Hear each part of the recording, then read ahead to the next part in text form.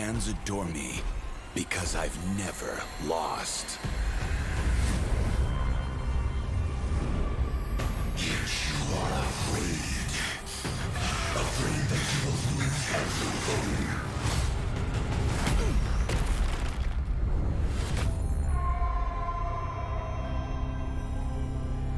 Do you ever get scared of losing, Kimmy?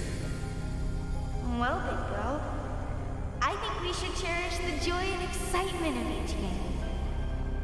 Not who won or lost. That's right.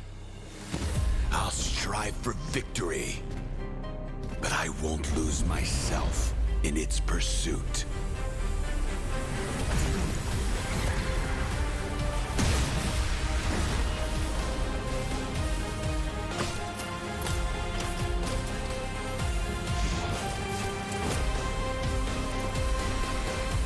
World Championship. I'm back.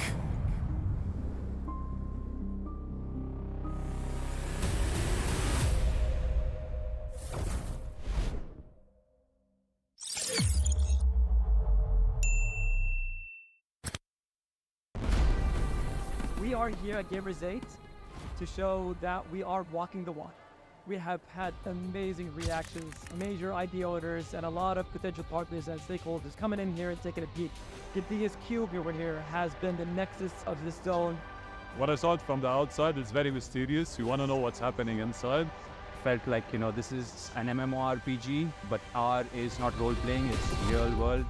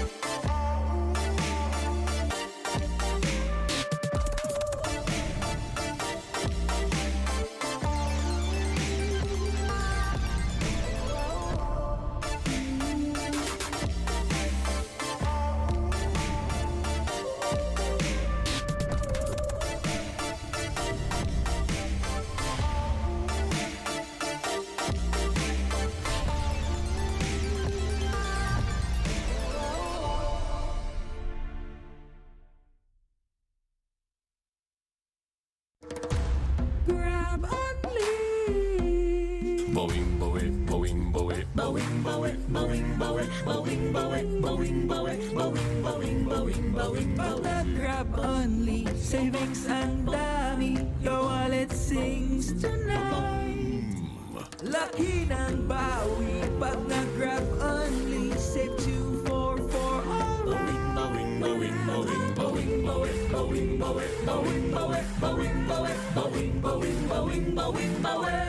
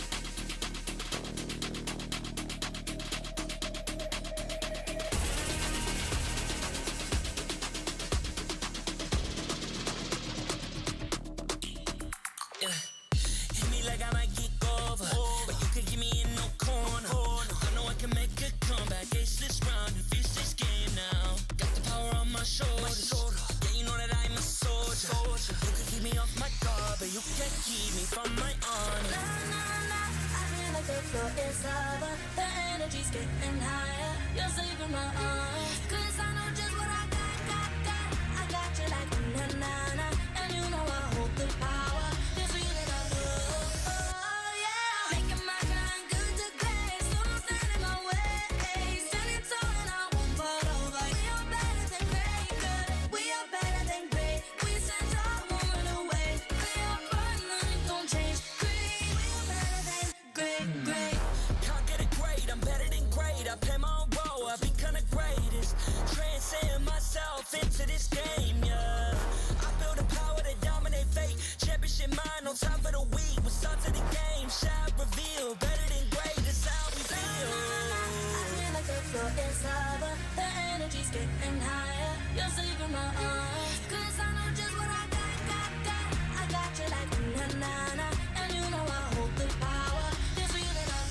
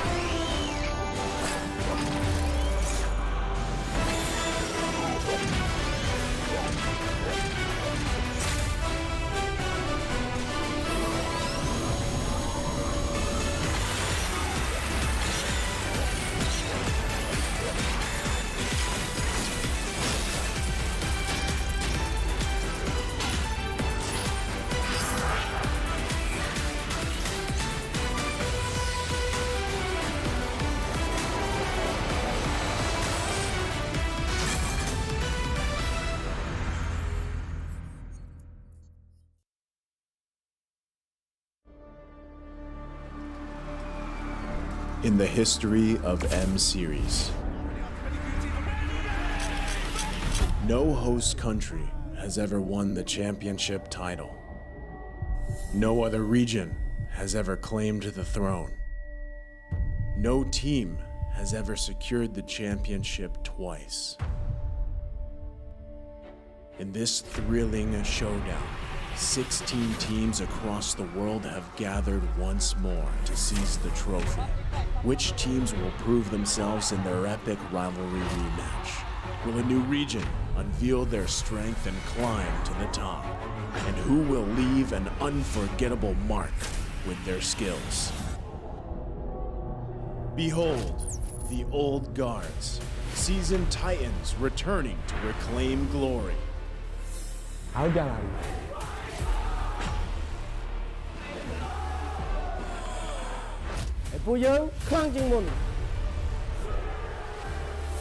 Судьба будет в наших руках. The newcomers, eager to forge their legacy.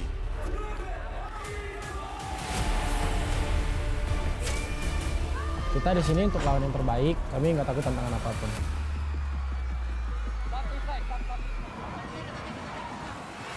Emerging from the ashes, the rising stars are vying for the spotlight. Kita orang dah tunggu lama untuk momen ni.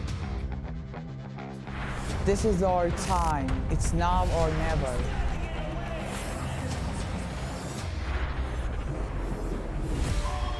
Enter the contenders, here to defy the status quo and rewrite the narrative.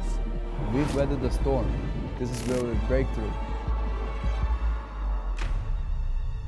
Nós somos brasileiros e a gente não desiste nunca.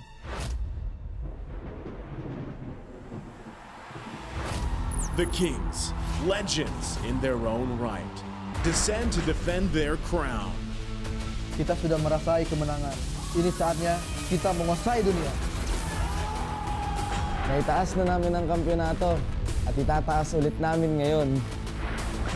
Babawiin namin ang corona para sa aming hari at reyna. Get ready as the stage is set for the most dynamic championship of the year. It all begins here. It's time to see who will be better than great.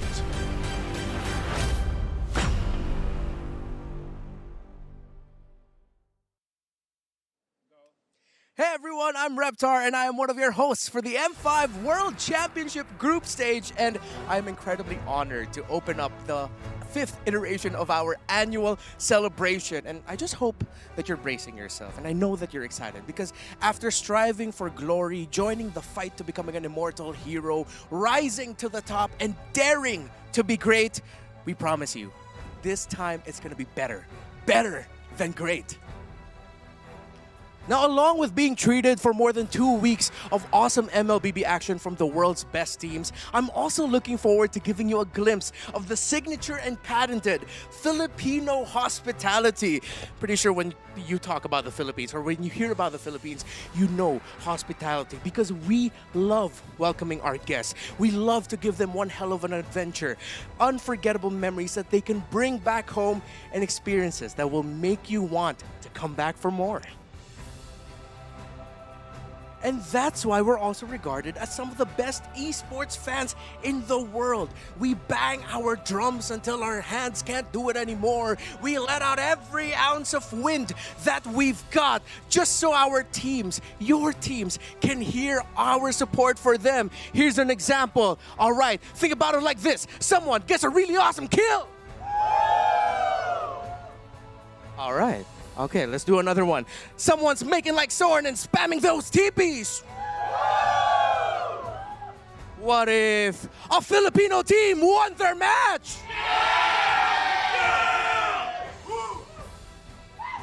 All right, let's get a Super Marco version of that woo in 3. 1, 2, 3. There we go. By the way, that is the awesome men and women that make our wonderful production team.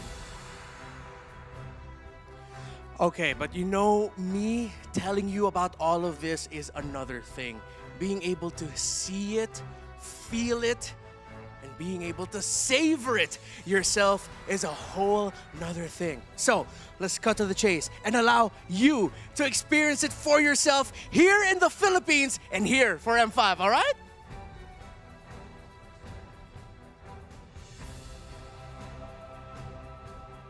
All right, Pilipinas!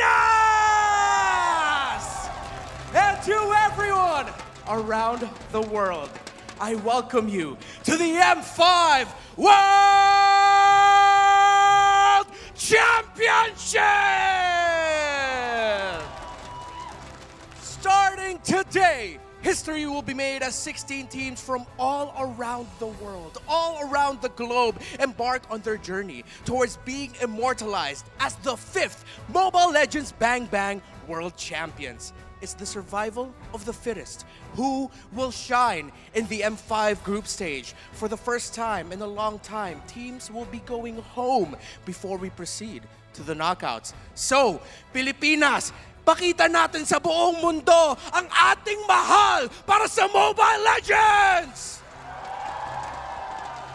And that's just a glimpse. That's just day one. Because folks, it's time to find out who will shine in the group stage as we become better than great!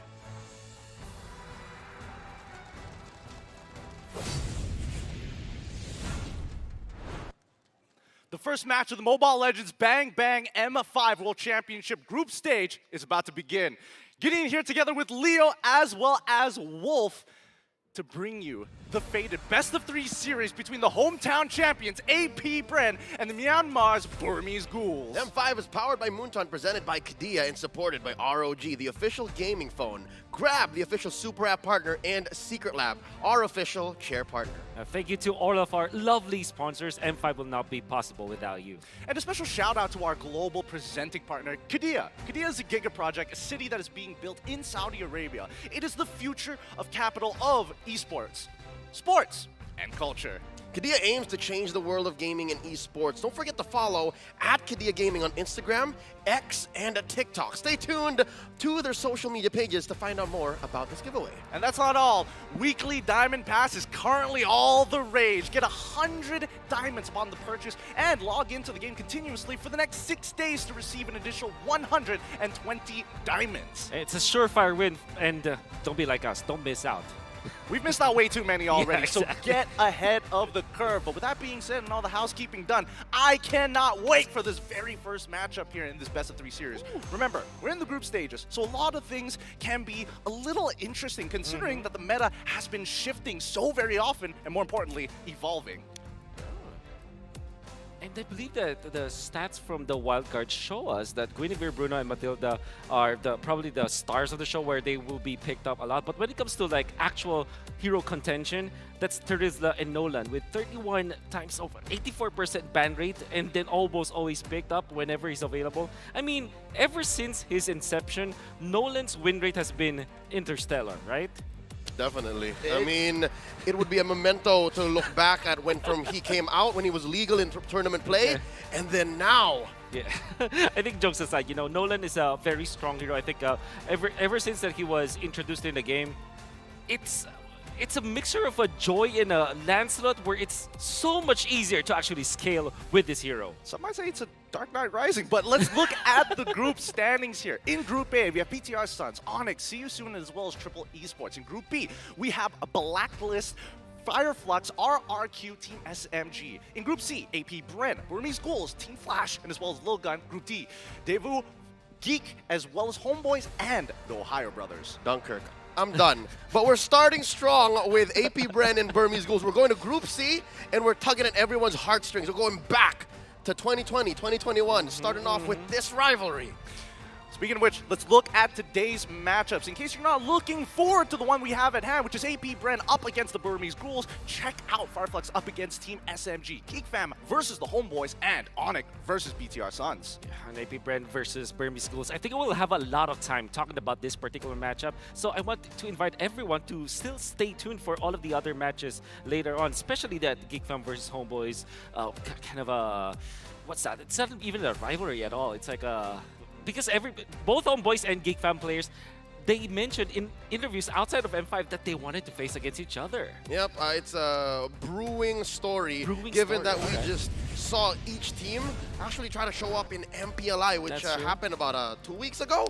And here, there's some unfinished business. There is, and considering that it is a Malaysian team, I would like to hold my own for now before I accidentally curse them. But we got to focus on the first match that we have today. And honestly, it's pretty interesting considering the nostalgia factor. All of us here at the desk has seen this particular match happen live at M2 when they won. But now, it's AP Bren versus the Burmese Ghouls, a rematch made in heaven. That's right. It was in the lovely Shangri-La down Orchard Road in Singapore, where in that fated 7-game series, AP Bren, then called Brenny Sports, climbed through the lower bracket, and it was the Burmese Ghouls just waiting. Who'd have thought we would have been blessed with such a series? I'll tell you now, if you ask me, you remember casting that, Lee? I would say no, because it was just ethereal. I was just... You know, one thing that I do remember from that is Ruby Didi and the way that he became a verb afterwards. The Lunox mob. Remember that was a wonderful moment back in M2. It is an incredible moment, and hopefully we're looking for more incredible moments, but let's look at some of the stories of some of these players. Getting drawn into the first two in that group, it's a match made in heaven. It's destiny. The hottest matchup in M2 was definitely Burmese Ghouls versus Bren Sports. They first met in the upper bracket, and Burmese Ghouls beat them clean, 2-0. Ghouls head straight for the crystals. Yung laban namin sa Burmese Ghoul na memorable, simula yung combo ni Ruby Didi sa Lunox. Nung ginawa niya sa amin, nagulat kami. Tapos, ayun, parang naging move na talaga siya sa Lunox. Kada may gumagawa ng Ruby Didi combo, yung sinasabi. 12-minute game versus Bren Esports. Fate put them together again in the grand finals. This time, Bren Sports won instead. This clash created an epic rivalry between two teams. For M2. This M5, both Burmese Ghouls and AP Bren are back with a new roster, but the rivalry remains. Now, everyone open, hope new BG will win new AP Bren. Tingin ko naman yung global community masaya na magkaharap kami ulit ng Burmese Ghouls kasi parang ayun yung inaabangan nila na laban namin kasi nung M2 parang ayun yung nakikita nila na pinakamagandang grand final since umabot ng Game 7. Tapos yung mga sumunod, hindi na umabot ng Game 7. We won the Pro League and got into the M5, but we got some trouble issue. We request Modern to extend our deadline. If they didn't, our player and all of us will break down mentally, and we will lose our dream, our hope, and many more. We travel more than 27 hours, and we sleep at the airport. We arrive at 29 November around maybe 9 or 10 p.m. And they will be emotional damage in their heart. Because that is all of our dream, and we want to play it in fun. Come on.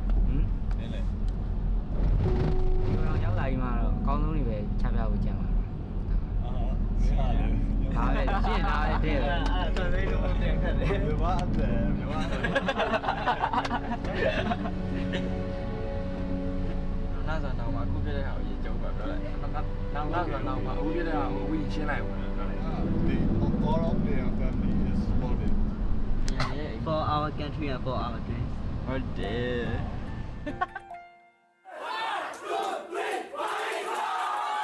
So now we are here at Manila and we're ready for M5 and we don't afraid of nothing and we were trying our best in M5. Burmese Ghouls, it fits the name, right? They're already dead, but they're still here, right? They're still fighting. So they have my respect. Burmese Ghouls surprised everyone by beating Mythic Seals in the qualifiers. So we shouldn't underestimate them. Pinaka-inaabangan kong player sa Burmese Ghouls si Selena, yung mid laner nila. Good luck, tapos sana makapasok tayo ng knockout stage. Who will win in this long-awaited rivalry rematch? Will the Burmese Ghouls avenge their old roster?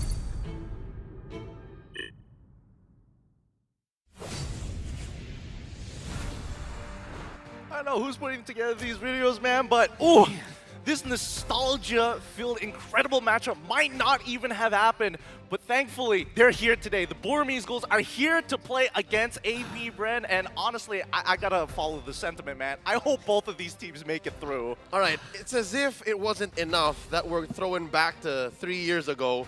Now you have to tell me they traveled almost 30 hours. That's a day and a half, no sleep, just to compete. I don't know what to feel now, actually. It's left hand, I want to win. I want Burmese Ghouls to win. Right hand, I'm obviously AP Bren. I want him to win too. It's crazy, but it's time for these matches to start. And thankfully, we have our marshals to make sure everything goes smoothly. To officiate the M5 World Championship, we have our marshals making their way onto stage. They're here to ensure the fairness and integrity of our games. Our first responders to tech issues. It's going to be Ivan, Shun, Wilbert, and Rain. Thank you so much for your contribution. I'm still not over it. I'm trying to hold myself together, man. Oh my goodness. Don't worry. As opening the M5 World Championship group stage will be none other than the host country's champions.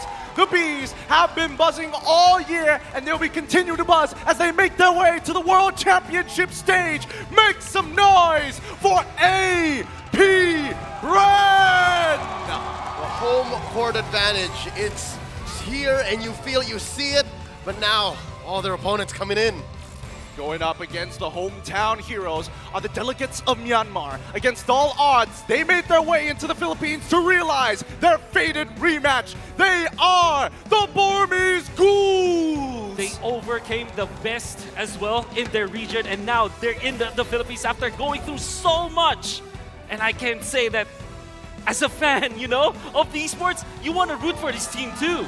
I can't help but root for them, but instead of the brawn, let us introduce the brains of both of these teams. For the side of AP Bren, it's Coach Ducky as well as Bren. For the side of the Burmese Ghouls, it's Coach Lin as well as Lin Daddy and as well as DJ.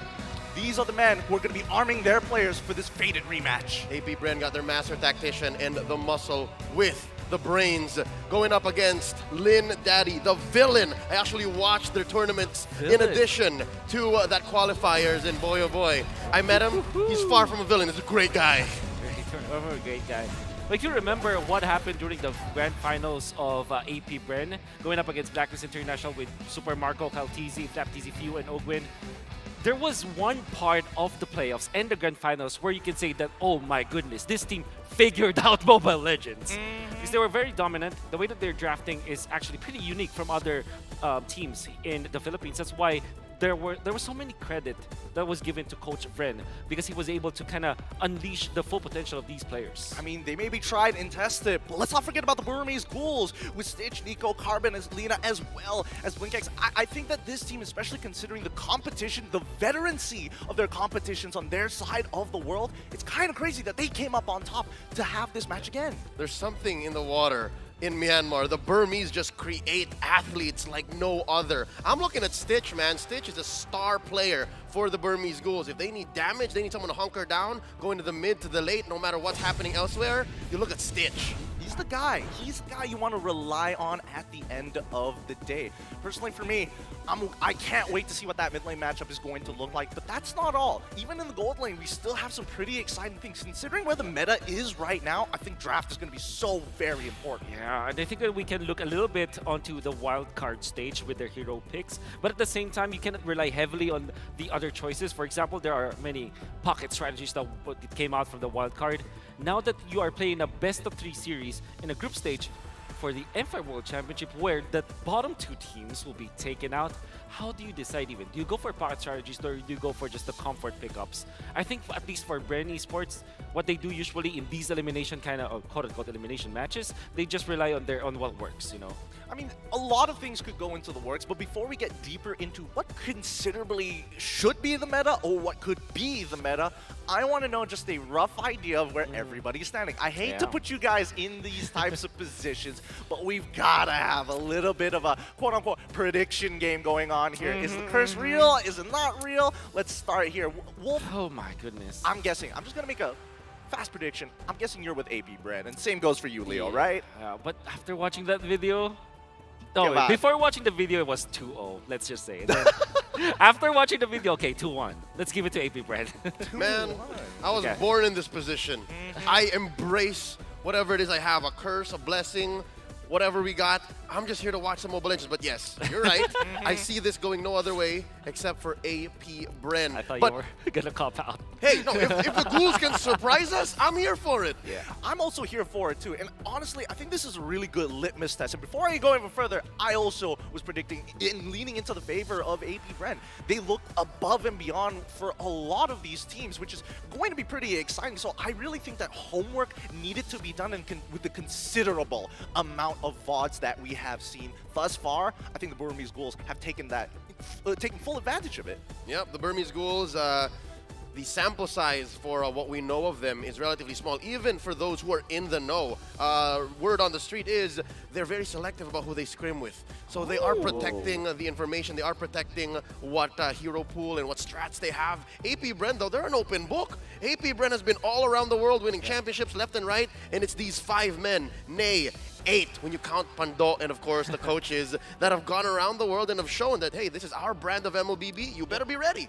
You know what I am always surprised about, like Burmese Ghouls and their region, is that they, like, I think I mentioned this, that they produce warriors, they produce players that you will be always surprised when they perform internationally. I remember in Southeast Asian games, they almost, I think they should have gotten the, I think they could have, could have gotten the silver medal. Phrasing. Phrasing, Right. phrasing. But yeah, I mean, imagine how good they were during that series versus the Philippines, right? Yep. And then, if you think about it, they're just the second placers of their MPL, right? It's one of those things where you're trying to judge the power of these teams, but then when you start considering these X factors, right? Yeah. The adaptability, how Yeah. quick these athletes look to learn, and Yeah. understanding habits inside and outside of the game, it's hard to kind of put them on the scale. Yeah, I wanna interview these guys because I don't know how they actually produce good talent without big international experience. With that being said, it is time to start our best of 3 series as we jump into the drafting phase to kick things off here at the M5 World Championship group stage. We've even got the graphic for it. Oh, Yuzhong's been everywhere. From Kuala Lumpur down to Malaysia and here in Manila. Let's go! Ooh, the hype is real. Okay, so AP Bren banning out the Bruno immediately. Oh, they know. They know about Stitch. Yeah, I would say that there are 2 big gold laners. That's Bruno as well as the 1-1. Bruno is like the easiest to kind of execute because in a way it kind of fits into any kind of lineup. 1-1 is a very strong hero though, given in the right conditions. But you kind of want to draft around it. You want to take care of it. Bruno is readily self-sufficient. It's a one-size-fits-all kind of marksman. One of the things that I have been relatively curious of, especially once we're getting into the what we like to call tournament or international meta, is how we expect these things to evolve. We expect that these teams are going to be playing towards their identity for the group stage, but as soon as it's crunch time, I'm expecting them to adapt fast. Phoveus, so it's either the 1-1 or the Nolan that Coach Daki wants to pick up for their first pick, or Coach Bren, whoever is the drafter for the final decision for AP Bren. And why do I say that? Because they banned the Phoveus. And we know that they have the first pick. You have both the Nolan as well as the 1-1, and they kind of put Burmese Ghouls in a trap where they can only ban one of those 2 heroes. Yep. They're basically open fording. It's do or die. Yep. Damned if you, damned if you don't. You let something through, and you can only really do one thing, Lin Daddy. What's it gonna be? Let's find out here. Coach Aki is going to make the next ban actually happen, and it looks like they've already confirmed it. It's going to be Farmis. Rather interesting here. So we're already seeing setups for potentially Nolan, but I'm curious whether they want to go with something a little bit more flexible, because Gwen is still open, like we saw in the meta shift. That's right. But then again, with this Farms, man, what this tells me is 1-1 as the first pick coming up from AP Bren. Why? Because you eliminate. It's not an actual counter to the 1-1, but it counters what 1-1 wants to do. That's why you cannot need to ban it out. There it is. All right. It looks like the homework is working really well for the Burmese Ghouls as we see the first pick on the blue side for the side of AP Bren. I'm seeing Leo's got some ideas here. So this goes tit for tat. One of them takes the Guinevere, the other takes the Nolan. That's right. Yep. The prestige of Nolan is always in the first pick. Right. Which do you prefer to see more for the side of AP? Personally, for me, I love seeing how they play Nolan, because not everybody can get away with it. Yeah. Wow, that's a great question. Kind of makes me think, what if they swing it around and pick up the Arlot first. Because both Nolan as well as Guinevere are pretty strong heroes, but you kind of don't want to put it together. Because It's like anti-synergy sort of situation. Yeah, exactly. To be fair, at least we know that Flapsies is at 100% win rate with the Arlet, so it is tried and tested. Nolan, there it is. First pick Nolan. It's been picked All right. 5 times so far, 55% ban rate and 40% win rate, because not everybody here is capable of pulling this off. It usually happens, right? An OP hero in an international tournament gets a very low win rate because everybody just picks it up, and some people like counter it. So you can still go Guinevere. I think it's best if Burmese Ghouls actually steal the Arlot because it's a very strong hero for AP Bren. Just because of the fact that it's a flexible pick. That's right. You can pick it as Rome XP lane. But considering what Leo said, tit for tat, I'm expecting at least maybe a Guinevere pickup as Guinevere, well. yeah, So that's right. it could be an either-or situation, but I am curious about the supplementary hero that they're going to pair it up with, right? You see the Angela come through. That seems pretty good so far, but they're also going to get the Guinevere. Oh, okay. I love it. Right? They're going for the basic tenets of what Nolan presents, right? I'm going to burst you down. How about I give you heroes that do not allow for that? You hide the Angela, you build full tank on the Guinevere. Bob's your uncle. Man. Bob's your uncle. Bob's your Dude, the cult of Nolan has been going strong for a long time, but at the very least, there are ways around it. And I'm hoping to see maybe Arlot actually come through for maybe AP Bren, so at least, you know, you don't disrupt the flow of the Nolan. Maybe you pick up a marksman already because you maybe get the Claude eventually for AP Bren because you don't want to give that combo. Queen plus Angela with the Claude, it's pretty strong. So I'm thinking Arlot Claude as the choices here for AP Bren. Okay, Wolf locking in his predictions, and he's getting it right on the head. We see the Claude as well as the Arlot locked in. Man's at 100% so far. Let's see how long he can keep it up as we jump over to Burmese Ghouls on the red side. Any predictions for this one? Because so far, based on what I'm seeing, all right, we've got a little bit of pick off. We've got ways to kind of deny their opponents. It's not about counter drafting, it's denying picks. Exactly. It's going to be difficult because you might lose a lot of like marksman choices. So maybe you might be forced to pick up Irithel immediately for Burmese Ghouls or a Brody, which kind of speeds up your tempo. Stitch has a solid Brody, and then it forces Super Marco to actually think about it. What do I pick? What's my battle spell? Because if you go into the lane, the Brody is capable of bullying you, especially when the Angela hits level 4. Yeah. You win that fight almost 100%. Oh, man, a lot of things to actually consider here, but Burmese Ghouls here to present a new problem. It's going to be the Brody. Nailed it on the head once again. We are on fire here, boys. Well, you guys are. I'm just kind of on the sidelines for now. Second phase is going to begin. The bans are going to be important. Mid lane still missing for the side of Burmese Ghouls, as well as AP Bren. Okay, so you're going to be looking for perhaps some XP. Oh, actually, no. The lineup of AP Bren is pretty open. Like, you don't know the Arlot if it will be Rome, will be EXP. I think it's the same way for the Burmese Ghouls. That's you don't know where that Angela's going. Exactly. Although, I will say that at least for AP Bren, it's a lot more flexible in their particular situation, right? Because they don't have to compromise on a mid laner at the very least, which I think is going to be pretty important for few in this matchup. Oh, check it out in the arena. Maybe Valentina? The team that the Burmese Ghouls beat to be here in M5. Oh, yeah. It's Mythic Seals. It's Mythic Seals. That's Justin. Oh, my goodness. I mean, they've got to be here to watch this matchup, right? Got to get some information once we start moving out of those group stages. Kufra going to be the ban for the side of Burmese Ghouls. That's actually kind of interesting. Yeah, I think teams are now putting Kufra on the list just because of the presence of Guinevere, so that you can dash out. And actually, what I noticed is that Kufra can be a hero that kind of tanks the Guinevere initiations. You can like you can catch it basically for your team. And then you also have a lot of synergy with Claude, for example, because the more people you lock down, the more Art of Thievery stacks and the Blazing Duet effectiveness there will be. You can line them up. Yep.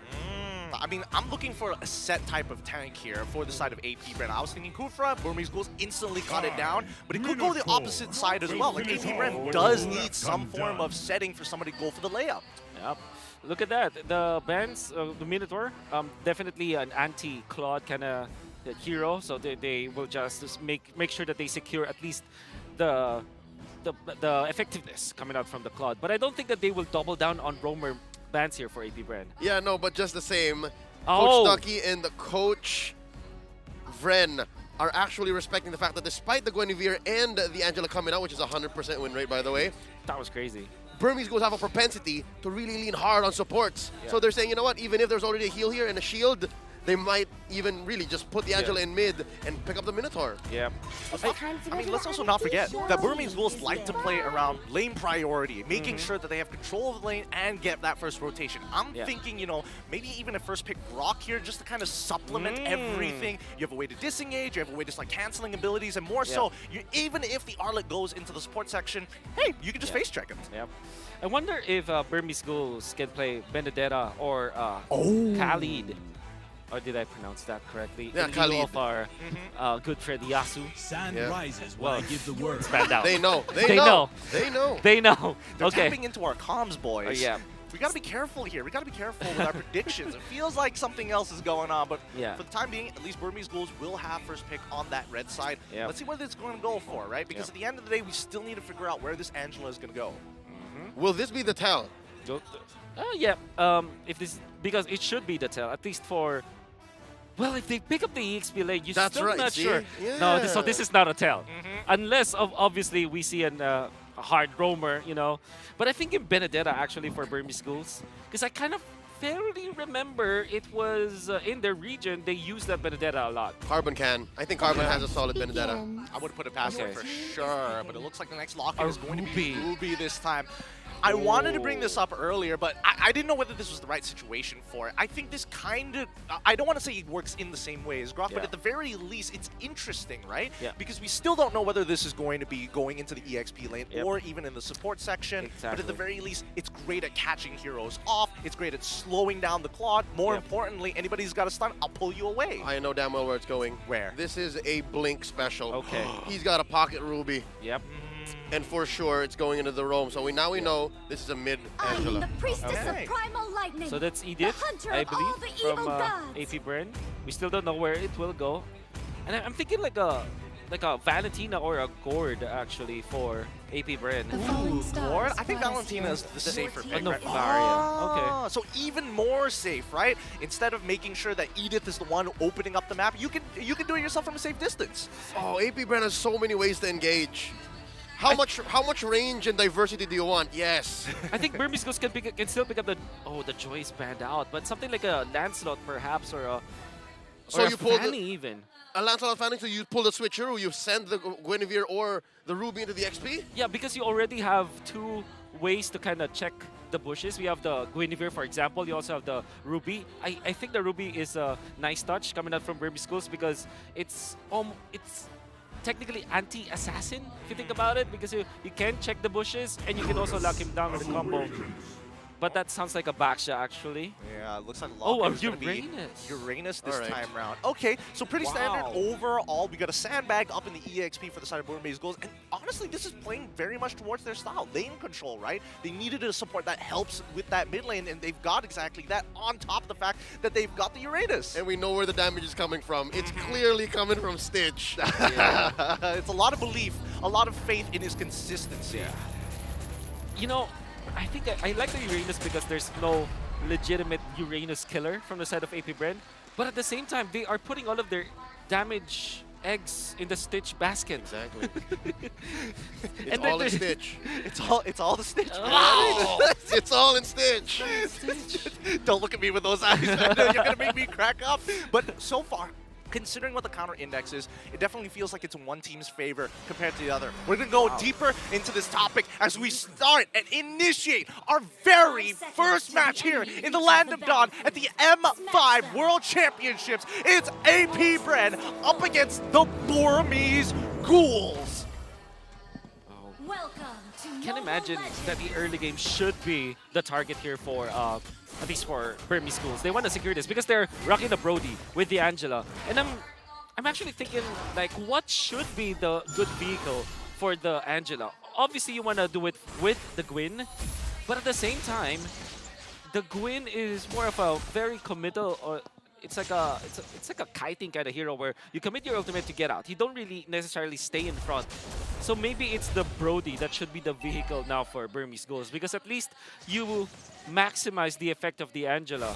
on this Brody. I mean, from the way that I see it, ooh, early flicker coming out from Blink X just for Litho Wanderer. It's not going to be a big deal for now. He's not going to reach level 4 in time for the upcoming turtle, but at the very least, we know where Burmese Ghouls are going to be leaning towards on the map.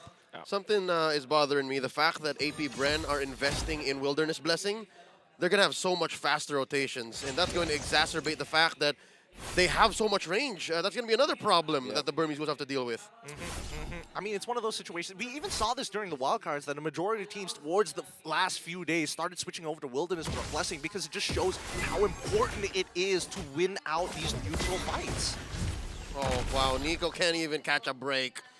Ogwin and Kyle steal away his small camp. Okay. Now, this means that AP Bren are in a very comfortable spot. Because I think that they have the better late game. They have the Varia as well as the Cloud very strong in the latter portions of the game. And the fact that they are not getting invaded by Burmese Ghouls, especially this Nolan, I think this is a good sign. But obviously, everything will change come the first turtle fight. And then we cut to Flapteezy, who has to deal with this Uranus, and all he's thinking of is just like, get me out of this lane, please. Let me team fight. Phew, come on over. They do set up for the first turtle. It's Nico first to the scene, pulling it over to their side. Turtle less than half health here. Carbon drawing a line between them and AP Bren. Here we go. Kyle Teasy comes in with the steal. And now Carbon gets Lina in him. Heart Guard committed in already, putting staff at the Ionic Edge. Blink X getting put into position with the final slash. Burmese Ghouls call out back. Ooh, rather interesting. I mean, I wouldn't have expected, I mean, for the side of Burmese Ghouls, you're expecting the traditional, oh, I'm just going to look for someone to heart guard, we're going to go in, we're going to look for a pick, and then we're going to get back out of there. But I think Burmese Ghouls played that very, very well. The Teasy's down bottom. All right, Carbon's not going anywhere. I'm actually very surprised about AP Bren. I think I will review their early game rotations because, my oh my, how did Kyle TC get level 5, almost level 6 before the turtle happened? 2 minutes to 13, he's already he's just a quarter of XP away from getting into level 6. That's crazy. That's why they were able to steal it, because they have the superior levels and the retribution. I mean, let's not forget that when you are playing Nolan, your clear speed is rather fast. True. Like, have you ever seen Novarius just get frustrated? They know when they expect purple buff timings to die, and then Nolan's like walking through the mid lane. He's like, what are you looking at? What are you shooting at? I'm done. I'm gone. It's over. I'm over here now. Right? You could have sworn he's a time traveler. Exactly. Oh, wait, wow, Hunter's Strike already completed. Man, I wonder when, I think, especially with the trajectory that you're seeing from Kaltizi, the way that he's farming 2.4k at 3 minutes, this is Oppenheimer levels of explosions as we're going to see later on. That's historic. It is historic. But I think more importantly, wow, actually Flap having a considerable EXP lead against Carbon so far, despite getting proxied, despite having to join the fight a little bit later. Yep. And I think that was the one bastion that Burmese Ghouls can have, that little sanctuary that, hey, at least Carbon's winning his lane. And now they're switching it over. I think they need a little bit more XP on Lina. How far can they actually go with this? Especially since Kyle, he's not letting Nico have a good time. Whoa! Comes in with the Requiem. Did Kyle TC steal? Oh, he did! He did. Nico hesitated on the retry. But this means that he has the retribution for the turtle. That's right. Coming in. This is about to blow up. Lord here, approaching half health. In comes Flapteezy. Stitch coming in from the side, dealing damage. Nico holding his retry strong, and they go get it. That's one turtle apiece for both BG and AP Bren. I love the decision-making coming in from the side of AP Bren. They understood the assignment. They recognized the situation wasn't their favor. And Lina is going to be first blood for the side of AP Bren! That was quick. That was the one thing that you gotta do, hide the Angela from the Nolan. Yeah. And Kyle found him. I mean, we're talking about hustle. This man doesn't stop making good decisions. Yeah. They pushed out. The mid lane is already chunked down to 10%. He even gets first blood down on that bottom side. He is active. Yeah, you can see Ogwin already positioning himself to defend Super Marco. Now AP Bren can leave the Nolan just, you know, roaming around. It's far too farmed. Even when he didn't get the second turtle, because of the amount of farm and the first blood that he was able to get and the number of creeps, jungle creeps that he was able to take away from Nico, look at him. He is level 10 compared to a level 8 Guinevere. He's always doing something. Yep. And he knows that this is the right thing to do against Burmese Ghouls, who are an initiative-based team. They want to be able to do the thing one after the other. 1, 2, 3, 1, 2, 3. It's up to their timing. But right now, it's Burmese Ghouls who's following AP Bren's flow. I I would have considered that maybe the Burmese Ghouls were going to start getting some momentum during the mid game, but right now, just the raw smothering coming out from Kyle TZ alone, and the supplement of these fast rotations, making it really tough for Burmese Ghouls to find holes. And Guinevere is a jungler that you can count as a utility, but it still is purple buff dependent. So it's a very unique situation. Yeah, surely Guinevere is a pretty strong jungler now, but she's both farm dependent as well as utility, which is usually you can see only one or the other. But because of the fact that all of the purple buffs were taken away from him, Nico is going to have a very bad time in the mid game. Speaking of which, I mean, we were looking at mid lane Carbon. Might just get caught out here. Coming in, the conceal committed. Final slash. Carbon gets a heart guard in him. Lina to the rescue. This Uranus ain't going anywhere. Blink holding this pixel brush. Spotted by the actual echoes. Turtle getting beaten down. Burmese Ghouls pushing forward. Flap easy from the back looking for an angle. Nico wants to get it. Retribution is good. Nico scores it. And down goes Lina. That's a blazing duet considerably, dealing a lot of damage early on. Blink goes down. Ogwin gets the kill. Ogwin still staying in the vicinity. Carbon goes 3-0. AP Bren 3K ahead. Man, that was such a clean fight coming in from AP Bren. I mean, at the end of the day, Burmese Ghouls got the neutral objective, but at what cost? They would eventually get their orange buff, I believe, Nico. And Stitch stayed alive. So those are just some consolation prizes for Burmese Ghouls, but Gideon painted it well. It was a perfect team fight coming up from AP Bren. They abused the fact that Burmese Ghouls needs to get in and get out. It's like a kiting kind of a team fight formation for Burmese Ghouls, and we are going to see it through the replay. A little bit of a clash happening down.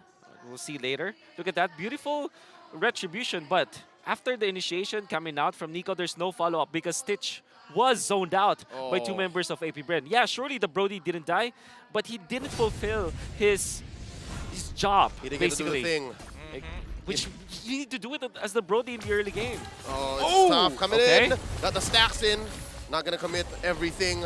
Burmese Ghouls playing with the range. And I think that's what also helped AP Bren win that perfect team fight, as you gentlemen were saying. They have so much range, they have so much diverse initiations that it spaces out Stitch. Yeah, it really does. I mean, Nico didn't have his ult to actually follow up and start a new fight, but in the meantime, at least they got a shutdown on towards Kyle TZ at the attempt of attacking that purple buff side from Burmese Ghouls. At the very least, we're seeing that Burmese Ghouls are scaling, right? 2 items already completed for the side of Brody, maybe a 3rd one on the way, and at this point, it's starting to get real dangerous, especially when you see Brody nearby. Okay, not only for AP Bren, but at the same time, Burmese Ghouls, if they just realize that this is actually their power spike, they need to make the moves now.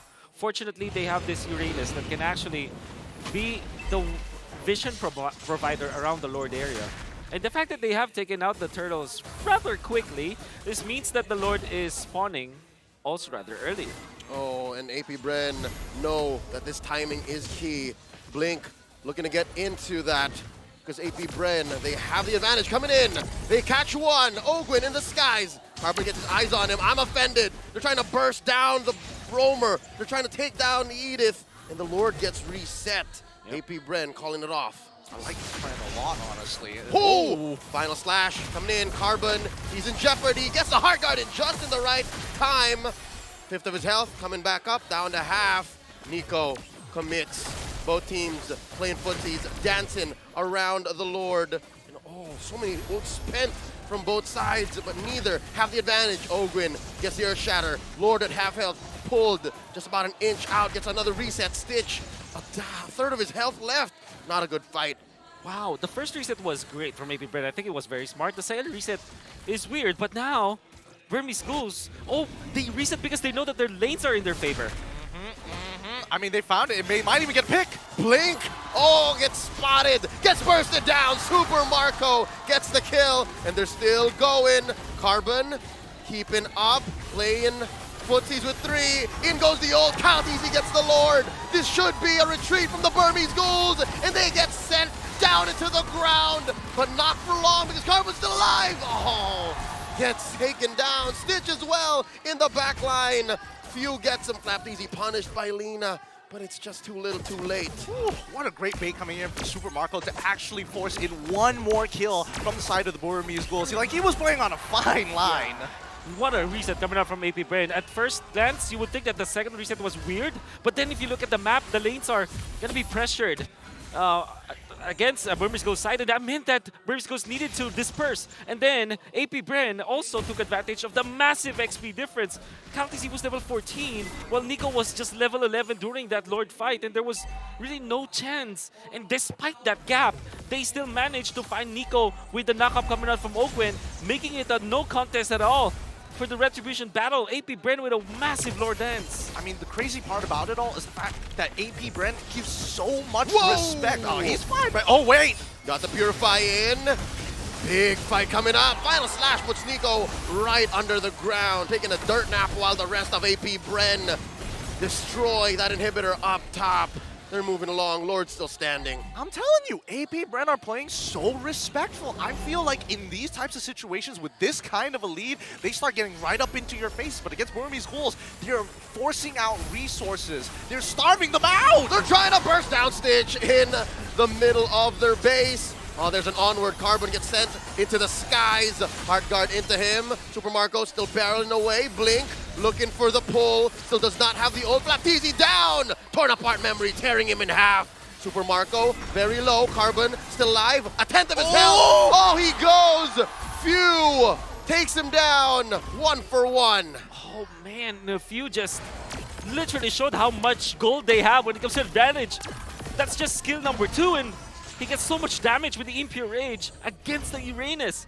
And I believe that Carbon is not yet that farmed, especially because he's struggling. I mean, like, he needed to secure the front lines for the team. That meant that a lot of farm might have been taken away from him. In fact, he's just 6.3k compared to Few 7.7k with the Ice Queen 1 as well as the Truncheon and the Arcane Boots. That meant that Few's damage at this point, 12 minutes into the game, his scaling was, what? It was quickened. This is difficult because we're looking at what, 13 minutes in, right? Starting at the 6 or 7 minute mark, AP Bren has flexed their range diversity. And so far, Burmese Ghouls, we called it in the draft, right? They're really only relying on Stitch. Yep. And there's only one way to go about this. They've been trying to put some damage on Carbon with the Heart Guard, and now they're forced to do it. Oh, in a defensive manner, Stitch gets the Heart Guard on him, and they're gonna burst him down. Stitch goes, the first casualty. Now Blink. Oh, Super Marco blasting him, point blank survives, but only for a second more as Super Marco still eventually gets his man. Nico in the back line trying to take down Flapteezy, gets him. 2 for 1, the trade so far. Burmese Ghouls back inside their own base. It's Lena and Carbon defending. I mean, when does this team stop, right? Carbon, he's gone. There's nothing he can do about this. They're looking for the end. Oh no, the base is up next. That's a double kill for Marco. AP Bren welcome the Burmese Ghouls with a victory. Game 1.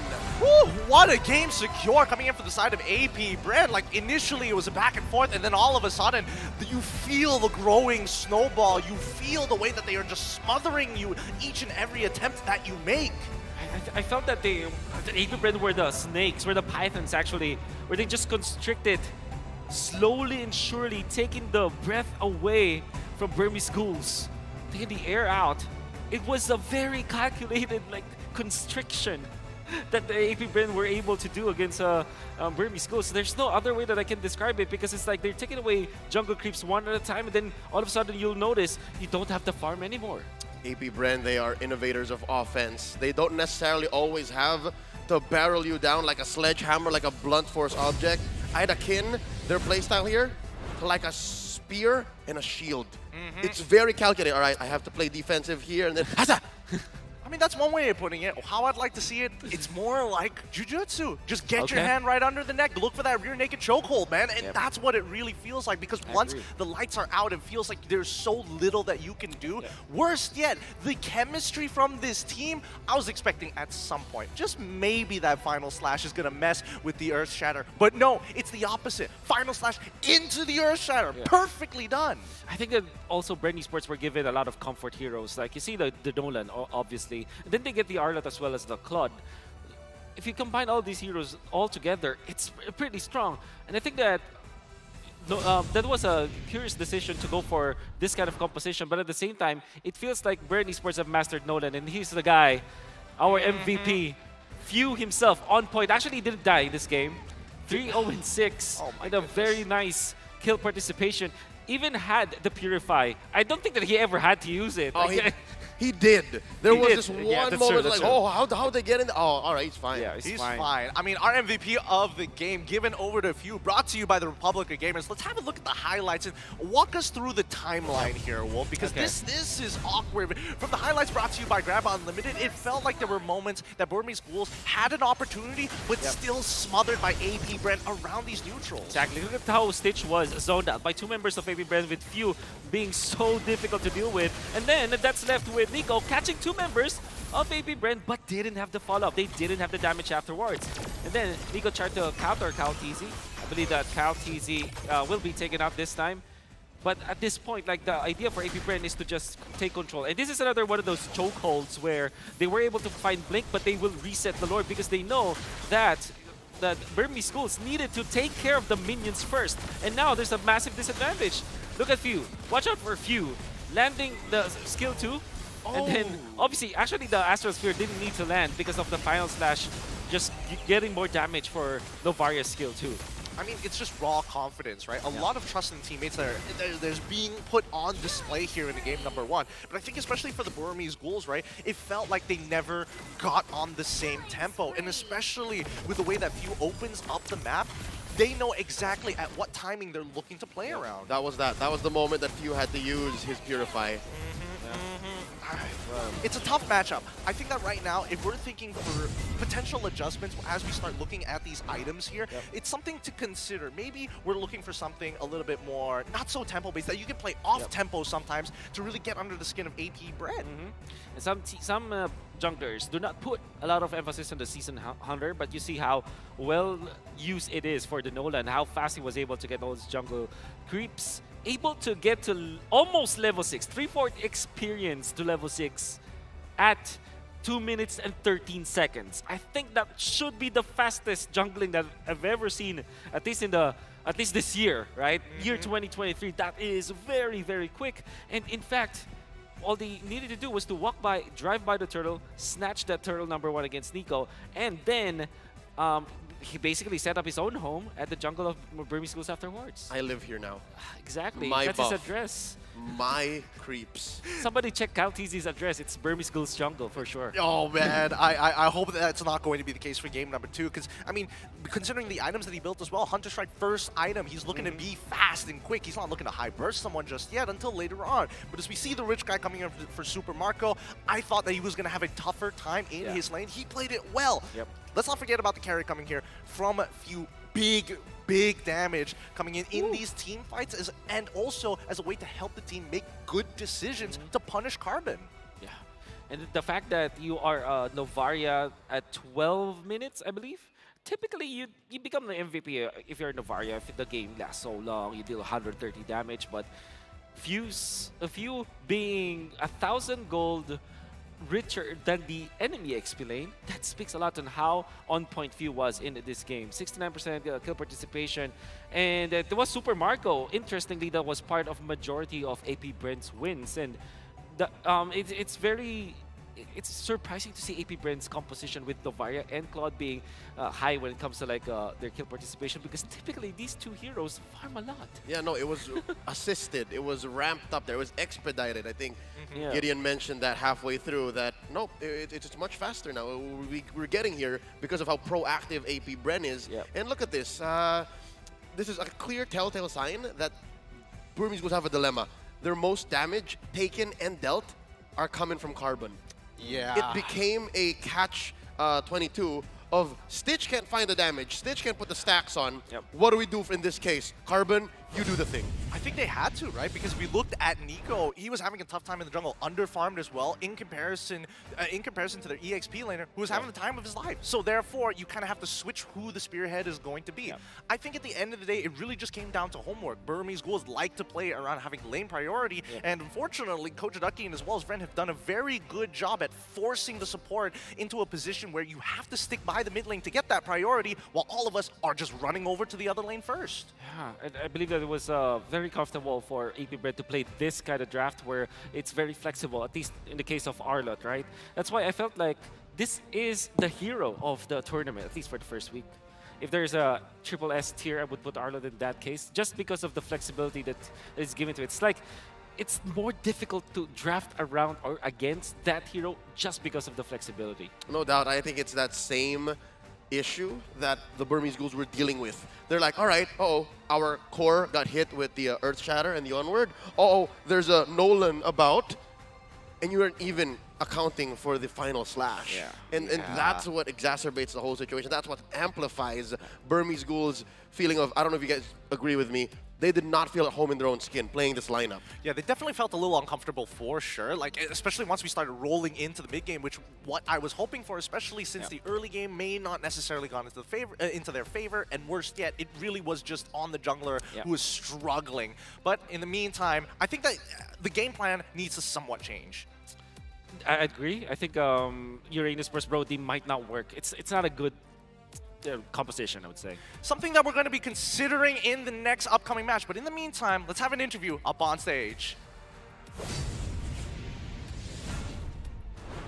Thank you to our casters. Hey, Filipinas, let's give a warm Philippines welcome to Justin and Ruby DD! All right, I'm pretty sure when I said your name, Ruby DD, every Filipino here knows who you are. Yeah, it's the combo. This is the man behind the Ruby DD combo. But of course, welcome to the Philippines. This isn't actually your first time here. When was the last time you came to the Philippines, so our fans know? I came here before in the Embassy 2019. Yeah. Oh, and you competed then. You were playing. Yeah. So we came here during MSC 2019 and Ruby DD is back. But for you, Justin, first time here in the Philippines, how has it been so far? How's your experience here in the Philippines? Yeah, this is my first time in the Philippines. I like Filipino foods. Yeah. Yesterday, we won Enchanted Kingdom, the amusement park. Yeah. We have a lot of fun in there. So you guys went to Enchanted Kingdom. Do you remember like the rides? Like what was did you have a favorite ride there or favorite experience there? It was crazy, that roller coaster. Oh, the roller coaster. Did you guys ride the biggest one, right? Yeah. Not me. Okay, yeah. So if ever you come here to the Philippines, make sure you go to Enchanted Kingdom because one, all of us has been there. It's a Filipino thing. And two, you could say that, hey, we were there when Mythic Seals also got to go there. So, you know, it's an experience that you can't miss. For both of you guys, so now we know that they are from Mythic Seals. But there was a time where, Ruby DD, you were in Burmese Ghouls. I'm pretty sure you were there when Burmese Ghouls had their M2 run. All of Myanmar was watching. So what can you say about this new-look Burmese Ghouls team? Yeah. They are pretty strong. I think they just need to do bravely and do their best in the tournament. I hope they have no pressures. Yeah. All right, so no pressure, says Justin. What about you, Ruby DD? Now, Few, the MVP of game number 1, the captain and mid laner of AP Bren, mentioned that his favorite moment in M2 was when he felt your combo for the first time. Can you tell the world how you came up with the Lunox combo? Because with that combo, the Lunos can do massive damage when being invisible. That's why. Okay. So when did that happen? Were you just practicing one day? Did you discover it? Did you think of it randomly? How did that happen? Yeah, when I played the hero, I discovered it. Oh, so it just happened. Yeah, it just happened.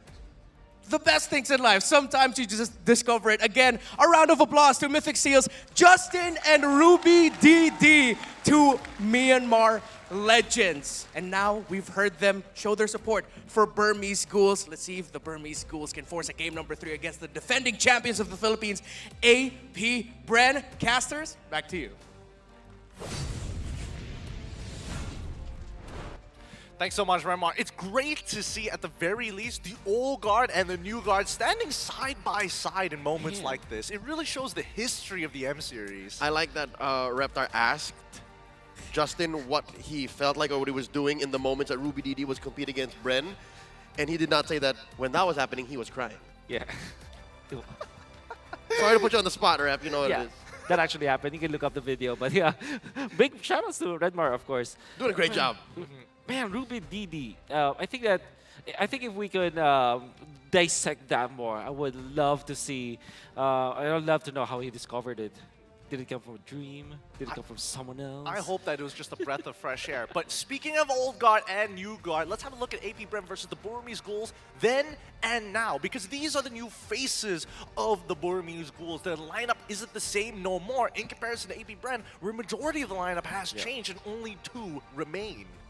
Ah, this takes me back. Actually, just seeing their names, there's a lot of like throwback for Burmese Ghouls. I can fairly remember the Grok off lane. It's not even XP lane. It was in the XP lane, but we don't call it that. We call it like a side lane Grok. Side lane assassin Grok. That's what we call it. Things were very different. No, even after when the things were adjusted, you would also notice that some things never change. Some things are still here. Like again, the fact that Carl Tizzy is still around. Yeah. Back in M2, Paquito. Yeah, Paquito was a thing, and it was like first introduced. I remember there was a 1v1 for the players when they're playing Paquito. Do you remember this? Yes, I remember that as well. Yeah. Even Matthew was playing that. He was. The finals was between Kurt Tizzy of Then Omega, now with Echo, and the Ace of the Ghouls. Oh my goodness, Ace won. That. How do you remember all this? It's crazy. No, I just remember it literally after seeing this. Like EXP and Gold Lanes, they were just established back then, but then we were swapping things around depending on what matchup will be. That's why the Grok X offlane was invented by Ace, because that is the counter to the Rebo Claude, or it was the Rebo Claude, right? Yep. Not the Coco Claude, because Coco was cheering. Coco was around. He was around. Yeah. But it's incredible to see all of this history come together. Honestly, even the glow-ups of some of these players. Let's not forget that. That's right. Hey, looks great on social media, don't get me wrong. But for the time being, we now have to go into game number 2. This is adaptation for the side of the Burmese Ghouls, right? Their plans have been figured out. Now it's adjustment. Yep. Number 1, I'd say, priority is to alight a little bit of that pressure from Stitch. It's one thing to say, Stitch is your main damage dealer, but don't make him the only damage dealer. Yeah, I definitely agree with that. Especially when you're drafting like Uranus, for example. Typically, when you draft an XP laner like Uranus, you want to make sure that your jungler is at least an assassin or a scaling kind of junglers. Because why would you want to use the Uranus for tanking the damage as well as splitting the lanes, right? Because you want to make space for another person to scale. And the fact that Guinevere is not that kind of hero, together with the Brody, right? So if there's anything that I can fault for that draft coming out from Burmese Ghouls, it might be the Uranus. Really? I was thinking that maybe even the Angela could have been swooshed out for something else, put into the support position like it's supposed to be, and something in the mid lane that could happen. I mean, the other radical ideas are like, maybe Alice in the jungle. I mean, we're talking about scaling, might as well scale like that, right? Yeah. Well, we'll see. First pick now for Burmese Ghouls. They ban out the Joy again, and then it's still Bruno for AP Bren. But this time, you get first pick. So you have Nolan priority. You probably have Arlet priority at this point. I will not be surprised if eventually both Burmese Ghouls and AP Bren just get the Arlet at first chance they get. Yeah, and that's more likely for the Burmese Ghouls this time around, because I would not be surprised if this happened the same way Game 1 did, but on the other side around. So maybe it would be like Ujaved. Deja vu upside down. Yeah. Oh man, it's a little tough. It's a little tough because now we are seeing a couple of similarities to game number 1 on the reverse side for at least Burmese Ghouls. We're all playing on the blue side compared to AP Bren on the red side. We see the Joy. We also see the Phobias. And I'm hoping that maybe AP Bren is going to do something about this, right?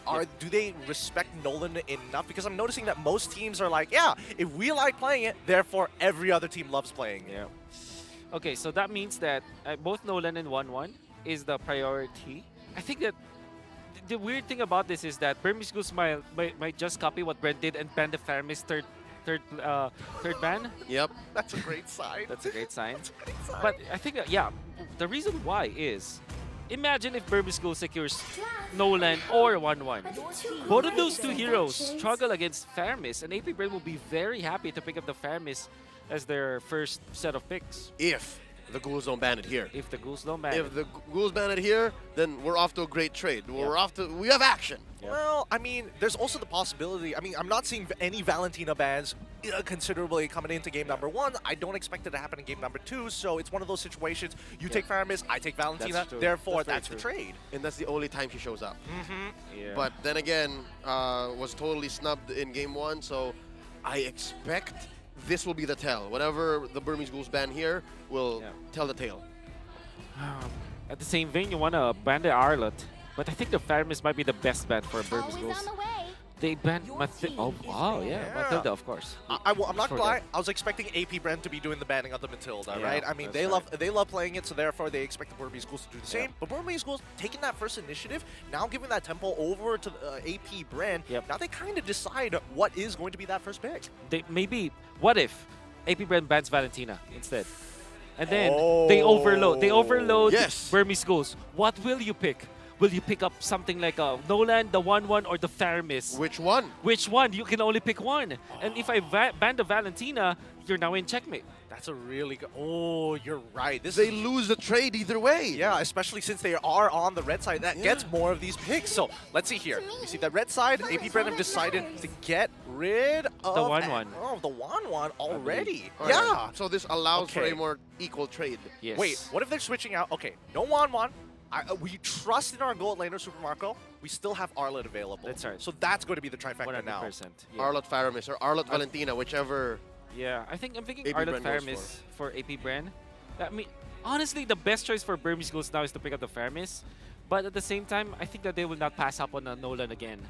I mean, if that's the case, then is there any consideration with so much CC that, I don't know, throw in that Diggy here, the clock broken? Because, I mean, back in M2 Grand Finals, Diggy was banned in all 7 games.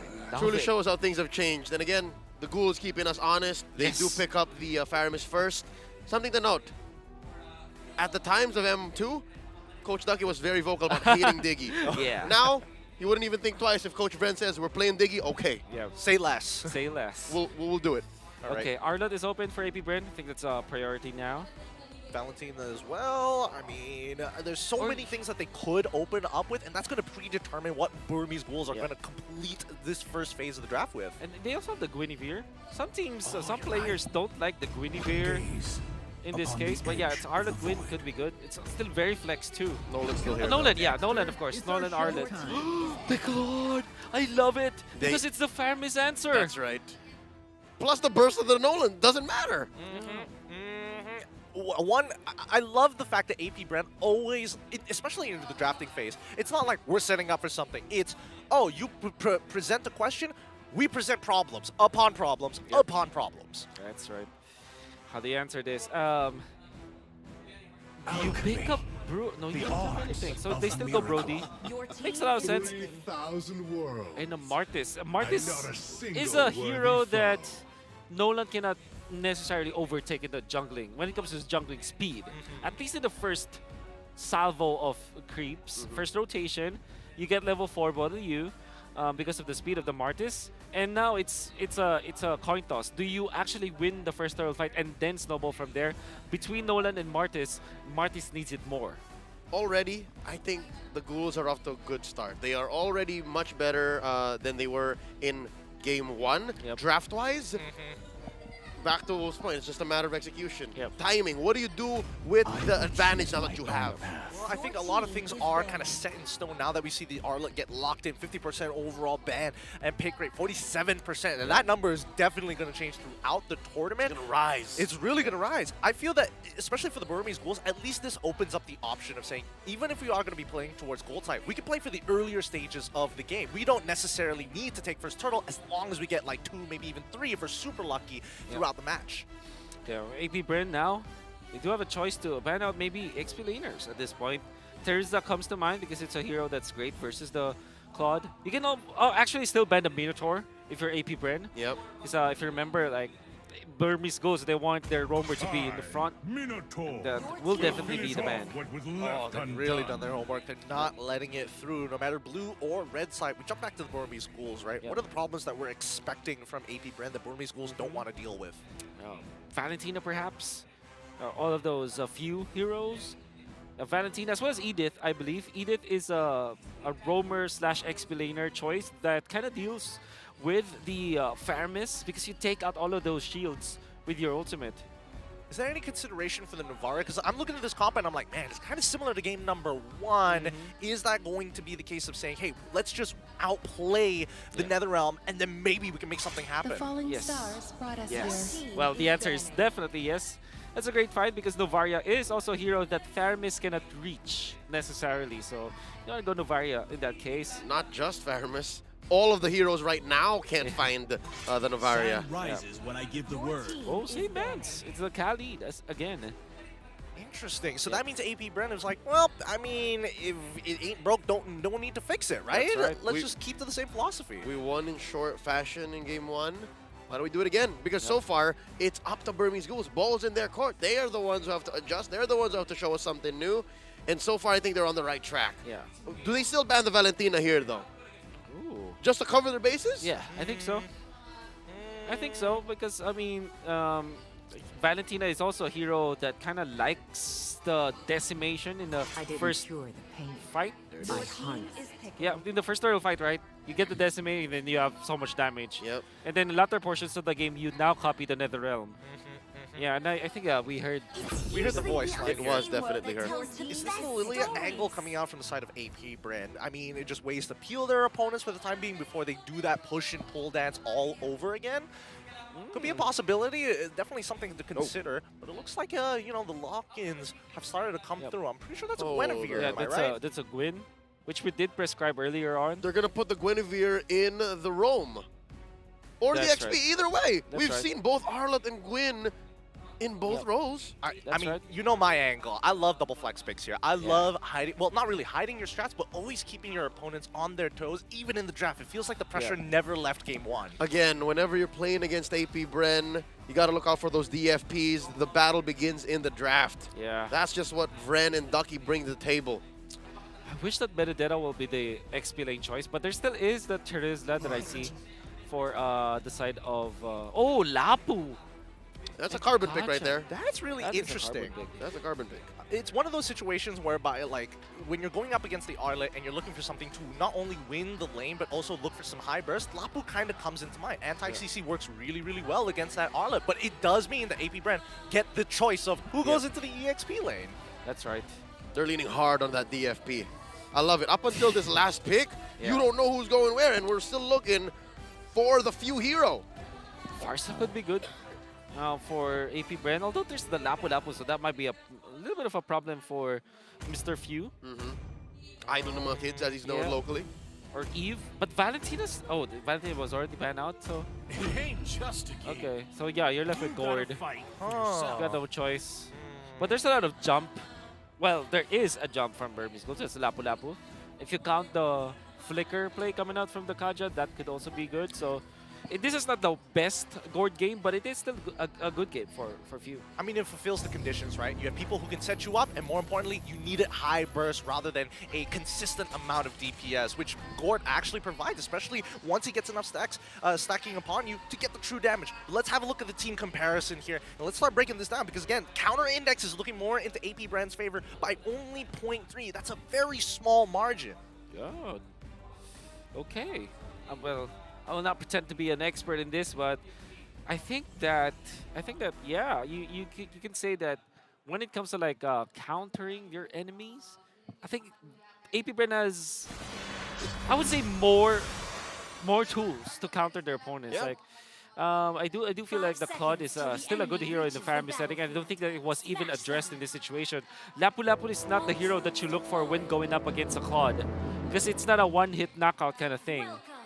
Very similar to game 1 then. Yeah. As we go into this match point for AP Bren, and the Ghouls are holding on. The Ghouls already adjusting the way they could, and I'll say it again, I said it in the draft, they're looking much better now. It just comes down to execution. Yeah, I'm really hoping that this early game goes well for the side of Burmese Ghouls to put up a really decent fight against AP Bren. But let's keep in mind, the scaling at the same time is looking kind of good for the side of AP Bren, right? If we really have to put the numbers down 1-to-1 as we start seeing what some of the emblem picks are going to be, a lot of Wilderness Blessings coming out for the side of AP Bren. This seems to be a Burmese Ghouls decision that they really want to let their opponents rotate, because they'll pick the fights when they're ready. And look at this, Kyle Easy just loading up from game 1, man. He's doing the same thing. He really does, Wolf, live inside the Ghouls jungle. I wonder what were the setups for AP Bren to actually allow this happen. I mean, we know that Nolan is pretty quick when it comes to dealing with the jungle, but yeah, AP Bren and Kaltizi, we gotta really check his address later on after this series. I see some ID. I swear, if you open up his grab app, it's telling you your jungle every single time. But noticing that on the bottom side, that Stitch already losing that flicker, hopefully that doesn't get punished later on into the match, because at least for the side of AP Bren, they have the option of saying, you know what, we don't need the turtle, we're just going to hurt you down bottom side. Oh, man. Oh my god. Kaltizi clearing the minion wave. That's curious. Fuse looking at Kyle is like, hey, come on, man. Come on, man. You know what? There's another wave coming in. Yeah. I think it's gonna be fine. They just have to delay this turtle. They know that the Burmese Ghouls can't go as fast. Yeah, and they will take the purple again. Okay, so this is the rotation. Okay. Ladies and gentlemen. This is and then Ogwin just resets the turtle. Yeah, That's very nice. This is so annoying. It's a proactive delay. Wow, the rotation coming from AP Bren. And Kyle is level 5 as well. Like this, they've set it up perfectly. Here we go. Spacing them out. Carbon answering back. Few very low. Gets taken out by Carbon. And now Ogwin can't even respond. The Ghouls pull the turtle all the way to their side. But wait, look at this. Very sneaky. Yeah. Kyle Teasy stole away the orange. And even the Rock Horse is going to be taken out. Oh. Kaltizi is just taking away the farm. He's going down bot Burmese side. Ghouls. Our farm. He's going down bot side. No, he's decided off of it. He's starting to head on through. They're going to contest. Coming in with the pull. Committing it on to Ogwin. Gets taken out. Turtle still standing. Watch Kyle TZ goes in. Nico still secures. And Nico gets out of there. That's a couple of wins. A big 3 minutes in for the Ghouls. I love being at these internationals because now we are seeing the evolution of teams don't necessarily have to contest the turtle in the exact same way. Yeah. They can delay it, and more importantly so, these plays coming in from Carbon is actually making it worthwhile for the side of the Burmese Ghouls. He's unlocked finally. And look at Stitch trying to actually bait out this blazing duet. Big 2v1, close call. Ogwin almost caught Stitch, but Stitch saw it coming. Yep. Super Marco survived that. He was able to get that cart, the catapult, or the cannon. And also, Burmese Ghouls was able to get the turtle. This means that they are in a much better spot compared to the previous game. We're definitely going to see much more aggression coming in for the Burmese Ghouls in just a little bit, especially as we're starting to move in and end this early stage of the game. But I'm curious. I feel like AP Bren, well, more so towards the Burmese Ghouls, want to extend the laning phase for as long as they can. Yep, and this is not how AP Bren was looking to let this rotation go. This is cool because the Ghouls are learning as we're going. Oh wait, Stitch down bottom, not gonna survive long enough to get his ult off as Kyle Teasy pops him off 1v1. It's clear that at least for the side of AP Bren, they're looking to just punish Stitch every single time. They kind of want to delay these turtles, but at the end of the day, as long as they're walking away and making sure that Super Marco gets ahead in his lane, then this becomes a much more difficult game for the side of BG. The early corrosion sight coming out from Super Marco, 4 minutes, 20 seconds. They go for DHA, it's Flap in trouble. Oh no, commits the flicker, dashes on through. Blink and Nico want to finish the job. Oh, it's a 3v1. How is Flap surviving? No. How is Flap still alive? There's the Mystic Gush. The Filipino cannon survives. I really wish we had a mic check for that, because what was the decision there? Was he telling us, okay, I'm going to die, I'm going to buy some time. If you can make it, then come on over. If not, just chill. Because you could see the hovering coming in from Kyle. Like, he kind of wants to help, but at the same time, what can he really do? Yeah. And craziest thing about it is that Flap TZ is not even rocking a Brave Smite. That's Quantum Charge. He's still able to sustain himself. Flap TZ knows this hero a lot. Here we go. Second turtle already spawned. 5 minutes in. Few throws out. Mystic Projectile. In comes the final slash. Carbon with the bravest fighter. Turtle at 10th of its health. Nico gets a retribution. Kyle TZ half health coming in. Carbon with the flicker and the tail end of that big two-handed sword as the Ghouls advance inside AP Bren's jungle. The Ghouls are looking great. 2-1 here. 100% turtle take rate.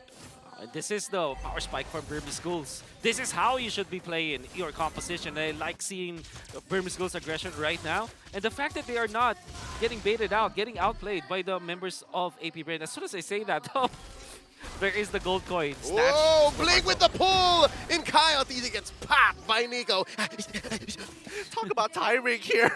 Literally timing. It happens, right? I think that it's a little unlucky for the side for the side of Burmese Oh, Ghouls. No. Charles. No. Charles coming What? in. Final slash, Are you displacing kidding me? Carbon. And just like that, he is so in control. He knows how much life he has left. Are you kidding me? You have to admit, it's kind of upsetting It's that he's upsetting. getting away. Wait. And you only have like literally just Thunder Belt. You don't even have a lifesteal emblem set. You don't have the Brave's Might. You don't have any items. He's got a little heal on the QC though. That's true. That's true. It's not nothing. It's not nothing. Please, just let me live. I mean, to be honest, considering that for most EXP laners, you know that you're going to be kind of left isolated on your own side of the map, right? You're expected to be independent. But I think in this particular case, like, how far is he really pushing that line? He's taking independence to a whole nother level. He's self-sustaining. He's straight up photosynthesizing. Oh, he's financially stable, that's for sure. Oh my goodness. Looking with 13 more seconds for the next turtle to spawn, I think it's a little unlucky that it keeps on spawning on this side of the map, because Burmese Ghouls would be more than happy to go on this bottom side. But now, with the lane swap, and especially with the tier 1 broken on this side, now the Burmese Ghouls can take full advantage of their comp. And so far, I think AP Bren have understood the assignment. They know that they're down about 1,000 gold. They know that the Ghouls are playing with initiative, and this is where the Burmese want to be. There's the pull by Nico. Speaking of initiative, you see that Kaja plus Stitch combo. Are they even concealed at this point? Uh-oh. They're rotating in. They find Few. Gets a Divine Judgment off camera. He gets popped by Stitch. Popping the Torn Bar Memory. Carbon drawing a line between the Ghouls and AP Bren. Going for the bravest fighter early on. Flicker still in tow. Ogwen coming in with the full combo. And now the turtle take resumes. Oh, it's not going to turn into a lord just yet. We're already past the 8-minute mark, and this is a turtle dance if I've ever seen one. Rare sights. Kaltizi is level ahead of Nico. Oh, another bravest fighter. Flaptizi finds the angle from the back. Bravest fighter in, blazing the wet just enough to have the retribution, have a larger margin of error. AP Bren steals the final one. Darn, that was actually really, really close. Right on the very edge there. Nicely done coming in from the side of Kaltizi. But let's not forget the amount of abilities that were thrown to make this retribution actually safe and secure. Nicely done by Flaptizi. Yep. The flappening, as we call it. It's happening. The flappening. Wonderful final slash catching 4 people. And not only the amount of people that he was able to get, like you said, the timing that it was. The CC plus the retry combo coming out from AP Bren was crisp, I would say. Even though they already have the numbers, the XP advantage between Kaltizi as well as Nico, they still utilize all of their tools just to secure the turtle. And then they get out safely. Talking about an XP advantage? Dude, Kaltizi, it's as if he didn't even suffer in the mid game, man. He's still ahead now, 12 to 11. Nico, half health, gets caught by the combo of Ogwen.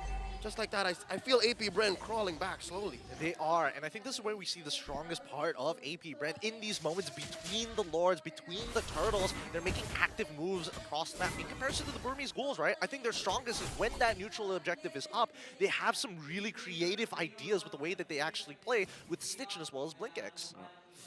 One good thing that AP Bren is doing is they're making sure that Super Marco is getting the farm up. And he's not even contested. 0-0-0.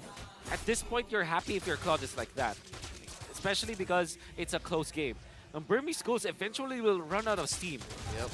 So mid-game is their power spike, and that will last until maybe 15 minutes. They have to make the moves right now. Otherwise, AP Bren's naturally scaling lineup will be superior. Whoa, gentlemen, they're in their prime, is what we're trying to say. And just looking at that gold difference, the gold is not where you want it to be for the Ghouls right now. Not at all, not at all. This is wait, bot side, what's going on there? Oh, Carbon, 3v1, 4v1. Oh, he got ganked. He could not say anything to that. Now Nico trying to repair the situation. Catches Flap, and now the fight breaks out entirely. Stitch takes out Few, but Kyle finds sweet revenge. And now Lina gets caught out. Flaptizi already spent his ult. There's a pull, not gonna happen in between the walls. AP Bren have initiative here. 2 for 1. Big timing here, this window, for them to steal away the Lord. Gets reset as Kaltizi wails away. Pushing back Nico and Lina. Blink holding the river bush. What's gonna happen? He spots out Marco. Oh, he's the one who gets spots out this time around. And he gets on out of there. AP Bren, they want this Lord. They need it. Final slash by Flap TZ.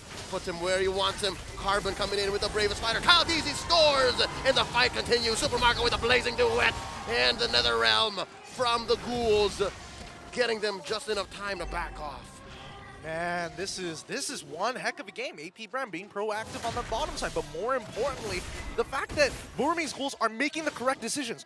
3 big ultimates. Wait, hold on. Oh, Divine Judgment on the Flap TZ, and he survives, but only for a second more as Stitch takes him down. Man, a caster just can't compliment teams at this point, right? You know, every single time it just occurs like this, and you know, hopefully AP Bren don't give another one, as they already have the Lord on their side pushing towards the bottom lane. I mean, great idea coming from Burmese Ghouls. Back-to-back objective dances, they utilize the Kaja ultimate on the few. The Divine Judgment on the few meant that they will eliminate one, but in the previous lore dance, Kaltizi found Stitch. It was more than enough. The damage was more than enough. Stitch doesn't have the Wind of Nature yet. And the fact that they already lost their EXP laner, that meant that there was not enough vision on the side of Burmese Ghouls to stay in the Lord area. And AP Bren just a better macro decision overall. They push the bottom lane, and then they position Kaltizi in the mid where he can snipe people. I mean, can you blame the Burmese Ghouls for taking a fight like that? I felt like it was more the fact that AP Bren were able to find that trade in the first place, because 3 big ultimates are down. I felt like even if I was part of the Burmese Ghouls squad, I would have made the exact same decision. Gentlemen, it seems to be a matter of forcing it. One of them just wanted it more, and one of them just had a better go at it. And right now, that's AP Bren. AP Bren, same situation as what, maybe 4 minutes ago, wherein we said, Burmese Ghouls, you have to seize the day. You have to know that this is your window. This is your power spike. It slipped away. We're at 13 minutes. What were you saying, Wolf, earlier? 15? 15. Forget about it. It's AP Bren's game now. 2 minutes. I mean, 2 minutes left until we hit that point, but with the 4K lead that AP Bren have, I can definitely understand the sentiment, especially when we start looking at the items as well. We got Ice Queen Juan already finished. Like, if anybody gets even clipped by few, this could be a potential problem. Exactly.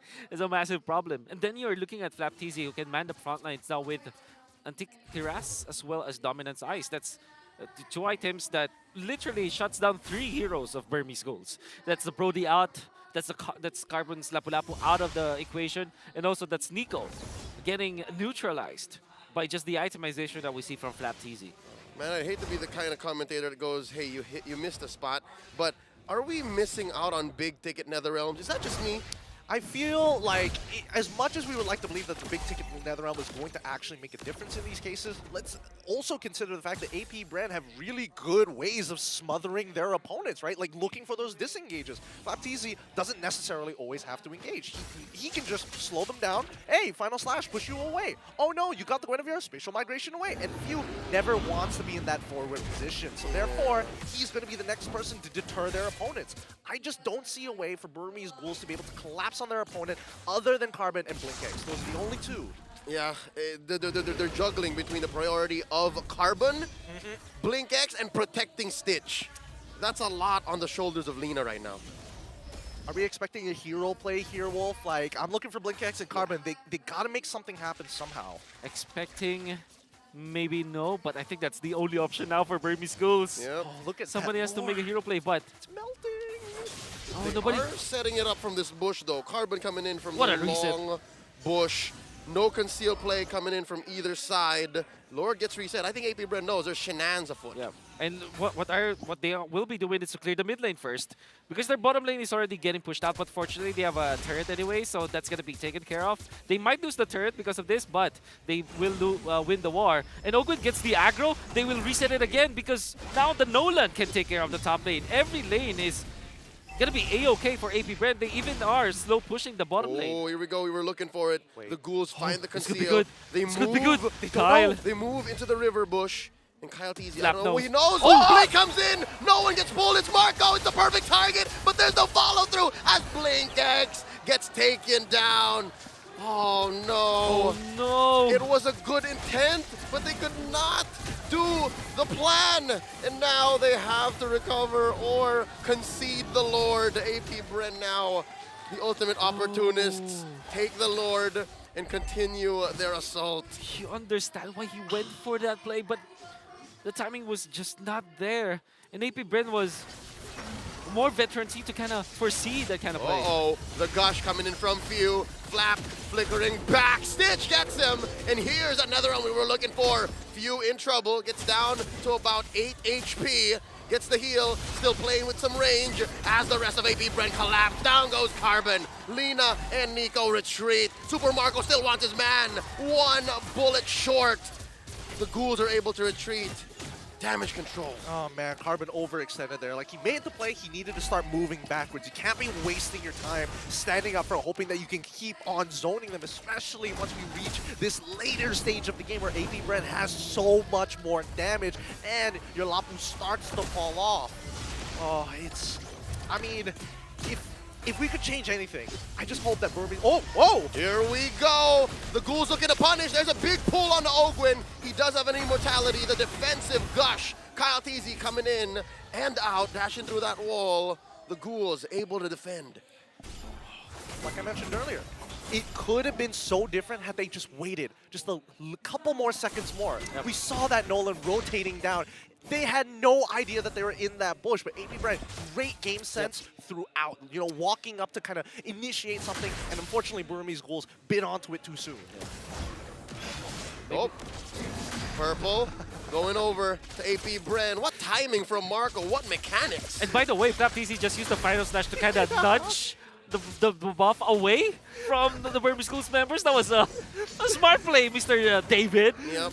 That was calculated. And now they do the same thing to the purple, but Nico says, nuh-uh, not today. Not this time. Oh, man. I love the idea that they're just planting flags everywhere, just saying, nope, this is mine. This is my property now. It's tagging him, mine. Oh, it's upsetting, but at the same time, you can't blame them, right? They're really far ahead. And now that the goal lead is actually coming to a point where it's not necessarily going to matter in just a little bit, I think that even in Burmese Ghouls, even it out, we're still looking for that hero play. We're still waiting for either Marco or even Few to make a mistake. We were looking for it, and we saw half of it, right? We saw Blink find the perfect target. It's just the other half of the movie, they asked us to vacate the cinema. Where was the action scene? That was it. That will be the worst happening in my life. I wish that would not happen to me. It's basically Inception, but as soon as the heist was about to go down, the lights go on. Like, what? Yep. Or better yet, people are just bringing their phones into the cinemas and trying to record it, and someone had to stop it at some point, right? It wouldn't. It wouldn't. You wouldn't. Divine Judgment in the 5. Now with the Lord spawning, this is a Luminous Lord, mind you. That this is not easy to take down. It's evolved. Look at that. Look at them. They're right in front. That was so quick. All right. Timing might be off. I wonder what Nico and Carbon are thinking, but yeah, no, here we go. Blink. Coming in, gets caught off by Fuse Projectile. Ogwin with the full-on combo. And Carbon coming in with the bravest fighter. Netherrealm saving them already. Blink with the pull, and Marco gets popped. Nico gets the kill. Carbon still alive. It's a 4v5 situation as the Ghouls come back to life, but they also have to come back to their base as AP Bren's minions come on in. They're being stopped. AP Bren. The minions they're have still spawned. good. They're fine, but they have to defend. Burmese Ghouls find the big kill, but they also have to put on their big boy pants and say, we gotta defend. Oh my goodness. It's stressful to see. Oh! You were saying Kyle Beasley gets a kill on Lina, but yes, what's stressful? It's stressful to see your base under attack and the two people who are supposed to push it out and clear it out decide to go back into the fight and only leave Lapu by himself to do all the dirty work himself, man. AP Bren are overloading the Ghouls. They were celebrating that win, that pickoff, but then again, you have to snap back to reality. This is what's happening right now. Ogwin finds a good on combo. Few puts out the gush. The Lord's still standing. Nico versus Kyle. Kyle versus Nico and the minions. The Ghouls still alive. Okay, a moment to breathe finally, especially for the Ghouls. The second wave is going to come on in, and they know that it's going to break at least one of these inhibitors, right? Piccolo. They might force it. Oh, Carbon no. comes in, gets hit with a final slash, serves up the Fuse, Gush, and Carbon's still alive. What's going on? Blink coming in, looking for another big DJ. But he's gonna know, he's gonna respect the fact that he can't force anything. What an intense defense coming up from Burmese Ghouls, and it's mainly because of AP Bren just taking the initiative, right? Taking the tempo of that mini game that they were playing. The fact that AP Bren was almost able to take out Carbon, that's actually massive if they took out the immortality, but fortunately for Burmese, Carbon still has the immortality for now. And he's wailing away, gets hit with another final slash. Stitch! Look at this, Stitch! popping. Kyle These's immortality gets away. Where was the damage from? How did that happen? Oh my Did god. we just miss that exchange? Talk about a Brody specialist, dude. Right? Now, it was so quick. It happened all so fast, and even Divine Judgment was utilized at that moment. He is him. Carbon once more with the bravest fighter. It's as if this thing has no cooldown. And they defend. That top lane inhibitor falls. The mid lane stands. Oh, man. I would say AP Bren, they do have the better late game. They have the Gore, they have the Claw, they have great scaling across all of their players. But there was this old proverb for AP Bren where almost all of their losses during MPL Season 12 and some parts of IESF and some parts of the other tournaments that went out. It was, I believe it was SPS also. They struggled in the late game. Oh, wait up! Struggle in the late game! Where was that from? Marco gets caught out by Stitch. I was on Wolf's story is, yeah, they do struggle in the late game, but wait, here we go. This Lord fight, this is an unprecedented situation for the Ghouls. They have never had a game this good against AP Bren right now, this situation.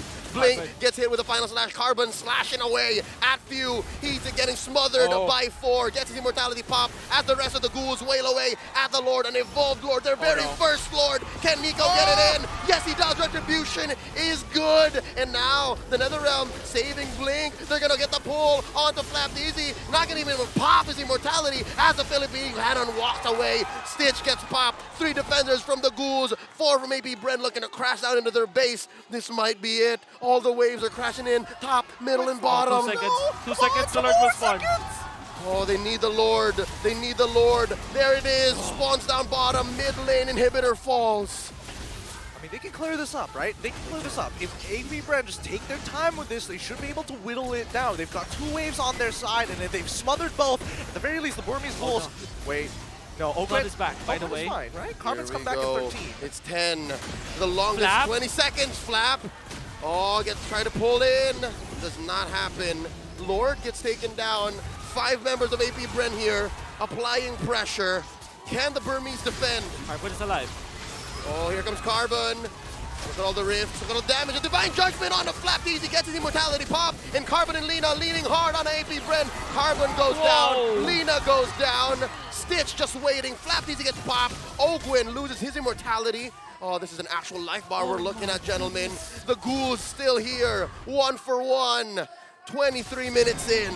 They're ready to play. They've evened it up 10-10, 23 minutes into the game. We were talking about the fact that, hey, they've already missed their power spike. We're expecting AP Bren to really take full advantage of it. And now, with the creativity of the Burmese Ghouls, and especially with a couple of mistakes coming in from Super Marco, giving them a breath of life here. No inhibitors still, but if they get that next upcoming Lord, they might be able to even out the odds. Whoa. Blink. Oh, that's a full-on combo. Into the skies they go. The Netherrealm saving them for just a little bit longer. Kyle Easy, look at this. Watching, waiting, commiserating, does not find the pop-up. As Nico goes in, uses the immunity and dashes away, gets his immortality popped, and he's gonna go down here unless he has something to say. Another set of iframes, dashes on through, stays himself, turn upon memory, popping, fuse immortality, and that's 1 big HP bar, 1 resource that AP Bren have to look out for. Crazy mechanics for both teams. Stitch used the flicker forward when they're trying to get back. What the hell? I wouldn't have even considered it, only because, number 1, he's got immortality. Number 2, Lord spawning in 30 seconds, he's not going to have his flicker. But Few, my oh my. There was, 5 years ago, he was called Mr. Buy himself at a certain point. Bought the immortality at the right moment. You can see Stitch, oh my goodness. He bought the immortality in just a split second. He knows. Oh man, thank you for the instant replay coming in from Kadia. As now we get to a very critical moment in this game. And I mean, considering that Lina hasn't been dying as often as you would like to imagine, he's been stacking up real good here. Yeah. Okay, 23 minutes. Flap TZ went for a game changer item. I love it. Twilight Armor. There's a lot of big bursts coming up from Burmese, including the Brody damage. If you count the Ghost Bursters from Lina, that's also massive damage that you take out. That's going to be a game changer now for AP Bren. Speaking of which, here's another dance. This is the fifth lord of the game. 25 minutes scaled. No longer going to get stronger. Flapteasy gets pulled in.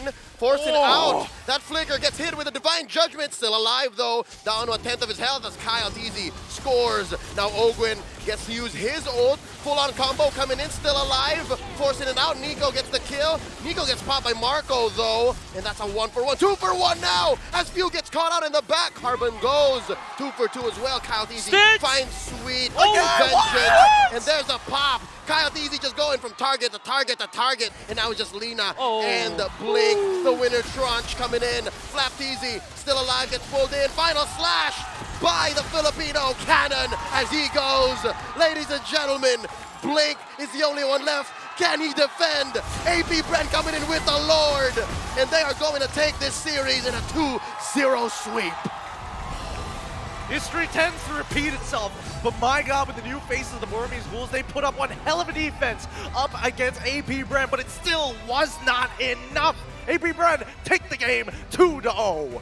A showdown of mechanical skills that we saw. There's so many items sold on so many items bought. A fraction of a second, the decision making, even the NetherRealm, the big ticket NetherRealm that we were looking for, pretty much on point that time. But the Winter Truncheon usages, the Winded Natures, all those flickers, all of those immortalities being popped, and then Winter Truncheon being bought afterwards.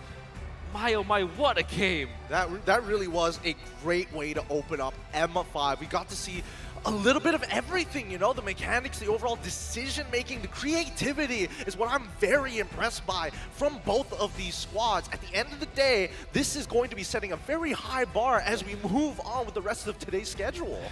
The Ghouls forced AP Bren to learn on the fly. Exactly. There was a moment, I'd say, what was that, 19, 20 minutes, wherein AP Bren said, all right, we have to take this slow because they're pulling out something new. The fact that Carbon was just coming in, as soon as I have this ult off of cooldown, I'm going in. Blink is, again, doing the hero play like it's nothing. He's just baiting it out to a certain degree, right? That last Lord Dance was actually a result of AP Bren learning. What they did was Flapteasy picking up the Twilight Armor, fronting for the team, and actually took so much time away from the entirety of Burmese Ghouls. And you see Carbon tried to go and look for the HP bar of the Lord. They want to see it, right? So they want to have a vision of the Lord. That's why they put Carbon in after they were trying to kill Flapteasy. But because of that, Flapteasy stayed alive. After the fact, they almost won that fight afterwards. But then again, AP Bren just already took the Lord. They have the damage already, and Kalteasy was also on point that last match. It was a matter of inches, to be honest. Like as soon as AP Bren just added up all of these little learnings, they came out on top. They really did. I mean, it was a great match to watch, but obviously there can only be one MVP, brought to you by the Republic of Gamers. Let's have a quick look at who it's going to be. Give a wave, give a shout out to your boy. He's played so well, and I think the entirety of the team does deserve it, but there can only be one, and it's going to Kyle Teasy, because the man is an absolute assassin. The heir to the TZ Blade. When he won the MPL Philippines Season 12 Championship, I ran into him earlier that day, and he said, Leo, it's just another day. It's just another day. And here, he's opening up M5 with a performance like this. Yeah. And he's actually like literally bringing back the memories of all of those fans of Call Teasy back in M2 that relies heavily on mechanical skills that you will be always surprised. And interestingly, this is also Burmese Ghouls recovering. There's a big 1v1 in here as he's able to take out Stitch, and it will be repeated again. Few being taken out, and Kalteasy still taking out Stitch. That was the great fight coming out from Kalteasy. And here's the first try coming out from Blake, and watch Kalteasy again. Just completely wrapping around, not committing at all, not even showing himself. He tries to be literally an assassin in this game. Yeah, I just love the ideas that were coming out throughout the match, right? But you can definitely see the adjustments from both sides in the way they kind of approach the situation. Obviously, we were looking for main targets like Few as well as Super Marco, but at the end of the day, it's how you get them out, and they punish that aggression, and even Kyle Teasy was being a part of that process. I think one of the things that we haven't really mentioned about Kyle Teasy's MVP performance is his patience. He's able to learn on the fly. He's able to pick out targets, which is, again, just experience and wisdom. But he's also so patient. You can see the Few masterclass with Winter Truncheon, and now the immortality being bought. Look at that fraction of a second. He gets out. And here's the play. Once again, good NetherRealm. but they were able to punish Nico because he's out of the range of the Netherrealm. Good with their Truncheon coming out from Flap, buying more time, and there's no skill transfer. Then Kaltizi getting out and then going for the combo. Fade away coming out from Kaltizi. Then he buys Immortality, then the Winter Truncheon afterwards. Just great. These guys are overall cracked. plays. I mean, these are the best of the best. This is the top 1% of the world playing on the world stage, and this is what we've been waiting for the entire year. I'm considering the mechanics. Let's go into the nitty-gritty here as we will go and take a look into the emblems in the post-match stats. I'm curious to see what they brought into this game because immediately I'm looking at it. Oh, Stitch didn't go for the Weapon Master. He decided to go for the tenacity instead for the laneability, well, quote-unquote laneability. Laneability? I love it. New term coined in the dictionary of Gideon. But one thing that I do want to take note is, that tenacity picked up by Stitch meant that he might have lasted during the lane stage, but you can see how difficult it is to deal with the Nolan. The burst damage that you can get out of it. Nobody from Burmese Ghouls was able to last that.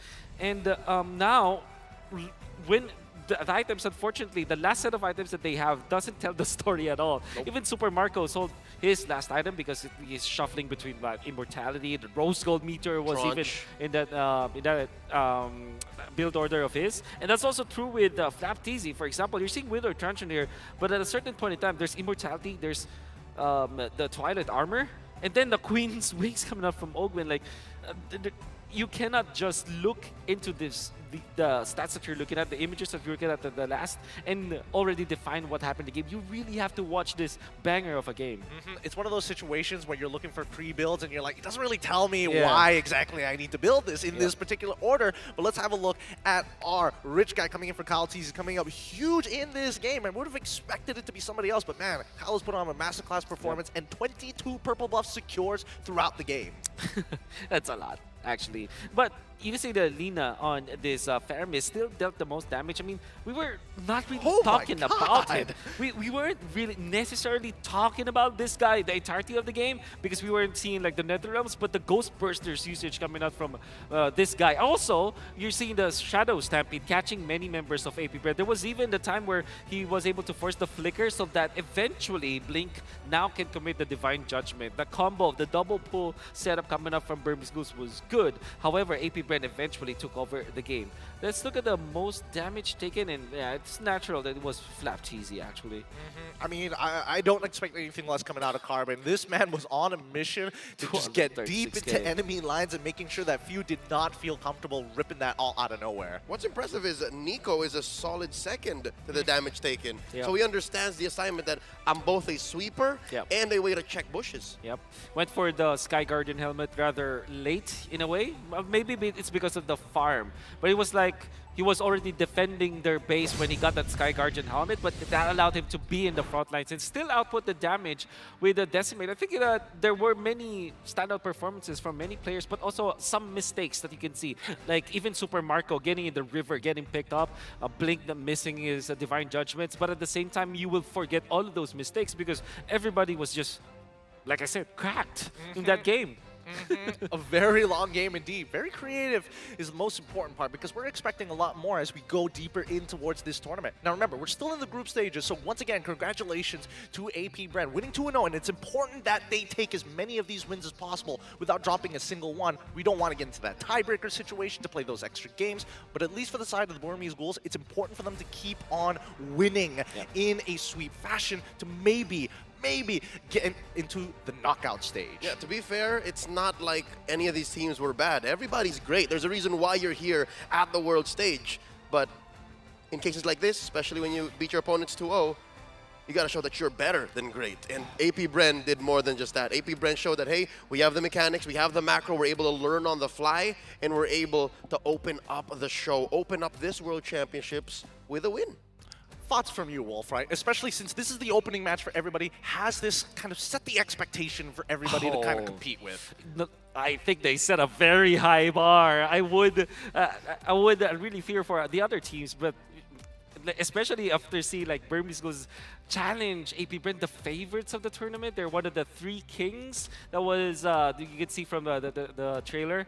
So it did set a very high bar when it comes to expectations. Oh, can't wait for these other matches to actually occur. But once again, M5 is powered by Muntun, presented by Kadia, our global presenting partner, supported by ROG, our official gaming phone, Grab, our official super app partner, and Secret Lab, our official chair partner. Now, up next, we'll be bringing you the matchup between Saudi Arabia's Falcon Esports and Laos's Nightmare Esports. Kind of crazy, so don't go anywhere. The M5 World Championships will keep on going. And honestly, I feel like I'm still stuck in the wild cards because that's literally what happened the last time. That's right. Keep in mind, guys, the upcoming match will be happening shortly, but more importantly so, I'm curious, speaking of wildcards, I may have given a bit of a hint because Team SMG is next up on that chopping block here. Yeah. I'm actually excited about to see Team SMG because I think that they prove a lot. I love their writings. You know? I love their writings too. With that being said, we're going to go on a short break, and when we come back, more MLBB action.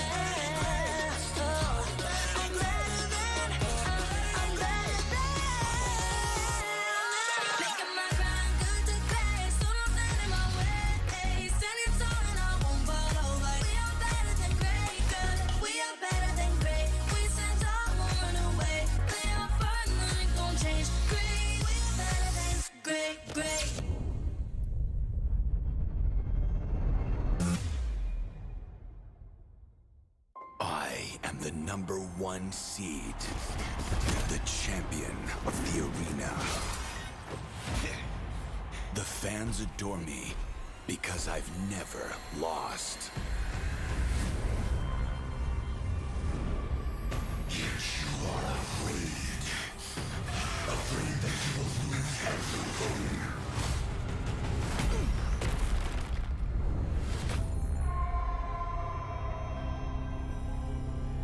Do you ever get scared of losing, Kimmy? Well, big bro, I think we should cherish the joy and excitement of each game. Not who won or lost. That's right. I'll strive for victory, but I won't lose myself in its pursuit.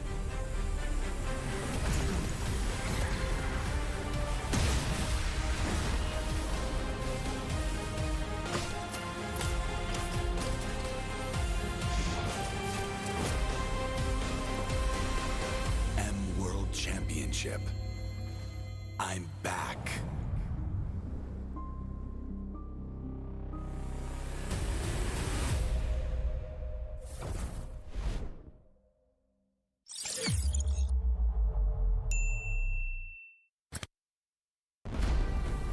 We are here at Gamers 8 to show that we are walking the walk.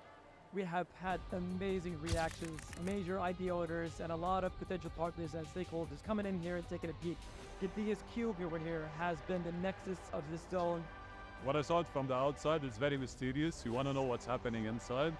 Felt like, this is an MMORPG, but R is not role-playing, it's real world.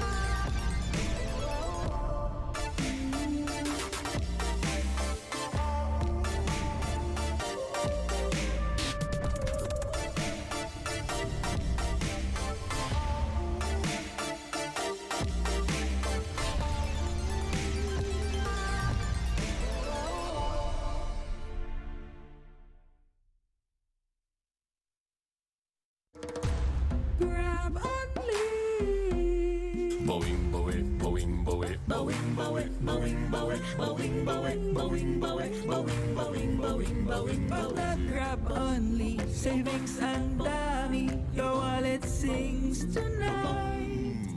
Laki ng bawi, pag nag-grab only, save 2 for alright. Boing, boing, boing, boing, boing, boing, boing, boing, boing, boing, boing, boing, boing, boing, boing, boing.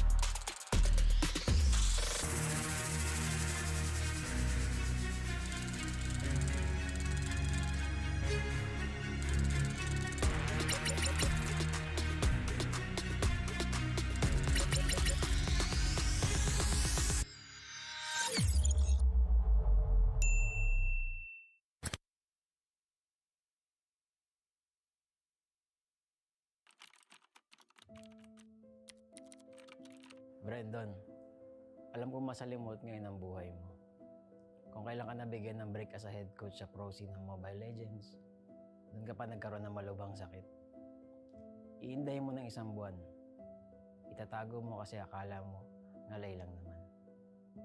Hanggang sa isang gabi, hindi ka na makatayo. Hindi ka na makalakad. Wala nang choice kundi dalhin ka sa ospital kasi grabe na yung sakit na iniinda mo. Magsisimula ang season na wala ka sa tabi ng team mo. Sobrang lungkot at depresyon ang dadanasin mo dahil sa sakit at kawalan ng pakiramdam sa kalahati ng iyong katawan. Munti ka nang sumuko sa buhay. Buti na lang at may mga nurse, mga doktor, mga physical therapists at mga kaibigan na nagpatibay ng loob mo. Huwag mo silang kalimutang pasalamatan. Akala mo okay na ang lahat, kaso luluba palalo ang sakit mo. Mapupunta ka sa bingit ng kamatayan, halos hindi ka na makahinga. Doon, mapapadasal ka sa Diyos na huwag ka na munang kunin dahil hindi pa tapos ang mission mo. Hindi pa tapos ang pangarap mo. Sabi mo nga, magde-champion ka pa. Maniwala ka na gagaling ka. Kumapit ka. Sa pagkakataon na yon, madudugtungan ang iyong buhay. Binigyan ka ng isa pang chance sa mundo para tuparin ang pangarap mo. Kung akala mo wala nang kukuha sa iyong ML team dahil sa kalagayan mo, nagkakamali ka. May magtitiwala pa rin. Kukunin ka as coach ng isang team abroad. Igagrab mo yung opportunity kahit pa naka-wheelchair ka kasi gusto mo yung ginagawa mo. Magiging mahirap pero okay lang. Ang importante, sumubok ka at wala kang regrets. Unti-unti na rin mag-i-improve ang kalagayan mo. Sabi ng mga doktor, kailangan mong ma-operahan pero wala ka pa namang pera noon kaya naniwala ka na lang nagagaling ka. Sa tiyaga at paniniwala, makakatayo ka rin. Darating ang punto na makakalakad ka na ulit. Himala, di ba? May isa pang biyaya na darating. Lalapitan ka na isang kaibigan, si Coach Daki, para maging tactician ng AP Bren. May chance ka ulit na ituloy ang pangarap. Huwag mo itong sayangin. Ikaw ang susi na magbubukas ng bagong pintuan para sa iyong team. Makapagsibol kayo at dito magsisimula ang sunod-sunod niyong pagkapanalo sa iba't ibang tournament, kabilang ang MPL Philippines Season 12. Kung dati ay literal na hindi ka makalakad, ngayon lakad matatag ka nang ire-representa ang Pilipinas sa M5 World Championships.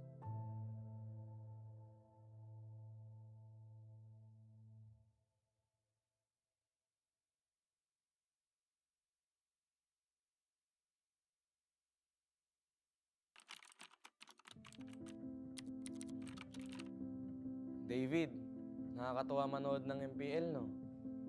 Nakikita mo yung mga idol mo. Yung iba dyan, magiging kakampi mo. Maglaro ka lang na maglaro, tapos magpataas ka ng rank at stars. Sa sobrang loko mo, darating pa nga yung 24 hours na nag-live ka ng ML para magpapansin. Dahil sa kasipagan mong yun, may chance ka pang nakasali ka sa Bren. Sobrang saya ng magiging run mo kasi magcha-champion ka na sa MPL tapos makakasali ka pa sa M2 World Championship. Nakaka-pressure pa yan kasi rookie ka pa lang tapos mag-worlds ka na. Buti na lang umayon yung resulta sa atin. Magiging champion ka ng M2. Oo, masaya siya. Kaso warning lang ha, yung mga susunod na mangyayari dito magiging mahirap at masakit para sa'yo. Ganun talaga yung buhay eh. Hindi laging masaya. Minsan, kapag nasa tuktok ka at hindi mo alam kung paano harapin ang tagumpay, sasagadsad ka pababa, tatamarin ka, makikinig sa maling sinasabi ng iba, at ang uli, magmamahal ka ng taong lolokohin ka lang pala. Sa mga panahong yun, mapatingin ka na lang sa salamin at parang hindi mo nakilala yung sarili mo. Magiging madilim yung mga susunod na kabanata ng buhay mo. Pero David, dito ka matututo. Oh, baka gusto mo laktawan tong part na to ha? Hindi pwede, kasi mahalagang pagdaanan mo to. Okay lang matakot, gawin mo pa rin. Magta-top 8 kayo sa MPL, talo, laglag. Hindi lang isa, 2 beses pa. Dahil dito, mapaisip ka kung kaya mo pa ba, kung para sa'yo pa ba yung ML, ngayon ka dapat hindi tumigil. Kailangan mong ituloy at patunayan sa sarili mo na kaya mo, kahit sa mga oras na wala ka ng ganang gumalaw. Kung magagawa mo to, magkakaroon ka ng disiplina. Gagawin mo siya dahil pinangako mo sa sarili mo na panahon na para magising at magbago. Kapag naayos mo na yung sarili mo, magiging maayos na teammate ka na sa mga kasama mo. Kung yung dati nga, sarili mo lang iniisip mo. Ngayon, mas masaya ka na kapag masaya yung teammates mo, di ba? Dahilan ito para mag-champion kayo sa iba't ibang tournaments, pati na rin sa MPL Season 12. Matutupad rin yung pangarap mo para sa team na makapag-M5. Ngayon, sa pagkakataong ito, mas gagalingan mo pa kasi gusto mong maranasan nila ang feeling na naranasan mo noon.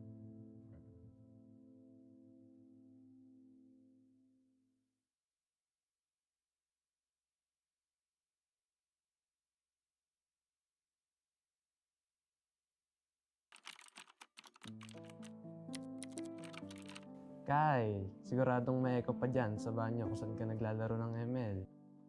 Hindi ka kasi pwede maglaro sa kwarto nyon dahil sure na mapapagalitan ka na naman. Tatagan mo ang loob mo kasi masasabihan ka pa ng magulang mo na wala kang mapapala dyan. Huwag mong i-take yun negatively. Instead, gawin mong motivation yun para mapatunayan sa kanila at sa sarili mo na may future ka sa ML. Magpasalamat ka pa rin sa parents mo kasi kahit na pinapagalitan ka nila palagi dahil sa kaka-ML mo, lagi ka pa rin naman nilang pinapahiram ng cellphone para malaro to. Mangarap ka. Gawin mo lahat ng makakaya mo para makilala ka sa ginagawa mo. Iwasan mo yung pagiging tilted. Hindi yun makatulong sa'yo. Magpataas ka lang ng stars. May amateur team na makakadiscover sa'yo. At dahil dito, makakasali ka sa maraming tournaments. Marami kang matututunan. Hindi lang sa in-game aspect, kundi pati na rin sa pakikitungo sa ibang tao.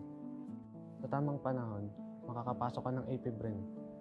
Magiging ganap na pro player ka. Oh, huwag kang kabahan. May mga coach ka na gagabay sa'yo. Tsaka mabuting tao rin mga magiging teammates mo. Kapag may napapansin kang mali o kailangan i-improve, magsalita ka. Mas okay maging totoo kaysa maging pabaya. Matuto ka rin tumanggap pag ikaw naman ang may mali. Hindi ka rin naman laging tama eh. Magkakaroon pa nga ng pagkakataon na hindi ka makakaretry sa isang pinaka-importanteng laro sa karera mo. Pero alalahanin mo lang rason mo kung bakit ka nandito. Kung bakit ka naipagsapalaran sa ML. Magpapagawa ka pa ng bahay para sa pamilya mo, di ba? May pangbubong ka na, di ba? Kaya laban lang. Triplein mo ang sipag mo. Marami ka pang pagsubok na pagdadaanan. Ihahanda ka ng lahat ng yan para sa M5 World Championship. Malay mo, ang kasunod pala ng tagumpay dito. Sarili mo ng bahay at mas maginhawang buhay.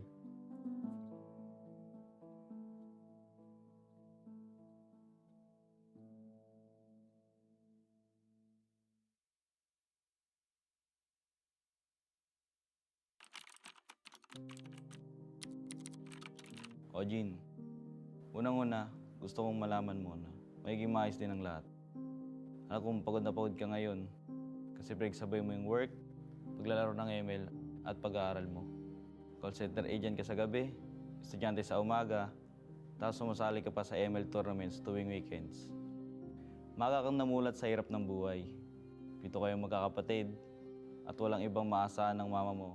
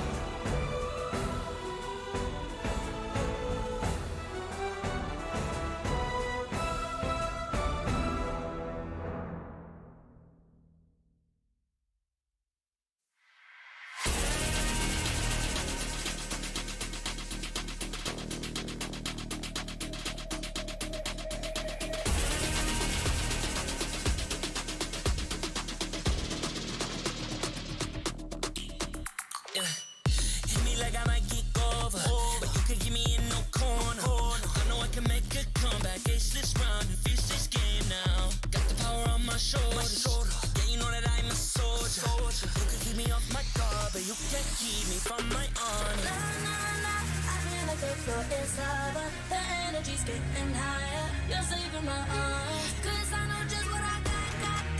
I got you like na-na-na. And you know I hold the power. This feeling I love. Oh, yeah. Making my grind good to great. So don't stand in my way. Standing tall and I won't fall over. We are better than great, good. We are better than great. We stand tall, won't run away. We are fun, nothing gon' change. Great. We are better than great. Can't get it great, I'm better than great. I play my own role, I become the greatest. Transcend myself into this game, yeah. I build a power to dominate fate. Championship mind, no time for the weak. We start to the game, shine, reveal. Better than great, that's how we feel. I feel like the floor is lava. The energy's getting higher. You're saving my arms. 'Cause I know just what I got. I got you like na-na-na. And you know I hold the power. This feeling I love. Oh, yeah. Making my grind good to great. So don't stand in my way. Standing tall and I won't fall over. We are better than great, good. We are better than great. We stand tall, won't run away. Lay up firm, nothing gon' change. Great. We are better than great.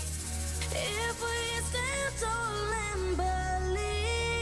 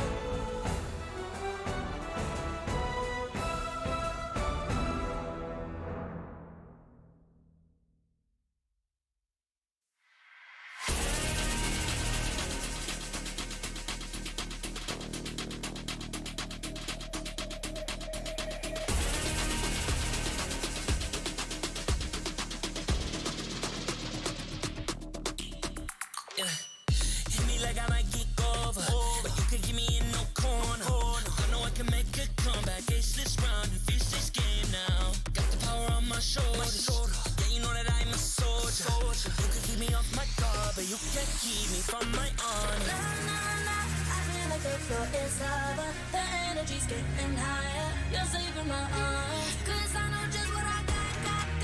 I got you like na-na-na. And you know I hold the power.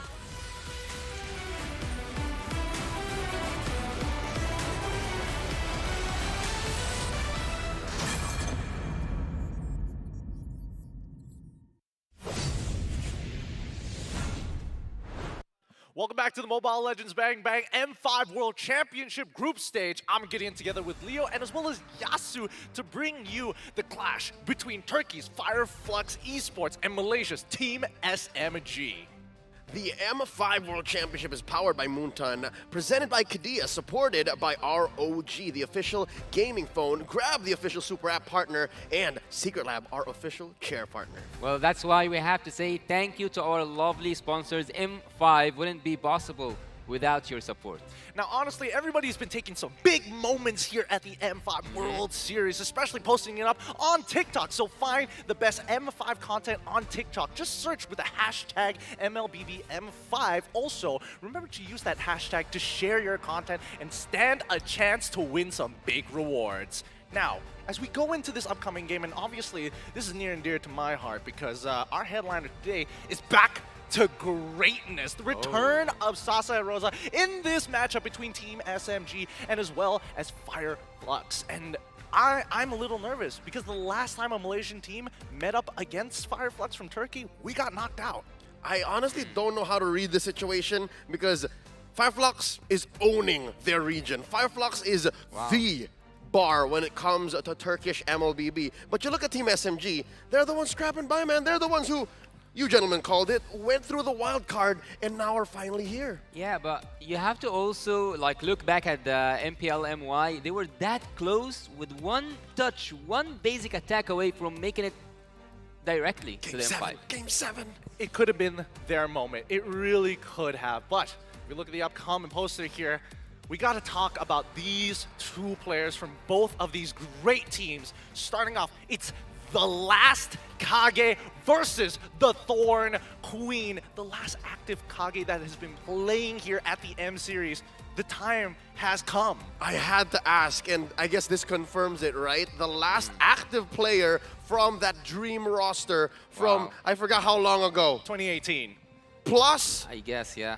He's going up against Rosa, who is returning. I actually missed Rosa from MSC this year. Well, he's the last man standing, so let's see what he can do. It's true. Honestly, this might even be a little bit of a spoiler for SpyX family fans out there because Thorn Queen Rosa himself just being the top of the line, especially when you compare to, well, I don't know, the assassins out there. But as we get into this matchup, I'm nervous. I'm so very nervous.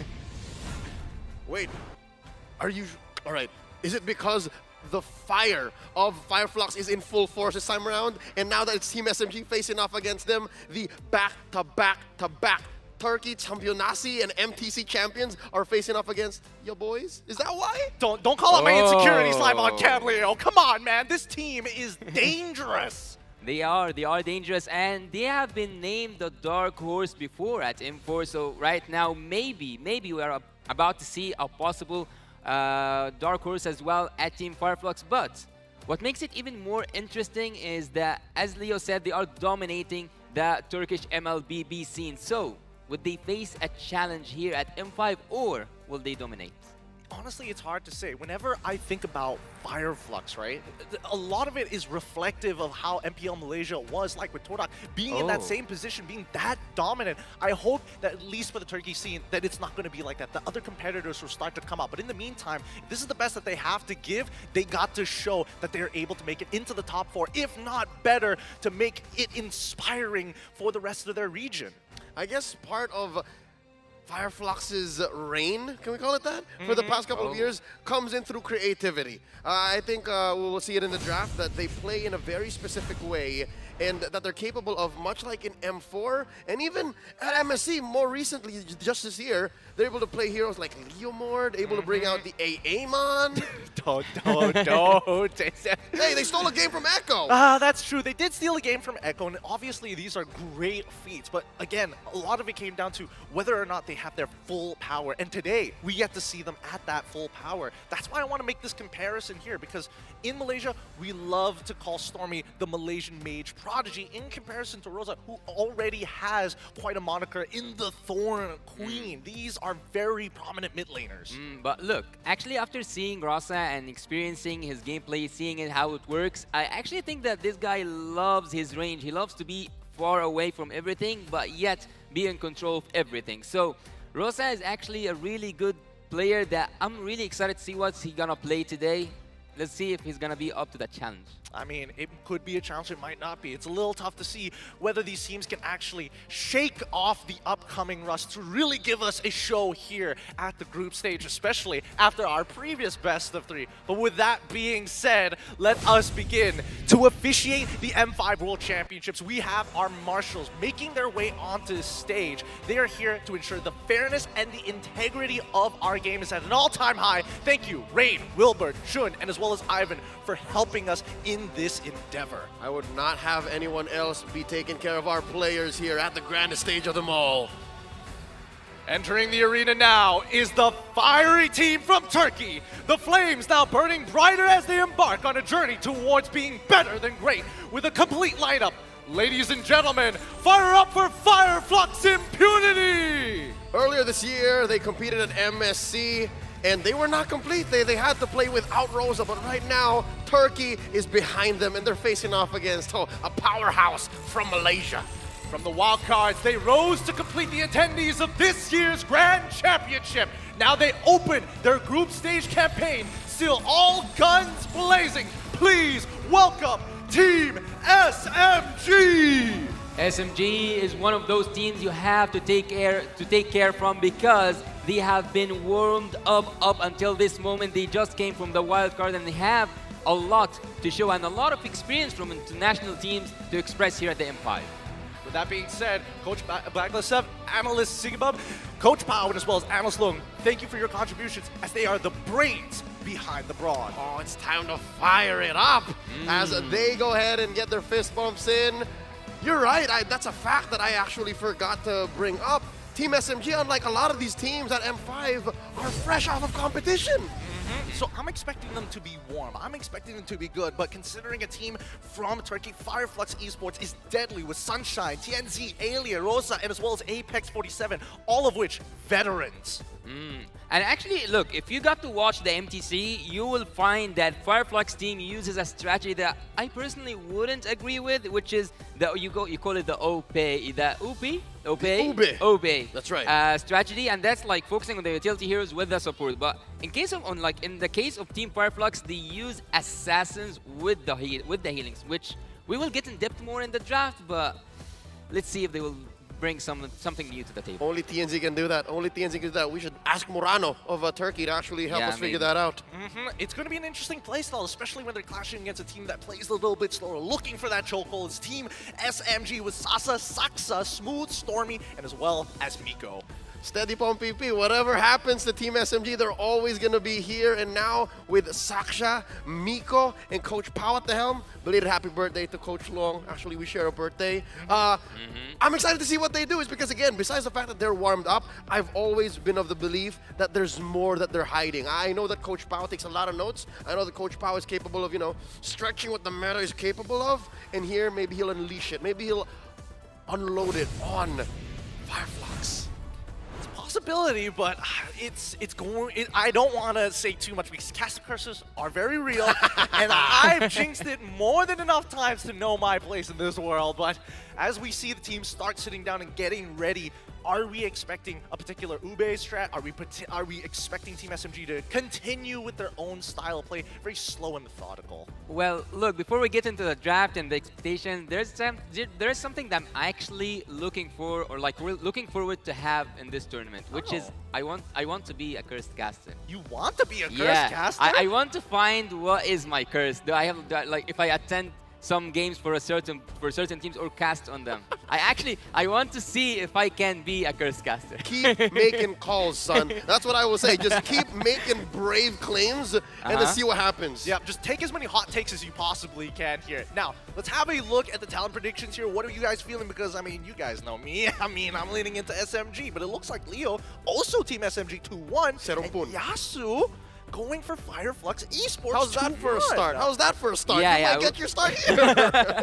maybe I would like be a curse caster for the Turkish team, but I actually see potential in Team Flux, and I think that they can, even though we have said that SMG have warmed up already from the wildcard, I think that Team Flux had enough time to prepare and also to study Team SMG. I mean, no doubt, I got dozens of Turkish in my YouTube comments telling me, Leo, you do not see, you don't understand how strong Flux is. Oh. And here maybe today, they might attack my comment section again, or yours. Because Maybe you mine. asked for it. He's like, I want to be cursed, so I'm going to... I don't know if you were making the predictions then and then having this wish in the back pocket. That caster didn't ask for. Yeah. Well, you know, I'm going to hold my comments for now. Oh, look at that. You know, MP Series stats. The Raksasa's return. Because last time we saw Sasa in the Philippines was for an international MLB tournament. It was when he won MSC 2019. That's right, 4 years ago. Almost 4.5 years ago. Wow. And here he is. Oh, I put this young man, Kaibin, in my top 10 greatest. I believe he deserves that spot. Without a doubt. I mean, I wasn't even questioning it to begin with. Well, look, we are 10 seconds away from getting inside the game, and we are 10 seconds away to see what are the cards. Maybe SMG team brought some wild card from the international experience that they had earlier on. So let's get in depth a little bit into the draft, and let's get more in, let's spice things up and let's make it more interesting. Will it be Team Flux taking the first game, or it's gonna be SMG? And more importantly, will it be a full series as we all expected or not? I think it's likely that Flux will come in, ironically, guns ablazing. I think it's Oh. it's Flux who will shock us, and then SMG is gonna, you know, show their experience, show that they are from a region that has been around since 2018, and then we'll go from there. Yeah, I think that especially when it comes down to game ones with the style that Team SMG plays, usually if they get that lead, then it should go rather smoothly. We're trying to see whether or not, well, actually, the more that I think about it, the more so with the fans here, it's quite the homecoming for the Filipino players for the side of Team SMG as we go into the drafting phase. How do you join and become a Sakshonatic? A Sakshonatic? A what? Oh boy, we're starting a new fan club. That's them. That's them? They are the Manila chapter of Sakshonatics. I should have known. I should have recognized them. Maybe it was the sign. Maybe it was the sign that I missed out. As we get into the drafting phase, it looks like Team SMG is going to be on the blue side with Flux on the red side. Let's get this show on the road. Immediately, we are seeing Khalid bans, we're seeing Fanny bans, we're seeing Wan as well as Bruno. Well, seeing that Team Flux have already banned 2 marksmen indicates and only let us know very obviously that they are familiar with Sasa's heroes, and not just that, they know that his 1-1 is so special, and on the other side there is not much of a focus on a certain let's say role. There's a multiple banning phase happening there. Fanny in terms of the jungle, Khalid on the side on the XP lane, and Guinevere, which is one of the most, in MENA we call it Joker picks, you guys call it Flix picks. So XP, I think that pretty much everywhere except for the gold lane. Okay, if that's the case, this next ban coming out from Flux coming in as the farm is rather interesting. At the very least, it's not just all 3 target bans. Yes, this is diverse. Again, this is what we can expect from 2 teams from very different regions here clashing now at the world stage. Coach Pao has a lot on his mind. I would say the Nolan was open. I would say the Matilda's open, but look, he goes for the Joy. Joy is in an interesting position, right? Yeah. Because again, it's a great way to kind of flex out upon your opponents, and more so, you don't well, flex out in 2 roles only, not 3, not that S tier. Yeah, but look, actually Joy is one of those picks that can be used at the jungle and also on the XP lane. So, and actually, both players at Team SMG have proven that they can use Joy in multiple places. But what's really interesting for me is the Valentina pick, because whenever you see a Valentina, you always know that the other team, the opponent team, in this case it's SMG, cannot use certain heroes such as the Atlas, or let's say one of those heroes that you are afraid to have their ultimate stolen from them. Having the Tresla with the penalty zone, I think that's pretty much, let's say, a classical draft so far. I think things are going exactly how we expected it to be, but at the very least, right, we are seeing some familiarity. Banning out the farmers, picking up the Valentina. You know, some very common tactics that we see from a lot of these teams, but that opens up a lot of big picks. It's going to be the Matilda and the Arlet locked in. Okay, to be fair, Fireflux actually allowed for these ults to be open, and they picked up the insurance policy. They put the Valentina in Rose's hands, allowing him to pick and choose. I want the final slash. I want the soaring eagle circling. Well, it's so hard actually to kind of, let's say, bet on that and leave the other team play with whatever they want just by having the Valentina. So I kind of cannot agree with Team Fireflux, but again, we can agree to disagree. They have their own mindset. They have Bang Golsif to tell them what to do and what to pick. But the Brody here, I think that they will continue pressuring on that gold lane. I think, you know, a lot of it, Team SMG's stability comes down to their individual laners and how well they actually perform, whether it be in Smooth or whether it be in Sasa. But in this particular case, Fireflux is leaning in on making sure that the Kage is not going to be comfortable. They ban, Team SMG banning out the Lancelot while Fireflux is taking away the Lilia. Yep, first phase they attacked Sasa, and now they're attacking Smooth, and then back to Sasa, rather Stormy. Now, something to note. What's gonna happen when we go to pick TNZ's hero, formerly known as Cura, if you guys were watching MSC? Because they attack the Lancelot, there's so many choices left. Are they forcing him into a utility jungler, or are they forcing him into the Nolan? Because Nolan's still out there. Nolan is still out there. I agree with you. But, I mean, considering everything that's put into play, we might have something else come on the table. Hey, fun fact, Reign of Stars, Rose imposed a 100% win rate on Novaria in 5 games at MTC Season 2. And, finally, we do get to see the Nolan ban. Yeah, and as I told you, after taking the marksman or the gold laner generally at Team Fireflux, they will continue pressuring Sasa a little bit, but here comes the funny part for me. There's a lot of picks that are still there. They can be used for the team, for the side of Team SMG. They haven't yet chosen the marksman, but the Beatrix is there, and there's a lot of other picks for Team SMG. So far I would say that the early phase of the draft, I kind of lean towards Team SMG. I think I could agree with that sentiment as well, but it's highly dependent on which side of the map it's going to be playing around. And I feel with Fireflux, considering where their bans are, I think they're going to be, again, playing towards the gold side. Baxia gets locked in, so that answers your question. They're not going to go for the assassin. They want that utility jungle, and more so, they want to maintain their tempo against Team SMG. So that means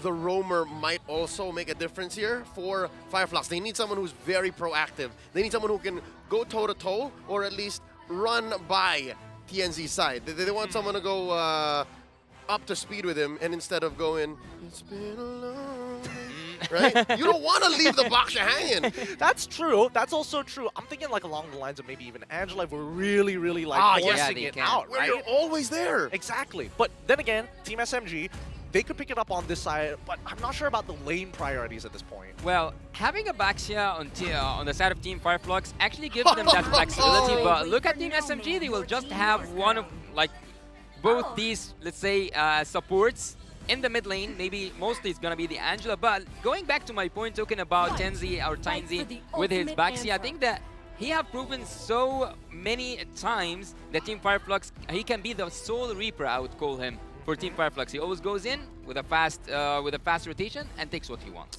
Man, how did you see that Angela come in? It's like you're from MPL Malaysia or something. It's crazy. It feels like the MY in my heart is the same as the MY on stage. If you look at the audience predictions, thank goodness, because apparently here in Malaysia itself, we have a population of nearly 150%.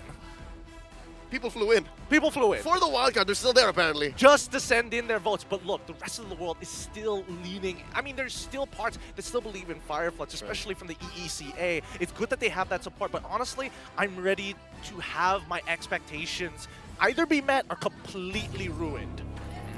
Well, I will tell you that your expectations, if they are towards Team SMG, for them to win, they have to win the early game phase, because whenever they lose the early game phase, it's so hard for them to recover. Well, seeing the draft here, I would say that Team Fireflux have a lot of pressure to apply, but let's see together.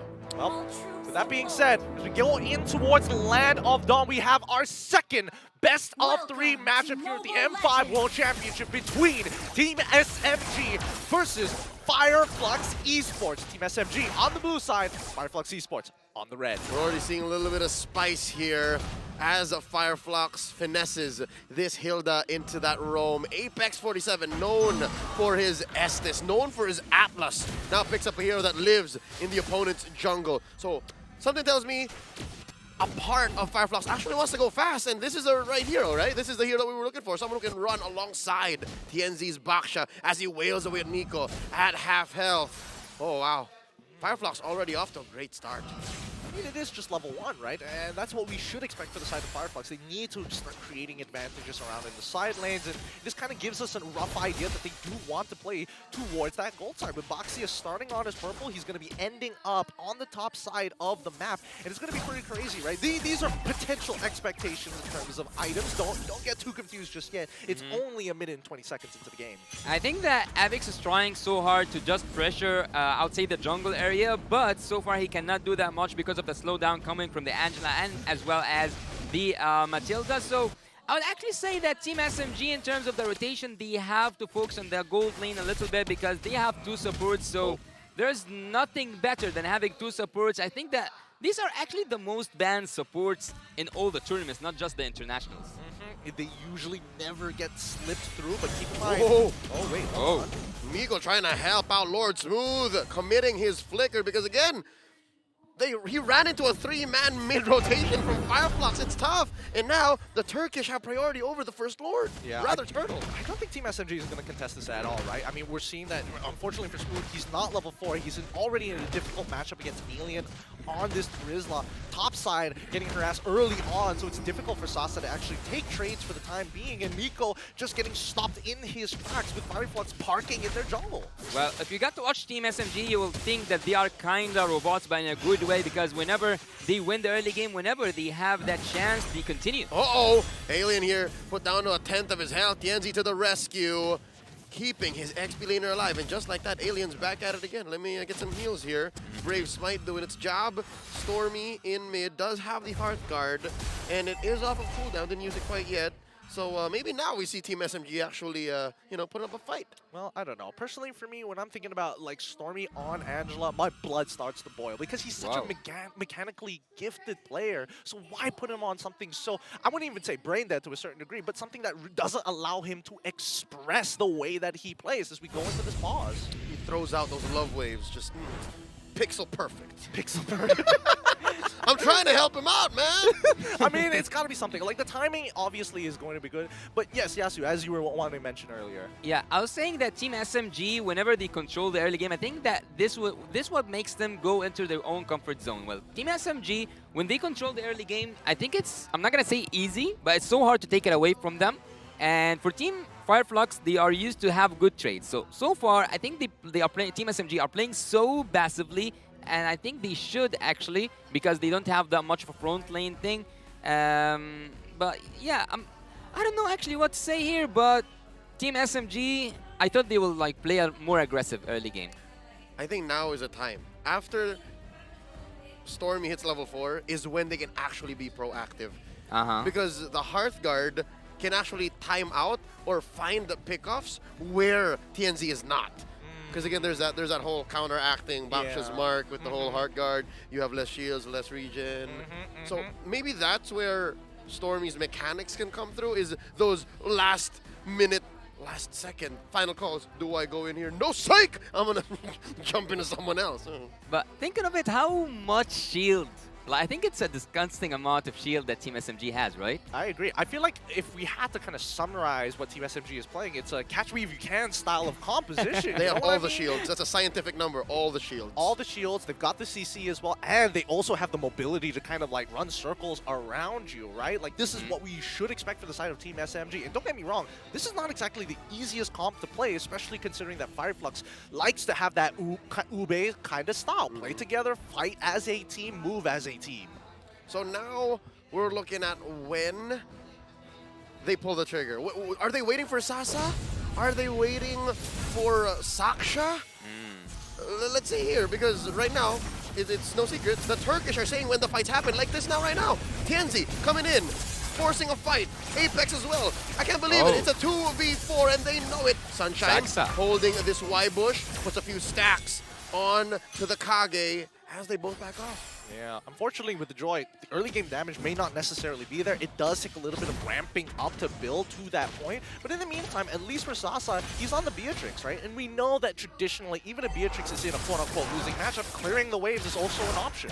And I would actually also want to add one more point. There's a strategy called Protect the King, and that's by protecting the gold lane. I think that the gold lane at this moment for Team SMG, calling Sasa out here, should be served to the best, because you have two supports, one of the best, if not the best supports at the current meta. So whenever there's pressure on Team SMG at the top lane, I think they have to prioritize to save Sasa and make him farm even more. I think I agree with the sentiment there, especially with the micro rotations that are going on, sending him into the mid lane, picking up that wave, and then quickly rotating with the help of the guiding winds from Miko to get back top. There we go. Second turtle fight coming in, circling Eagle. Tianzi still able to hit the retribution, and now Saksha regretting everything, running on out. Miko with the guiding winds, now Smooth, still holding on to the final slash. No one home. Catch me if you can, I'm telling you. It's difficult to kind of lock them down, but Sasa... Down bottom! Sunshine barely gets away, but that was a close call for Sasa, calling in Stormy for the Hearthguard, and the fight continues. Apex wailing away at Miko as we tell the tale of Arlott. By getting near to that 5 minutes, we see that there's a switch lane that happens so fast, but what's also so fast is Saksa. Oh, still Apex. This man is relentless. Oh, interesting. That stat down bottom might as well tell the story of how Arlott might be, what, foiled by Trisla? Yeah. Because the stats look better. I mean, the stats definitely are going to look better overall. Oh, Miko. He should be out of there, no problem, right? I mean, they're not going to dive this after they've used the Hearthguard. It's about to time out in about, like, 4 seconds more. Yep, this is a stolen Hearthguard, by the way, from Rosa. And as early as 5 minutes, they're already pulling the Turkish Ube as Miko tries to defend Stormy's position. Apex commits the power of wildness. Apex deep in enemy territory as Tianzi rolls in like the Autobots, forcing another flicker from Miko. And now next Stormy on the docket, flickering on out, gets hit by the Poissons. And now Miko's up next. Sasa can't do much. In comes Smooth. Can he do anything? Dashes on through. Final slash. Serving up Tianzi, but Sasa does not have the damage just yet. Sunshine pulls the trigger. Torn apart memory. Smooth folded in half. I think that Smooth came in a little bit late. He was so late for that Team 5. On the other side, you see that Team 5 Flux are utilizing, taking that turret down. I think the Team 5 Flux took more than what this Team Fight was offering. Yeah, I agree with that as well. And wait, this isn't a solo kill, right? He should be okay, right? Oh! The DPZ not going to be able to save him. You were saying. Yeah, I think that overall, the way that Firefox is playing, it's actually pretty smart, right? But keep in mind that Team SMG are quite accommodating. For an example, we did see Stormy kind of flicker in an awkward manner, but he really understands that it's more important to give that kill over to Tianzi than to give it over to someone like Sunshine. Look at this. After the turtle take, Team SMG looking to punish Apex. Not gonna happen as he dashes on through the bushes using the Hilda's passive. It's tough. Fireflux taking all the turtles, going 2K ahead here, 7 minutes in. Well, there's something that really irritates me about that, and they are and that's that Team SMG are focusing with Smooth more than they are focusing with Sasa. I think they believe that at least for Sasa, it's easier for him to clear these waves in comparison to Smooth, who's already not only having a bad matchup in that 1v1, but more so, his wave clear isn't as effective. Well, I would agree with you, but again, let's look at the in-game equipment here. We see that the Beatrix already got the Blade of Despair. On the other side, there's 2 items, though. Sunshine's actually doing really good. Oh, it looks like Team SMG might be looking for a play here. I wonder if they knew that Rosa was in the bush. Rosa, by the way, stole the Hearthguard, and up top, this is odd. They planted Saksha Jer for about 2 minutes now. Smooth gonna get taken down. What's happening to SMG? This is what I was talking about, right? It's one of those moments where you want to see Team SMG kind of thrive, but it's really difficult with this style of comp, especially if Fireflux are going to be stuck so close together. Well, Team Fireflux are actually doing really good with that draft. I wasn't, at the beginning, at the first phase, I wasn't agreeing with the draft that Team Fireflux had, but by seeing everything, like by seeing all the teams pick up all their heroes and showing us the strategy, I think that Team Fireflux are actually nailing it. Yeah, Sue. Early in the draft, you were already not agreeing with the Turkish ube, and here they're showing you this is the Turkish ube. Oh, but is it? I think that the ube relies on the healing, though, right? It's delicious. I mean, they stole the heal. They did steal the heart guard, so they have that going for them. They did have that going for them, but at the very least, TNZ, right, he's really taking advantage of his EXP lead. He keeps seeing Saksa hang around on the top side of the map, so he has been coming down to quickly tax him, put that brass tax on him. But there's something I really wonder about. When does SMG get more, let's say, aggressive? Because 3 turtles in, Fireflux takes them all, and even with that Lord, it's so hard for them to contest. I think it's a matter of a window. Team SMG is looking for a window.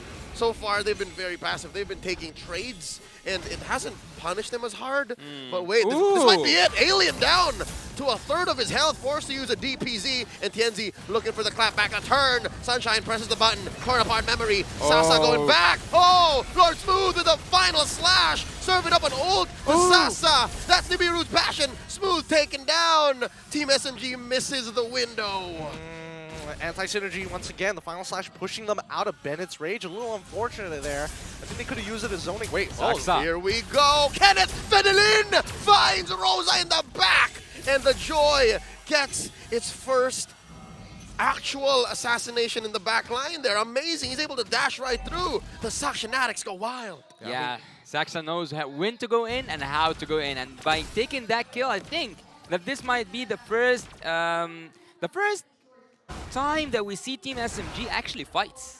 Yeah, I mean, they are looking to get into these fights, but it can get extremely difficult, right? Because I'm imagining them trying to chase down a kill, and then all of a sudden, you're seeing the Toys Poissons just get laid across the floor, and you're just taking damage for no reason. Oh, Miko's playing with fire. Oh, no. Kenzie answers back, and the rest of SMG were there. You were saying. Yeah, I think that at a moment's notice, things are going to change. But I think that Team SMG are only going to get proactive once we hit the later stages of the game. For the time being, I think Fireflux have full control. And also, I would say that Team Fireflux at this moment, I'm not going to say they have a lot of gold lead, but they don't want to take this Lord, actually. They are looking to fight. It's a slow take here. The Turkish want to dance. Rosa with a stolen circling eagle, putting Nico down to a fifth of his health. Lord here at half. Alien kiting, Alien pulling. As CNZ says, let's call it off. Not a good Lord take here. They reset. Fox is going to show himself. Whoa, here we go. Conceal play. They spot out Smooth. Flickering on out. Final slash. And all but the kitchen sink left to take down Smooth. And here comes the rest of them. Saksha gets a heart guard in. Miko says, let's go. Alien gets caught out. The damage once more. Not enough. Fireflux retreats. Not a single casualty. Fireflux understand the only person who can kind of set up a kill for the layup is Smooth. So you take him out of the equation and you can see them just kiting away from people like Saksa, who is currently, yes, he's catching up in EXP, but he doesn't have his third core item to actually deal enough damage. Gideon, what you're saying is Smooth is the alley, the rest of them is the oop, and we've been only seeing oops. Yep, it's painful. It's painful to watch, but at the same time, this is how Team SMG plays it when they are behind. Keep in mind, it's only a 3.6k lead. We're not seeing anywhere close to an 8k lead or even a 10k lead just yet, which could be very dangerous for Team SMG. And for Team Fireflux, actually, after seeing the itemization of all the members, they are focusing so hard on that defense items in terms of the magical defense. So actually, they are they are totally right, because if you look at Team SMG, they have a lot of magical damage there, but some players of Team Fireflux were going for the Athena shields, and some of them were going for the Radiant. Yeah, and I think it's just going to be a matter of time, because there'll come a time wherein items don't matter. You have to execute on it. Maybe if you're to the level of AP Bren and Burmese Ghouls from earlier today, where it actually matters how you juggle. Right now, it's about positioning. And speaking of, hey, here's one strength Team SMG has. They can plant Stormy here, and it'll bite them less in the butt, much like how Fireflux Esports has to commit these two, Apex and Rosa, taking the long bush on orange. I mean, they didn't have to actually commit, but at least they're planting them there. They have an idea that if they start moving, they can immediately punish. And actually, by having an Angela, you have that free space of pushing on the other side of the map, and Team Fireflux knew that. Rosa with a stolen circling eagle, got right into it, and there's the Bennett's rage! Smooth with the final final slash, and they take one down. Make it 2, Alien Tianzi for Saksha, as Team SMG gets a winning trade. But in the grander scheme of things, they lost the retribution and they're still going. River Bush coming in, forcing Apex to come through. Smooth wailing away. Not enough damage between these 4 left. Team SMG back off. Fireflux holding their ground. Okay, they're going to need a reset here for the time being. Maybe they can get him in turret. It could be difficult, but Rosa, just really nice play. He still doesn't even have to use his flicker. Again, Team SMG have missed the opportunity. Yes, they were able to get 2 kills, but now it's back to just wave management. As I told you before, Tennessee, I would actually like to call him the Soul Reaper. If you looked at his score, he's actually 6 out of 6 in terms of the kill. He's having 2 kills and 4 assists, as you can see, and he puts his final touches. Well, if we look at Team Fireflux and we wait for them until they get a Lord, we will take so long. They actually want to take the fight more than they want to take the Lord, and that is actually justified by having the Goldine and also having the control over the map. Sunshine pulls the trigger there. Not enough stacks, but this is a slow-paced Lord dance. Gentlemen, can you believe it? Lord evolved. During the dance, he's like, come on, man. You guys gonna take me or not? Yeah, and I think that, at least for both of these teams, nobody really wants to be committing too hard on this Lord. Because again, the engage and counter engages coming in from both sides are actually pretty devastating. And I think, Fireflux have learned their lesson. They don't want to give any more of a lead over to Team SMG, so Team SMG must take the initiative. And Pienzi spot smooth in that bush. Coming in with the final slash. It's Miko with his Wisps who actually take it down. Big win for Team SMG, but they do lose Smooth along the way. Fireflux doing damage control, backing off Team SMG, holding their ground here in mid. Tier 1 in jeopardy, gets taken down by the Turkish. And Saksha tries to look for the flank. In he goes, hard guard by Stormy, asking for the assist, and they back off. This is a perilous engage. Yeah, a messy team fight, followed by a mid lane turret, followed by a kill. And actually, the one who takes that Lord was the rumor, so both junglers better luck next time. And look at Team SMG. You will see that they did recover, and that's actually the opposite of what I said earlier on. Team SMG, when they lose the early game, they don't recover well. Well, now they are answering me. Yeah, I mean, they've been struggling to kind of set up this arm bar, really trying to pull it out of their hands to get them into that chokehold, but Fireflux have been doing a really, really good job at kind of slowing it down. But now it's coming to a point where, wait, hold on. Miko gets folded in half. There's a trade though, the damage is real. Team SMG are obliging Fireflux, welcoming them with open arms as Sasa is fully loaded. Now Fireflux on the defensive, losing turrets, top, mid, bottom, big fat wave, and Saksha and the gang pushing them back. Now Stormy's feeling it. Now Stormy's just calling the shots. He is. And honestly, coming to cinemas near you this December, Sasa Reloaded. I mean, the fact is that we're coming to a point where the items are starting not to matter. And that's where we see Team SMG actually building up that confidence. It's not like we're at a disadvantage. We're coming to a point where we can actually take you on toe-to-toe. Well, look at Sunshine especially. He's the first one who completed his itemization, and at some point, one of these Wind of Nature, can be a game changer, because both marksmen have it. And if you look at Team SMG, you will know that this is the person you want to take out. It's Sasa. He's the most dangerous. He is the most favorite, let's say, player at the team currently, because he is getting the assistance from both Matilda and Angela.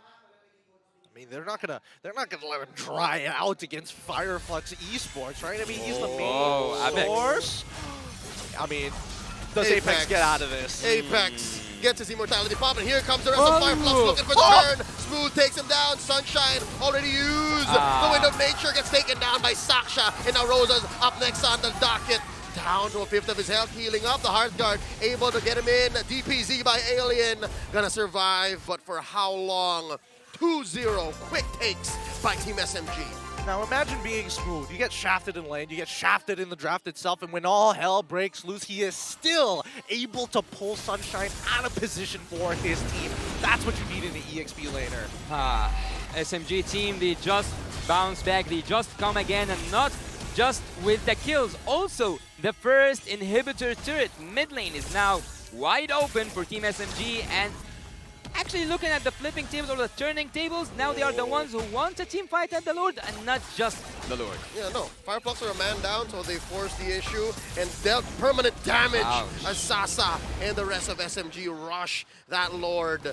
That's the second for them this game, and can confirm it's now evolved. How's the Ube looking like right now? That Lord is dealing extra damage.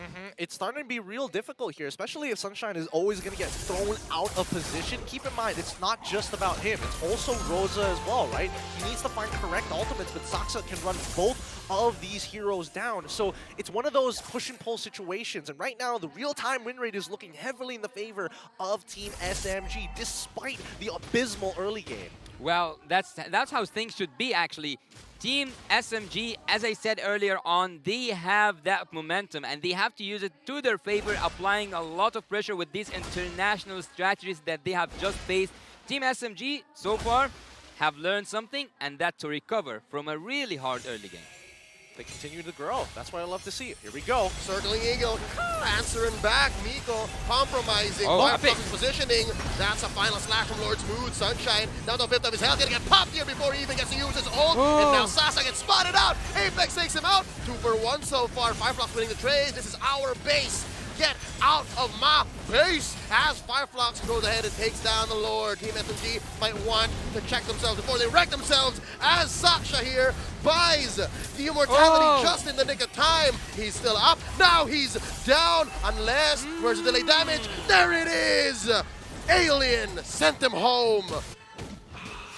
Oh, that was painful. I got a huge sense of PTSD. Like, I've seen this happen before at the wild cards, and it's happening all over again. So recent. It's so very recent, right? You gotta give it up to Apex 47. The fact that he is positioned so far up, not only giving vision, but more importantly, disrupting Sasa between his auto attacks, and more importantly, disrupting that reload is so key to Fireflux's victory. The fact that we not only saw Apex disrupt him, but the commitment from Alien to ensure that it happens. Team SMG, after Sasa's full combo, lose all their damage when Sasa dies. I would actually also want to...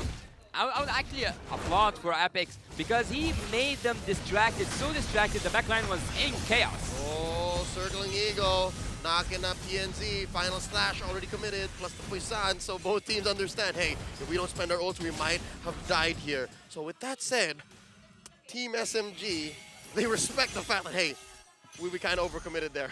Well, look, at this point, I think that both damage dealers, the Saksa and also Sasa, are being treated as kings because at this moment, both of them can have the assistance of 2 supports, and not just that, you have the immortality, and not just that, even you can use the freeze or a wind of nature. So at this point, I think that Team SMG is unkillable. I think that unkillable is a statement. It kind of depends. I feel like it comes down to whether Team SMG want to fully commit. And I think that commitment condition really boils down to ultimate usage from the side of Fireflux Esports. If we learn anything from Fireflux, wait, hold up, Saksa is going pretty deep here. He's checking into that bush, forcing Sunshine. Oh my gosh. To use the ult, that's a respectable amount of damage there that Sasha has to heal up. Oh, Gideon, you were saying? Yeah, I think that at this point in time, Fireflux, they're waiting for the engagement of Team SMG to look to punish. Yeah, no, they're so much better on the turn. Do you guys think that we will see like a flicker final slash from Smooth taking everything away right now? Only if we see Sunshine and Rosa really close together. Looking for the setup, Smooth in the middle 4. There's one, displacing Genzi. Genzi steals it! Right underneath SMG's nose as they force Sasha to go ahead and juggle items. The hard guard not coming in clutch. 2 for none. Thank you very much. You get nothing, good sir, as Fireflux him just... Oh, man. That's it. That's it. This is a big win. Just like that, and rubber bands over their side again. And they get another kill on top of that. 3 down. A Lord take as well. Despite getting pushed away by Smooth, it just was not enough. Fireflux come out on top. With impunity. Everything that they've done. Team SMG could not answer back. Now they're inside the base. The first inhibitor is going to fall, and that might be all they need. They're defending. Oh, no minions, no minions. Can they do it? Smooth in 10, smooth in 10. Smooth in 10, Saksa in 17, and unfortunately Miko in 30. And it means... what? Wait.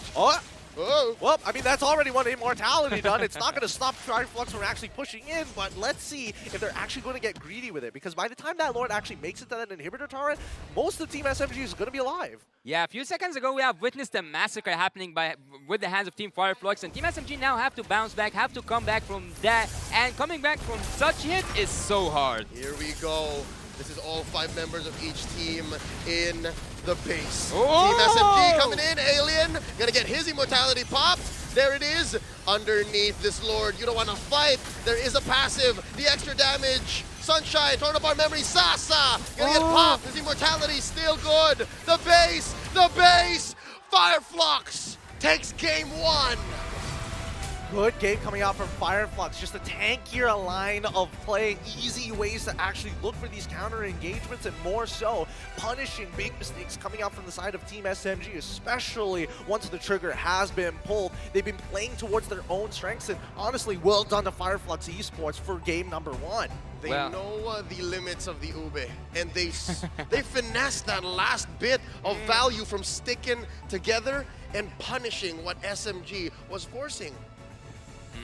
Well, that's a game I love to watch. Well, who else hates to see a one-sided game? I think it's not just me, right? Oh, of course. No one loves to see a one-sided game. So the game started with Team Fireflux dominating the early game, and then after a while, Team SMG managed to recover, and not just that, Team Fireflux comes back again to take the game and to go for a second match, having, let's say, a match point. I mean, they're already at match point, but this is classic Team SMG shenanigans, right? I mean, I think it did feel a little awkward to see them play in this particular manner, and I don't think they were expecting to get this many priority picks. It came to the point where it kind of overloaded what their composition actually wanted to do. This is too good to be true. What do we do with all of these good heroes?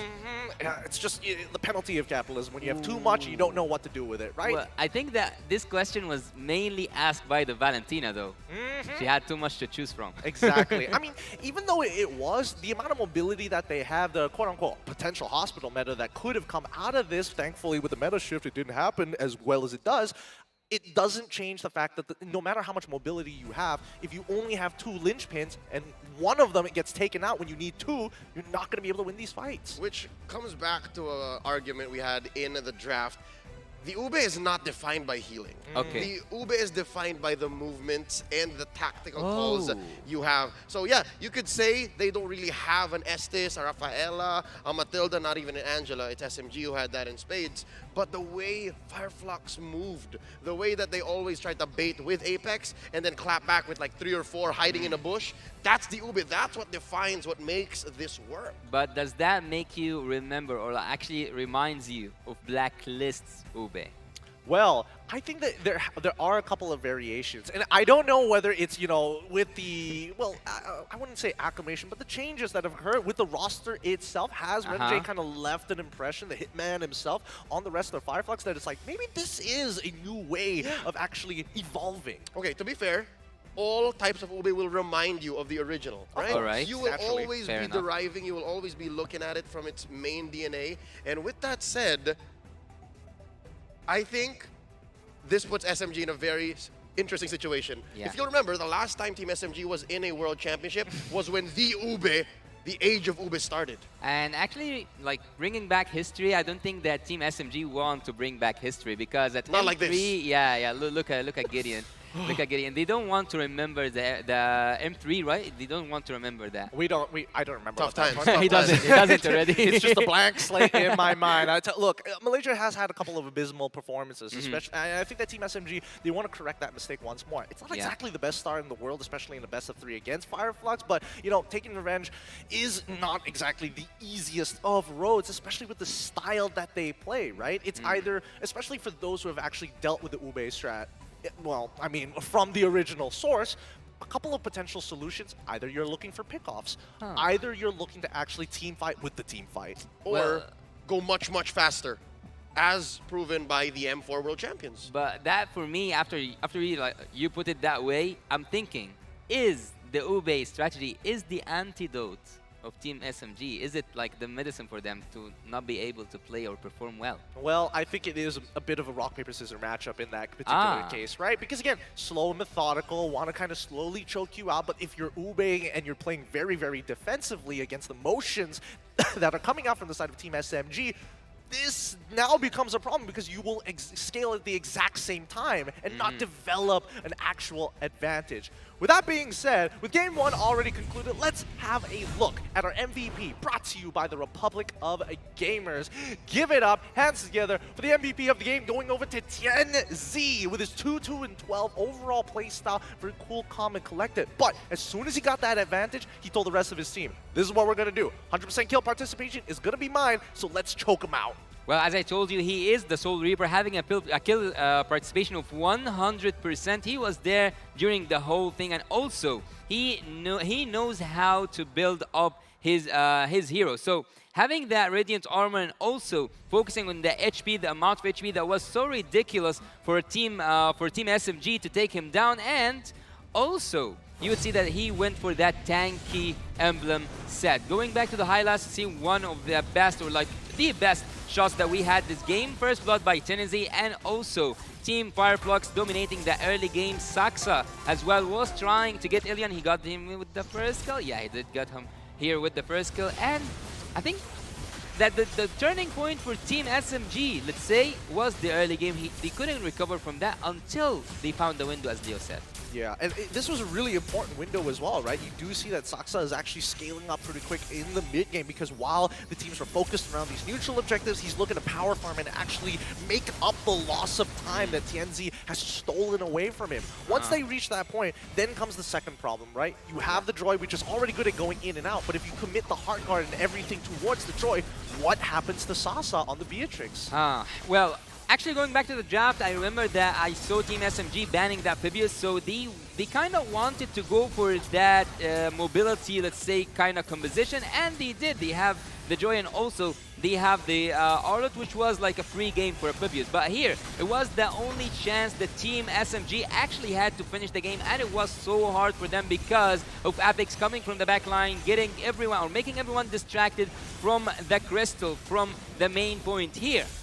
Was the only chance for Team SMG to get that base, and they couldn't have taken it. And here we see that Tennessee taking the Lord, and everything fell down for Team SMG. It's really unfortunate to see in these particular moments because, again, I felt like SMG's biggest problem was the overcommitment and the overutilization of certain ults onto one particular target. I think if they were just a little bit more efficient with their abilities, it might have been a completely different result because, again, Fireflux, they really took advantage of these windows. Overcommit, you got no cooldowns, instant punish. Yeah, they did get instant punish, but they could have made it somehow to just use that window, to use the opportunity to finish, but everything has settled for Team Fireflux to win the game.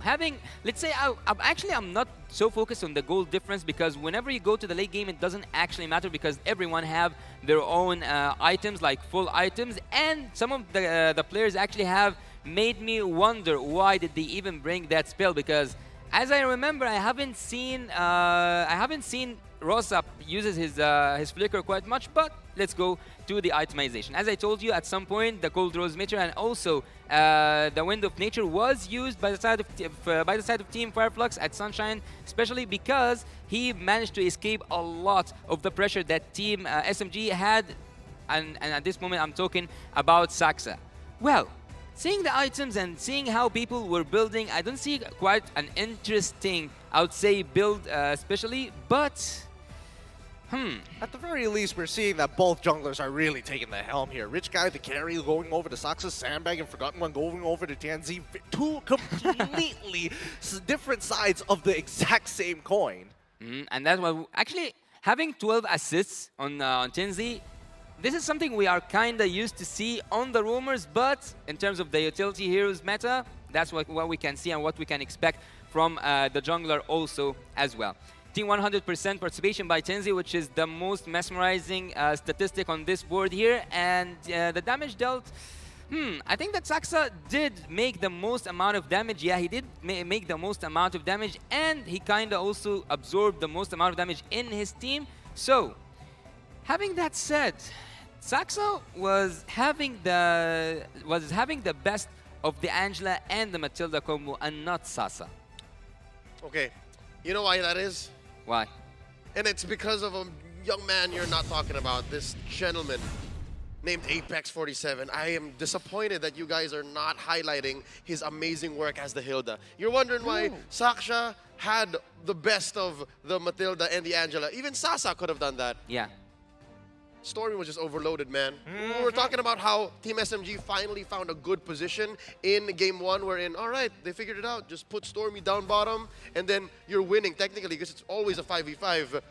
But when you're looking at the map, dude, Apex 47 is able to mimic what Stormy's doing. How do you do that as a Hilda? You're fighting an Angela. Exactly. Honestly, the matchup is kind of interesting, but we'll get more into that a little bit later. Based on what I'm hearing, it looks like we've got some side reporting from our host down by the stage. Where are you?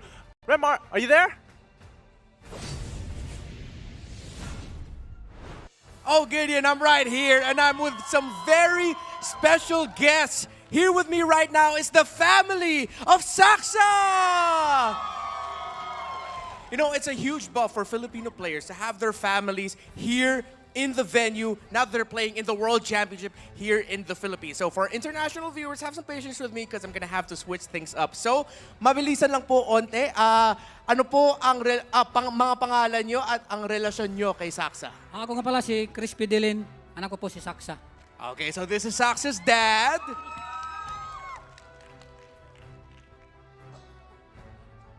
Ako po si Princess Nicole Pedelin. Okay. Ano naman relasyon mo kay Saksa? Kapatid po. Kapatid, alright. Ikaw ba yung bunso? Okay, so this is Saksa's youngest sibling on your screen right now. Her name's Princess. At kayo naman po? Hello po, ako po si Angelica Pedelin. Pinsan po ako ni Kenneth, ni Saksa. Alright, Saksa's cousin over there. At kayo naman po? Hello po, ako po si John Christian Pedelin, ang kuya ni Saksa. And Saksa's older brother. Okay, tatay, mabilis lang po na tanong. Kamusta naman po si Saksa bilang anak, bilang family member? At nung nasa Malaysia siya, paano niyo siya tinutulungan nung nandun siya? Hindi, sinachat lang namin siya para mawala yung kanyang lungkot. Okay, so lagi po kayo nagchat-chat, voice call, video call kasama si Saksa. Ano naman po yung mga kwento niyo tungkol kay Saksa bilang anak? Mabait naman siya at masipag. Mabait, masipag. So, he said that Saksa is kind and hardworking. And what else can you ask more from your son? A hardworking and kind son is Saksa. Ano po ang pakiramdam yung lahat? Kayo na lang po magsagot siguro. Na nandito si Saksa, nakabalik siya sa Pilipinas at nagko-compete siya sa World Championship ng Mobile Legends. Sobrang proud po kami bilang family ni Saksa kasi ito po yung isa sa mga pangarap niya na makasama sa sa M5 and then sa worldwide talaga. Ito po yung pinaka hinihintay ni Kenneth na makapasok dito. And we are so proud as your family. Go Saksa! Go SMG! Alright, I'm sure the last part needs no translation. But they did mention that Saksa has been wanting this for so long. I asked them how does it feel for the family that Saksa's back in the Philippines competing in the World Championship. And then they said that Saksa has been hungry for this and they're so happy for him that he finally gets a chance to compete in the world stage. Mabilisan lang po, ano po ang mensahe nyo para kay Saksa at para sa team nila for the series? Good luck na lang sa team SMG saka kay Saksa. Galingan mo pa konti. Alright. Good luck, SMG! Nagawa niyo na sa Malaysia. Bakit hindi pa sa Pilipinas? Go, SMG! We are so proud! Good luck, SMG! Alright. And what... Shout out, mabilisan. Sige po! Pa-shoutout po sa Pedelin family and Team Bahay! Hello po! Alright, but of course, we can't end it with a quick message from the baby sister of Saksa. Ano ang mensahe mo para kay Kuya? Galingan mo po, Kuya Kenneth, tas lakasan niyo pa po. Lakasan daw po yung loob. Go Saksa, go SMG. Alright, that's it. Maraming salamat po sa inyong lahat at buong pamilya ni Saksa na nandito at buong pamilya ni Saksa na nanonood sa Team Bahay naman. Thank you to the family of Saksa and of course the fans of Team SMG. So, SMG fans in Malaysia, don't worry. The family of Saksa and the SMG fans here are taking care of your team. All right, so just a moment, we're going to be seeing the start of game number 2 between SMG and Fire Flux. Sinong team ang sinusuportahan nyo? SMG! Parang ano, okay, sige. One more time. Sinong team? SMG! All right, thank you so much. Now, let's go on back to our casters all over the world for game number 2 of Team SMG versus Fire Flux.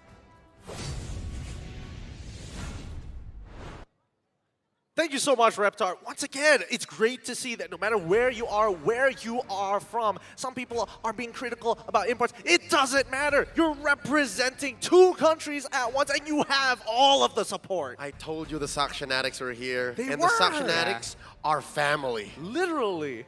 So I actually love it when I see the families supporting the players, and that's what we are seeing right now, witnessing at the M5 World Championship stage. But I would like to go back to a point that you pointed out earlier on, Leo. You said that we haven't given enough credit for Apex 47 for his... There's never enough credit for Apex 47. There's never? Never. Okay, so I would actually say that I love that you pointed that out, because Apex 47's performance at this moment, or at this game, made me believe that he is a specialist at annoying heroes, because he played that Hilda, he also loves the suppression heroes, Kaja and Franco, and not just that, he also have surprise heroes, but so far, he is an annoying tank.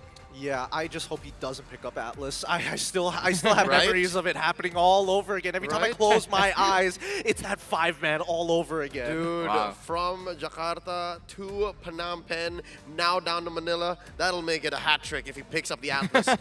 Then. I feel like it's too soon. We're going to have to wait till the knockout stage. But in the meantime, the drafting phase has begun. Match point currently in this best of 3 between Fire Flux Esports up against Team SMG. I'm curious on which side that Team SMG has decided to go on this time to kind of change things up against Fire Flux, and it looks like it's going to be blue side. They're currently on the play, and I think this should change a little bit of the dynamic, because number 1, this is where they started, but they learned. That's what I'm going for here. They learned. Yes, it's the same draft. Again, literally the same draft. It's Fanny and Khalid, and then you have the Bruno and Faramis for the first phase here. Yeah. But just the same, you never really lose if you learn. So I'm hoping they learn from their lessons in game 1, man. Well, I think that Team SMG likes to take minimum risk, as many, like, let's say, the least amount of risk. If they didn't find a 100%, maybe I'm not a 100%, but let's say 90 or like 85 to 100% opportunity, they will not even risk it. So they want everything for them to be prepared. And having that said, same first ban phase with having the Fanny, also the Khalid with the Guinevere, and on the other hand, the Bruno 1-1, as long as having the Faramis. But Valentina first. Gideon, are you seeing this? They are cutting off from the main artery. They are nipping it at the bud. The Thorn Queen, as they're known, is no longer getting their hands on the Valentina. You're absolutely right here. Because with the Angela given over to the side of Fire Flux Impunity, it starts adding up now, huh? You're starting to get all the references just coming together. Don't you dare say it like that again. That's just disrespectful. Peanuts! But honestly, with the way that Fire Flux plays, it's very much within their style. But now we get to see Stormy actually express himself in this game. And I'm hoping that it's going to make a difference, right? I don't want to disappoint because, you know, Malaysian team, close to my heart. But Fire Flux has been playing really well. Just hype it up to here. Yeah. Well, I don't actually like that the fact that the Matilda is still out there, and also a lot of other picks. So I think that Team S, yeah, see, it's just basic. They will take the Matilda, and having also Akai as their jungler, they will focus so much on the neutral objectives. And with that first phase of drafting, again, Team SMG have a really good, solid first phase. No way. Gideon, no way. Is this true? We've been seeing this young man in competition for years now. Is he really a human being? I'm sorry, man. I've been keeping it to myself. The extraterrestrial is actually a human being. He is blood and bones inside. Nothing crazy going on with him. He is just absolutely cracked at the game. As we look deeper into this, right, we're actually seeing TNZ pick up the Joy. Now, this is going to be really interesting, right, because Joy is very much dependent on, you know, making the individual plays, and now with the supplementary help of that Heart Guard to make it a higher percentage of success. Well, having their own weapons being used against them, that's the question here. Will they be able to play against the composition of having, as I told you, disgusting amount of shields? And also, if you look at the other side, who was it? So Stormy can steal the Heart Guard, and he also can be annoying. So there's a lot of shields here. I would expect to see a Matilda. Sorry, an Esmeralda. Yes. An Esme? Yeah. Totally off meta, but possibly. I mean, that's what I was expecting because, again, this is Turkey versus Malaysia. You guys still do that over there, right? You guys still get a little spicy, yeah? Well, I mean, we don't go that spicy. I think, you know, the fact that we see Uranus alone is already pretty shocking. I felt like we've already moved away. Times have gone past Esmeralda and Uranus, but sometimes we still get a little bit of a taste of it. Worst comes to worst, I feel like Team SMG might just go Benedetta. Wolf was looking for the Benedetta all of Series 1. Oh, let me tell you. You know what? I got to temper expectations here. When it comes out, it will come out. But in the meantime, they get rid of the Kufra, which I think is a really good option here because it's coming. It's coming. I can feel it. Well, the setup heroes being banned in the second phase from Team SMG actually indicates that maybe, just a maybe, we'll see Angela being used as the mid laner, and maybe also we will see a Lolita coming through, or even other picks. What happened? The Lolita? Yeah, we can. Here we were talking about how Esmeralda's off meta. No, but Lolita can do actually something, because if you looked at the penalty zone, if you looked at the setup that Team Fireflux has, they can use that space that Lolita or any area crowd control heavy tank, I would say, can provide for the team. So an area crowd control hero is a possibility here, because you don't need that much damage anymore in terms of the magical damage, because you already have Joy and you can convert and you can have the Angela in the mid lane. So why not go with the Lolita? It's an interesting point here. I think that the Lolita only will show itself if it's very clear that like SMG is going to go into something along the lines of like Irithel, for example, something very projectile heavy, right? But now Team SMG holding on to that priority is important. Beatrix once again, but this time they're going to put on more lane-dominant heroes. The Yuzong up against the Terizla in this EXP matchup is highly volatile. Yeah, I think that having that Yuzong will give you really good initiation. Also, the backside. Wait, what? Wow, yeah. This is what we have seen from Team Triple Esports back in the wildcard, using that Terizla in the mid lane. It's a mid lane bully. This is a fundamental spice in many an esport. And here, wow, Rosa's gonna be flexing. Is this real, or? I'm telling you. Is this? The Thorn Queen strikes again. From out of nowhere, who'd have thunk? Right? I'm still shocked. I'm shocked that they are so brave and bold to do this on the world stage here at the groups nonetheless. But let's break down these comps. Well, they have to risk it all. They have to risk it all. There is nothing to lose anymore. Actually, everything to win and nothing to lose, because they still have a chance to go for a third match. I guess if there was a place to do it, you do it here right now. Into the Land of Dawn we go, with the landscape of Metro Manila on the horizon as we go into game number 2. Loading up Fireflux versus Team SMG. Till the enemy reaches the battlefield. I mean, I speak for everybody when you go that fast in the Land of Dawn, right? No, I find it hilarious because it's too relatable. It's like too real. It's too real. You know the words of the soul, and you know how to express them well. With Team SMG on blue side up against Fireflux on this red side, I am genuinely nervous, because if we're talking about the way that Stormy plays highly mechanical and now has to go with a kind of strange off-meta pick, but more importantly, so he can't push these waves against the Terizla. Terizla wins every time. Look, the Terizla on Rosa especially, I said that he's one of those who like to play in the back side of things. He loves to watch from a distance and have his own effect. Seeing him this time play a fighter in the mid lane, this is something really strange to see, but that's what we can expect on the world stage. Having the emblems here, we'll see that both teams is nothing is out of the ordinary. They are just using the penetration in terms of the Brody, and also having Beatrix wants to actually go for the late game a little bit. She wants to use the items. looks like. I mean, Smoke's going to take some damage here. He's not going to die just yet, but you can see that he's pulling attention away from everybody else. Whoa, let's calm down here for a second, boys. We're not level 4 just yet. We don't want to be giving first bloods too early on, especially a minute and 32 seconds into the game. But with 26 more seconds until the turtle actually spawns, I'm realizing that this might actually be a problem for the side of Team SMG, right? Because as soon as the heavy spin comes out, there's not really much of a way to kind of disengage other than the guiding wind, which can only pull one guy. Well, I think that at the gold lane, I would expect to see, because I've just like had a quick look at the items here, I think that both Sasa and Sunshine want to go for the Blade of Heptases, which will give them a really good start, but you can also use some of the items to also defend yourself against these heroes, because they both depend on the basic attack. So maybe the parts of the blade armor as well can be here at the early stage? Potentially. The way that I see it, that maybe this could be like a half component into straight away go into a Haas Claw for the side of Sasa, just to make sure that he's still very, very healthy if he gets dived on by Rosa and even TNZ in these types of situations. I don't know how much of a difference it's going to make, especially with the Heart Guard, but we'll have to see the stats, the stat check later on, as TNZ currently level 5 and Sasa level 5 as well, but this is kind of difficult because Miko is giving so much info. Yep. Forcing a retribution from TNZ, but not going to respond. Now the dance begins. A minute into this turtle fight. After it spawns, there's the Black Dragon form from Smooth. As Sasha pops a heavy spin, uses the retribution, shields and extra damage on Team SMG. They did not get TNZ as he dashes on through that wall. Thank you so much, small creep. Fireflux walks away. Team SMG happy, though, with their major objective.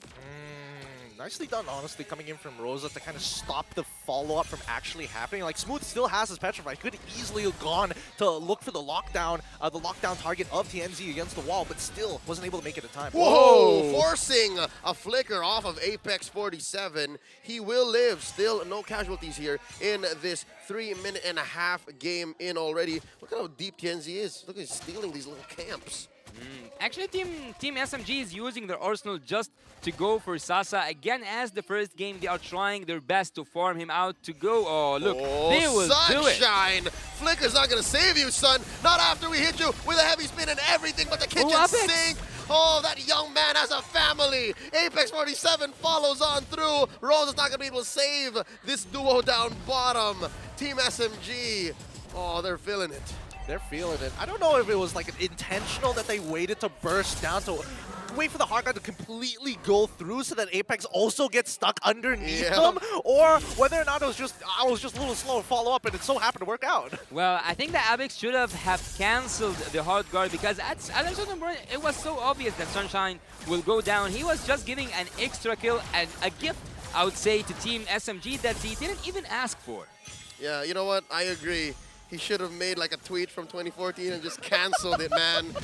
I don't know, maybe I actually was zoned out and wasn't looking at the purple buff side of Fireflux. Maybe there were people waiting to respond, and then it was just too little too late. I mean, there was a rotation that was supposed to be coming in from the mid lane, especially Rosa, but unfortunately, wait, hold on. TNZ is kind of deep into the sauce. Gets hit with the Circling Eagle. Apex catches the brunt of that, and Rosa, a lot of wisps. Now Turtle spawns. 1,500 gold up. Team SMG 2-0, clearly in the lead. The Malaysians, Fireflux, have to respond. They're taking it slow. Where's TNZ? Heart Guard already spent in. Sasha holding on to the heavy spin. And there's a DPZ forcing it up. TNZ with the steal. Miko goes down. The Yujong in the skies. And Stormy gets a kill onto Rosa. Heavy spin save for the last moment, but Smooth gonna get squashed like a lizard. Kenzie gets double. Sasha goes not in front of his family. And now Sunshine making the most of the absence of the opponent, while the last Kage does the same down bot. Yeah, I mean, at the very least, Sasa knows that Alien doesn't have his ultimate in time and should be able to actually crack open bot tier 1 with no problems whatsoever, but he needs to start supplementing this, right? Mid lane's getting shoved in, top tier 1 has already fallen, Sunshine doing a really good job, and honestly, Fireflux Esports is just playing cleaner due to their communication. Team SMG kind of looked a little like funky and lost. Grand Theft Purple too. They are the victims of Grand Theft Purple. What's going on, Yasu? Actually, Tennessee, again, as I told you, he is the Soul Reaper. He comes in and he gives gets whatever he wants. He got the kills, he got the turtle, he got everything that was offered, and not even offered by Team SMG. And as you said, that was cold in front of his family. They did really nasty job against Team SMG, having everything at that moment. But I'd actually like to point out that Miko previously was annoying. And again, I would say annoying Tennessee, but he couldn't do it as the wild card because he was really annoying. Heavy spin on a Rosa. Now Apex thinking about it. Should I or should I not? DPZ not enough. Bye-bye. Sasa takes him down. All right, that's one way to bounce back.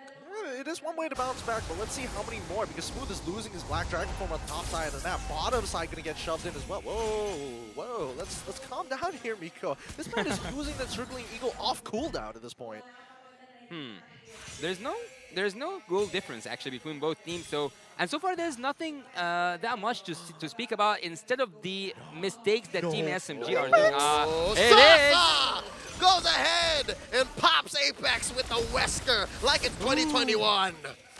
Ouch, ouch, ouch. That hurts whenever it comes without you even noticing. It hurts. Sasa was in a really good position, and he could find himself and locate himself when there was no vision whatsoever on him. When was the last time y'all saw the shotgun, huh? Wait, answer that later. In mid, DPZ by Rosa. Heart Guard from Apex, saving their star player mid laner. And now the Lord still standing. Smooth still does not have his Black Dragon form. Saksha holding on to his heavy spin. Can he get it down? Last turtle, who goes? It's TNZ scoring it. Heavy spin, scored already. No one getting pinned down.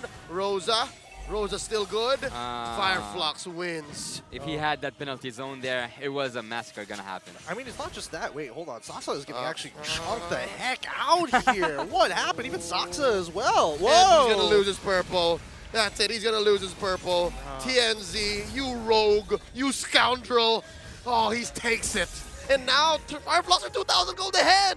Yeah, it's not about the goal lead only. It's not about the kills as well. It is about the domination that Team Fireflux are applying. And at this moment, Team SMG are just listening carefully to whatever Team Fireflux has to say. Going into the jungle, it's easy. Going into the backlines, it's easy. Team Fireflux takes everything. Yeah, I mean, if we're talking about just like gold lead, it's only a 2.1k at 8 minutes into the game. That's honestly not that big. But then when you start considering the EXP lead coming in from the side of Fireflux on pretty much every single front, they are dominating very nicely. And this is very much in tune to what Fireflux Esports likes to do. That's why they're on top. Here we go. Stormy stole away the penalty zone, and here they come. Heavy spin, trying to get Rosa, flickering away.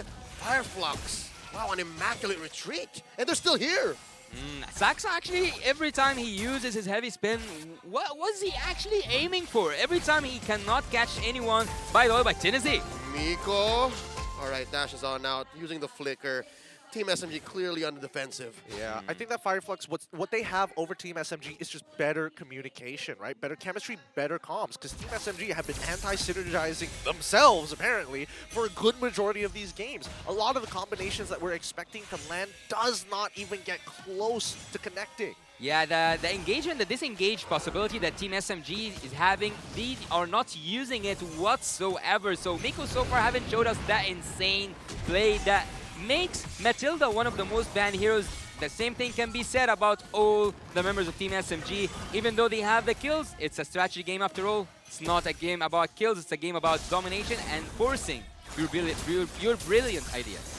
All right, now as they start walking up to what, whoa, can't see, it actually has a lot of damage. Whoa, He's even getting a hard guard too. Vigo with the Circling Eagle, knocking up 3, penalty zone.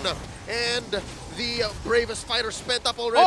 Lord at a third of its health. And Fireflux just making space. The Turkish are going to score the Lord here. And the fight continues. Saksha gets a face full of torn apart memory. Down goes Alien. 1 for the Lord. Saksha survived, but just barely. Stormy looking to punish. Fireflux disengages. Was that a worthy trade? I think it is. They still technically won the fight. I mean, considering that Fireflux is the one ahead, it is a lot more worth it for the side of Team SMG. They didn't get the Lord, of course, but it was never going to fall into their hands in the first place, considering the 4-level lead that TNZ actually has over Saksa. But that could have gone a lot worse. Everybody was walking away at basically 10% of their HP. Yeah, Team SMG at this moment, we can say safely that they are buried by that passive gameplay. Never taking any risks means that you will not gain anything. And so far, they are not taking any risk whatsoever. Team Fireflux will keep on marching with their troops, will keep on going into the inhibitor turrets. And actually, this might be a finish, even though it's not Enhanced Lord. So Team Fireflux, with all the ultimates available, with almost all the spells available, they might finish it. Oh. This is one good thing I think Team SMG has going for them. They have good wave clear, and they're still defending outside their base. So I'd say this is far from over. I mean, let's see how many inhibitors that they're actually able to... Oh, Miko still going. He should be getting out no problems. But yeah, as long as Team SMG are able to kind of make sure that their inhibitors, most importantly, are still standing, they can actually start catching up in EXP and looking to contest the bigger objectives, bigger neutral objectives on the map. So keep in mind, the upcoming timer, 90 seconds, that's very important for the side of Team SMG. Gideon, you mentioned the O word, objectives. Team SMG need to get on that train. Not a single turret, man. Own part of the map back so that they can crawl back to get more EXP, crawl back to get more gold. Smooth in trouble. Look at that long way heavy spin. The fight just breaks out like that. And now it's crashing on through the collapse inside the purple buff side of Team SMG. Alien traded out for 2. This is not looking good. Sasa down to a 5th of his health. Goes for the Nibiru's passion. Down goes Stormy. Traded out for TNZ. 3 for 2. Fireflux. They're calling all the shots. They're in the driver's seat. This is their game. You have to pay the price. You have to pay the price. And seeing that Sunshine almost completes his items, you have to pay that price heavily. The damage is just unbearable and unmatchable. No one in Team SMG, even though the Beatrix has a gold lead over the Brody, we haven't seen Sasa's damage. Oh, we actually have 5-0-2, but I didn't see him as effective at the team fight as Sunshine was. Yeah, I mean, he was already getting attacked pretty heavily. I think that was kind of on Smooth to go for the big follow-up. He has the Petrify, he has the Furious Dive, and he had 3 targets close enough together to actually secure that knockup. I think it could have gone, it was a good idea, but the execution from the side of Team SMG was a little on the low side. I think Fireflux, they did get a little lucky there, but they're not going to let that happen again. They've kept in mind the conditions that were set by the side of Team SMG to make that happen. Well, being lucky wouldn't help them enough, but as again, we have mentioned how Miko was before Miko, let's see what's coming in here. Nothing quite interesting. Rosa goes back using his penalty zone and everything. And I would actually say, where is Smooth in this game? Smooth, he haven't actually showed up his Black Dragon's form ability being used to its maximum. You can take that Angela down, you can also take the Sunshine down, but so far, no dangerous gameplay happening from Team SMG. All right, if you're hunting the Angela down, it seems to be an exercise in futility, right? That's the only real target for him is Sunshine. Okay. And that's a lot on Smooth's shoulders. Yeah, not to mention that, I mean, Sunshine, he's already got the Winds of Nature, so even if he does go for that full commit, Sunshine can easily start kiting backwards.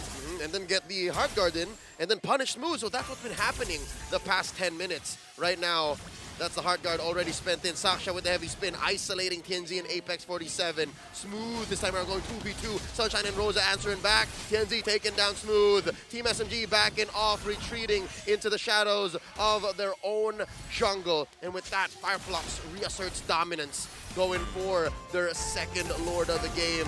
Now approaching half health. Will SMG force the contest? Looks like they're backing off. The Turkish score another big one. Yeah, this should almost guarantee them at least one inhibitor turret with the Luminous Lord going to be able to use its passive ability to actually crack, well, technically active if we really think about it, into the inhibitor. So I think right now, Team SMG, if they had a moment to just breathe and really think about their communication, because so far it looks like the decisions are very split amongst the members. And I think that unfortunately Smooth is taking the good brunt of the damage because everybody's all over the place. Yeah, everyone, they are not synchronized between each other, but having that gold lead and having also the Lord in your favor, and also seeing that Team Fireflux, almost all of them got the items that they need, and even actually more than the items that they need to finish the game. But going back to the point that Leo said, the Team SMG do have an opportunity to defense, having that Beatrix and also having Stormy on the Valentina. Here we go. Lord crashing on through mid lane inhibitor. It's just a matter of seconds before Fireflux pulls the trigger. There it is.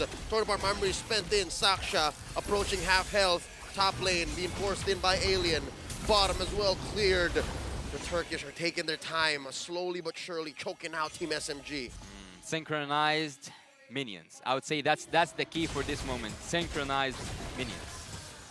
And that's a wave up top, a wave down bottom.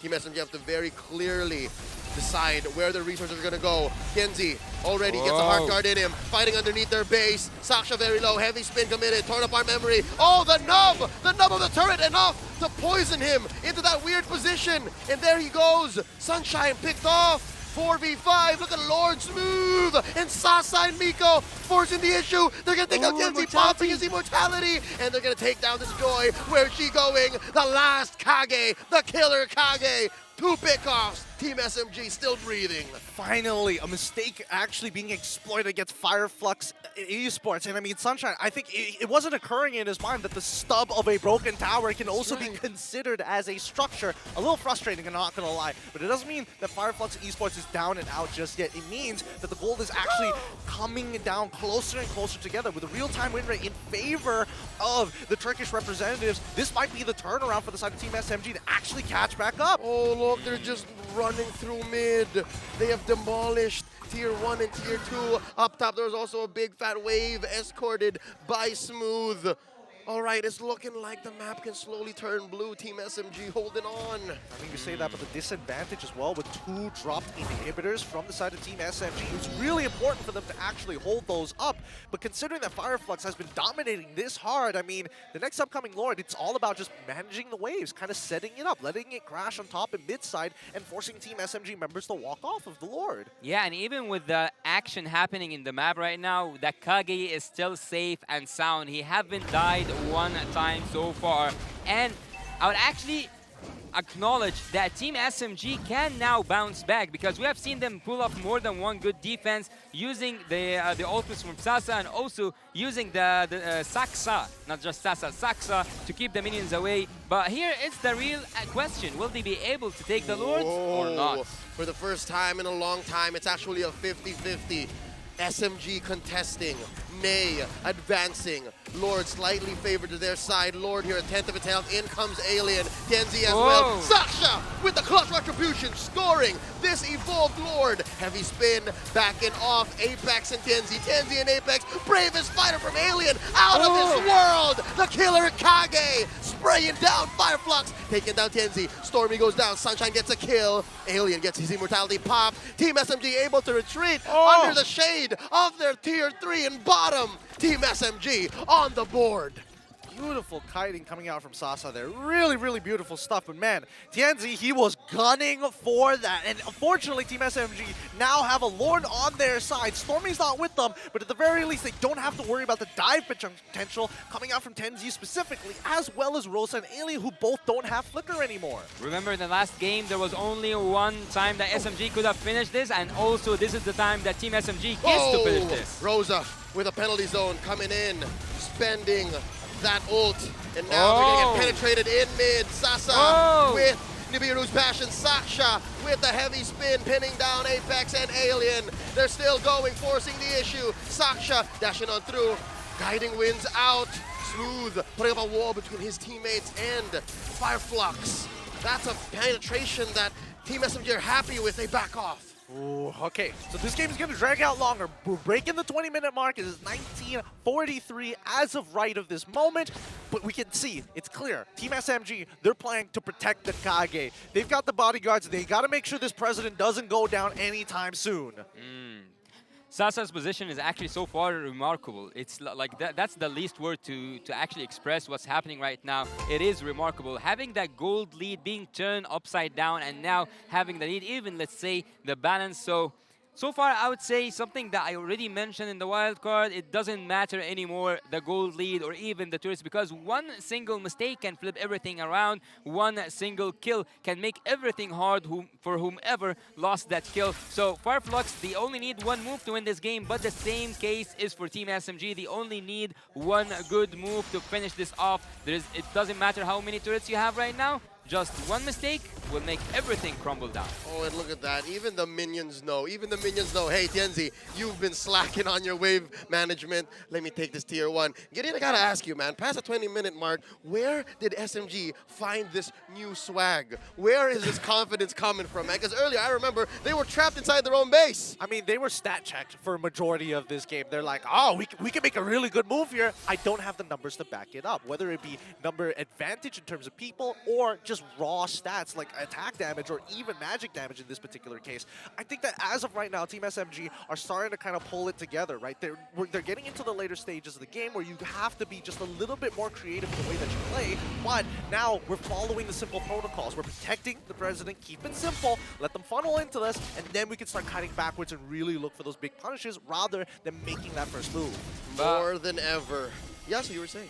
Yeah, I was saying that there's a very dangerous thing that's happening on the side of Team SMG, and that's the wave management, because it is an issue that I think at some point maybe Fireflux will get the best use out of it. But so far we can see that Rosa is in a really good position, Team Fireflux in a good position, everyone is here. Let's see what's gonna happen. Oh, they're gonna have to reset this Lord. The fact that they don't know where Rosa is means it's dangerous, because again, flickers off of the Thorn Queen. Penalty zone as well. Could be disastrous, but wait. The dance continues. Saksha holding his ground. Oh, gonna call it off. Ooh, Sasa's on the top lane already. He showed up on the map. So Team Fireflux have to start something now. They either start dancing with that Lord or even taking it down. But as you said, Rosa can be an issue. Oh, here we go. Forces the penalty zone. Saksha holding on to the heavy spin. In comes Alien. Raven Spider spent in already. Looking for Circling Eagle. Calls it back. Lord slowly getting pulled over to Team SMG's side. And it's approaching half health. 4 members from Fireflux visible. Tienzi drawing back up. The dance continues. Lord, less than half health here. Where is Team SMG's damage source? Tienzi spots out Sasa. Lord here, less than half health this time around, taking their time. This Lord's dance going much, much longer. Saksha now reacquires his immortality. It continues. Looks like Fireflux is twice bitten, thrice shy. This game is extending for way too long. Tienzi, thinking about it. Black Dragon form, looking for the full combo. Tienzi scores it right underneath, and they're looking for the pop-off, looking for the kill, and Rosa gets his immortality taken out. Sasa still dealing a lot of damage. Down goes a Thorn Queen. The Queen is down. The Queen is down. Fireflux down a man. It's a 5v4. Team SMG gonna melt this Lord in mid.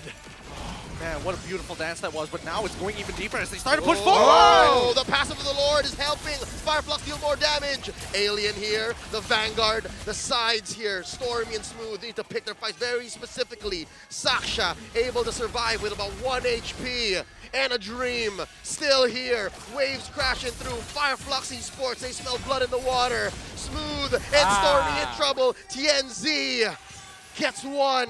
It's a 4v4. Lord still alive. A quarter of its health still in. Nico with a Circling Eagle. As it goes. Lord still standing. Saksha still here. Sasa dealing out of damage. Team SMG defense. Sunshine just got his Has Claws, and even we can see that some of them have turned to use the the freeze items. But Team Fireflux, they got the chance to reposition and also reset their ultimates and also engage and re-engage again and again and again. Fireflux gets back to the driver's seat. Yeah, this is quite a difficult game here, because as much as Fireflux want to kind of penetrate the battle lines coming in from the side of Team SMG, there's just so much counter. Oh, Saksa! Here we go, an early Heart Guard. Tienzi tries to find Saksa. Sasha, he finds, and down goes Sunshine, down goes Sasa. 1-for-1 trade so far underneath this tier 3 in bot. This is looking good for Team SMG, but Fireflux holds their ground. Fireflux taking down the last bastion. Team SMG no longer has inhibitors. And now Stormy back on the map. He wants some action, he wants a fight. Miko coming in with a Circling Eagle, and they're dealing a lot of damage. Is this the right kind though? Heart Guard!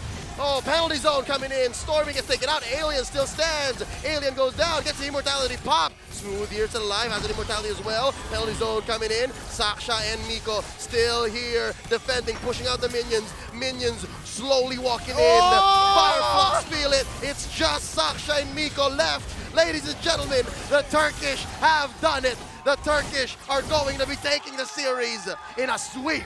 Oh my god, 2-0, well done! Fireflux Esports really pushing the limits of Team SMG and more importantly coming out through a war of attrition. Attrition! The bodies, the items being purchased, they maxed out everything until you had no more resources. There's only one result left. A full sweep that looks exactly like a replay from the first game, dominating the early, losing the mid game, and coming back at the late game. That's what we have just seen, ladies and gentlemen.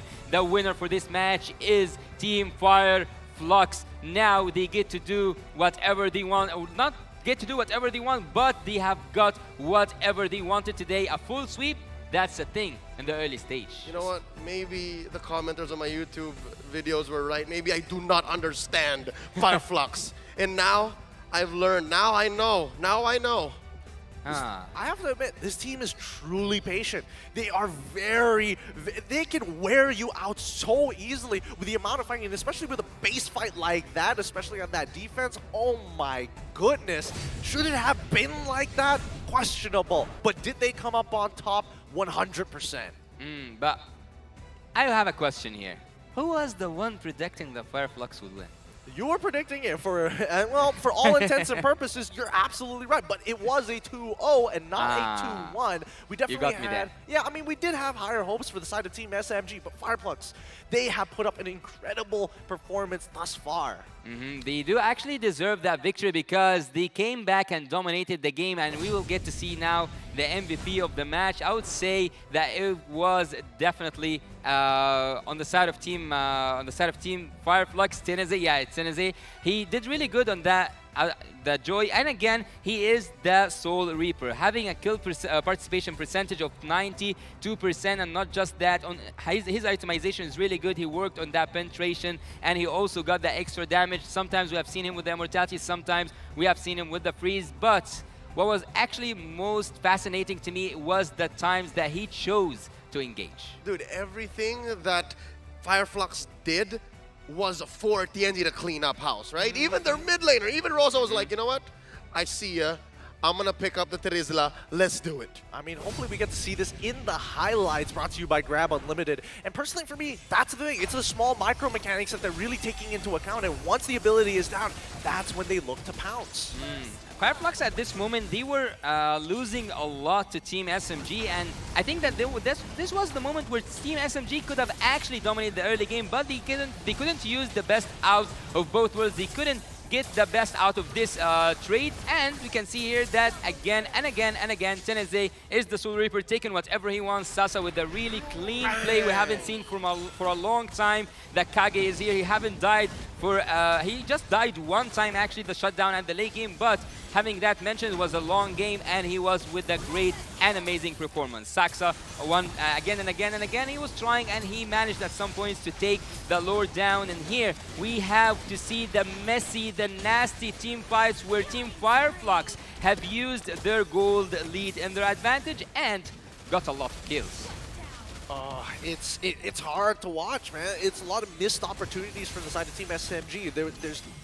I'm expecting them to have a level of polish, you know? I'm expecting all these global teams coming here for the international to have that level of polish. We didn't get to see that here, and it's clear that at least for Fireflux, they've done this long enough, they've been together long enough to have it naturally. Exactly. And say what you will about Turkey being a developing region. Nah, man, the playstyle and the execution that they're showing here, come on, that's a mid-lane Terizla. That is understanding of gameplay and mechanics unlike anything I've seen in a while. So that alone gives me, you know, the vibe that Rosa should be the secondary MVP, should be the silent worker, in addition to Apex 47, of course. I would actually, in this game, I would give an MVP for sure for Sasa, but if you got to watch the MTC, they were dominant, and now seeing and watching the M5, they have dominated the game, but they were challenged to the limit. But they got again to 0, and that was a full sweep. As I said, there's nothing to say about the goal difference. There's no goal difference whatsoever, but it was clean for Team Fireflux for a really long time because they had all the turrets. I think only one turret was up on the bot lane. So Team Fireflux, to a point, were dominating Surge since the early game. So is there something special here? No, Akai going with the tanky emblems and everyone with their normal sets. But Team Fireflux now, seeing that they had the gold lead at the beginning, Brody was dealing a huge amount of damage, and even though Sasa had a lot of kills, they couldn't use that to their best advantage. So Team SMG could have actually pulled off something more better than the kills. They could have used that to their advantage. Actually, I remember something. I had a conversation with you, Gideon, and I said to you that Team SMG can win fights and can get kills, but using the best out of these fights are not as expected, because you can get the kill, but what will you do with it if you don't have a neutral objective after it, or even a turret? I think they call it in the business conversion. Yep, they weren't able to find that conversion. But unironically, looking at Team SMG and as well as Fireflux Esports, it feels like they're kind of mirroring each other to a certain degree. It's like two sides of the exact same coin. They play almost the exact same way. Their picks obviously is slightly different, but the overall chemistry from the side, which cannot be calculated by stats, is beyond, it's immeasurable, right? That's why we're seeing the big difference between the two teams who have a similar style of play. Dude, look at Apex, 100% team fight participation. I was about to say that. To be honest, like I can't hide the fact that I'm in love with the way that this man plays MLBB, right?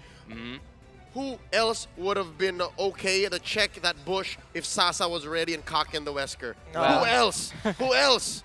You said it earlier. You said it earlier. No matter how much you talk about Apex, you will not give him his. What did you? How did you put it? He will not be appreciated as he should. Ever. So Apex having 100% team participation in the team fights, and also actually on the other side, Miko had also 100%. So both of the rumors were doing a really good job, but it was all about the mistakes. And Team SMG, no matter how much or no matter how many times they are in the lead, they don't get any use out of it. It's a sad way to put it. It's all about the mistakes. It's true. No, honestly, it is true. If we were being brutally harsh about this, and it comes down to it, that they don't look like the same team like we saw them in the regular season. You know, something has happened in between that is causing either a rift or just looking a little awkward, right? Any thoughts on this, Leo, or do you feel like this is like as expected? There's got to be more to Team SMG. I still believe in Team SMG. Again, it's in their name. Still moving under gunfire, and this is quite the...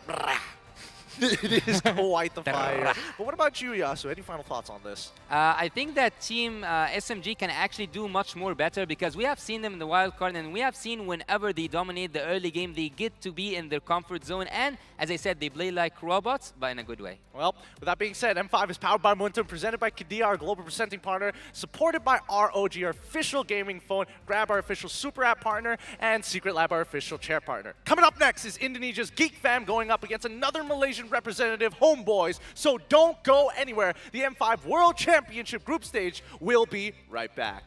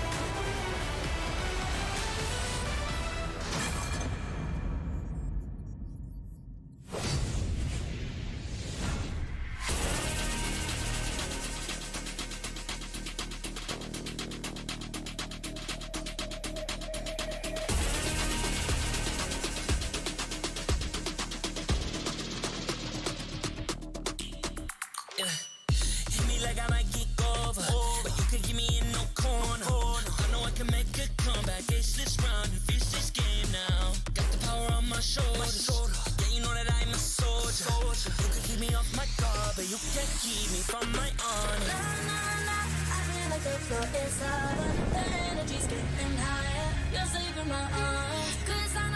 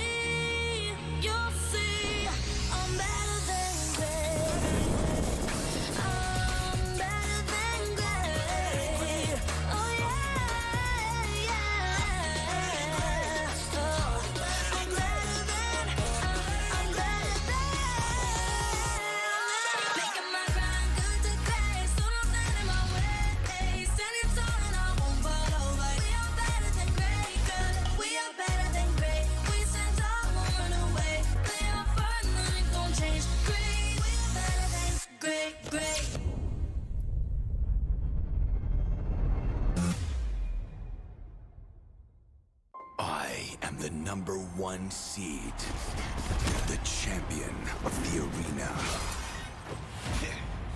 The fans adore me because I've never lost.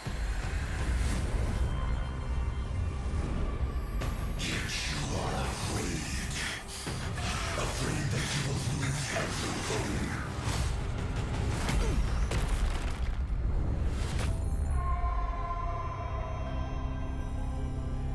Do you ever get scared of losing, Kimmy? Well, big girl, I think we should cherish the joy and excitement of each game.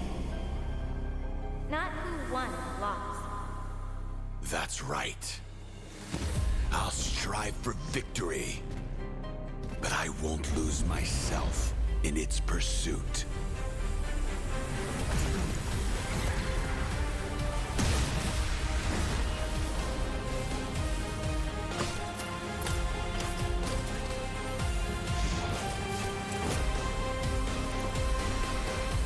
World Championship.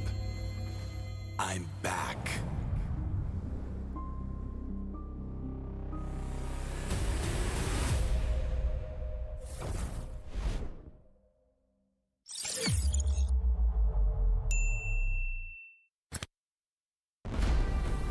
We are here at Gamers 8 to show that we are walking the walk. We have had amazing reactions, major idea owners, and a lot of potential partners and stakeholders coming in here and taking a peek. Gidea's Cube over here has been the nexus of this zone. What I saw from the outside is very mysterious. You want to know what's happening inside. Felt like, you know, this is an MMORPG, but R is not role-playing, it's real world.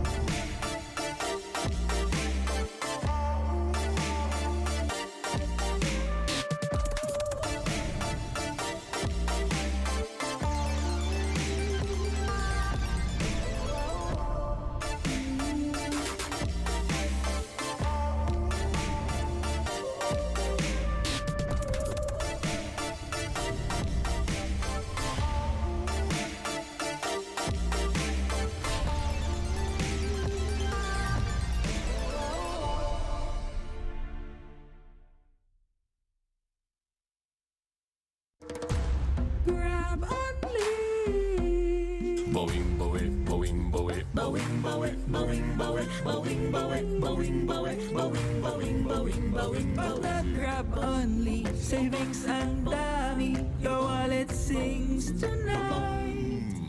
Laki ng bawi, pag nag-grab only, save 244 alright. boing, boing, boing, boing, boing, boing, boing, boing, boing, boing, boing, boing, boing, boing, boing, boing.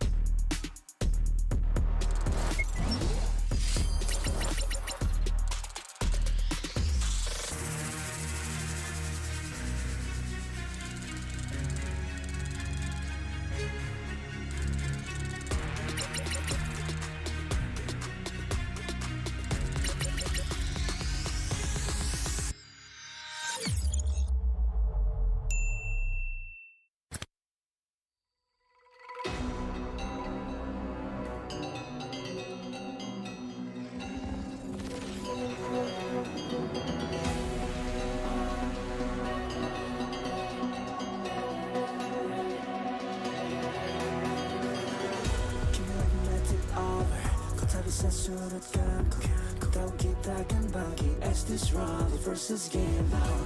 Got the power on my shoulders. Tahu ku sang petarung. Kau bisa buatku lengah, but you can keep me from my honor.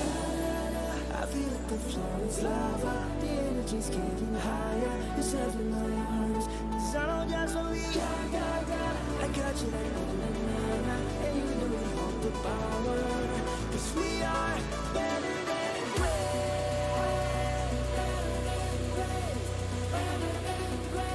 Cause we are better than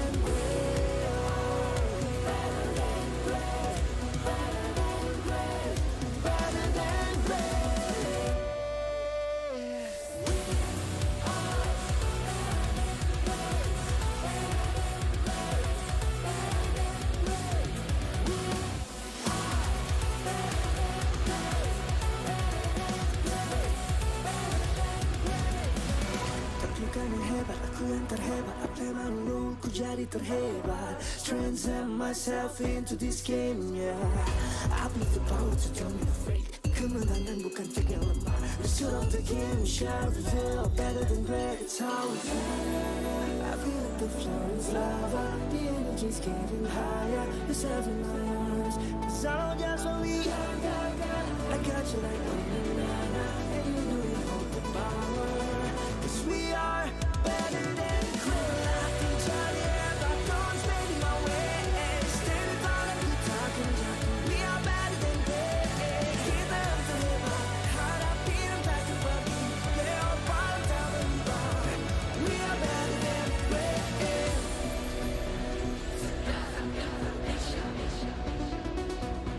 Cause we are better than great.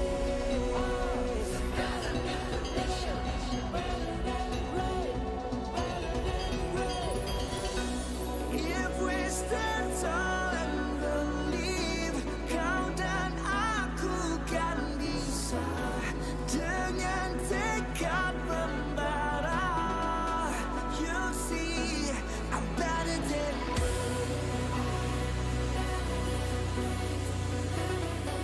you see, I'm better than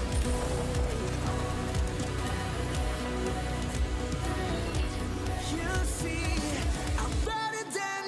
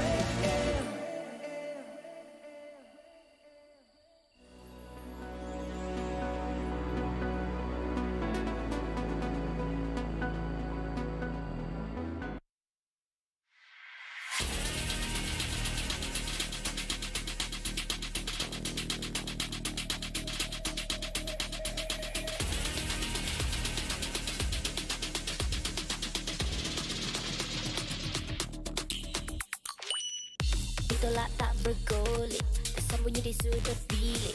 Kau mampu melawan balik. Is this round masih yang terbaik? Kuasa ada di bahuku. Kau tahu aku soldier. Cuba buatku leka, tapi tak mampu rampas my honor. Na na na, panas sepanas lava. Ku semakin bertenaga bila bersama. Ku tahu just what we got. Terbuka like unanana. Kuasa di tangan kita. This feeling I know, yeah. Kerja kuat lebih dari hebat. Usahlah kau mendekat. Jangan gentar, terus bertahan. We are better than great, cause we are better than great. Tak gentar, mulakan tekad. Pray apart, they ain't gonna change. Great, we are better than great. Misi berat lebih dari hebat. Jalankan amanat masih bersemangat. Transcend myself into this game, yeah. Jangan kuasa tu genggam piala. Mina juara kan tawanya lemah. Hasil dibalik usaha buktinya lebih dari hebat. Itu yang ku rasa. Na na na, panas sepanas lava. Ku semakin bertenaga bila bersama. Ku tahu just what we got. Terbuka like unanana. Kuasa di tangan kita. This feeling I know.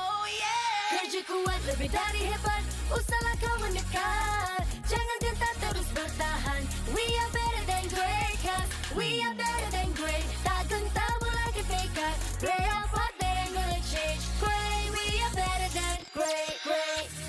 Terus yakinkan diri, gapai impian pasti. Usah berlengah lagi. Oh yeah, I'm better than great. Oh, better than great. Oh yeah, better than great. Better than great. Kerja kuat lebih dari hebat, usahlah kau mendekat. Jangan gentar terus bertahan. We are better than great, cause we are better than great. Tak gentar melangkah nekat. Play our part, they ain't gonna change. Great, we are better than great, great.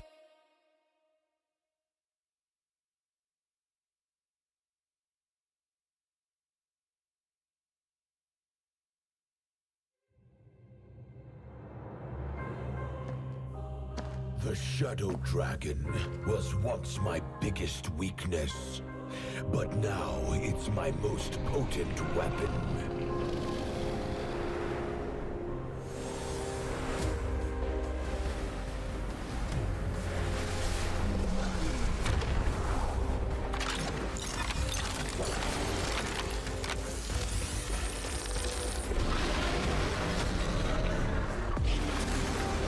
Cosmic Dragon, rise and soar! Dragon Stomp!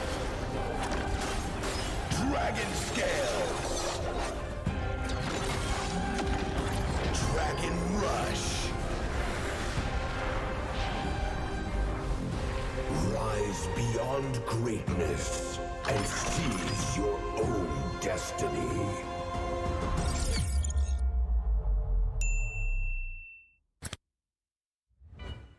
Tonight, we celebrate MLBB Esport. Do the kaldak! Do the kaldak! This is the Suman Challenge. Go! Oh! May jao, may Just it!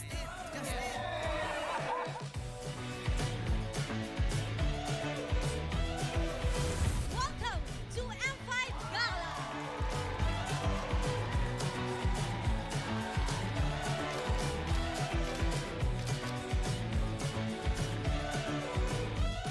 Guess the Hero Challenge. Lapu-lapu, Iritel, Franco, Nana.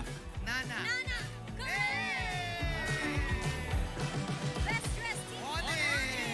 Best dressed Super Marco.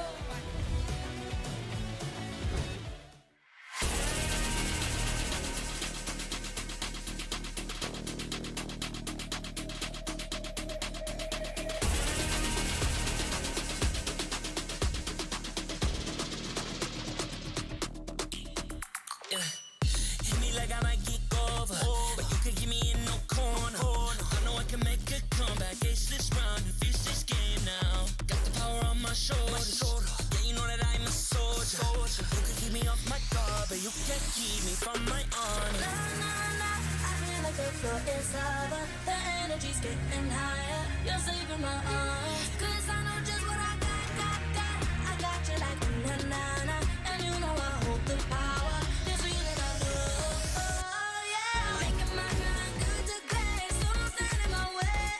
Standing tall and I won't fall over. We are better than great, good. We are better than great. We stand tall, won't run away. We are burning, nothing gon' change. Great. We are better than great, great. Can't get it great, I'm better than great. I play my own role, I've been kinda great.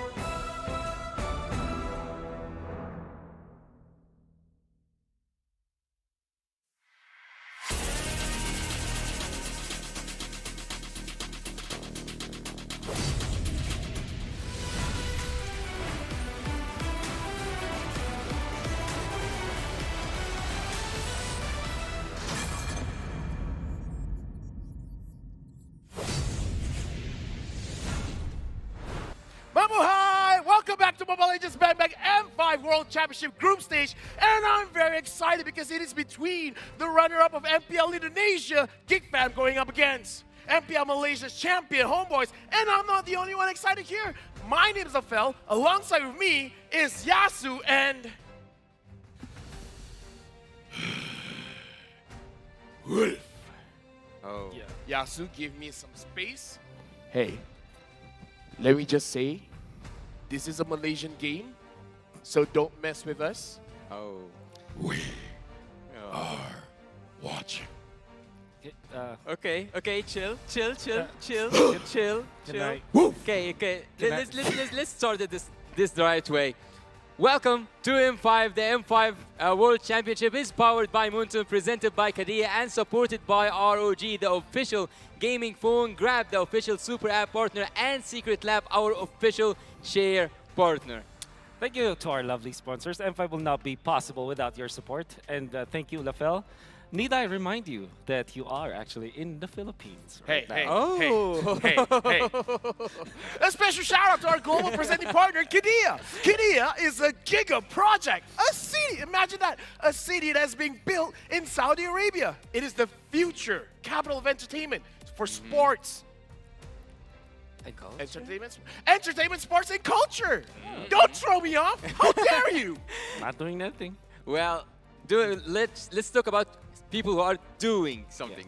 Look at Kadia. They aim to change the world of gaming and esports. Don't forget to follow at Kadia Gaming on Instagram, Twitter, and TikTok. Stay tuned to their social media pages to find out more about the giveaway. Also, even though Wolf is an analyst, don't just stop at the best hero builds and combos. Get ahead of the competition. Rich Mythic, Mythical Honor, Mythical Glory with the Secret Lab Titan Evo gaming chair outfitted with pro-grade ergonomic features, engineered for maximum performance. And shop match-winning comfort and keep yourself at the top of your game now. Match-winning comfort, something that the Filipinos are very much used to. Sure. Anyways, we are gonna witness an amazing match here. Because again, it is going to be between Geek Fam going up against Homeboys. Now, since you're an analyst, I'm assuming you know a lot about Geek Fam. Oh, not analyst for the team. I mean like in general, as an analyst. So you know a lot about Geek Fam, right? Fair to say, yeah. We got to talk about redemption or domination. Because during MPLI, Homeboys did well against Geek Fam. What'd you think about that? Was that just luck? Is it just because it's a best-of-1 series? What's going on? You know, interestingly, I was able to talk to Geek Fam and their players. What? Yeah. You got connections? Yeah, because Mark is there, Valoy is there, and like Luke is a friend of mine, you know? Yeah, they're friends, you know, they're good friends of mine. Yeah, it was more of them getting used to the gear that they're using. That, of course, they're still fatigued after their grand finals run, you know. So that's the reason why it happened. All right, and again, it is domination versus redemption. We got to look at Zorn and Beloyski here. Can Beloyski redeem their MPLI loss, or will Zorn establish dominance at M5? I got to ask Yasu, you've seen how Zorn plays. Do you think he can do well against Beloyski? Well, look, I actually had this statement Luke is earlier the on. EXP, sorry. Yeah, Luke is the EXP. That's what? Right. Sorry, I'm throwing you off. Okay, talk about Zorn. Okay, so Zorn actually is one of those players that I expect to see as one of the best roamers during this tournament. So I have a high expectations for Zorn because I had this opportunity to share the disc even for a little bit at MPLMY, and he's performing just as perfect as he should. All right, now here is a quote from Zorn. Personally, it shocked me because I thought we were going to lose against Geek Fam. Now, Zorn, I can say a lot about this guy. If Wolf is public enemy #1 in Malaysia, I would say Zorn is public enemy #1 in the Philippines. That's right. But I gotta say, Zorn, honestly, like if you know him personally, he's a pretty chill guy. Yeah. Imagine him being in MPL Malaysia for all 12 seasons. Imagine waiting 12 seasons, and this is the very first time that he's going to the world stage. And the thing is, this might be his last. Because he has to retire soon. And I gotta say, there's a lot riding on his shoulders. Yeah, I'm sad about Zorn because he is the veteran. And I think that he played for Geek Fam Malaysia, Yes, right? he did. And he's actually the voice of the face. well played, yes, bro. yes. Well played, bro.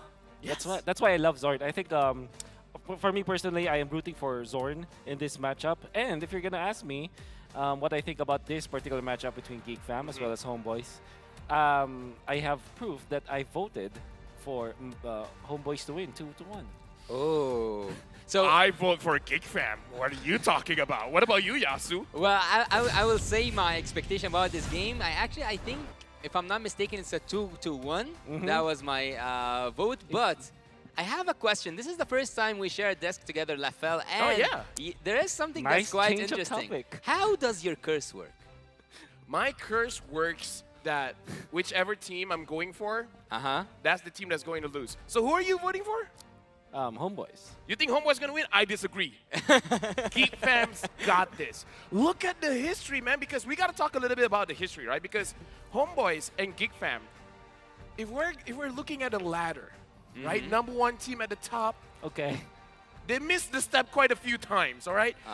They were at the bottom of the stands for a very long time. And now both teams climbed up and now champions and representing their countries. But with that being said, history. We got to look at the present. We got to go back to stage because we're going to introduce the Marshals.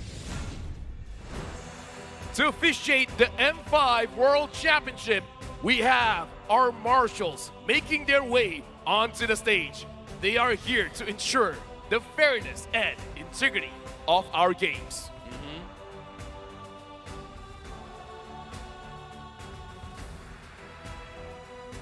And now, making their way into the arena are the Geeks.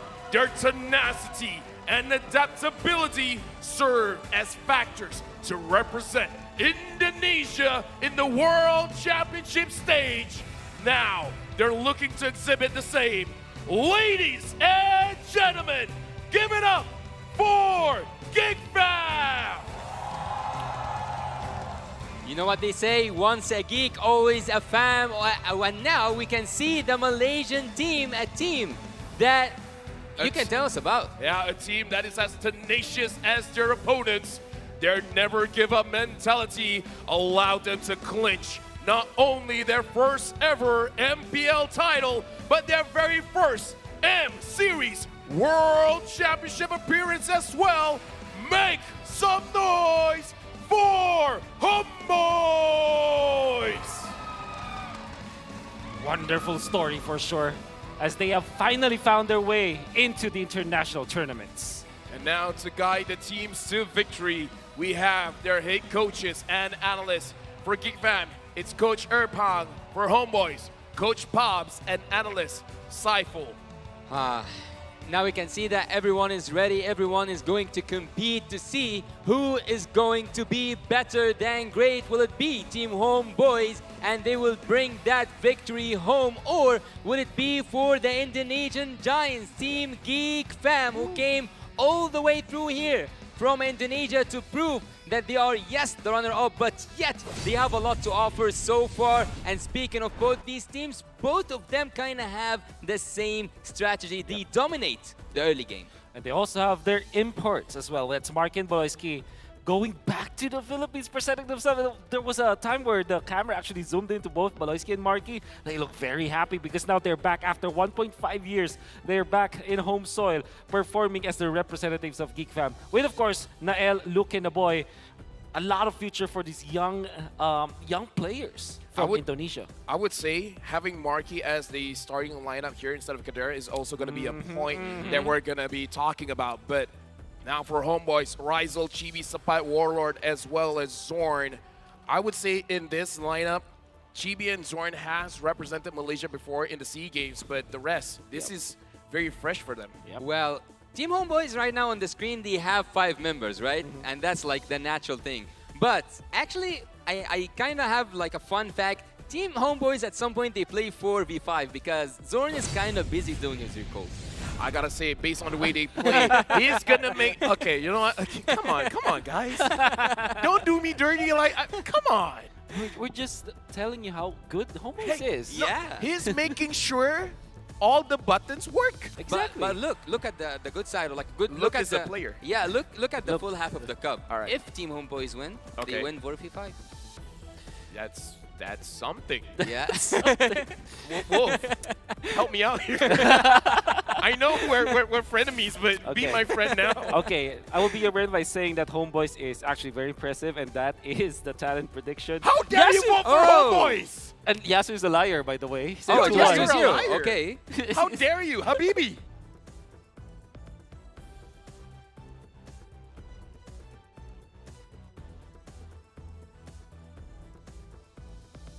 But Okay. Team Homeboys currently can make it to 2-0 because for me personally, at least, I believe that, and it's still so early though, but I believe that this is the dark horse. You might disagree with me, you might agree with me. You have just seen Team Fireflux having a full sweep, but I have high expectations for Team Homeboys. Yeah. You know what? I think I do have also the high expectation for Team Homeboys. I think that they can win against Geek Fam because I was able to talk to Marky, and surely there were a lot of problems that they had to face during MPLI. Had a podcast with him. Watch it out on watch for it on my YouTube channel. Plug. Yeah, Nice plug. my podcast. But anyways, Marky basically painted the picture that they were having a lot of there were some challenges during MPLI, but at the same time it was they weren't like hiding strats, or they're not like Okay, come on. Yep. What is this? Okay. Typically Zorn, legend has it that Zorn could recall 25 times in 0 seconds. Oh, come on! Who's the script writer? 25. That's impressive. You know That's what? actually good. Well, it's actually so impressive for me whenever I see the camera Don't zooms talk in to me about Zorn. 25-0, come on! Well, he have to Nobody break a record talked though. about 25-0 against RSG. Nobody talked about that. It wasn't O though, right? It was O? I don't know what you're think there talking was about. I don't know what you're... No, there's no memory of that. Are you transforming? If you transform the film, what form will you Exhale. transform into? Inhale. Yes, there you go, there you go. Well, Team Homeboys, actually, I think that there's also one more record that Zorn needs to break here. I think that's the recalling record against Sans. Yeah, Sans apparently. competitors. Yeah. But I think Sans kind of slowed down a bit. How about Leo Murphy? So let's talk about the game, right? So let's see. During MPLI, Homeboys did kind of good. Do you think they used all of their strength during MPLI and now for M5 they got nothing? Homeboys, you mean? Yes, Homeboys. I don't think so. Especially with the draft. I think that they almost Wait. The numbers are not adding up. It's okay. Let's not talk about it then. 100% from Yes. Geek Fam. Nobody loves Homeboys in that area. I wonder why. So, how about the Philippines? I wasn't able to catch it. Well, I don't want to talk. I don't want to talk about the numbers. It's a bit. Okay. Well, you get to decide which to talk about and which Yeah, to not. actually, you're actually in charge. Actually. So going back to this, do you think Homeboys has used all the strats? No. I don't think so. MPLI? I don't think so. Especially because of some of the changes, and they were facing up against teams like RC, for example, that they might have just been surprised about their playstyle, right?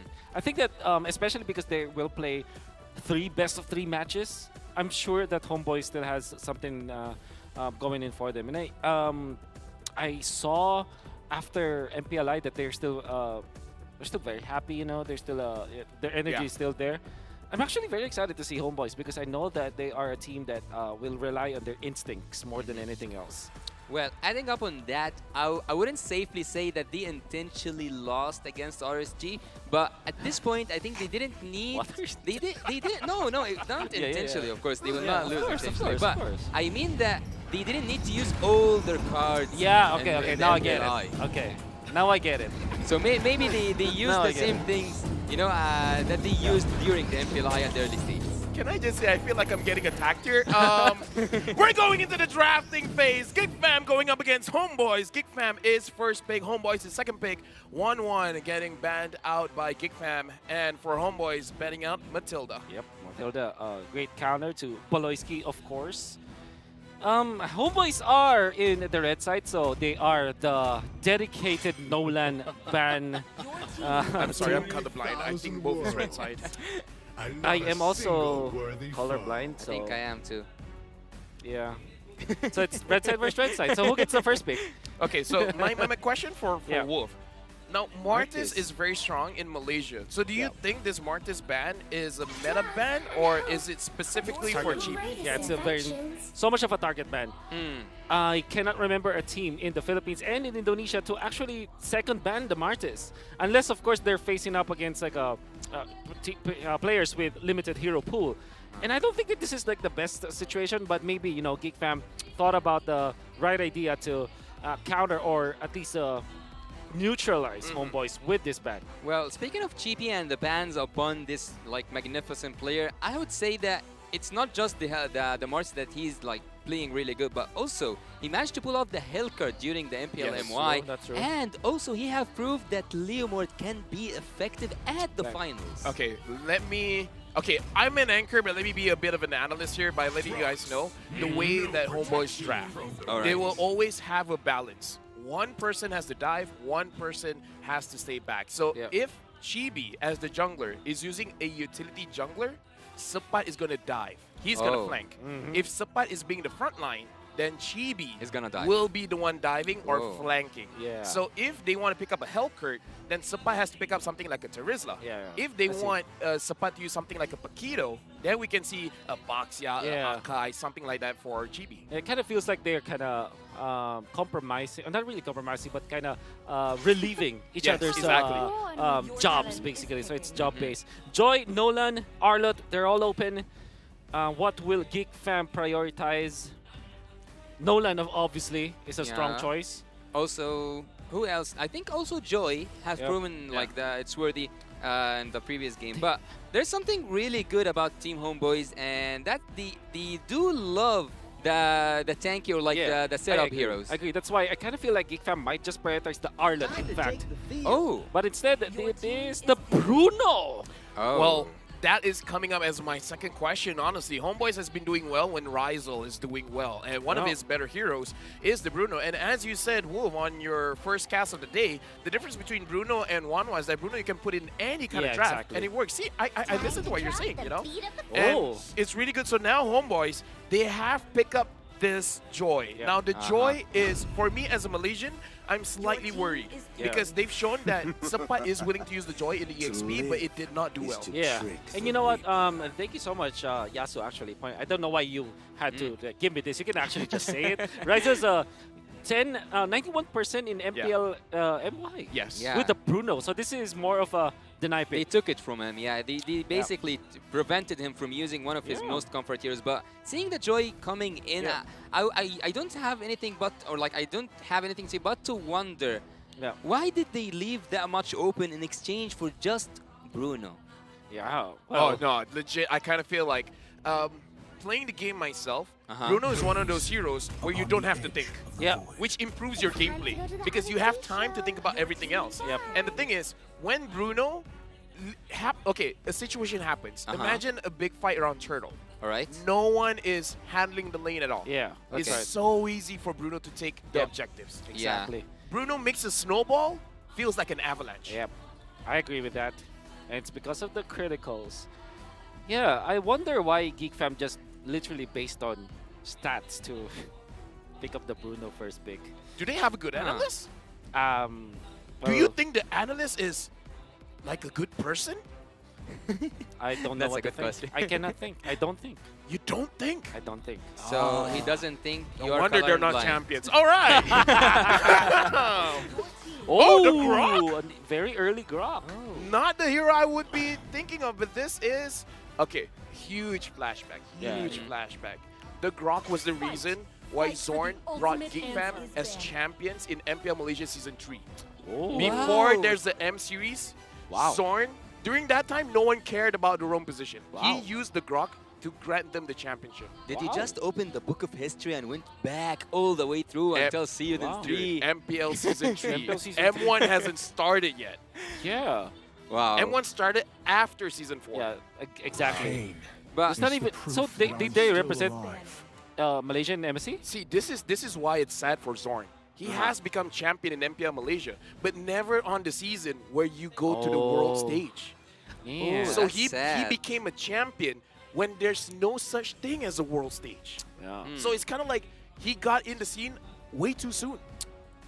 Well, there's a question I would actually like to ask you, Wolf, because you are Oh, the... and I feel like this Joy is going to the jungle because they banned out the hill down. Yeah. I was just about to say that. Yeah. Oh, yeah. Yeah, I'm faster. He's the anchor. I mean, So- he's in control of it. I'm that fast. So, would you actually think that we will see some Flix picks from Team Homeboys? Yeah. Like, let's say, for example, do you think that Grok will be used anywhere except for the room? XP maybe, because I feel that the idea here is, and Lafel already painted this picture where you need a frontliner to go with Chibi. So if they're playing this Joy, for example, somebody has to man the front lines.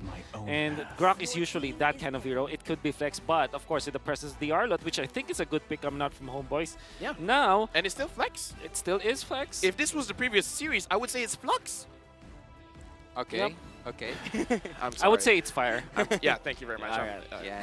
And I have to just balance that Sure, so sure, make it for Fire sure. Flux. Okay, so Team Geek here, as I said, they are really good at the early game, and they have good burst damage at the early game. They have they can snowball that Bruno, and also they have a really good output in terms of the Nolan and the Lilia. So I think it's quite dangerous for Team Homeboys to have any risks coming up in the early game. Which kind of means that maybe you go Minotaur, perhaps, on Geek Fam, so you just snowball. Oh. One of the hunt begins. signature- That's a Ruby. Terizla, I guess. Ruby? Yeah. Of course, the Baloyski special. Yeah, Ruby. the Beloyski's special. Yeah. Beloy Ruby. Rubaloy. Rubaloy. Rubaloy. Rubaloy. Rubaloy. All right. All right. Great. Nice. It's very dangerous here, but do you think a Claude would suffice? A Claude? If not a Clint, because during MPLI, Rizel has shown that he is willing to use the Clint against the Bruno. How about Anixia? Because there's Yeah, not a lot of reach for I mean, Geek like Fam. Nolan is still potentially very dangerous, but That's I don't hate it. Yeah, because the thing with Claude is that you suffer from Body of Smith, and Ruby is also very tanky. You want to burst the Ruby and not like allow it to kind of ramp up. And also, you it's kind of need, you kind of need to take the Lilia down. You need to make her, Yeah. force her to use her black shoes. But that being, you just called for the Nixia, Yeah, and it happened. I wonder why. I was able to. Is pick up he the- too try good it at for a what team. he's doing? You should try You him for a think? team. You think? Yeah. You think so? I feel like you do have the potential. But speaking of potential, after seeing the drafts, Wolf, your initial impression for both teams, is it going to be more balanced or more one-sided? Like, especially now since we see the numbers. Phew, okay. I think it's balanced. Maybe the only hero that's kind of out of place is the Grok, but at the same, and I'm saying that because there's Lilia, right? Yeah. With Lilia is a problem for a roam Grok because of the amount of damage that it can output to the Grok, but obviously like there's Iksha that kind of forces Nolan to go back. I think Joy is still a pretty good hero. Despite the fact it's more late game, I would say, for the side of Homeboys, or early game for the side of Geek Fam. So, in general, I would say this is a quote-unquote balanced draft between two teams. Well, both teams have done it all the way up until now. This is their moment to be or not to be better than great, or to be unable to compete with the best of the best. Team Homeboys goes up against Team Geek, and look at Zorn. He's just going to annoy Neil at the early game. He will take the Retribution out. He didn't take that Retribution out, but he might lose his life. That's too early. That's too early. That's too early. First blood for Team Geek, fam. Hey, you know what? You did say Homeboys plays 4v5, so this should not bother them, right, Wolf? Yeah, for sure. They did kind of force out some rotations from a boy, and the flicker was also expended. But they didn't stop the farm from Nail. And the only good thing here is that Chibi is uncontested. So the Joy having a great time in the early game, that's always a good sign. So right now, honestly, the way that Homeboys is playing the game is really for Zorn to slow down everyone from Geek Fam, giving an advantage to Chibi, but right now Zorn. Not having that flicker will punish him so hard. Zorn goes down, but he might just lose many bodies. Chibi manages to get that kill alongside with Warlord. The tie. Everything, it's 1-1. 2-1. Oh, they tied the team fight, but not the score. Yeah, but Chibi getting level 4 and getting a kill means that I believe that in the first turtle fight, he might be level 5. Nail, fortunately, though, 1-0-1. The fact that he didn't die, though, that's a massive escape coming out from Geek Fam. Right now, honestly, it is going to see Homeboys, the way that they play throughout is controlling the river. They want to make sure they secure the turtles, the lords, and then translating all of those advantages to team fight victories on the side lane, and then eventually just dropping all of the turrets down. With this kind of setup, well, do you think that they can do it, especially now, Senpai at the top lane? It looks like he's struggling just a little bit. He's running for his life, but oh, he just made it in time. Team Homeboys goes back and they will lose. Well, they Sip did, out for the turtle. They did force out the final slash, but also the ultimate coming out from a boy. And I think that Sepat has a lower cooldown, but they weren't able to get into position for the fast turtle of Geek. Yeah, Zorn cannot just escape. His flicker being burned early is just punished so hard. Right now, honestly, it looks like Homeboys, they have to slow down their pacing. Now, honestly, Wolf, is it fine for them to slow down, or is this a big detriment for them? Should this draft be working a little bit faster? Homeboys, I think no. Geek Fam definitely yes, because they want to take advantage of their early game composition. I would say Homeboys though, it's not about like speed. Obviously they can scale the game. It's not about just the speed, but the fact that they have to take care of Frizel. If Frizel's flicker is always forced out, if he's not able to farm, then it wouldn't matter for Homeboys whether or not they have a better scaling. I just like, even though Zorn is public enemy #1, whenever he TPs, I can hear the crowd wooing. Like, oh, it's TPing! What an amazing thing to do! There are a significant amount of people who adore Zorn and kind of like what he's doing. What about you, Yasu? You like what he's doing? Actually, I have rooted for him to be one of the best, if not the best roamer in this tournament. But look here, we have Chibi melting down. Oh, what a really bad flicker punished out. Luke is out for Team Homeboys. You can see in his head, he is trying to think, oh, Warlord! What? What was that damage, Neil? What was that damage? But look at Bruno. Bruno is also bursting. Razel down. Double kill from Neil. He's just a Soul Reaper at this moment. Oh my god. You know, Kyrie is a prodigy for sure, a young prodigy. So is Krautizi. I think the next in line probably is Nael, if not Super Ken. And Nael just showed us how good he is, the mechanics. And of course, he also showed us how OP Nolan is. That hero is OP. Oh, that hero is really strong. The only thing that's holding him back is just that people are trying to figure out how much damage he can output and then having the phobias. But now we see in M5, a lot of phobias are getting banned out. The electrifying beast must be triggered by Chibi, but just in the time to do so. Peloyski is trying to find that opening, is trying to find his way through. A window can be created for Team Geek Fam by the final slash. And Zorn with a flicker ultimate manages to make everyone in a crowd control position. No one can move. When Zorn speaks, look at Chibi. He might get Peloyski, but he decides to go back. Luke goes back as well. No casualties, only a turtle is down for the side of Team Homeboys. It's going to be really good for Homeboys, but they did give so much outer turret energy shields for Marky. Maybe that's the only part where Geek Fam had an advantage, but man, Homeboys. But this is part of the reason why we were talking about how Bruno was heavily prioritized by the teams, just because you leave Bruno for just a bit. And then he just way too much damage for the amount of levels that he has. It's so annoying. Like, if he's not there, it's actually a bigger problem that he's not there. Right, in the early stages, right? Like, because it means if it's a 4v5 scenario, that means you're that losing somewhere. Exactly, no Chibi. You might also lose your life here, but he managed to make a hook. Look at the Beloyski. He managed to make Nail escape. And Zorn is actually now in his comfort zone. Recalling likes, that's Zorn. No, here's the thing. If he has the wild charge, he's more confident. Because even if he doesn't have the flicker, he can just bulldoze away. How great is this? He's facing Geek Family's former organization. He pops the well played bro sticker. No. Do it the Zorn way. Well played, bro. Exactly. It's great. And You're I think great. He is the only one that can You are actually do better it. than great. You are better than great. Thank you. I hope my mom hears that. Anyways, Rizel now, down in the bottom lane. Homeboys, they're losing, but not by much. Only the difference is like 500 gold.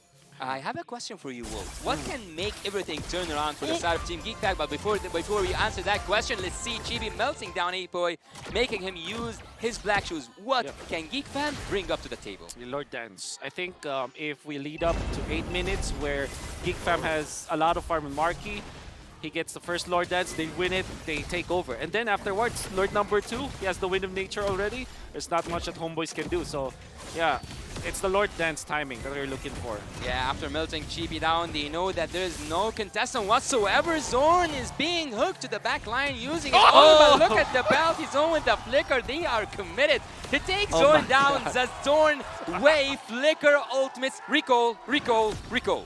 What is Zorn thing to do? Yeah, that's our he thing. could have survived. What do you call recalling in what do you, because I know that in Indonesia they call it like tas. In the Philippines like TP. So what? Same as Indonesia. Tas. Yeah. Yeah. Or we just say recall. Recall. We don't say TP that much, honestly. Yeah. In Malaysia we don't it's say a very TP. Filipino thing actually.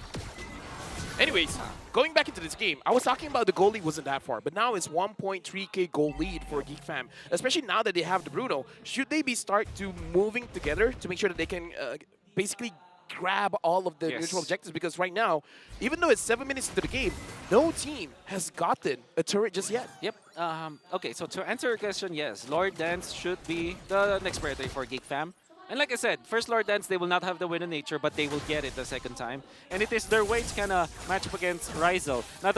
Maybe another big item that they're looking for is the third item for Nail, because that means that they can burst down the member. Oh! Uses that immortality really clever. Yeah, right now Zorn is opening the map, giving vision for Homeboys, but at this point of the game, it is very dangerous for Zorn to be honestly showing his face, even though he does have the wall charge, but what are you going to use it for? Because you're just giving space for Rizal, but Rizal looks like he's not there yet. He's not really able to 1v5 the team just yet. Yeah. That will be a big ticket combo later on with the wall charge plus the ultimate of the Ixia. Then you mix in the ultimate from Chibi. The fact that they have the Fire Mist to go with it, it allows Rizal to kind of be aggressive in that regard. I do want to see Warlord being aggressive because this is one of his signature heroes in MPL Malaysia, but lately he hasn't really been all that commanding just yet. It looks like he's being a little bit more passive. He's actually he's taking so much risk. If you look at Warlord, he actually reveals the bush himself.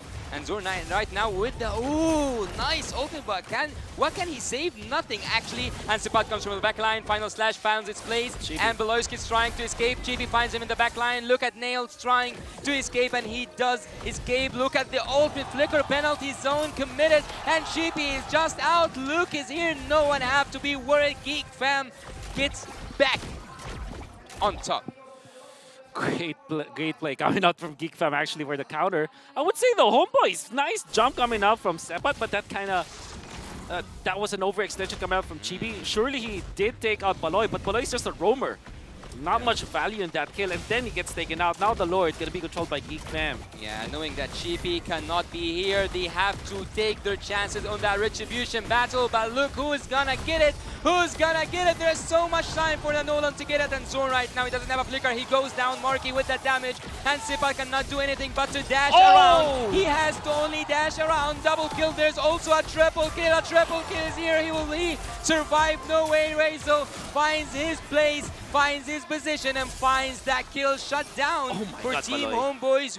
What a magnificent team fight. Let me just say, Wolf, what is Baloy on? Is it just because he's in the Philippines? Usually we see the KDA reverse like 0-7 and perhaps 2, but this is 0-2 and 7. Baloyski is stepping up. Chicken Joy buff. What? Chicken Joy buff. Chicken Joy buff? Yeah, that's what he said. Oh! Look at it. Okay, so you will only see what he did to save Nael as a very simple thing. He stunned the Joy. I would say the entire game he's been saving a lot of his teammates. Exactly. But that stun and the Joy is so important because it means that you cannot refresh your dash. So there's a little bit of timing to go with it. You don't just mindlessly stun the Joy. Because the Joy has CC immunity, it can refresh the dash. Even the Ruby can be used as a dash refresher, right? Oh, so that was very smart from Baloy. Beloyski finds Chibi, but Chibi now is dancing around, electrifying beats. But here comes Zorn, and here goes Luke. Will Luke go away? He's going away, but just in a really slow matter of time until Luke goes down. Sipat uses his flicker, and Nail is just waiting until everyone is in the back line. Everyone is injured in the back line. He finds Zorn, and Zorn is out. He finds Zorn, and he also finds the other team players. Chibi is also out. Oh, Chibi is also Lord. out. The double kills here by PSC. We might see a triple kill, but Nail goes down for Sipat. Sipat doesn't have a flicker, and he now goes down as well. Team Homeboys are facing a trouble. They are now facing the rage of Team Geek Fam. Oh, they are still facing the rage. They are still facing the rage. Oh, he will find him. He will find him. He just have to look right. He have to get this wipe out for Team Geek Fam.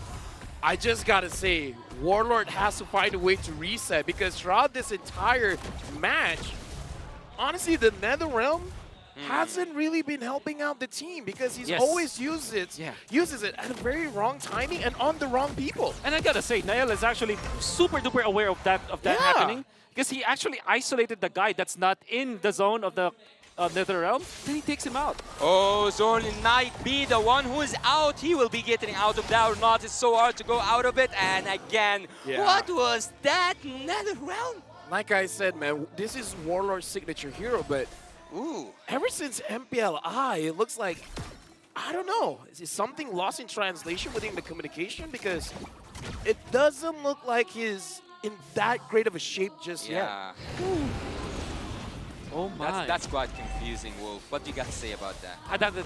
There's no way to explain it. I think after the flicker, that was already Geek Fam like very happy because they know that the Grok, damage shader doesn't have the flicker. Grok might go away. Luke is here, and no one have used anything except for that hook and except for that Ruby, the signature hero, as you guys said, the Beloyski special. He is the one who's tasting the most out of it. Zorn is out again and again and again without any trouble to have whatsoever for Team Geek Fam. Team Geek Fam now are just taking that Lord safely. Sapat is here, and maybe Chibi will try to get a steal, but it's too early to go inside the turtle area. Sapat in the back line. Marky is trying to deal a lot of damage, and he does deal a lot of damage. Team Geek just dominated that Lord area. Yeah, and again, it looks like Homeboys, they're a little bit unsure what they're going to do because I feel like Rizel is doing something else. Chibi is doing something else. And I feel like Warlord, he was thinking whether he wants to use the NetherRealm or not. Oh, Chibi finds Nail after he wanted to try to go for an extra purple buff. That's the thing with the Joy versus Nolan. In the latter portions of the game, it's Joy that has the advantage. Big miss. Big mistake, I would say. They did take out the Lord, but losing Nail in this push, that means that they might not be able to use the Lord. And I say that because it's Homeboys having the Iksha as well as the Faramis. So they have a lot of wave clear. Without, if it's a -1 situation, Geek Fam is not in a good spot. Fortunately for him, it's still just 14 minutes into the game. He will respawn in time. And look at the lane management coming up from Geek Fam. They're not pushing anything. They're even actually leaving the bottom lane. Yeah, it looks like they're trying for a different approach to potentially get inside the base of Homeboys. Now, I kind of feel like I agree with what you're saying. The wave clear is there for Homeboys, but I kind of feel like, Beloyski using the conceal, making sure that Rizel goes back into the base. Rizel needs to find the perfect position just to make this defense work out, but from the back line comes Chibi, and Chibi is looking for Marky. Marky knows that Chibi is looking for him, and Beloyski knows exactly the same thing. Look at Zorn! Look at Rizel as well, but look also at Luke. They are all now doing more damage than anyone can take. Luke falls down, and there was a massacre. 4 people or 4 players are down. Only Marky is still standing tall. 1 inhibitor turret and a lot of casualties. With 4 members of Geek Fam falling down, I would say it was successful defense coming in from Homeboys, but we're going to look at an instant replay here, Wolf. I think what you need to look at for this defense was the positioning and the timing out from Rizel. Rizel popped his ultimate when there's nobody else that can reach him. And there's the Faramis plus Iksha combo that's very, very scary, as we've seen. And obviously, the second final slash of that team fight, Sepat was pretty much on point, takes out Nael. And that means that that will be great defense from Homeboys. In fact, that's actually so good that they might have taken the tempo of the game just because of one clash. Yeah, and now, okay, so we can definitely see the potential for Homeboys to protect the base, and now that the Joy is doing a significant amount of damage, Geek Fam cannot feel comfortable trying to end the game. And we can definitely see this by the movement coming in from Marky, where he's not forcing his position. If he doesn't have to be in front, he will kite back. So this is good coming in from Marky, and I feel like Homeboy should take note. It's not going to be easy to take down this Bruno. How about that? How about Catch what? coming out from Baloyski. I think it was, dude. great. Catching Joy is not Exactly. the easiest thing in the world. I tried. It's like trying to catch a fly. Yeah. And that fly is Chibi at this point. Oh, conceal here from the side of Team Homeboys. They are trying to find any opening. Anything right now would be the fit time, I would say, to do something risky. But Team Homeboys just falls back again. Yeah, and I gotta say, this Grok has not been paying dividends for Homeboys. It's definitely, like you said, before the draft started, probably the only not so great pick so far. It's kind of out of place. That's what I think about it. So, Geek Fam are holding the Lord with Marky. Where is Nael? Into this rock or the bush. Now they are dancing with the Oh, Lord. look, I would actually already say burned. that they But- are dancing with the odds as well. But Baloy able to get into the L bush. No one sees him so far. No one saw him so far. Oh my god, no one saw him so far. Now he goes, and now he takes a bat to the backline. But Warlord is activating that Nether Realm, and the burst damage coming from E-Boy. E-Boy trying to take Sapat down. Sapat is just one touch away, and the wild charge happening here. Razel. Razel manages to make that shutdown possible on Marky. Marky falls after a long time. The Lord and the odds go for the side of Team Homeboys. Well, was that worth it? Like, they expended a lot, but they got Marky. I think that was worth it for Homeboys for sure, because now they can manage their lanes. Fortunately for Geek Fam, that's a win-win scenario where they have managed to maintain the flow of the minions up top. And that means that even after Marky's death, they can still fight. GP used his electrifying piece just too early. Will he be able to make it through? Will he be able to go to the Lord? Or will Nail be able to take it with the retribution? He does! He does take that Lord, and he also manages to get a kill over to Team Geek Fam. Homeboys, the what's going crossover! on to the back lines? They are just crumbling down.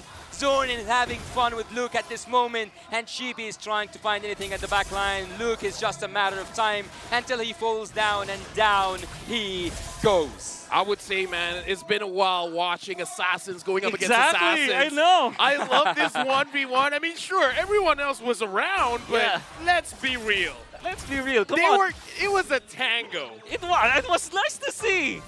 Breath of fresh air. I haven't seen that in a very long time, and I'm very happy about that.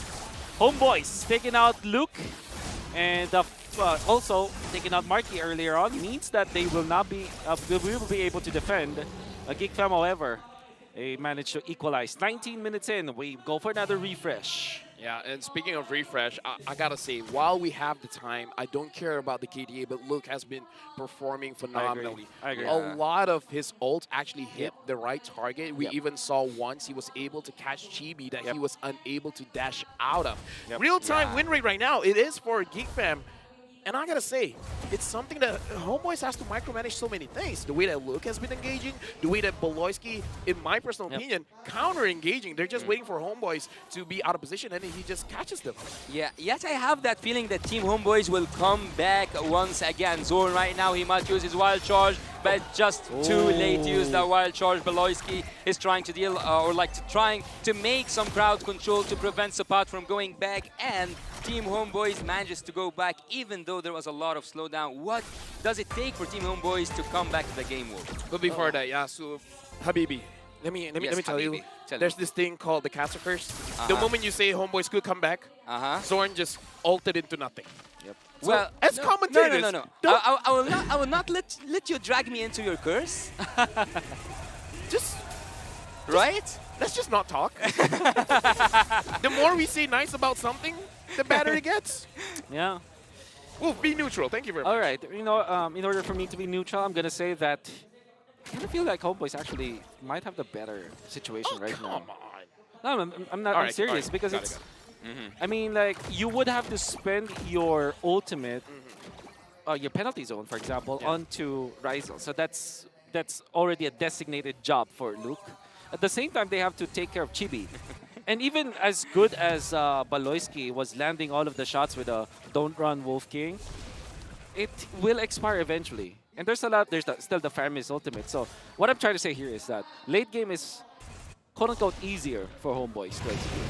Oh, so he does agree with me. I would say in this kind of situation, the key player is definitely Rizal. If Geek Fam gets Rizal, it's basically over for Homeboys. Yeah. Oh. That- but that- but yeah, if that's Rizal true. made the good setup with Zorn, Team Homeboys will be the one taking it home. Yep. Either way, eyes on Rizal. Yep. Eyes on Rizal. Eyes on Luke, actually. No, look on eyes. Look on eyes, eyes on Rizal, Rizal on eyes. Better Eyes than look. great. Yeah, dare to be great, or to be better, or what? I don't know. Oh, look at Zorn taking so much damage. Oh, this Zorn. is the this is the Lilia problem that they have to face, but they did force out. Oh, nail. Yeah, on the back lines. You have to just point out that Grok is weak against that magical damage. Grok right now uses the wild charge, but look at the back lines, finds the best targets possible. GB manages to take that Lord nice down. down. He's now dancing with Nail. He's now taking him down. Luke also will go down. It's just a matter of time until Homeboys come back again to this game. Recall after recall. Luke, it's again a matter of time. There's no way you can go and survive this. E-Boy is now They trying fight? to get Razor What? by Razor. What? Oh Why are my they god. fighting? What? Oh my god. Why are they Zorn. Zorn. Will he escape? It's impossible. It is impossible. Hey, Team Homeboys lose the Lord. But they win the Lord, but they lose that team fight. Why are they fighting? I don't know. have no idea. What? You should defend Geek Fam. Oh my god. Black shoes, Ahoy! really fast. Oh my god, What is Chibi, happening? what is this damage? Hey, don't question it, okay? You're just an analyst. You don't know anything. Don't question it. They're players. They're actually players, yeah. They have the heart of a champion. And what does champions do? What? They fight. They fight. Okay. They do other things, but fight is one of them. That's right. But that was massive for Homeboys. Like I said, they have the easier late game, I would say. The fact that they're fighting, though, that's actually weird to me, especially after winning the Lord. That means that Homeboys will not be able to utilize their Lord. Yeah.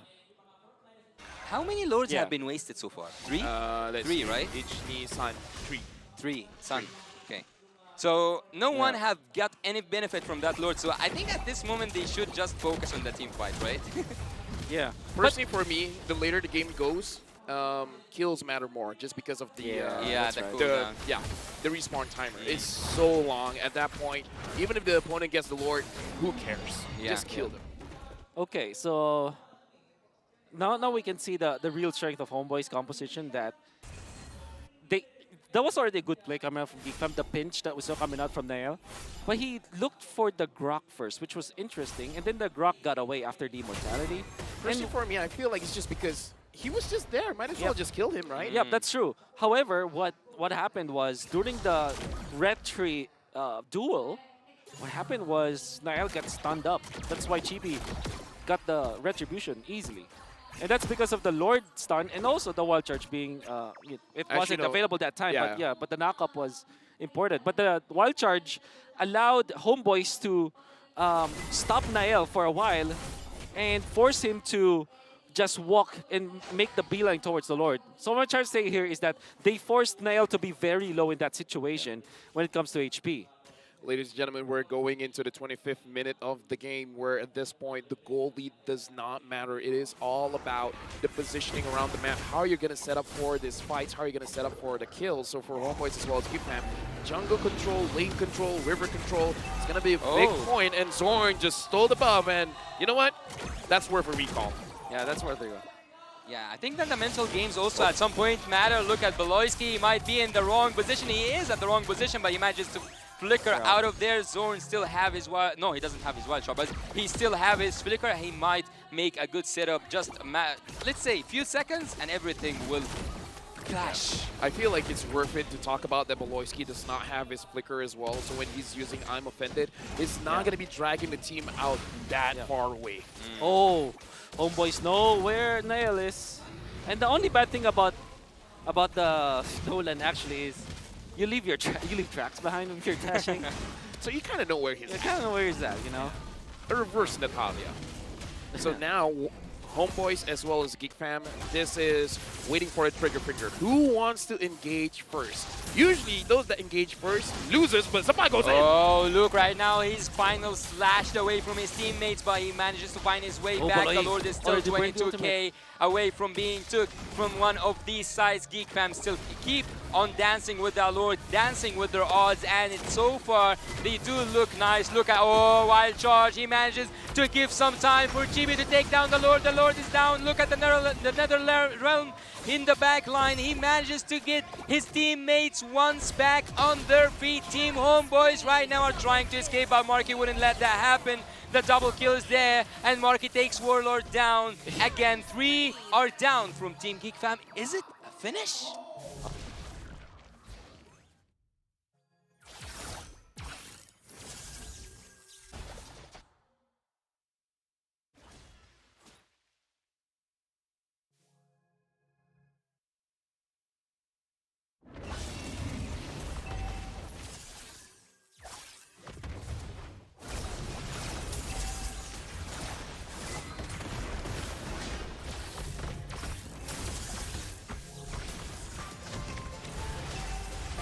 And they use it to its limit. They don't believe in mercy. They haven't showed one. They made Team Geek Fan knows pain. Homeboys takes the first game in this best-of-3 series. And I gotta say, it was a well-drawn-out fight, Wolf. Yeah, my goodness. You can see what Zorn did going up against the HRT Geek Fam. That was a wonderful jump onto the backlines where he's able to catch both Marky as well as Nael. And it's not just about locking down, it's like delaying the red tree holder from Geek Fam to get into the position. And then it was well coordinated because Luke tried to go for the backlines, and it was an exchange of initiators, but at the same time, there's still a lot of stuns available in the box that Homeboys was able to create, and because of that, they won that red tree battle, and the L was eventually fished out, and you could see that there's a lot of strength in the late game composition of Homeboys. I gotta say, big shout-outs for Chibi as well as Rizel. They performed phenomenally. The fact that Rizel was able to survive a lot of fights is amazing, but Chibi as well, he has to dive in. Yeah. And he survived. And again, Rizel had to go up against Nolan. Yeah. And he survived. Yeah, it's mainly because of the Faramis ultimate as well that was available for the side of Homeboys that we were kind of questioning in the early stages of the game, but eventually in the late game, when used properly, it's looking good. All they had to do was to really just to protect the Ixia. And with that being said, we got to look at the MVP for this game, and I have 2 votes in. The MVP is going to be Chibi with the joy. And again, well deserved. Even though he got caught quite a few times, he was still able to dance away. Yeah, that's the strength of the joy. Late game is the dance floor, quote unquote, the proverbial dance floor for Chibi as the joy, because you know that you can be a big problem. And actually, it's the 4 deaths that he had was only in the early stages. Come the late game, he's literally untouched. The strength of the Blood Wings as well in this particular game, pretty good, because that means that if you dive the marksman, the Bruno, eventually you will not have any problem at all because you're very tanky. Early game though, it was entirely Geek Fam. We can see that Aboy was very strong, but then again, that's the strength of the lineup of Geek Fam. If they win the early stage, it's far too easy. And Luke was on point. Everybody was just hitting their shots well. But in the end, it's the late game. I would say. Oh, watch out for Baloyski. The way, it wasn't shown, but he was able to protect his teammate. Nael threading the needle, finding the good target. So up until 13 minutes into this game, everything that Geek Fam is doing was correct. But Homeboys, they had a dog in them, you know. They had a the defense. I never say die attitude, you know. Yeah, but either way, thank you very much to Grab Unlimited for this highlight, because we're spoiled for choice. A lot of things happen in this game. It was a turning point, I think. And actually, one of those things that happened was Zorn falling down so many times at the early game that he was almost like a minion in terms of like getting a kill off of fun. Yep. This was the weird fight where they still went in for the fight. You know what's funny about that? What? There was an interview before about Sasa's opinion about Zorn, and he did say that Zorn is a minion. Zorn's a minion? What? Yeah. Oh. Look at that. A Warlord with that flicker play to kill Valoy. That was actually the MVP move. And even after dying, it's okay because he has the passive anyways. And Luke was so far from his teammates. And it's not because of his positioning, but the fact that the Lord Pit was there. There was a big wall that after his initiation, he cannot come back because that's the weakness of the Terizla. When you go in, you're full committal. You don't necessarily have the dash to get out. And he wasn't able to reconnect with his teammates just because of that Lord Pit wall. I don't know if this is the longest game so far in the M5, but as I said earlier, and I will repeat it again until maybe some people will get bored of it, in the late game, it just takes one mistake. And that mistake has been done by Team Geek when they lost 3 of their members and they relied on that defense on, let's say, yeah, they do have the damage Marky and Nail, but you had, I think it was 4 against 2, so it was an unfair match. Team Homeboys used one mistake to take the game back. I mean, this becomes the question, right? Was it a mistake or was it an outplay?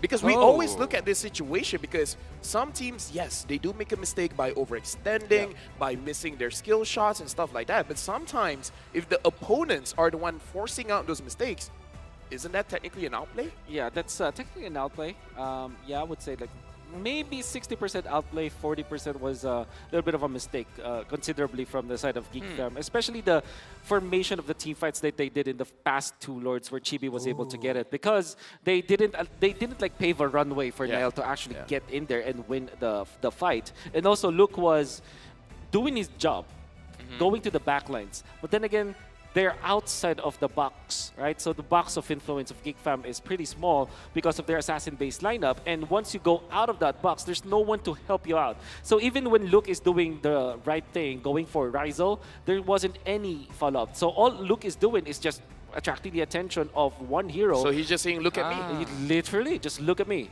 Right. So he hit the right target, but not at the right time. That, simply put, yes. Yes. So that was the mistake part of it. The good outplay part of it is that they know, Homeboys at least, know that they have a very comfortable late game. No matter what happens, when 23 minutes, when you're at 23 minutes, everything is equalized. There's no concept of gold lead anymore. It's all about just who gets the better cooldown, for example. And during that time, at 23 minutes, the event horizon for Homeboys, they're very comfortable. All they have to do, make sure that Rizal pops the ultimate, get the Fire Mist ultimate up, smash people. But is it safe right now to say that Warlord with his ultimates was absent this game? I would say it could have been better. There were times that it was definitely impactful, making sure that Rizal survived. Okay. So there were moments that the Netherrealm helped tremendously. I gotta say as well, Nail in this game only did 69.9. Nice. 69.9% damage. It could have been a little bit more. Yeah. Could have been a little bit more. A boy performed tremendously, but in this game, if we're going to talk about the junglers, it does seem like Chibi was able to get the damage out easier compared to Niall on this Nolan. Well, because it's mainly AoE damage for Joy. And also, like I said, it's the late game. It's Joy's dance floor with the electrifying beats. He thrives in that situation. That's why he's able to output the damage. And then Nail is, in the latter portions of the game, you're kind of designated on assassin duties. You have to go for the pickups instead of going head-on against your opponents. And this is Zorn. Zorn, the way that he plays is he absorbs all the damage. 299,000. Almost 300,000. And when it reflects on his team. His team didn't take that much punishment. So yes, looking at the KDA, looking at how he plays with the recalls and everything like that, it looks like, what are you doing? But when you look at the numbers, this is what he's doing. He's taking all the punishment. Well, I have a question for you, Wolf. Would you say that there was a better pick than the Grok? I know that his passive, like near the walls, is good and everything with the crowd control from the side of Team Geek Fan, but do you think that we could have seen something better than the Grok this game? Yeah, maybe a Minotaur, perhaps. Cho, Zorn special as well. Oh. But I think they might have been foreseeing that they will eventually pick up something like Ixia, which is a good Bruno counter anyways. So they have to double down on protector kind of heroes. All right. So yeah, maybe if not the Minotaur, perhaps Cho or perhaps Cho actually. I would say Minotaur is pretty good for Zorn, but again, we gotta figure out the reason why they're picking out the heroes. And it really does feel like picking up this Grok, the way that we've seen how they play just now isn't really to make those big plays like a Cho. A Cho, you go in, flicker in, you get a very good pickoff. Yep. And I feel like the way that he has been using this Grok is just to waste people's time. I mean, look at the game time. It's a very long game, and I kind of feel like that's the idea going into this match. As long as you drag it out just a little bit longer, Chibi will skill up, Ryzel will skill up, even Warlord, the NetherRealm, I would say, gets bigger and bigger as the game progresses because, again, the respawn timer gets more and more important. So this Grok is to waste time. But I want to actually say something that's not showing, and it will not show in any statistic. Do you think that there were mind games? And I think that Team Homeboys are specialized in mind games in terms of like irritating the enemy, getting on their nerves. Yeah, Did you think it played a part in it? I think that always plays a part, you know, and it's a dual-edged sword that if you play so much mind games and you kind of use your mind a lot. Yeah, use your mind games. Either way, looking at these games, it does feel like Homeboys, one of the things that they have definitely improved compared to all of the other tournaments that they have been in is that they are able to hold the game long enough to find a win condition. This is one of those things that in Malaysia, you just try to get a very big snowball happening, use that to your advantage, immediately get map control, and end the game as swiftly as you can. Being able to hold out the game when it's very apparent during the early as well as the mid stage of the game is not in your favor. You understand what your draft can do and just get to the point where your draft gets good. So I kind of feel like this is a maturity coming in from the Homeboys draft where now we can dissect again, looking at the picks. It looks like they were ready for this situation. They were ready to lose early. Yeah, I think especially because they have the wave clear. I think there was a part where we said that it was funny because I know that eventually when we were talking that people might say that I'm biased towards Homeboys because I keep on saying Homeboys from the 30-minute onwards. But that's really what I felt. When the push up top from Geek Fam failed badly for their side and they only got one inhibitor turret, I kind of felt like, okay, this is Homeboy's time because when it comes to the defense, you have the Ixia, very easy defense. You have the Faramis, the more minions there will be, more damage. It means fast wave clear. Then you also have the Grok to kind of control the Lord because of that Guardian's barrier. You make an additional you can reset the Lord. You can reset the Lord. There's an additional utility to that in the latter portions of the game. And the problem here for Geek Fam is they have a designated hero for the Ixia. They also have a designated hero for the Joy. Once Baloyski's ultimate is off or once Chibi is not showing in the map, you can see that there's not much that this Ruby can do. And look on this Terizla, he's hard-pressed to catch this Ixia. So it's just a matter of timing.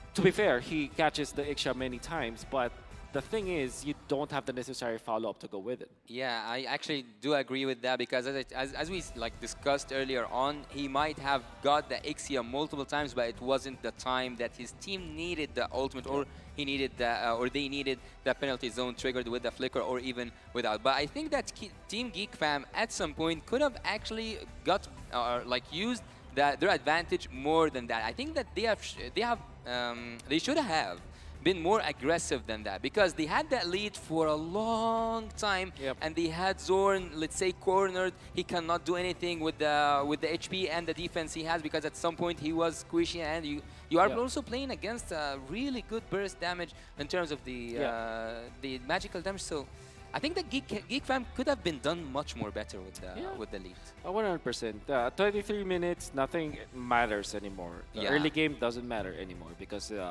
everybody's just equalized. Naturally, you're gonna have enough gold to max out. So should Geek Fam have done it better? I think it's about ending the game earlier. It should be. That is their win condition, and that's something that they should have done much better. They should have done a much better job at. So we gotta look at the future because right now, Geek Fam looking at the draft is actually a very good draft. What is the change that they have to do after this? Because again, it looked like it was their game to win. It's all about the defense, and I would argue Ixia might get stronger when she's losing, just because you're kind of cornering yourself into the full barrage. right? Like the more offensive you want to be, Mhm. the more Yeah. advantage you give to the EXE, unless you have something like a Yuzong on your side. I wouldn't 100% agree to that, but I I mean, it's okay. I don't like you either. Wait, You what? don't? Wait. Yeah, of course not. Who doesn't like who? Okay, here's the thing. I will like you. Okay. If? When Gifam loses. That's I'm not even from Indonesia. That's the win condition. I'm not even from That's- Indonesia. Shut up. That's the win condition here. So wait, the our only- I'm a friendship, Filipino. Our friendship depends on this match, Wolf. So the only way Wolf can, like, you can like Wolf is something that's out of his hands? I would say Wolf and me have a very complicated relationship. It's complicated. We do look like we're in a relationship because we fight often. Yeah. But we love each other. Yep. Hey, hey. Loving, yeah, hey. Loving. Wait, wow. what? I heard some. Oh, wait, what? Love you, dude. I love you too, dude. Sana all. Wait, that's not the right one. Aku cinta Kamu. Lafel. Hey, Aku cinta Wolf. I learned a word. Okay, what For- word? yeah, please God, don't be the wrong word.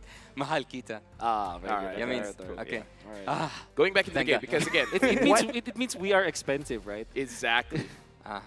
In He's not even lying. It's actually true. Yeah. Now looking into the game, because we're okay. So for me as an analyst, when I'm analyzing today, I'm not an analyst, right?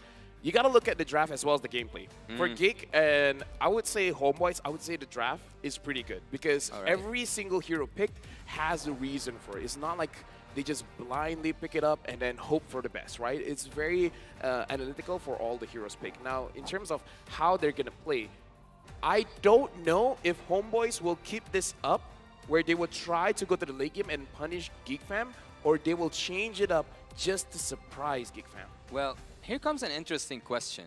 We have just seen, I think it was a 27 minutes game, and we have seen a lot of things happening on. Yeah. What should change for Team Geek Fam to settle things up and make it 1-1 and go to another match point? All right. For me, I think Geek Fam needs to be more aggressive. What about you, Wolf? Wow. Okay, so to answer both of your questions, I don't think that Homeboy should change. I think this is their comfort play style. Going to late game because that's Sorry, it's the Toda it means. Like when you win, you have to change. yeah, I don't think that they should change, and it's proven that late game is their it's their powerhouse. Now to answer your question, Yasu, I don't think it's a draft that was the issue, anyways. Should they play more aggressively? I also don't think so. I mean, because at that point, if they played aggressively, they would be punished, no? Yep. All right. I think that they just have to fix their formation. That's all that they need to do because it was very lousy in the end. So you mean like macro skills? That was the thing that they have to work on. I think their macro is good actually, but I think that their positioning around the Lord, their formation basically, their box, that's what they need to fix. Yeah, I definitely see where you're coming from. So now we just have to forget everything that happened in game number 1. We got to go for game number 2. I got to say, Chibi is living to his expectations. And let me just say, him as a player, representing Malaysia, there's a lot of pressure on his shoulders. Because ever since he's a rookie in MPL Malaysia Season 7, he has secured the most turtle, the most lord every single season. So that's Season 7. And now it's Season 12. For 5 seasons straight, talking about consistency, his name is always on the board. Going up against Nile, I feel like he was able to secure a lot of it. And this is what I want to say. The playstyle for Homeboys, the way that they're fighting in the river, it's a team play playing for Chibi. Yes, and the reason why I will agree with that is that you see how sacrificial Zorn was. Yeah. Honestly, even Sapat as well. Yep. The both of them, and they're juggling between their sacrifices, which is great. And you also have that Fermi, so everybody's just peeling for Chibi. And in the latter portions of the game, Geek Fam tunnel visioned into taking care of Rizal, which is the right decision anyways, but the effect that happened was Chibi was untouched in the latter portions of the game. Yeah, when it comes to late game, you said that this is where Team Homeboys shine in terms of the last game. So, going back to the drafting phase right now, I see that Team Geek have focused on the jungling heroes, on the jungle heroes for Chibi. So we might see a Joy, but with doing that, they will just open hellfire upon them. There's a lot of picks Let me just say, do you know why Homeboys won before? They banned the Kaja. Wow. I want to see if they ban the Kaja again. Yep. So because 3 bans on Rumor. I mean, Joy could get punished. Yep.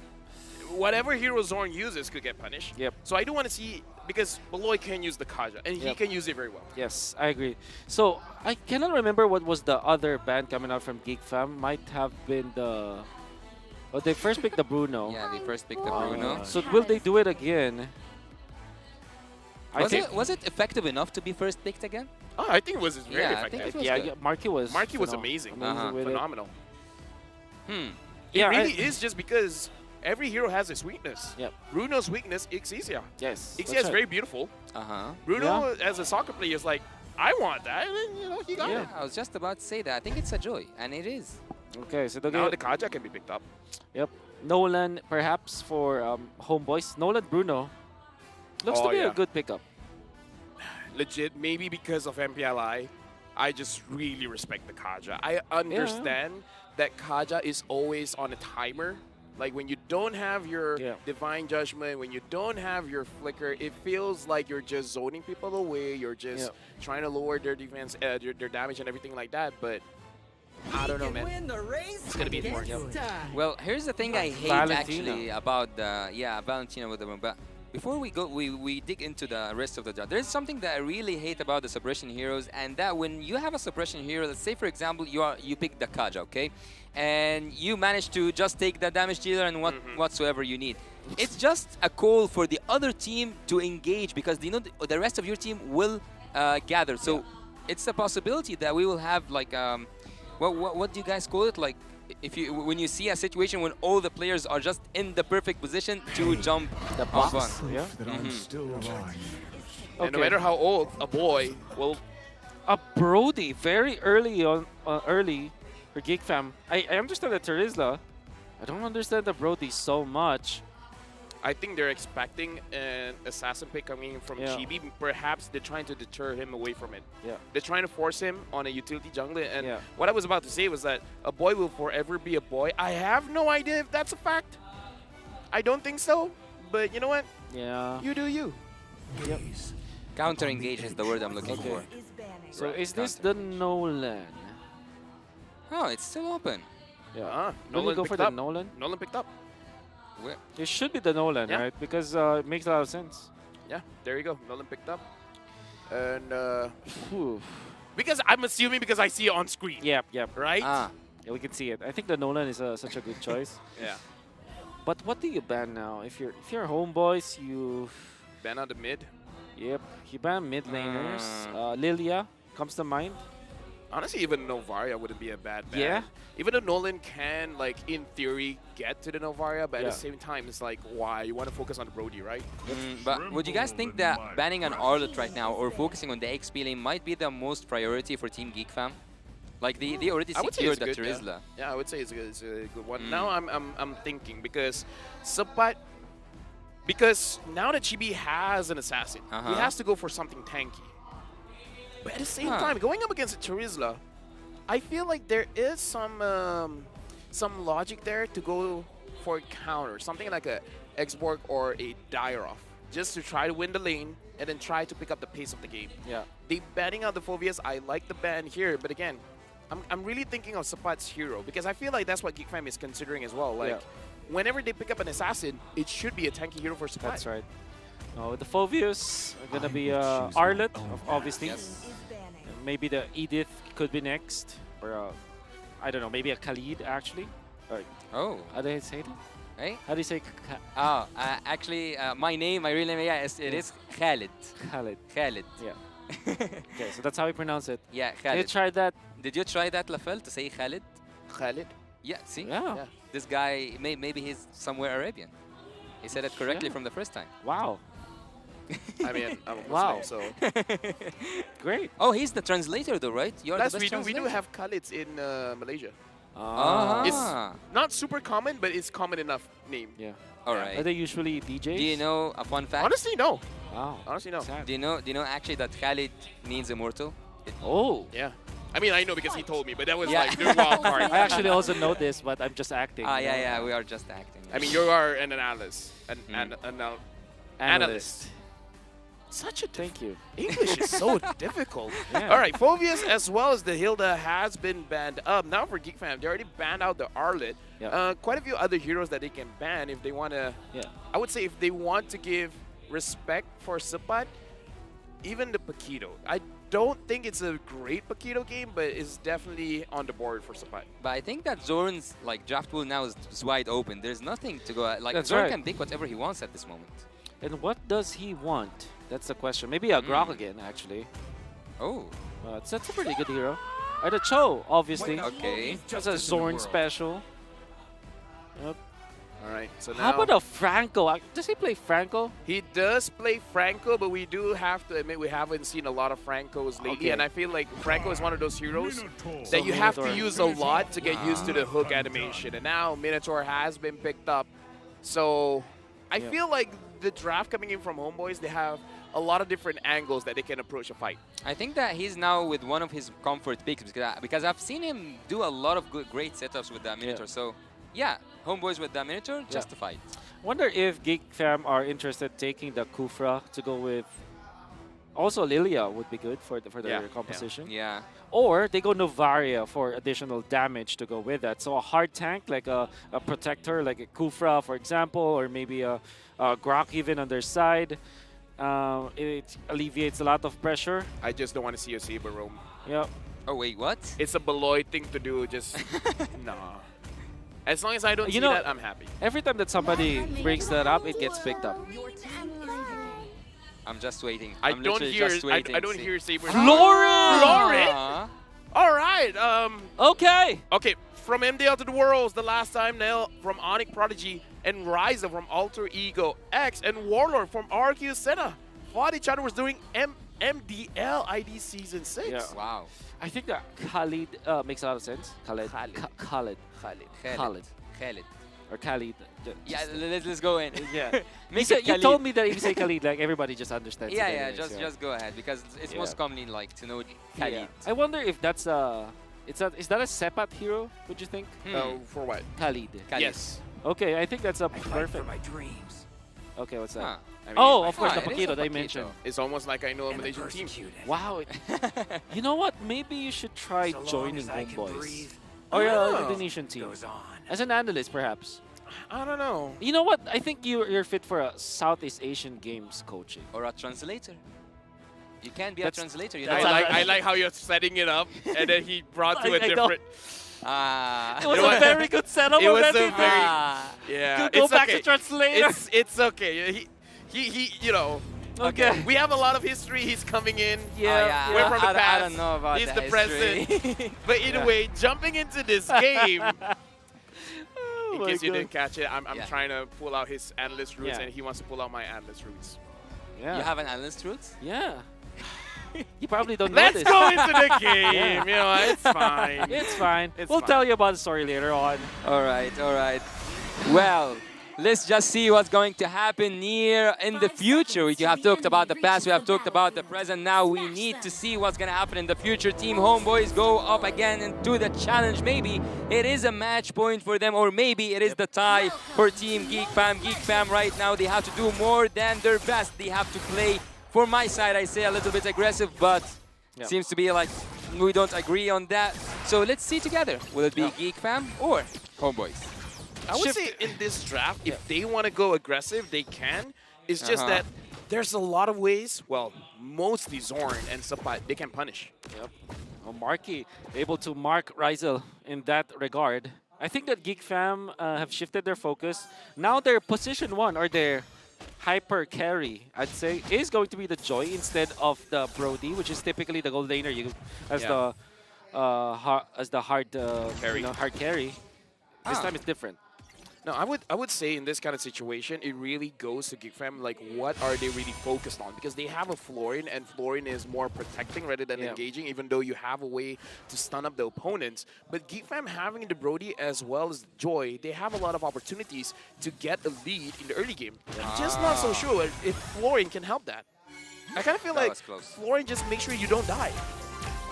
There is like a lot of things happening in the screen right now, but there is no use of use out of any of it. We have seen some stuff like being pulled off there in the left corner, but again, no damage enough, and also on the right side, no damage enough.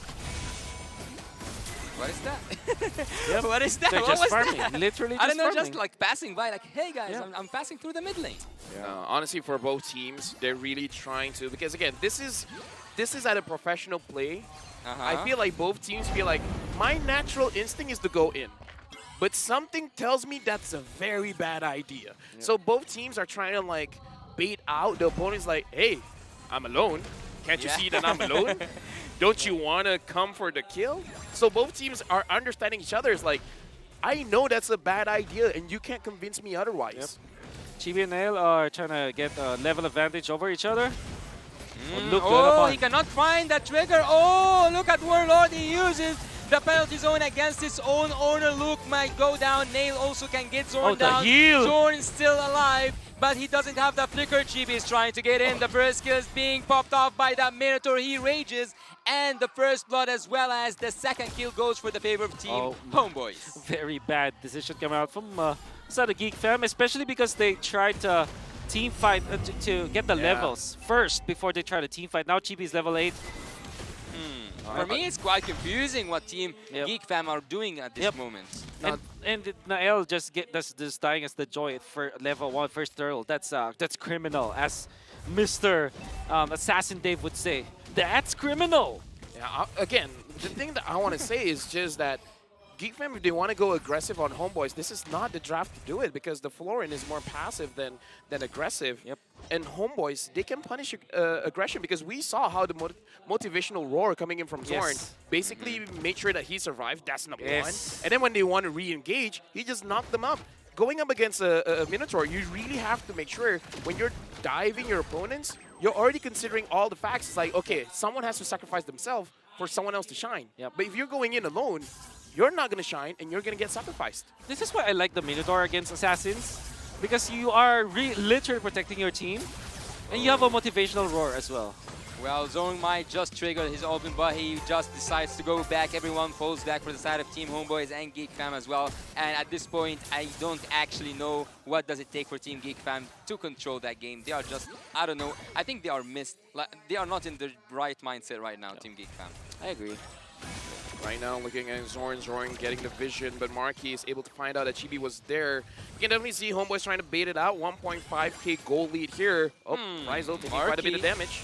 He did mark Rizal, but it's just not enough amount of damage. Sepa might can get that kill, but again, I think it's just about the cooldown at this moment. And also, he have been cutting all the waves for Luke. Dude, this is Sapakito, man. Like, this is Sapakito.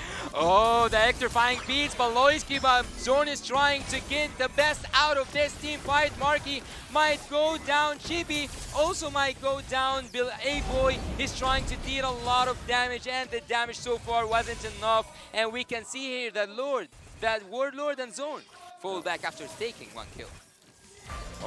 Once Warlord. The Warlord Black Shoes away. Very nice spell to copy. I think it's still Homeboys winning that team fight. Fortunately for Geek Fam, they found a good opening onto Rizal. I wonder if he didn't have the Purify back then, or maybe he deemed it too late to pop it. But now he has the Purify. And they are switching lanes. But this game is actually quite confusing at this moment. I don't know what is like the plan that both teams are trying to apply. Well, at this point, Homeboys, they want pressure on the Riverside. They want to make sure that they have 51% of the map so that they can have majority vote if they want to go very heavy in their engage or just making sure that Geek Fam is out of farm. So this is a natural way that Homeboys plays. This is how they get the 51% of the map. That is so wonderful. Sepa is able to steal the orange buff and nobody caught him. Yeah. Oh my, that's a Bakito. He's found right now, but again, as I said, the game is confusing as I have never seen before. I don't know what's actually going on. Geek Fam, they keep on doing a lot. I'm not gonna say mistakes, but they are not doing anything actually that can prevent Homeboys from what they are doing.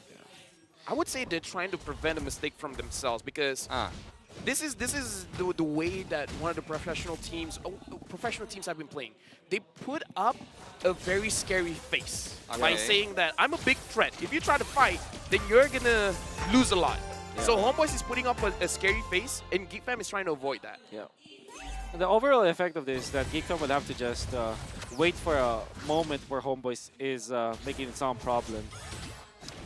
Warlord was a good damage on Baloyski, but Baloyski goes back. The Black Shoes is just there for Warlord to use, but I don't think that he's gonna use it at this moment. Zorn is just doing Zorn things here at the river, and everyone again and again and again in every team fight goes back. Okay, Kaiba said 51% is all you need. That's all that Homeboys is trying to achieve. Yep. A win is a win, and what 25 recalls per second? Per second. Per 0 second. Per man. In 0 seconds. The map checks out. The map checks out. It is 25. Yep.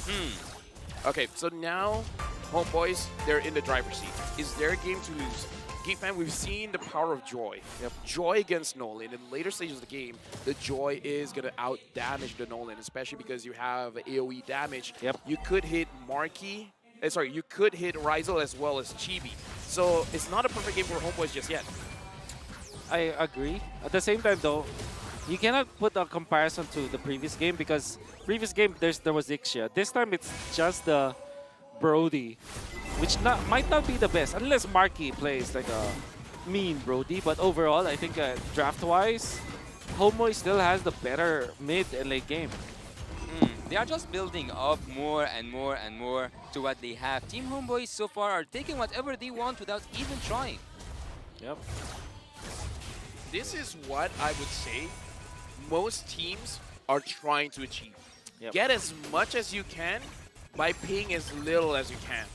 And now Zorn and Warlord, they're trying to make sure that Geek Fam stays in their own lane. Zorn! Rage is on Marky. Just falls down. Zorn continues to annoy the enemy troops, but now they go back. Team Homeboys takes 2-1 in exchange. Wow. Finding Marky was perfect for Homeboys. Additional pickoff. And then Baloyski right now is not having a great time. 0-3-1. Went for the fleeting time. That's why he got melted down by the members of Homeboys very easily. Very ambitious. Very ambitious indeed. Do you think that going for he just sold it? I saw Joy having a Guardian helmet. Do you think that at a certain point Joy can use a semi-tanky build? I don't think so. I don't think so as well. I mean, it's an interesting idea, definitely, but I don't know. At this point in the game, you might as well do as much damage as you can, trying to take out Rizel, because the thing about Bruno is the moment Bruno has a Haas Claw, damage is not enough. Continuous damage has to be the thing, because if it's just burst, he will just heal it back up. Zorn right now finds the right spot. He does find the right spot to land his ultimate down. Luke will also go down. There's nothing that you can do, Baloyski, to prevent the inevitable from happening. Team Homeboys takes 2 kills, and also alongside with that turret, Zorn keep doing Zorn things. Recall after recall, Geek Fam emotes. Oh man, another bad fight from Geek Fam. Ill-advised. I think that every time the Minotaur is there, that's like red lights for the Joy. Oh yeah. Here's the thing, man. Zorn right now is doing Zorn things. Now we can see he's getting a little bit comfortable on the world stage. 9,000 gold lead. If I was him, I would be feeling very comfortable as well. And now Homeboys, they're just securing the Lord because no one can really contest. And this is more of the playstyle that I was looking forward to see when Homeboys is playing, because the name of the game for them is River Control, and they've been able to establish the entire game. And that's I don't annoying. know, Geek Fam at this point with the options that they have, it is a very tricky question. What are they gonna do? Defend. Get to minute 23. Hey, you know what? 30 minutes away. That's not too bad. Yeah. It's just 30 minutes. That's, all the time in the that's world. the only condition I'm seeing. Wow, an immortality for the Joy. At this stage of the game. It looks like he wants to make a sacrificial play. I'm not so sure if that's the right idea. Maybe, but right now we can see that the land is lava. Look at Team Homeboys are just taking look into that bad decision or bad position. Zorn is trying to use his ultimate, and he does land a really good ultimate, but just to take that one inhibitor turret down. Also, a second inhibitor turret is already down for Team Homeboys. Again, minimum amount of casualties, the best use out of it. Yep. I think that's actually a win. Like typically, when you get the first Lord, you just win. You would just win the map, get outer turrets. The fact that they got 2 inhibitors at 11 minutes, I take that as a massive W for the Malaysian team. Yeah, sacrificing Zorn, I think that's sacrifice all day, every day. Zorn dying for 2 turrets, that's great. That's amazing. And now Chibi, it looks like he does understand the matchup. It's like, okay, going up against Joy is not going to be good for me. Yeah. So I'm out of here. If my team ain't around, I'm not playing the game. Yep. Okay. I think that eventually Homeboys will just be able to finish up, especially when the Lord does a dash. That means that they might get the turret dash, I mean. Oh, Nail. What a damage. Look at the goal difference. It's a different game for Team Geek. Yep. Not even enough. Yeah, okay, here's the thing. I don't want to say anything because we've seen comebacks of 10,000 goal lead and stuff, so it's possible. It's in the realm, it's in the world that I live in, all right? So Homeboys right now, they can make mistakes, okay? I call it the Malaysian throw. When we're doing so well, we got to make the game more interesting. Yeah. It's like a boomerang. We throw the game, and then hopefully we get it back in our side. Would you believe me when I say that there are unthrowable games? Do you think this is an unthrowable game? For Homeboys? I think so. Here's the thing. When I say something good, something bad happens. I'm not going to say anything. So wait, you are trying to use your curse as a blessing for Team Homeboys. I like that you're learning on the job. Yeah, I'm catching up. So, I'm interested because Yasu, you mentioned that you agree. But there are unthrowable games. I think this is an unthrowable game for Homeboys.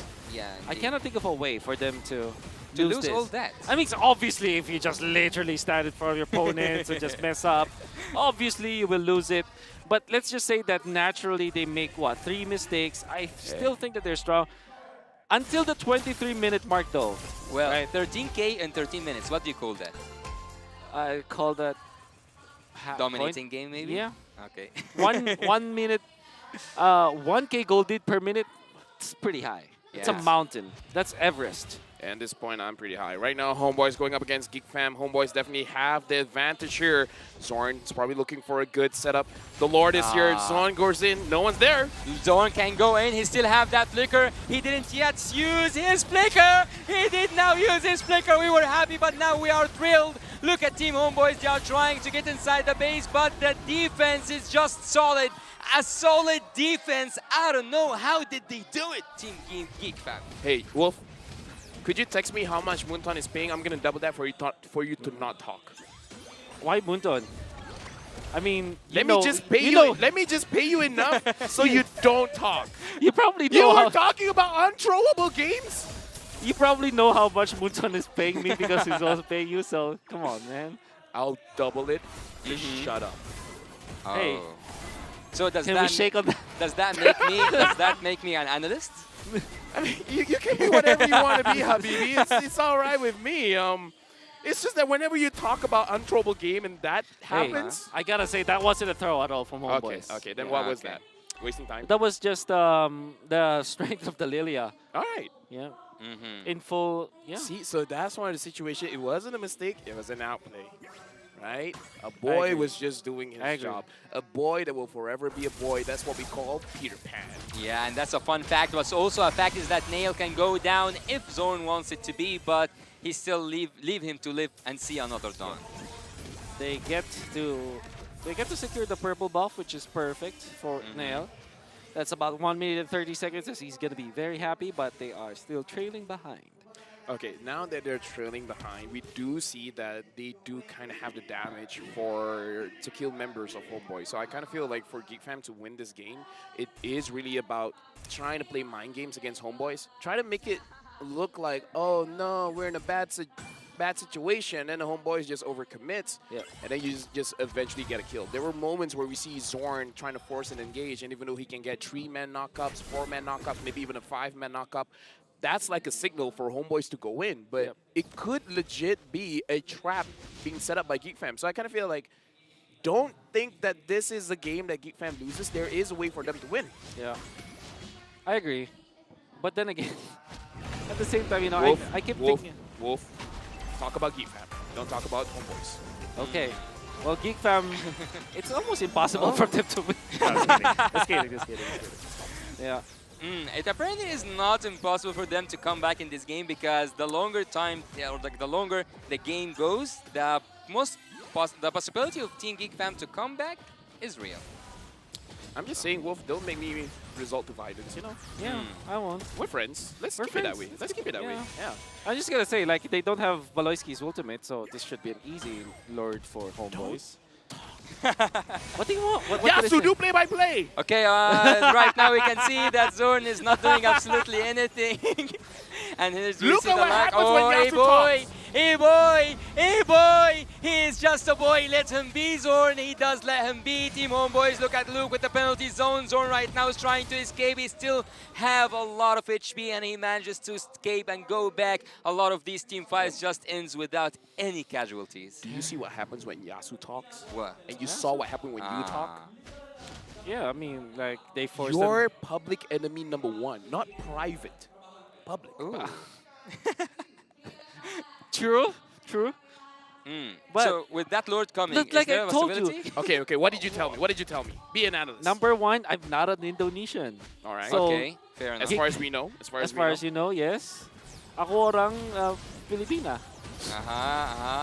That's it. That's all I'm trying to say. So why do you think that I would favor? Oh, look at Chippy. Chippy is interrupting this conversation to just jump in, and they might just find that finish. Zorn still have his ultimate. Zorn might go in, and look at Team Geek. They're trying to reach the back line. Nail manages to split Team Homeboys apart. Razel might find the base. Razel did find the base. Look at the base. Look at the base. Look at the base. It's down. It is down, and everything has went down. We can see here that that Team Homeboys was sharp as a sword, focused as the laser, and quieter than the Desert Knight. They take a full sweep and they take it back home, boys. Homeboys is able to win this match 2-0 in this best of 3 against Geek Fam. Congratulations to Homeboys. Can I talk Yeah, now? now you can breathe. Now you can talk. Now you it's all can talk. over, right? Please, All right. please. The floor is yours, Habibi. I think Zorn was phenomenal in this game, and also the fact that they picked up that Minotaur. So I thought that maybe this could be the ban instead of the Joe. I think that when you were asking me what could be the heroes for the roamers, that should be one of the bans because of how it is good versus assassins. I think that it's weird, right? Because typically when you're looking at assassins, you want to go for hard lockdown. Your typical Franco, your Kaja. These are the heroes that lock down the marksman. But locks down the assassin. But if you think about it, the Minotaur provides even more than that because it protects the jungler, it protects the gold laner, and there's a heal, and there's a punishment factor to it. The reason why Nael wasn't as successful as Chibi was with the Joy in game #1 was because of the Minotaur.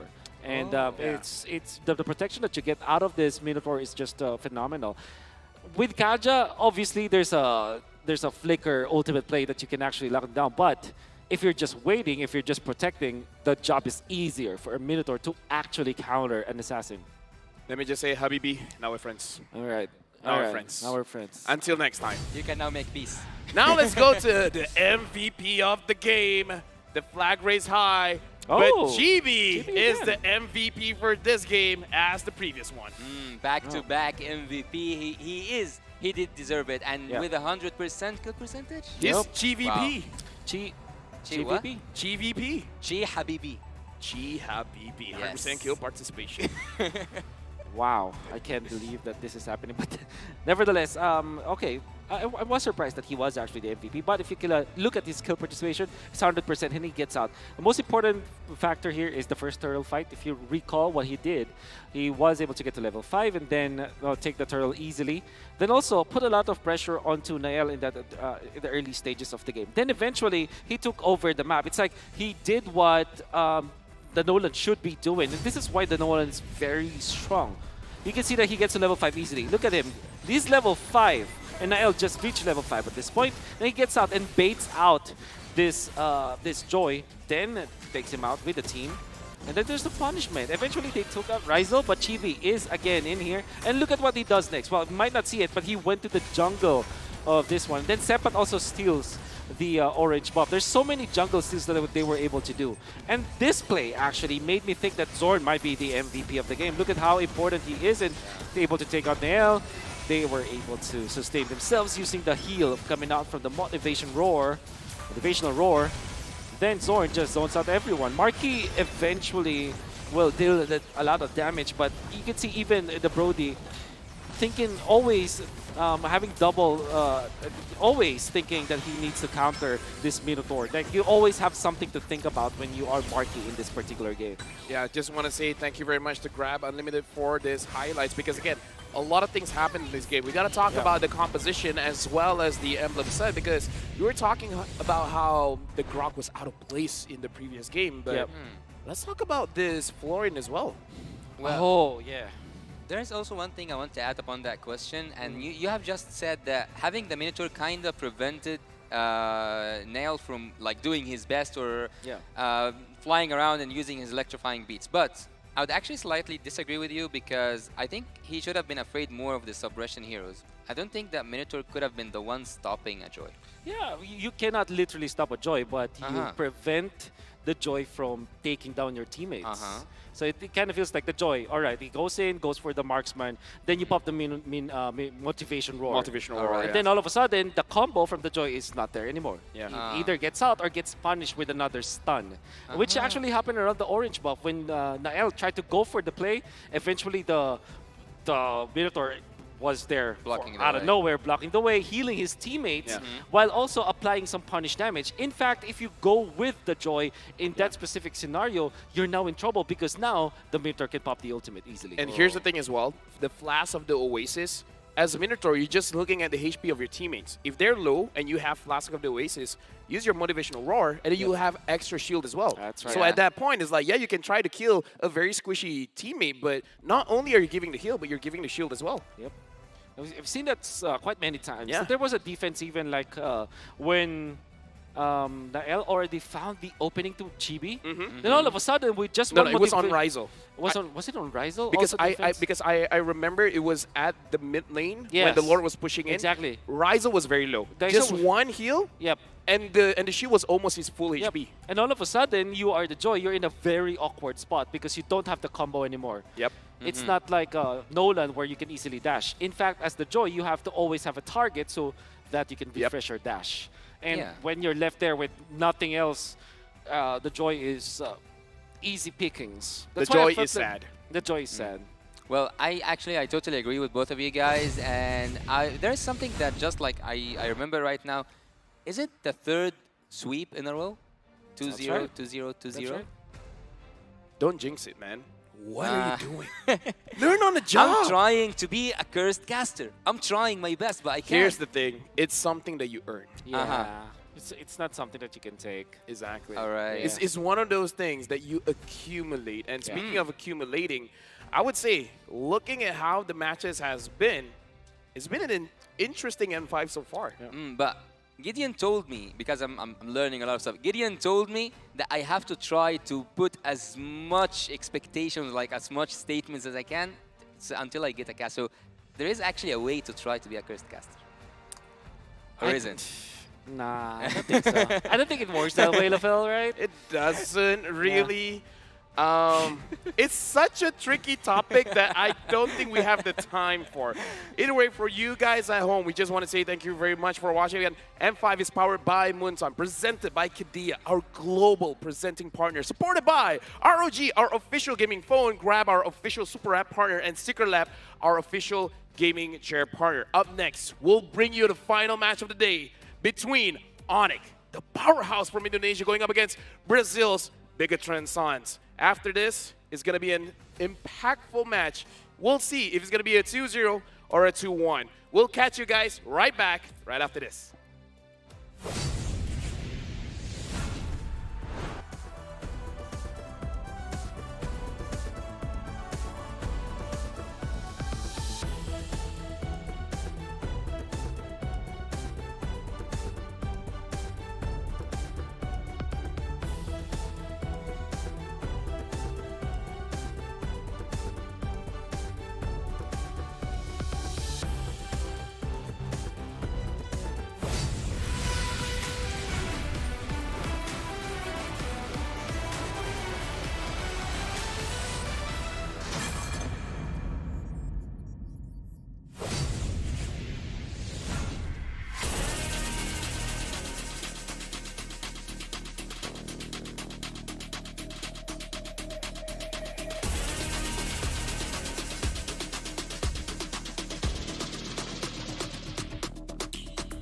Hit me like I might kick over, but you can get me in no corner. I know I can make a comeback. Ace this round and finish this game now. Got the power on my shoulders. Yeah, you know that I'm a soldier. You can keep me off my guard, but you can't keep me from my honor. I feel like the floor is lava. The energy's getting higher. You're saving my arms. 'Cause I know just what I got. I got you like na-na-na. And you know I hold the power. This feeling I love. Oh yeah. Making my grind good to play. So don't stand in my way. Standing tall and I won't fall over. We are better than great. Good. We are better than great. We stand tall, won't run away. We are fun, nothing gon' change. Great. We are better than great. Can't get it great, I'm better than great. I play my own role, I become the greatest. Transcend myself into this game, yeah. I feel the power to dominate fate. Championship mind, no time for the weak. We start to the game, shall reveal. Better than great, that's how we feel. I feel like the floor is lava. The energy's getting higher. You're saving my arms. 'Cause I know just what I got. I got you like na-na-na. And you know I hold the power. This feeling I love. Oh yeah. Making my grind good to play. So don't stand in my way. Standing tall and I won't fall over. We are better than great. Good. We are better than great. We stand tall, won't run away. Play our fun, nothing gon' change. Great. We are better than great. If we stand tall and believe we can make it, you and me, with a sense of urgency, you'll see I'm better than great. I'm better than great. Oh yeah. Oh, I'm better than. Making my grind good to great. So don't stand in my way. Standing tall and I won't fall over. We are better than great. Good. We are better than great. We stand tall, won't run away. Play our fun, nothing gon' change. Great. We are better than great.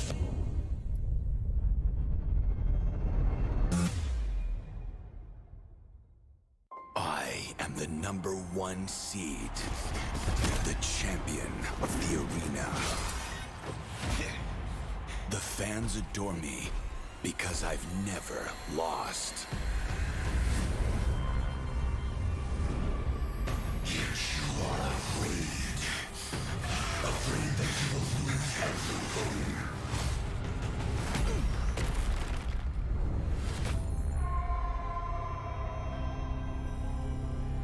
Do you ever get scared of losing, Kimmy? Well, big girl, I think we should cherish the joy and excitement of each game. Not who won or lost. That's right. I'll strive for victory, but I won't lose myself in its pursuit.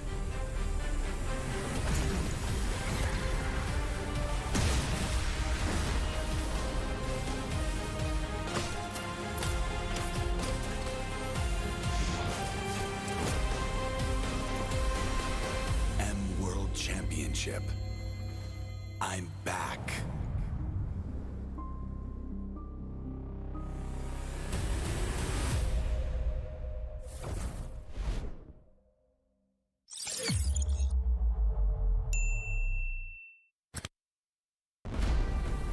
We are here at Gamers 8 to show that we are walking the walk. We have had amazing reactions, major idea owners, and a lot of potential partners and stakeholders coming in here and taking a peek. Gidea's Cube over here has been the nexus of this zone. What I saw it from the outside is very mysterious. You want to know what's happening inside. Felt like, you know, this is an MMORPG, but R is not role-playing, it's real world.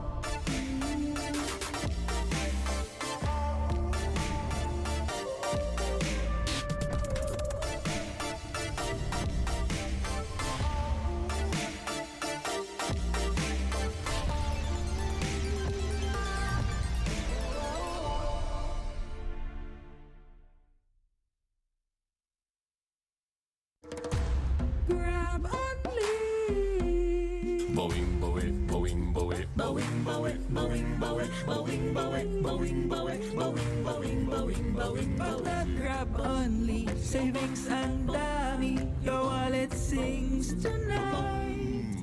Laki ng bawi, pag nag-grab only, save 244 alright. Boing, boing, boing, boing, boing, boing, boing, boing, boing, boing, boing, boing, boing, boing, boing, boing.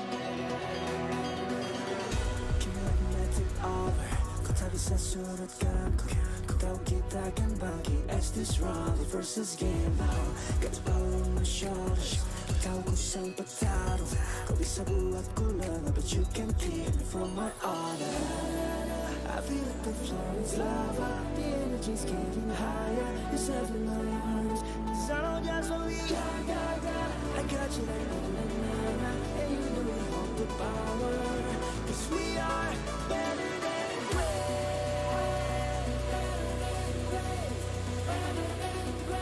Cause we are better than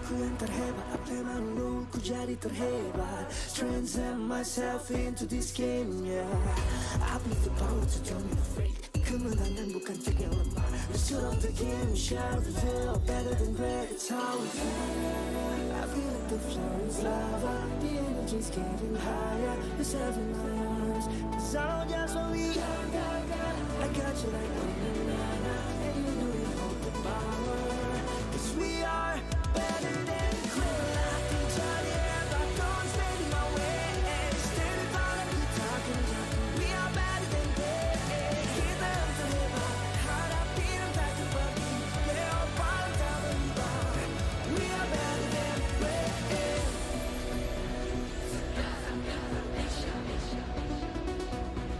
Cause we are better than great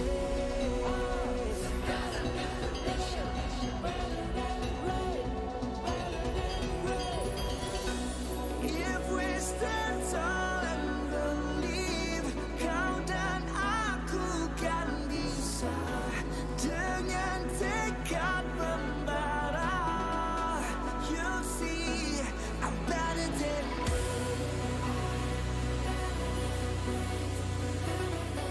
You'll see I'm better than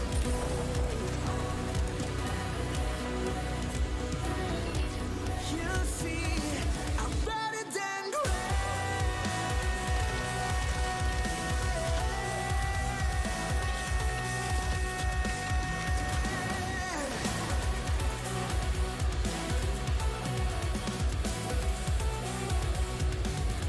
Ku berlatih jadi hebat Don't stand in my way Stand in front of you talking jatuh We are better than great Kita yang terhebat Hadapi dan tak terbagi Leopard tak berubah We are better than great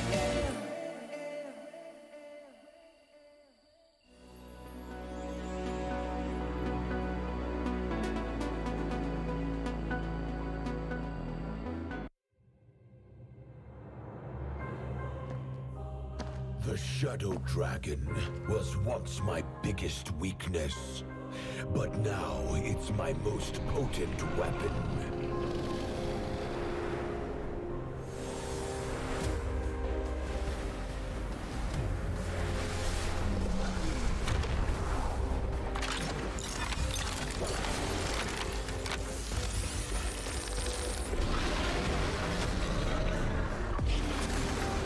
Cosmic Dragon, rise and soar!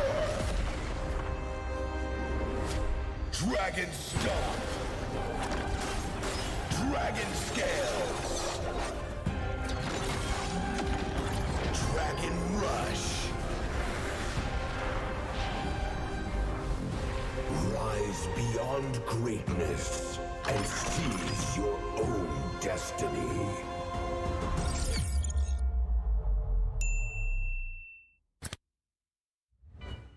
Tonight, we celebrate MLBB Esport. Do the kaldak! Do the kaldak!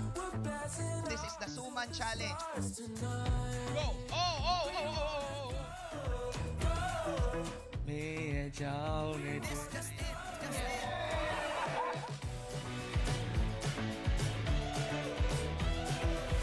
Welcome to M5 Gala.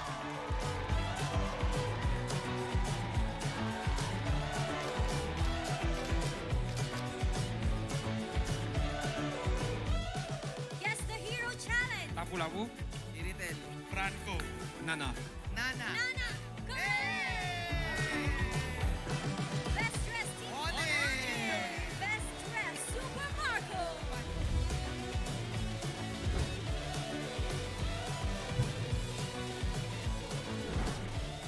Thank you so much for joining us at the M5 Gala, and we'll see you at the M5 World Championship.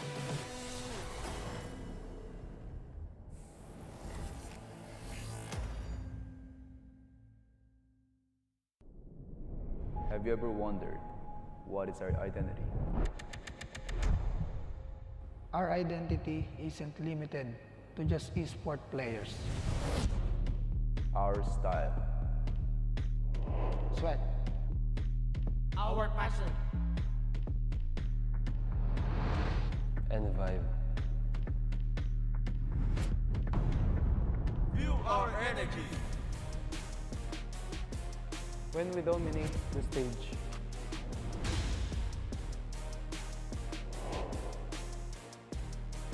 The hours of sacrifice. Shape who we are. So, what is our identity? We are legendary.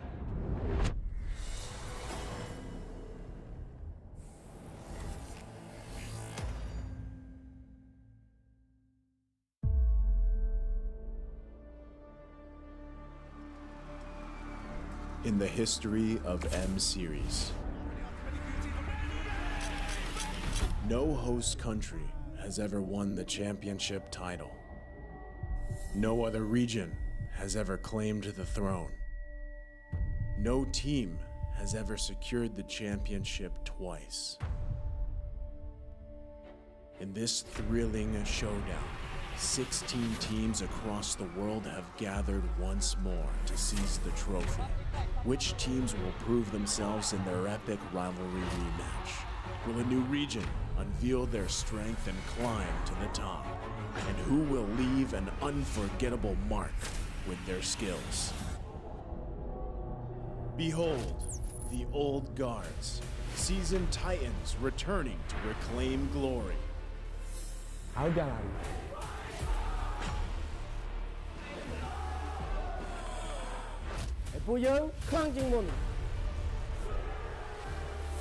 Судьба будет в наших руках.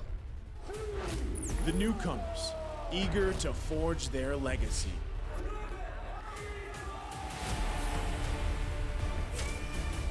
Kita di sini untuk lawan yang terbaik. Kami nggak takut tantangan apapun.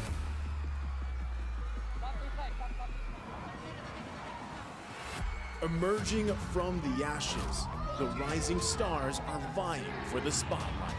Kita orang dah tunggu lama untuk momen ni. This is our time. It's now or never.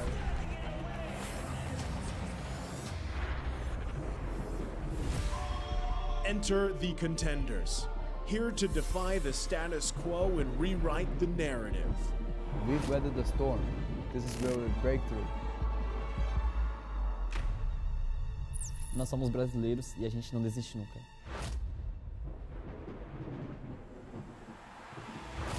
The Kings, legends in their own right, descend to defend their crown. Kita sudah merasai kemenangan. Ini saatnya kita menguasai dunia. Naitaas na namin ang kampyonato at itataas ulit namin ngayon. Babawiin namin ang corona para sa aming hari at reyna. Get ready as the stage is set for the most dynamic championship of the year. It all begins here. It's time to see who will be better than great.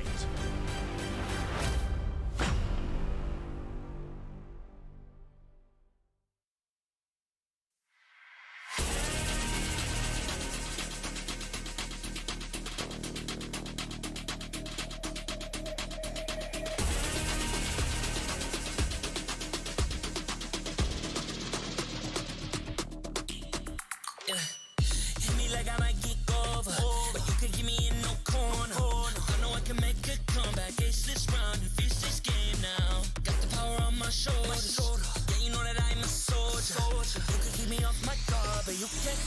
from my army. Nah, nah, nah, I feel like the floor is lava. The energy's getting higher. You're saving my arms. 'Cause I know just what I got.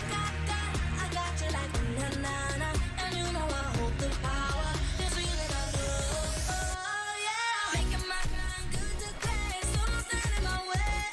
Standing tall and I'll fall over. We are better than great, good. We are better than great. We stand tall, won't run away. We are fun, nothing gon' change. Great. We are better than great. Can't get it great, I'm better than great. I play my own role, I become the greatest. Transcend myself into this game, yeah. I build a power to dominate fate. Championship mind on top of the week. We start to the game, shine, reveal. Better than great, that's how we feel. I feel like the floor is lava. The energy's getting higher. You're saving my arms. 'Cause I know just what I got. I got you like na na na. And you know I hold the power. This feeling I love. Oh yeah. Making my grind good to great. So don't stand in my way. Standing tall and I won't fall over. We are better than great, good. We are better than great. We stand tall, won't run away. We are fun, nothing gon' change. Great. We are better than great. If we stand tall and believe we can make it, you and me, with a sense of urgency, you'll see I'm better than great. I'm better than great. Oh yeah, yeah. Oh, I'm better than. Making my grind good to great. So don't stand in my way. Standing tall and I won't fall over. We are better than great, good. We are better than great. We stand tall, won't run away. We are fun, nothing gon' change. Great. We are better than great.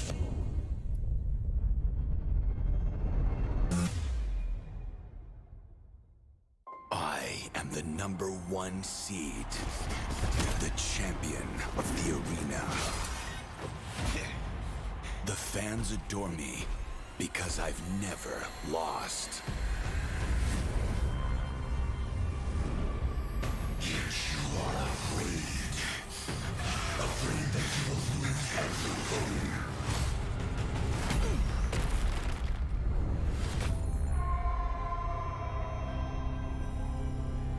Do you ever get scared of losing, Kimmy? Well, big girl, I think we should cherish the joy and excitement of each game. Not who won or lost. That's right. I'll strive for victory, but I won't.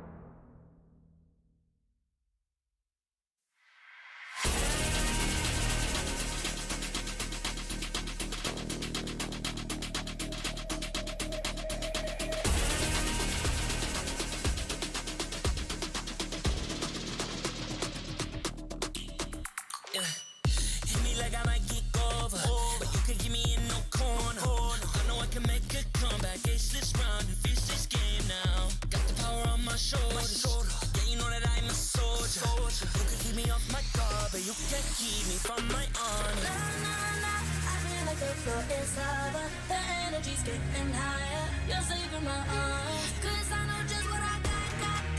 I got you like na-na-na. And you know I hold the power. This feeling I love. Oh, yeah. Making my grind good to great. So don't stand in my way. Standing tall and I won't fall over. We are better than great, good. We are better than great. We stand tall, won't run away. We are fun, nothing gon' change. Great, we are better than great. Can't get it great, I'm better than great. I play my own role, I become the greatest. Transcend myself into this game, yeah. I build a power to dominate fate. Championship mind, no time for the weak. We start to the game, shine, reveal. Better than great, that's how we feel. I feel like the floor is lava. The energy's getting higher. You're saving my arms. 'Cause I know just what I got. I got you like na-na-na. And you know I hold the power. This feeling I love. Oh, yeah. Making my grind good to great. So don't stand in my way. Standing tall and I won't fall over. We are better than great, good. We are better than great. We stand tall, won't run away.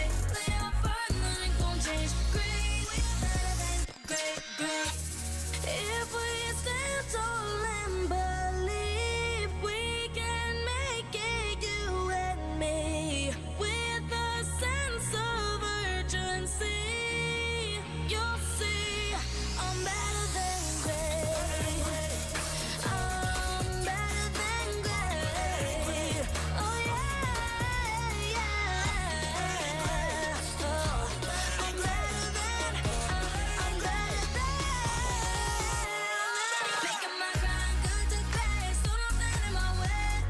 Standing tall and I won't fall over. We are better than great, good. We are better than great. We stand tall, won't run away. Play our part, nothing gon' change. Great, we are better than great.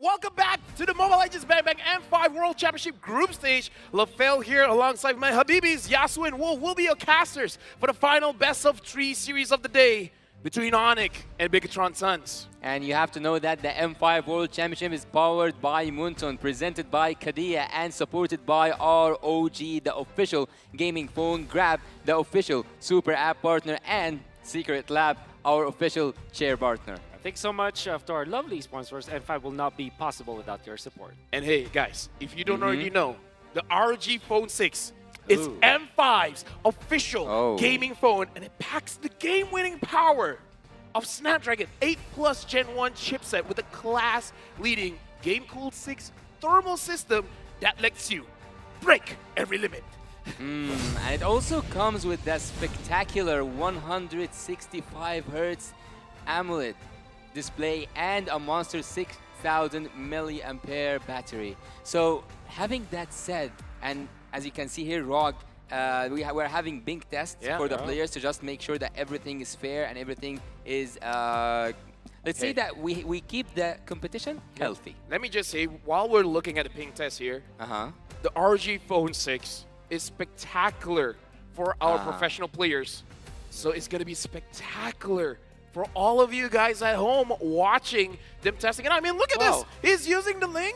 Okay, this is Kyrie. I know this. But the name is Boots. Yeah, true. You know but what? Yeah, it doesn't matter. It doesn't matter. Yeah, Kyrie's signature ring. Oh, look at that. Beautiful. Oh, the bones. Either way, I got to say thank you very much, ROG. I'll be thankful even more if we get, you know, one for ourselves. I'm just saying. More thankful. We wouldn't say no. But still thankful. Very thankful. Yeah. Very thankful. Like we say here in the Philippines, sana all. Sana all. And again, the RG phone is amazing. And speaking of amazing, this is going to be an amazing match because I would say a lot is on the line for both teams because Onyx, this is their path to becoming gods among men But it has to be said, historically, Onyx, for some reason or the other, during the group stages, something happens and they lose out the first game. Well, speaking of Team Onyx, I kinda cannot neglect the fact that they have 3 MPLID back-to-back, also an MSC this season, so it might be a golden road.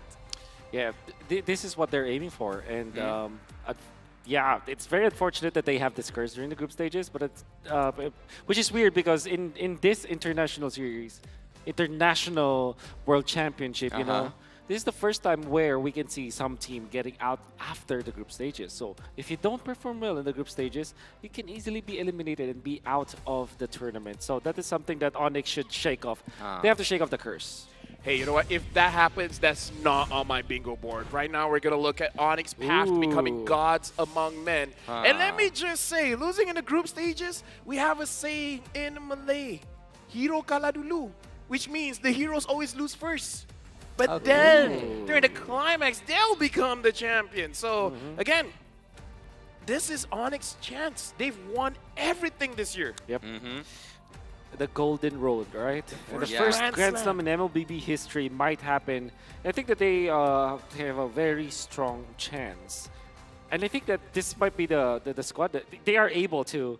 They have a squad that you cannot doubt their strength at all. Like Big Kyrie, actually not yet Big Kyrie, we don't know that. But Big Boots, for example, you know, Keyboy is just amazing. CW is pretty much on point. And Sans is just crazy. Like everybody from the side of Onyx is just destined to win. It's just like this, we're just playing Onyx game. Well, that's the question here. Can BTR spoil Onyx M5 opener? Because... And actually looking here at the statistics, they do lose their first match. Look at the M3, they lost against Onyx PH, and also they lost against Team Falcons in the MSC. So it's kind of a thing for Team Onyx to lose their first matches and then becoming somehow the champions. Maybe that's their routine. Hey guys, let's just lose the first one and then just win the rest. Yep. Maybe this is a strategy. It's like they're thinking out of the box. Yeah. No one would think losing first gives you a lot of value, but hey, they've got the results. They're doing something right. Yeah, apparently they do. Apparently they do. And actually, if they get... Well, I will put a really wild expectation here. Would you guys agree that this might be a new era or new Kage era? Oh, yeah, definitely. Onyx used to be like... During the Kage era with Sasa and everyone else, it's one of the best runs Onyx has ever had. And then they took... Let's just say, let's call it a break, right? Where they didn't really perform all that great. But now with this iteration, when Sans went in, when Coach Yeb is there, when Kyrie is there, it's just like the world is their oyster. Yeah. I'm just allergic to seafood. That is a very important nugget. Thank you for saying that because I mean, there are so many Filipino fans that might give you seafood and you are allergic to it. I just gotta say, this is not the age of the Kages anymore for Onyx. I think this is the age of the Saiyans. Okay, the Super Saiyans. It's just they're just literally they broke the game, essentially. And in a good way. In a good way, and Kyrie's handsome too. So he has it all. Come It's on. a little bit unfair. It's very unfair. I think it's agreed that Kyrie had one of the best glow ups, right? Because I've seen like his picture earlier on today, and I was saying like, hey, is that really Kyrie? This guy like glowed up. Honestly, I have a friend as well. I was looking at his picture. It's like, is this really Kaisam? Shoutouts to Kaisam Ives, but we're preparing for this game. Why are you guys laughing? I'm doing my job. I only work with professionals. Please don't be like this. Yeah. So thank you. Anyways, you can already hear the crowd because we're gonna jump straight on to the stage. Because for now, we have to invite the marshals on stage to officiate the M5 World Championship. We have our marshals who will again here to ensure the fairness and integrity of our games. Well, shout out to the marshals. They will keep everything as it's supposed to be. And now, the fans have been waiting for this. Their year-long journey towards becoming gods among men has finally reached its final stop as they open their M5 World Championship campaign. They are the team to beat. Give it up for Onyx!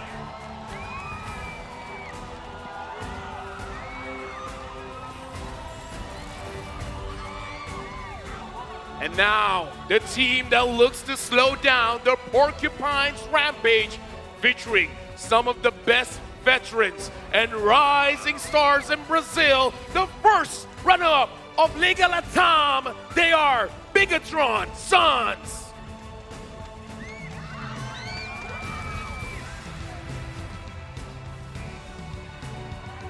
To guide the teams to victory, we have their head coaches and analysts. For Onyx, let's invite Coach Yeb and analyst Adi. For BTR, let's invite Coach Darkness and analyst Valeria. And when we're talking about the best players in the business, you immediately think about Onyx. We are also talking about the best in the business when it comes to handling the teams. So being coaches, Coach Yeb is always part of the discussion. And now he has led this squad to multiple championships, the first international championship in a very long time for Indonesia in general. Now looking very strong in this M5 World Championships. That's Chewe, that's Kyrie, that's Boots, that's Sans, that's Keyboy. I don't think you need an introduction for this team. I know that you know of these teams for sure. Onyx Indonesia is just a pleasure to see their matches over and over and over again. Onyx right now having CW, Kyrie, Boots, Sans, and Keyboy. It's a team actually. It's a team made in heaven. Like I think every single player can dominate his role. We can say that he is one of the best, if not the best, in terms of their own roles. So. There was actually a question. Leo is not with us on the desk. He said that, is it possible that there is someone who hates Kyrie? All right, but before we get into that conversation, we gotta introduce Bigatron Sons as well, Super Upab, Buzizio, Black Syndra, as well as Luna Ombota. Yeah. Oh. In case you guys don't know, in Malay and in Indonesia, this basically means uncle. No, Luna, the bald one. The bald one. Bota is bald. Yeah, Bota is bald also in Bahasa Indonesia. Yeah, exactly. Yeah. And yeah, almost we like uncle. Yeah. And why do I know that? I'm not Indonesian. Yeah, that's the thing, because you're Mr. Worldwide.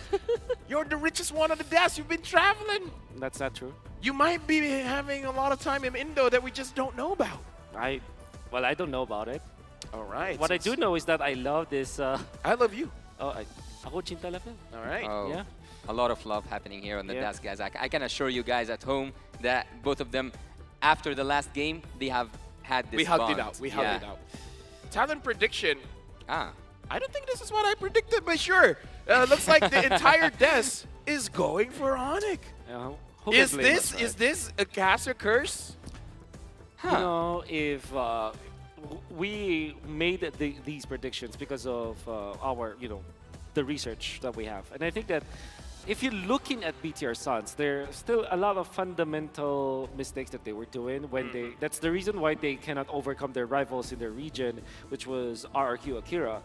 And that's the reason why I voted for Onyx, because Onyx is just very successful. BTR Sons, unfortunately, not able to overcome their biggest challenge during their Liga Latam. But I've heard that reports say that BTR Sons have been improving so much. Yeah, and actually one of the really good facts here is that BTR Sons first year and they made it to the M5. I cannot see that anything except for an achievement. And now they get to this final moment where they get to test, are they able to compete with the best of the best?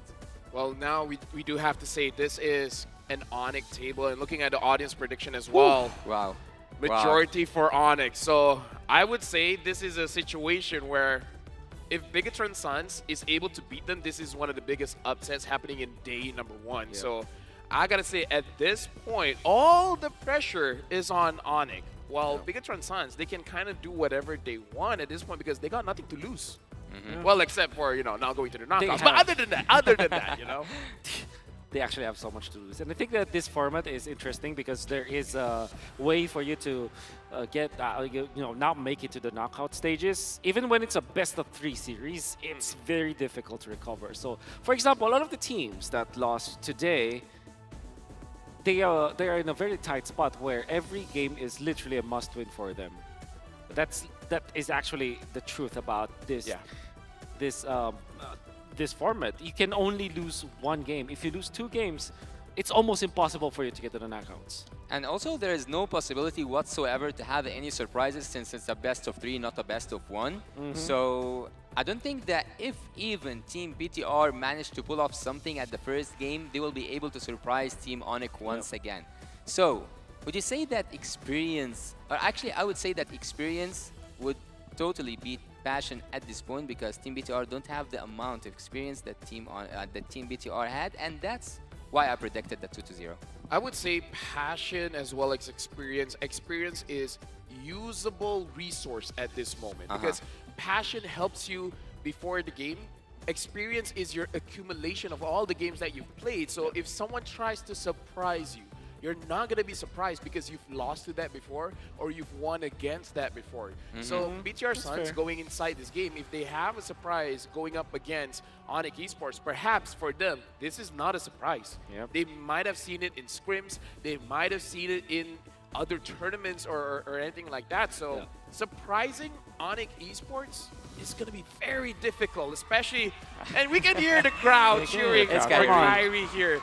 You know what's the craziest thing for me? What? Kyrie has stated many times that he wants to be the best player in the world. I kind of feel like his competition is honestly in his own team.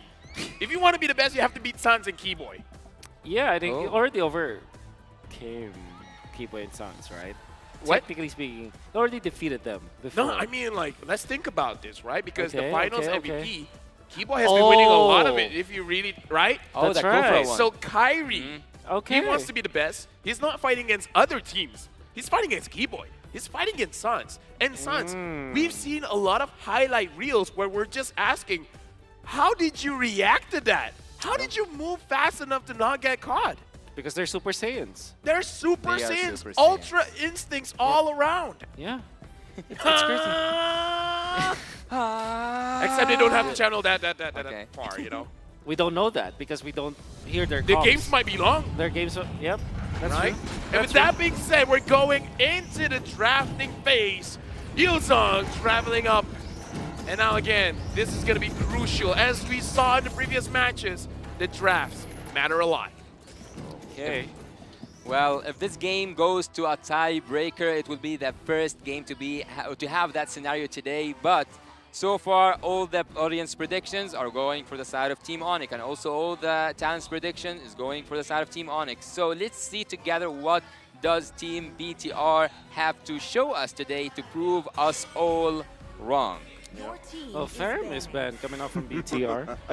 Kind of tells me that they wanted to go for Assassins right now. Nolan and Joy going to be the top priority for both teams. And Onyx are just focusing on the backship and thinking that BTR might just go for utility junglers.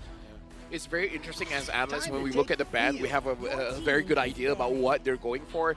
Betting on the Fanny, you can say it's more of a respect ban, making sure that Kyrie doesn't get that for himself. But I would say the Faramis shows that they want a bit of burst, and the Faramis can deny that all day. So this kind of shows a little bit about what they want. And like you said, perhaps Assassins in the jungle, but going up against Kyrie, is that a good idea? Generally, I would say the better question, going up against Keyboy, is that a good idea? Generally, no. Generally, no. But then again, if you don't surprise Onyx, like if you just play whatever you did or however you did in their previous league, for example, that will not be enough. So if they have this assassin kind of gameplay, maybe they can show something to us. Maybe that could be the good course of action for the side of BTR, especially because Coach Shieb and the gang might not have seen it before. But Team BTR Suns at this moment, they are not focusing on a certain player. They are not focusing on a certain strategy, I would also say. And what's actually mentionable is that Team Onyx, and especially Kyrie, even though there was an era where utility heroes were ruling everything, he kind of stands with his own assassins and still makes the best out of it. So I think it's pretty worthy that there's a respect ban for Fanny, but I think they should have targeted him more. Nolan should be the choice here for BTR, especially in the absence of this Faramis. I'm thinking Onyx will get either the 1-1 or the Joy, whatever is left out of that occasion. And also the Guinevere is open, and I'm pretty sure that Onyx likes that. Coach Shieb likes flex heroes, right? So I'm thinking like their opener would be Gwyn plus Nolan / Joy, or maybe Arlott plus Nolan slash Joy. What do you think of Matilda? Matilda is gonna be secured by BTR. Oh, not gonna be secured by BTR. I don't think Matilda is perfect against Joy, however. Yeah, and here the fun fact, Luna Ombota literally means Luna the bald uncle in Bahasa Indonesia. So we talked about that. Somehow Wolf knows that. Perhaps, I don't know. Yeah. I feel like there's a lot of secrets that he's keeping to himself. Yeah, he's not telling us. I read the dictionary sometimes, you know. I don't wanna touch that. I listen to Toulouse. Right now, the Joy has been picked up. For Onyx, I would say this is the evolution of Onyx because even Yasuo has stated that it doesn't matter, even though it's a utility meta, Kyrie can bring in those assassins. And I feel like this is also one of the things that Coach Yep has adapted for every single player, is that even Keyboy is a pick-off hero. He's a pick-off player, but we've seen him time and time again using those Enchantress. Well, but the most interesting thing here for me is that Team Onyx, you don't just give them an assassin, a good one, you give them the best assassin in the current meta, Nolan. Yep, which is actually... What is with this trio? That is going to be very difficult. This is the third game we're going to see Joy against Nolan. Yep, Joy against Nolan, and Valentine against Joy is 100%. We're only missing Lilia, right? Yeah, you're only missing Lilia on the side. But Matilda is open, so I think Matilda is a great pick for BTR. Obvious. And will they go for the Phobius immediately? I think that should be the case. I mean, if they don't, it's probably going to get banned out, no? Yeah, that's right. So Valentina is a good choice. I think it was proven even the last season of MPLs. Arlot Novaria. Okay. I don't like this at all, especially going up against a Nolan. And then you give a big ultimate to the Valentina. Now you can go Matilda if you're Onyx. Well, BTR Suns at this moment, I don't know what is the reason behind this Novaria pick, because Nolan can simply go in and go out smoothly, take her out. So I don't agree at all whatsoever with that Novaria pick, but that's how BTR wants to go, and that's how Coach Darkness wants to go. What do you think the third pick will be? I would say Novaria has its uses. It's usually strong on the turtle as well as the Lord fight because you have vision, that's number one, and it's going to make it easier for your team to set up because we can imagine a situation, especially if they have a Beatrix on their own team, the snipes is going to come in a little bit easier, and it's going to help the Arlet out quite a bit with the final slash. So I can see some reason behind this Novaria pick, especially if they're going to contest around the turtle. My personal worry here is having the Valentina as well as the Terizla, they're going to be pretty strong, the turtle fight as well as the Lord fight as well. So it really depends on BTR who their gold laner is going to be, or more importantly, who their jungler is going to be, making sure that, I mean, it's going to be Joy, but I don't know. I'm thinking, is there going to be a surprise? Maybe something like Hilda, actually. That might be the choice. I have, honestly... For BTR? For both of them. For both of them, all right. All right. So I think, but obviously because the fourth pick is going to be tilting towards Onyx, I think that is BTR, that BTR should be the ones banning it out. Imagine if there will be a Hilda for the side of Onyx, and who can actually stop that? That's, Novaria might not be able to do so. No, Joy really. obviously is not going to be there. So that could be, that is, if there will be any kind of surprise, that might be it. Well, I'd actually like to see a Minotaur or let's say a setup hero for the side of Team Onyx because they have what like all it takes to have a solid team fight. They have the penalty zone, they have the mobility of Nolan, and you can go on with the rest of the picks that haven't been even shown up yet. BTR on the other side, I think that Kaja was a really good pick for them, even though they banned it. Yeah, man, as you said, that Minotaur has been banned out because I would say it's pretty good for both teams here. Right. Looking at Onyx, I would say their lineup right now is pretty solid. It's just that for BTR, they need the missing piece here. And the question really is, if they're going to have this Joy in the jungle, the Arlet going to the EXP, as well as the Novaria coming in mid, they gotta make sure that they have enough damage per se, especially in the early stages of the game if they're going to contest for anything, because Novaria has range, kind of has a little bit of damage, but I would argue Novaria needs 1 or 2 items. Joy is the closest to have early game damage, but the setup has to be super good for you to do that. All the injustice in the world. But Cho ban instead. Okay, I think Hilda. What is that? Harif? Oh! Right? That sounds like Harif. Oh, that's a good pick. I mean, you can continue. You don't have to stop. Yeah, that's a good pick. Yeah, we just want to make sure it's like, okay, let's see the picture. Yeah, it is Harif. That is such a good pick. Why? Because it's a it's a hero that doesn't. I mean, what is a hero that can lose the lane? Also, it's a hero that is not that dependent on a farm, and it kind of allows Nolan to be like the scaling hero, and then Exactly. you have the Harriet in the early stages of the game. I think it's smart. Keyboy has 7 heroes with 100% win rate in MPL ID Season 12, including Matilda, Kadita, and Hilda. The perfect roamer, and now Claude finishing up for BTR. A lot of heroes that need the farm here. I'm a little bit worried. Hilda might be like disastrous. I would actually say please for Team Onyx to give me a setup hero. I like with this composition, I would love to see an area crowd control hero because everything everything will align for an area crowd control hero. Okay, you need a way to kind of maybe a Ruby could be the perfect choice for Onyx. Yeah, I think a Kufra maybe. Kufra. Honestly, there's fault for choice. For Honor, what is that? Secret? Was that Tigreal? I mean, Oh, it is let's an go. AoE setup. Okay. Oh yeah, it is. Okay. All right. I think Tigreal. All right. Why is it good? What? It has a reset. It has a way to reset. I think it's good because it can push the Hilda. Exactly. It can push the Hilda and it can also counter invade. And it because has area push. crowd control. Exactly. Man, all right. Coach, he knows how to draft. Apparently. Yeah. You know what? Maybe Coach Shep can maybe can win championships, you know? And right now, honestly, looking at the draft, my only worry for BTR Suns is that all of the members, well, except for Hilda, they need a little bit of time to really ramp up to have that damage. So the Hilda can slow down Onyx, but is it going to be good enough? In the early stage, yes. I think I think Hilda is generally good, especially because you want to have the Harith in the early stages. Is it going to be enough against Onyx? I think the Tiger will change that. Changed my idea about it. I thought that Hilda will be like deadly, obviously. Had it not been for this Tigreal pickup, Onyx would have had a much worse time. Because I'm thinking like, what are the other heroes that can actually protect the jungle? Thinking Ruby, Kufra is there, maybe Grok along the way, but I think Tigreal might have been the best choice for that specifically. Well, Tigreal also with the latest update, he is one of these undeniable forces of nature. He just, whenever he uses his ultimate, it's difficult. It's so difficult for any opponent to just escape it or to even prevent it from happening without that Diggy. And the Diggy is not here for Team BTR Suns. BTR Suns, I would say they have a lot of mobility. They have a lot to do, a lot of services actually to provide for Super Opa.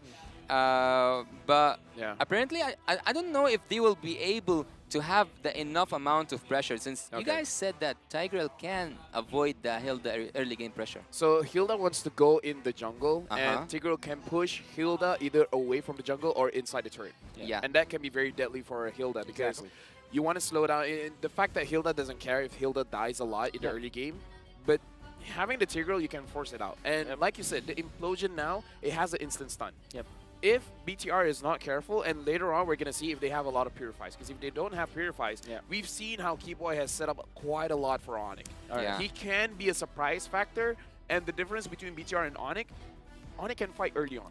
They don't need the items for them to be aggressive. There are two M's that Tigreal can do. First is mirror what Hilda is doing. Which if Hilda goes for the invade, he can also go for his own invade. And then the other M is called man to man, wherein he can actually be in front of the Hilda. Man to woman. Yes. In this Hilda case. is a woman. We cannot assume that. Oh, you know what? That's right. Oh man, why did I say that? I didn't. I mean, like, why did I assume, right? My bad. I'm sorry, out of this conversation. Sorry, Mr. Wolfman. Thank gentleman. you. Can I assume that you're? I don't like this conversation. Yeah, I don't like this conversation. I'm like out this of it. conversation. I'm taking my hands out of it. CW here. Please explain more. Is it because the resilience coming in from the chrono dashes makes it good against this BTR lineup? You know what? That's actually very correct. You know, you really have to be an analyst, dude. It's like I know the heroes and stuff, isn't it? I don't know. I think you'll do a great job at it, you know? I don't know. I feel like maybe in a previous life. Maybe in your previous life. Yeah. In this life or the other. We'll know.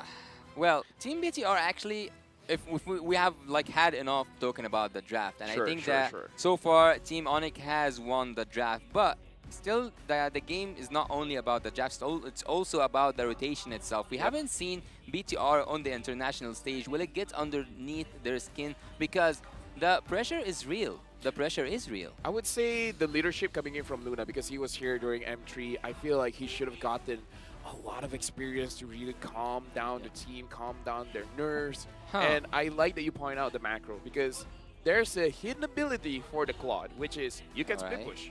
You have a Joy as well. You can split push.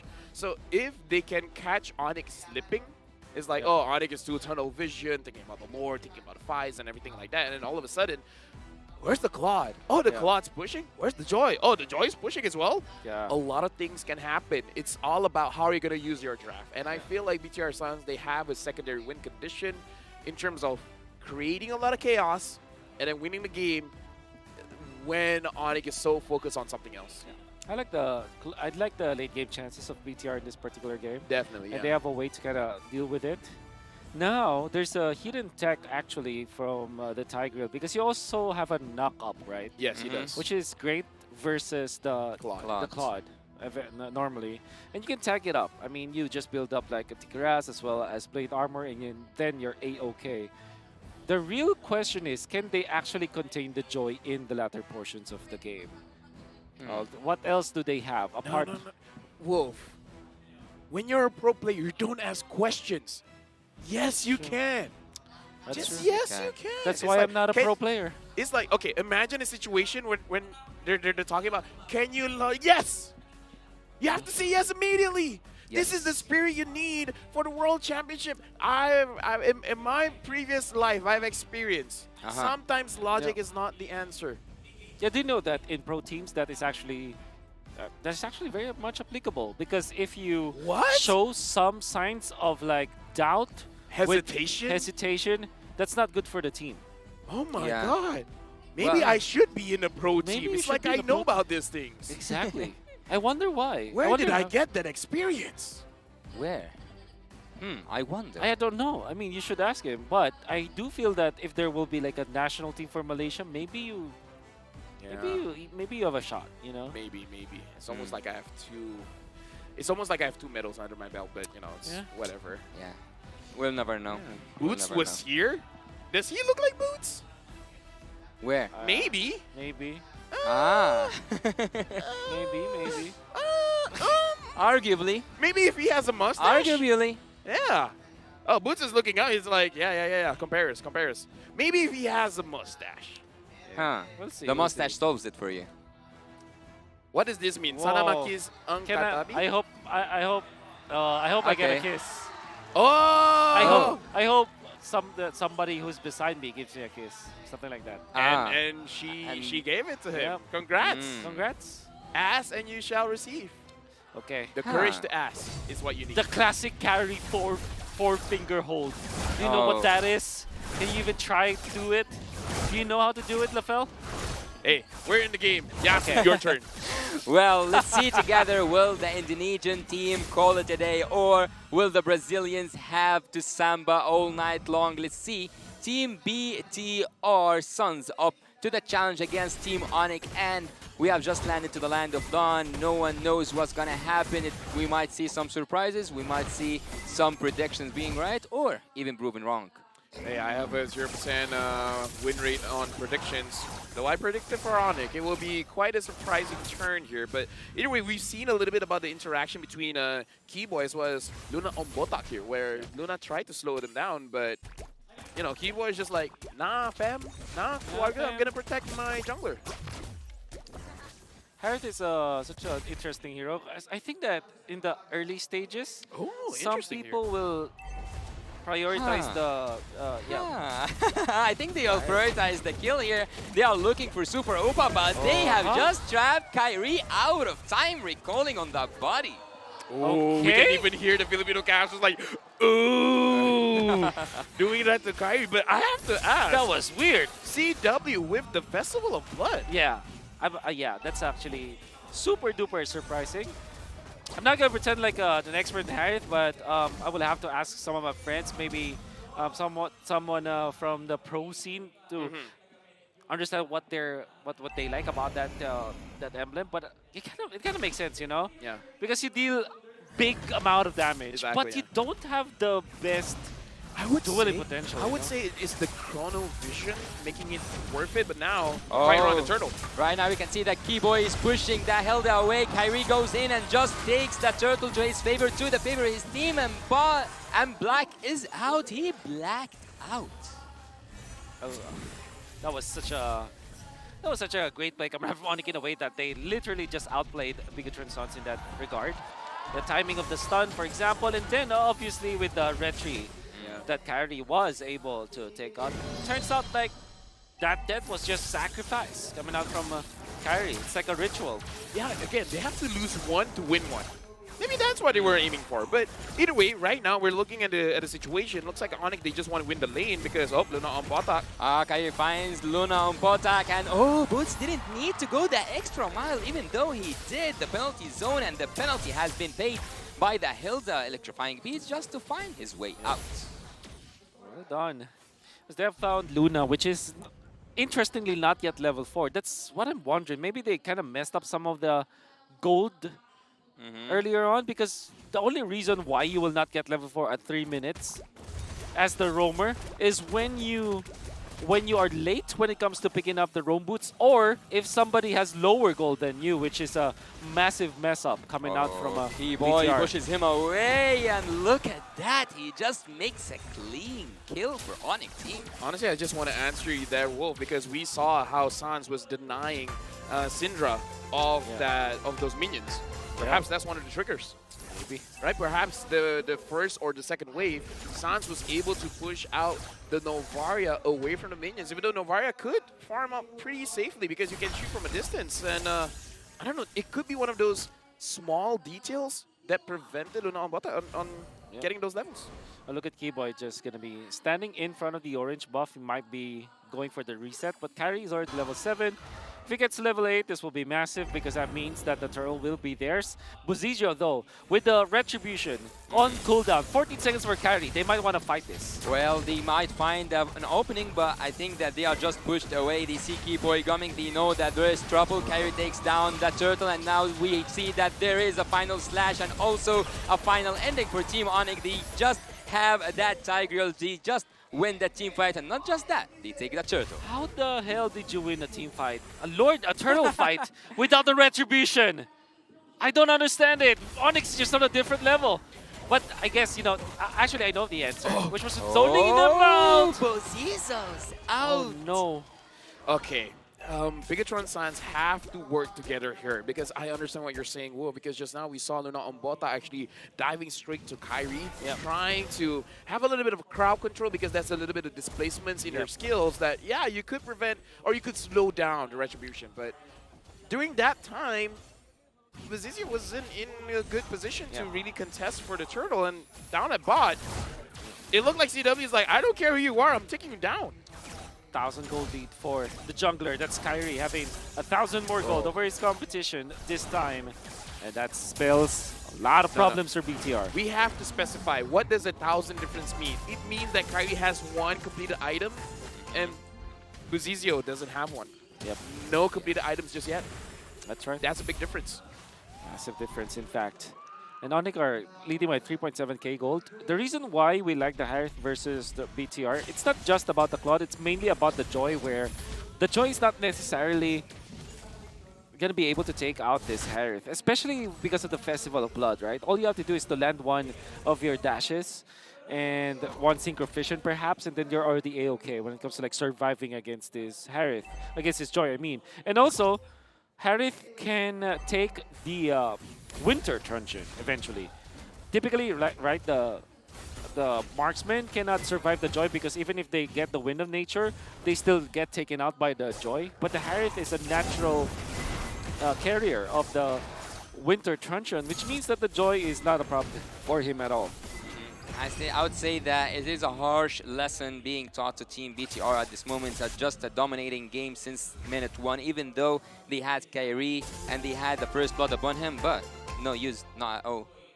Yeah, and as we said, Bigatron Sans, they need the items. So right now, since Onyx has a gold lead, this 5,000 gold lead feels like 7,000 gold lead just because Bigatron Science, even if Onyx makes a mistake, the only one that can realistically kill is Kyrie, and that's if he dives too deep, like inside a turret or something. Then they have enough damage to actually do something about it. Great push from Onyx. 5.4k in fact. Look at the gold difference between each matchup. 1.6k now for Kyrie versus Buzizio. Right now, the only thing is I see like CW doesn't care about his positioning, not that in a bad way, but meaning like if someone ganks him, can they really do anything about it? Can they kill CW? Because right now he's a gold laner with the ability of an EXP laner. That's right. Oh, Kyrie goes in and he might find that Hilda, but he manages to escape. Boots is now trying to do a lot of damage, but oh, he gets a taste of his own medicine. Black goes away, even though I thought it was a definite kill. But then Onyx is able to push top, so that's still a positive thing that it's going in their favor. Positive gains coming out from Onyx, and they push the mid lane as well. Right now, it does seem like Onyx is just taking the opportunities like, yeah, Bigatron Science, you're not going to do anything, so we're just going to act like you're not around. So if they want to push, they just push. Bigatron Science, they need to figure out a way to engage or to catch a mistake, but Kyrie goes in, and Luna, Bota, you're a tank and you're taking that much damage. That's the cost of leaving Kyrie farm. He just saw that I would say that this is a message saying that there is no use of the ultimate at this moment, just let's use it here. Yep. I mean, he says, Zorn, that's a statement. Yeah. He says, Zorn, okay, you go for recore TPs. I use my ultimate. Yeah, let's up-level the game. Yeah, it's like a... Now that's a flex. Now that's a flex. Now that's a flex. Recalling, you're not really losing anything. Yep. Yeah. Using your ult and showing your opponents like, hey, I don't have an ult. If there's any time for you to go in, guess what? Now's the time. He was one flicker away from like having the ultimate level up in this competition. That's true. That's very true, actually. Let's see what will happen. Obviously, the dominant size is such a good pickup for a Tigreal because you open the map anyways, so you are in front. And with the Starlim side and the Feather of Heaven with the Holy Crystal, oh my God, Chewik can one-shot or two-shot people now. Not gonna lie, just the Starlium Scythe, I feel like it's enough. Yeah. Anything more than that at this point kind of feels like overkill. And let's look at this. Keyboy has his implosion again. So with the minions coming in and him having the flicker, he could have a big impact here. Like if Bigatron Sans is grouping up together as like a natural way you want to defend, Keyboy might punish that. I think that everyone's now settled down to see if Onyx will make it one of the shortest games so far in the M5. BTR are in a really bad position. They are in no position actually to make a successful defense. Let's see together what's gonna happen. Will it be the finish for Team Onyx or maybe just taking the inhibitor turrets, taking it down layer by layer? Onyx is just taking the top lane inhibitor turret, mid lane inhibitor turret. I think that the upcoming turn is the bot lane inhibitor turret. Onyx by far are not even trying to get inside that base yet. They are inside the base. Look at Onyx. They will see now that Joy is trying to prevent the minions from coming in. It's just one inhibitor turret away from falling apart. Well, Keyboy is just one flicker away from doing something amazing. Super Opa is trying to deal so much damage, but look at the back line. Look at here. Look at Keyboy. Look at Team Onyx. They are punishing Team BTR to the limit. No one can do anything at this moment. CW with the Triple King looking for that Maniac that can be offered, but Boots say no. Boots just says no. Onyx team with a dominant game. Team BTR are looking for a miracle, but their voices cannot grow through the sky, where the Sky Kings themselves are sitting there. Let me just say congratulations to Onyx for winning the first match of this best of 3. And it went quicker than I thought. Like, what was that, sub 11 minutes? Yep. Onyx just did whatever they wanted. There's nothing that Bigatron Sans can really do against them. Wow.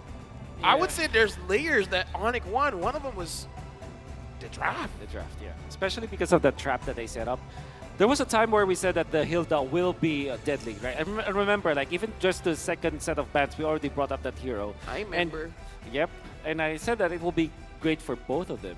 Yeah. Because they're playing, I mean, Joy is there, and Nolan is on the other side, so it kind of makes sense. And then Hilda was in the hands of BTR all of a sudden. And then it kind of felt like at the end, okay, it was Coach Yeb and the gang just setting up a trap. They know that it will be picked up. Hilda will be picked up eventually. They have the answer. That is the Tigreal. Well, I think that at some point, playing against Onyx themselves was one of these, let's say it had its own effect on the game itself, because BTR were so passive in the early game. I wouldn't say like their draft can make them go aggressive. You can like tell us about it more, but they felt like, oh, we're up against Onyx, it's hard. Before you talk, let me just say, it looks like Onyx, they're not hiding anything.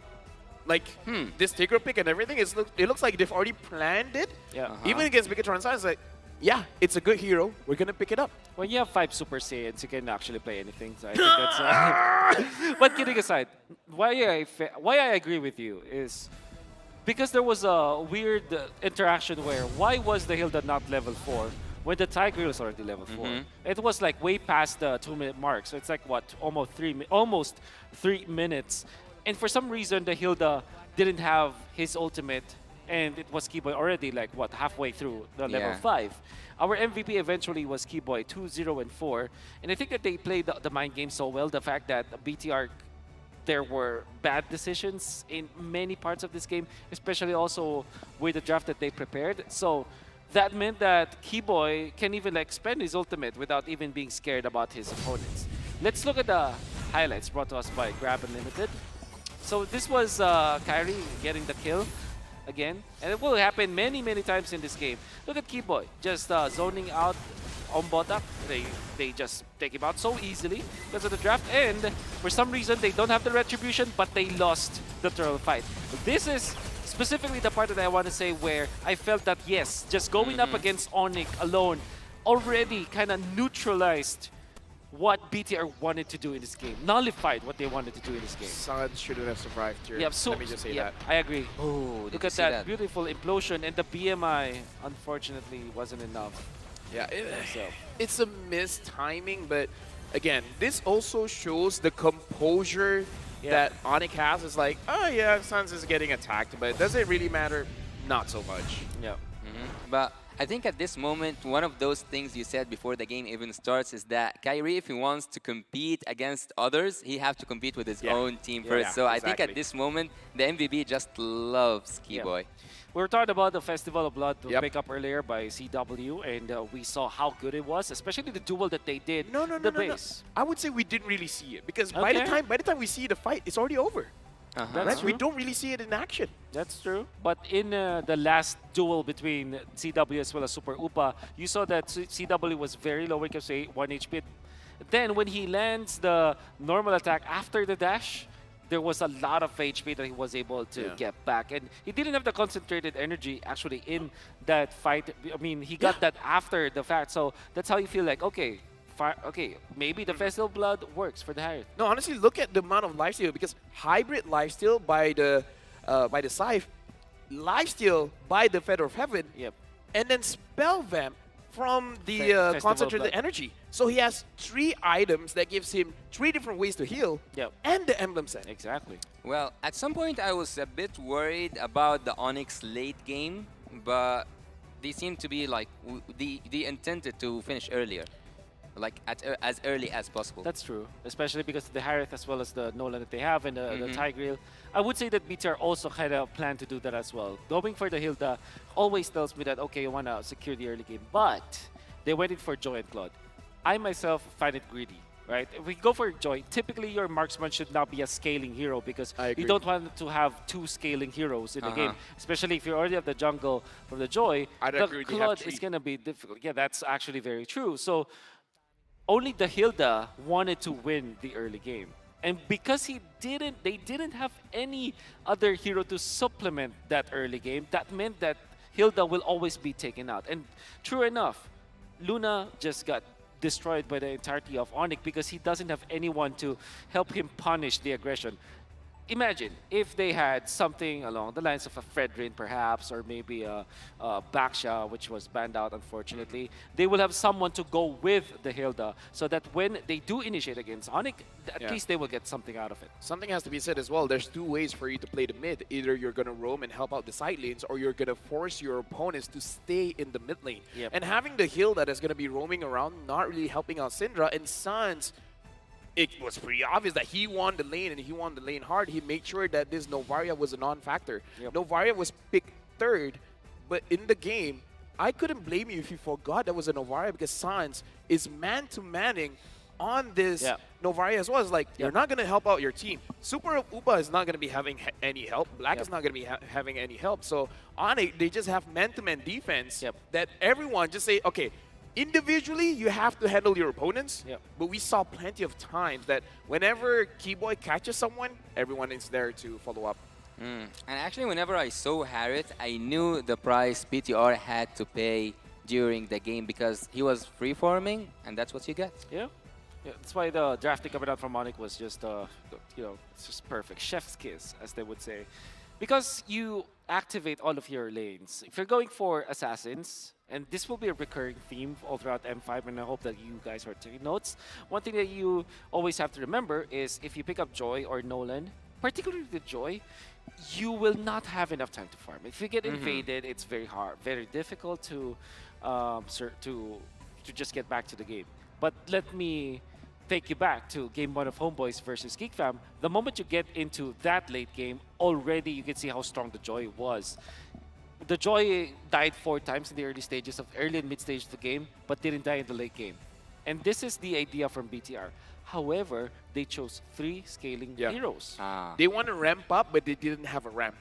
Yes. All right. Their ramp was this Hilda, but as we saw evidently, I feel like even they didn't thought like, there's no way they're going to pick up a Tigreal here. And the Tigreal really did punish what Luna on Boatag is doing. So I would say this game is a good way for you to learn how to draft. And this is the advantage that Coach Yep has when coaching this Onyx team. Everyone can play anything. I feel like if he asks Kyrie to use a tank, he's like, sure. If you really think that's the best draft, sure, I'm going to use it. Yeah.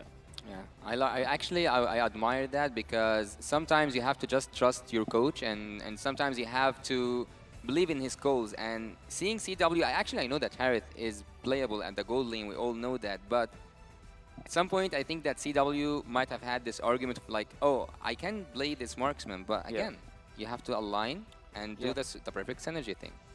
Yeah, but then again, if you're going to be looking at this particular game, it's just a lot of mechanical skills that actually Onyx was able to show us, which is weird because Kyrie, the only death that Onyx actually gave to BTR was literally the death up top where Kyrie questionably they just have to die once. I think that might be a ritual. At one point, I think that Kyrie got mad from that kill. Yeah, he died in a really bad way. He was just zoned out, waiting to hang dry underneath the turret. Which is weird because they went into the gold lane, right? I think the metagame tells us that you might want to go to the XP lane instead of the gold lane because it's always protected. And boy, it was actually protected in that game. And with that being said, we have a lot to talk about, but we got to go and look for Remar because he has an interview. So Remar, please, give us a little bit of insight. What you got? Who are you interviewing? Makasih casters, it's Reptar here with friends from Indonesia. So, Filipino fans, let's welcome our Indonesian friends! Woo! All right, that's a warm welcome. And of course, we have our translator here, Rana, who will be helping us. So, could you please introduce yourself, starting with you first? Hello, I'm Luan Luan from Indonesia. All right, so Luan Luan. Luan Luan. Yeah, because when we were talking beforehand, I thought her name was Wan Wan. So it's a Luan Luan. Yes. And you are? My name is Marco Chop from Indonesia. And Marco. Okay, so both of you are from Indonesia. So I feel like we just have to ask first, why are you guys here? Why did you fly all the way to the Philippines? Of course, we fly here to support Indonesia team. All right. Yeah, I'm support for GeekFam and Indo. Onyx Indo. Indo Pride? Yeah, Indo Pride. It kind of hurt to say that, but I'm a host, so I have to be neutral here. All right. Yeah. So, you are wearing jerseys that look quite familiar, but maybe not to a lot. So, could you show off your jerseys to the people watching at home? All right. Oh, okay. So, you can really see the Indonesian pride in their jerseys. Can you explain the jerseys? Where did you get it from? Did you have it custom made? What's the story behind the jersey?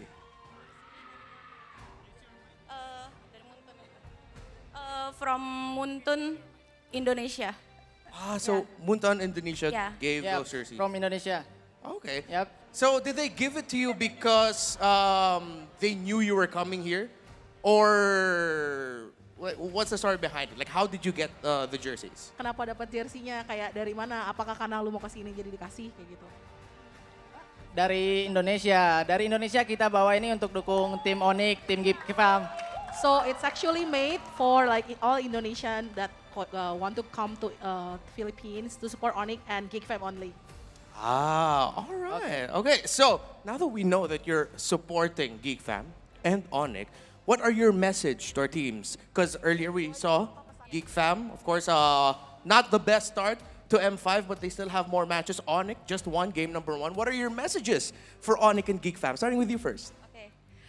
Buat Onyx dan Geek Fam, bawa pulang piala M5 ya. Jangan bikin malu keluarga. Okay, so for Onyx and Geek Fam, please come back with a winning trophy and making your family proud.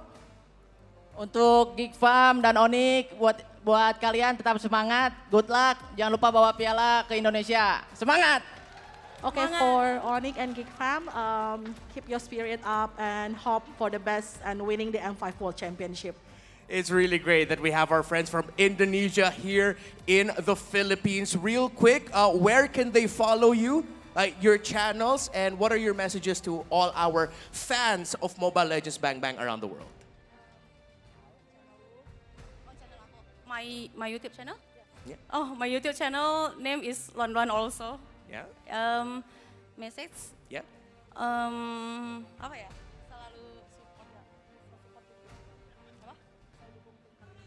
Apa? Selalu dukung tim yang kalian mau dan selalu stay positif, jangan toxic. Okay, for her message is actually the YouTube channel is Luan Luan, and her message for everyone is actually like keep your spirit up and don't forget to follow any team that you likes and support them. That's a great message. What about from you? My channel YouTube is Marco Chop, dan buat para supporter tetap support tim Indonesia agar bisa bawa kembali piala M5. Okay. Okay, so his channel is Marco Chop, and for all Indonesian fans, don't forget to watch M5 and support for Geek Fam and Onyx. Thank you. All right, thank you so much to both of you for joining me here. Okay, can we do this at the same time? On the count of 3, let's say casters, let's go. You ready? Let's go. All right, so 1, 2, 3. Casters, let's go! Hey, thank you very much, guys. And let me just say, big shout outs to the translator, because I know that's not what she said. Basically the same message, but this is a good time that I'm able to understand all languages. Let me just say that. What do you mean? I think that accurate. The message was accurate. Oh, yeah. It was 80% accurate. 80% accurate. Yeah. I can As a understand translator myself, good job. That was a good job. Okay, this is M5 is the day where the translator Lafel is actually making comments about translators. No, I'm just saying she's doing a good job. I'm not even being sarcastic. It was a good job. If that were me, I would have taken the same approach. Yeah, probably. I know. It might be a bit longer, but same-ish. I know. Same, different, but still same.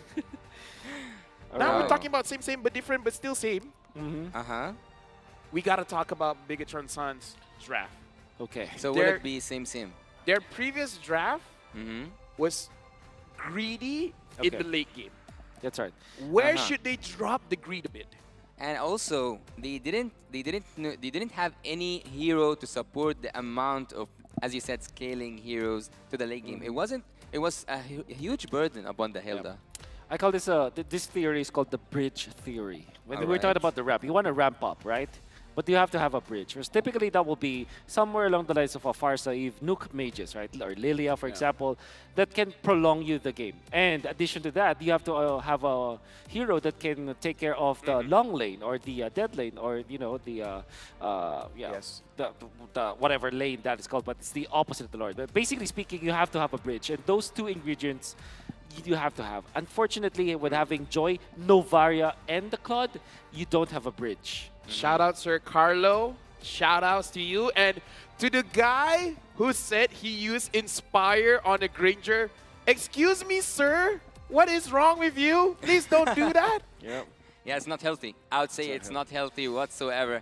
So actually, we are now heading towards the second game, which might conceal or like it might conclude our day for today if it's the match point. Because so far we had 3 sweeps. I don't have to curse it, but Team Onyx seems to be playing a one-sided game so far. BTR Suns, if they want to be up to that challenge, they need to do a lot of things differently. Hey Wolf, if anything, Onyx right now is they're increasing the count of unique heroes picked. They can add more. They can add more. Let's go Layla. Okay, maybe not that far. Okay, all right. Maybe not that far. Between Mia, Layla, and who else? Actually, they're just between Layla and Mia. Layla and Mia. Maybe Nana Marksman. I would add that. No, that's a no. Actually, you know what? Nana mid lane might not be a back pick for That Sans. is actually right. I think Nana mid lane has a higher chance than actually no. Let me just ask. Let me transition this to a real question. Is it that Nolan is always up in the air? That's why people pick it up. Of course. But I'm seeing an absence of Lancelot. Yeah. Because usually we see a lot of Lancelots, right? That's right. Now it's all Joy and Nolan. Yeah, because I think the only S-tier assassin, junglers will be Joy and Nolan. And Lancelot, unfortunately, will not be in that regard. And if ever, there has to be a lot of conditions for the Lancelot to work. It's just, to answer your question very briefly, Joy and Nolan is just easier. Yeah, yeah. Okay. Well, you know what? I like that you point out that Joy is easier because of the previous patch update. It's like slightly less power, but easier to use, less mistakes. Yep. Well, speaking of Lancelot, actually, M5 is missing one of its best players ever using that Lancelot, which is Carl Teasy, of course, from Team Echo. But and actually, this is one of the things that made M5 spice up even before it starts. The previous champion is not here to defend his title in the Philippines. Well, here's the thing. I love seeing new faces, and I'm very interested to see if Philippines can break the curse because so far no host country has won. Oh, really? Yes. Oh, that's a fact. M1 was Malaysia. Malaysia did won. M2, M3, Singapore was the host. They didn't win. M4, Indonesia was the host. And they the didn't final win. was completely Filipino. Yeah. And Indonesia. Yeah. But meaning to say, no host country has won, and now Philippines is the host. That's right. Yeah. I have memories. I have history in my head. Does that mean that Homeboys will win, though? Don't anyone can say that but you. Yeah. All right? Just talk about Onyx. Just talk about No, because Onyx has Filipino, so they might have the curse. I see what you're saying. I see what you're saying. Right? You're clever. You're a clever man. All right. Did I restore our friendship?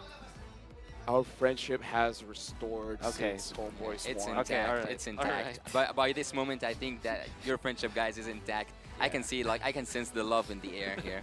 So both teams right now, they started the draft already. Respect bans from both sides, but I don't know. I think actually at this moment, I'm focusing a lot on carry. Actually, I'm putting a lot of expectations on carry here.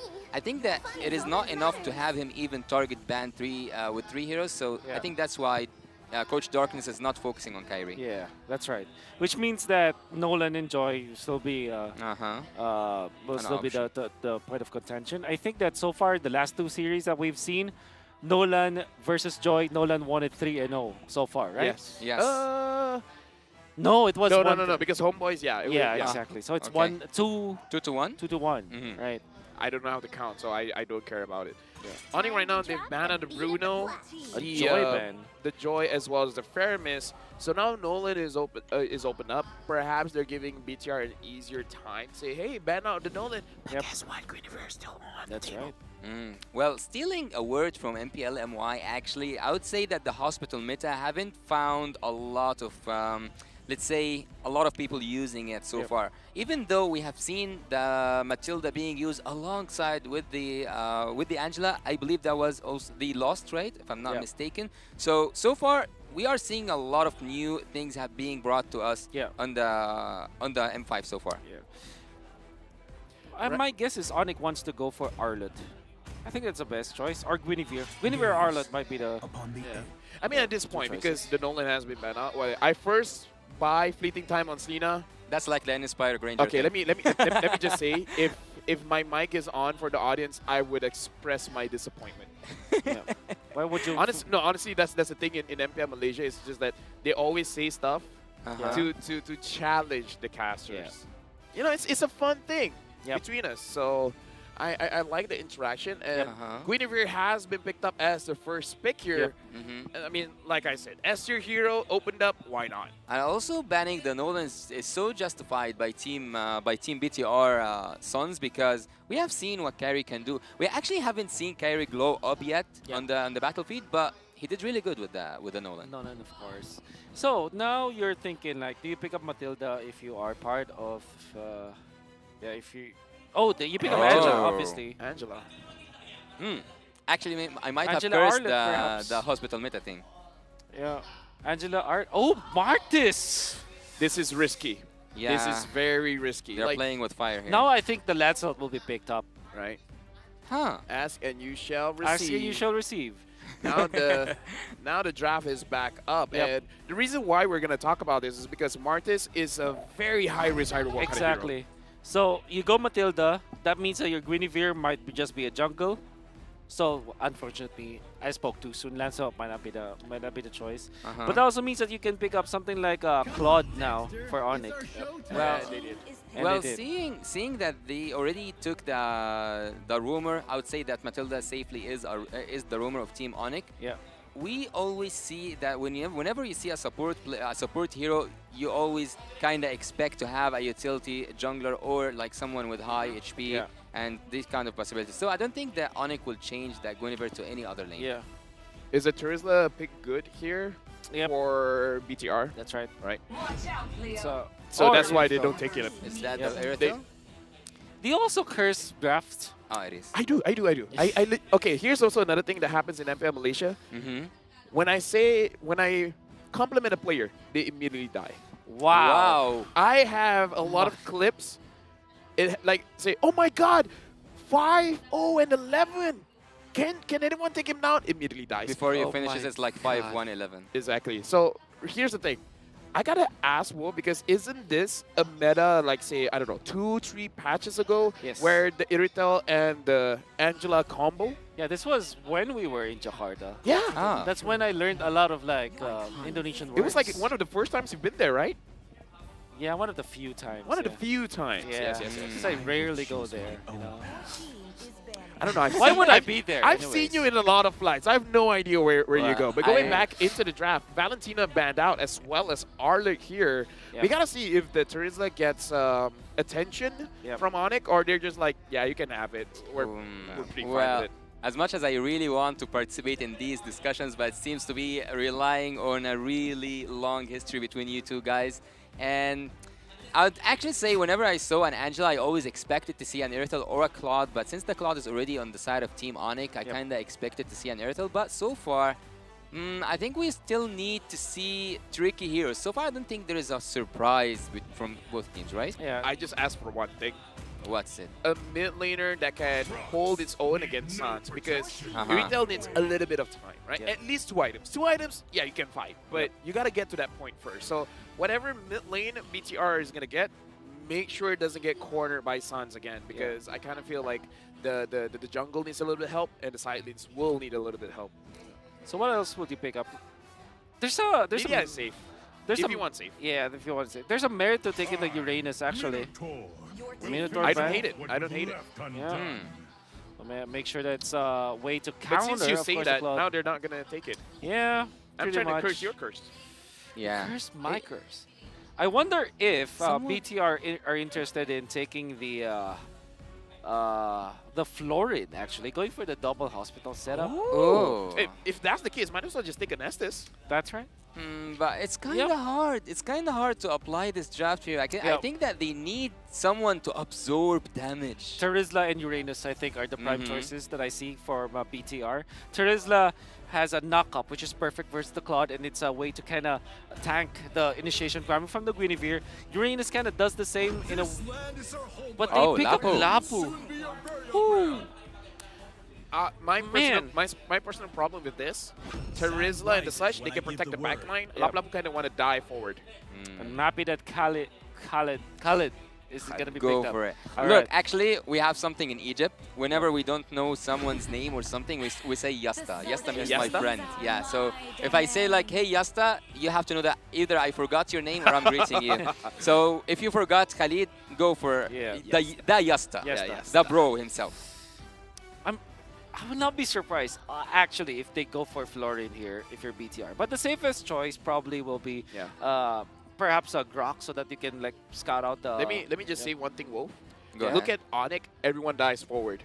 This Lapu-Lapu won't have that big of a target. The moment he jumps forward, everyone from Onyx can be like, whoop, we're out of here. We're going straight for the Irithel. That's why I felt like Uranus or Terizla might be the better choice. Because they can go back. Can go back and actually peel for his teammates. And yeah, This is the okay, Emperor's so order. that is... What is that? Order? I couldn't hear it. I couldn't Akai. hear it. Akai, of course. Hey, But one of Luna's favorite hero. That's right. But I think that this is the point of having Matilda, though. I think the Matilda here is mainly to disengage, not to just engage. Yeah. If anyone makes a mistake, Matilda's be like, I got you, I got Keluarga. you. Yeah. Keluarga means family. Yeah. As we heard from the interview, Jangan malukan keluarga. Exactly. That's what? Jangan means Guys, don't. I can't understand. No, that's what Luan said? Yeah, that's her name, right? Luan. Loan. Yes. So now, okay, let's dissect this. It looks like this is going to be in Akai Rome, which again, this is Luna's favorite hero. The thing is, they're going to be facing up against the Matilda. So if you have tough boots, there's an easy way for you to disengage with the Matilda. 5 seconds. But then again, it's their comfort pick. And I think, if anything, at this point, going up against Onyx, you want to rely on your favorite heroes. This is not the first time that Luna will be playing this. In fact, this is his signature hero and his favorite as well. Well, just before the sun rises and things get calm, that's the time when the dawn breaks through. And here, on the very one and only land of dawn, warriors from all around the globe battle this out. Team Onyx are now at match point, and Team BTR need to up their game. Let me just say, even though I have analyst roots, right now Syndra going up against Keyboy. Looks like Keyboy is going to survive. I'm just going to say... Wait. Will he? Will he though? Will he though? Oh he my needs God. to use his flicker Don't. away. Ooh. Ouch. I was like, did I jinx it? Anyways, I'm just gonna let you guys know. If I'm gonna criticize the draft, I'm not gonna criticize the Akai, because this is Luna's favorite hero because of his daughter. That's so right. a lot of sentimental value there, right. because the daughter loves Panda. So it's like, yeah, I'm not gonna touch Luna on the Akai. Yeah, I think in general the hero is pretty good in this game because it can really tank up and soak up all of the damage. It also takes that checkbox of them needing appeal and a way to vision. But Boots already taking away one cannon minion away from Black. And that's a lot of levels that you will not have in this game. Oh. Lane management at its finest. This is the advantage of experiences coming in from Onyx. They're making sure minute number 1, they're winning without killing. I think that at this point, he can manage to pull off a 1v2, and so far he's doing really good on the XP lane. But there's here, we can see Carrie with the second skill, and now he goes back the second skill on the other side. I think actually Martis is one of those you have to be afraid from with his immunity at the second skill. And right now, CW is going up against Super Upa. And again, the way that Onyx has been controlling the lane is they're not going to attack the minions first, they're going to attack the heroes, making it so that they have to go away from farming. And this is just one of the ways Onyx just wins slowly but surely.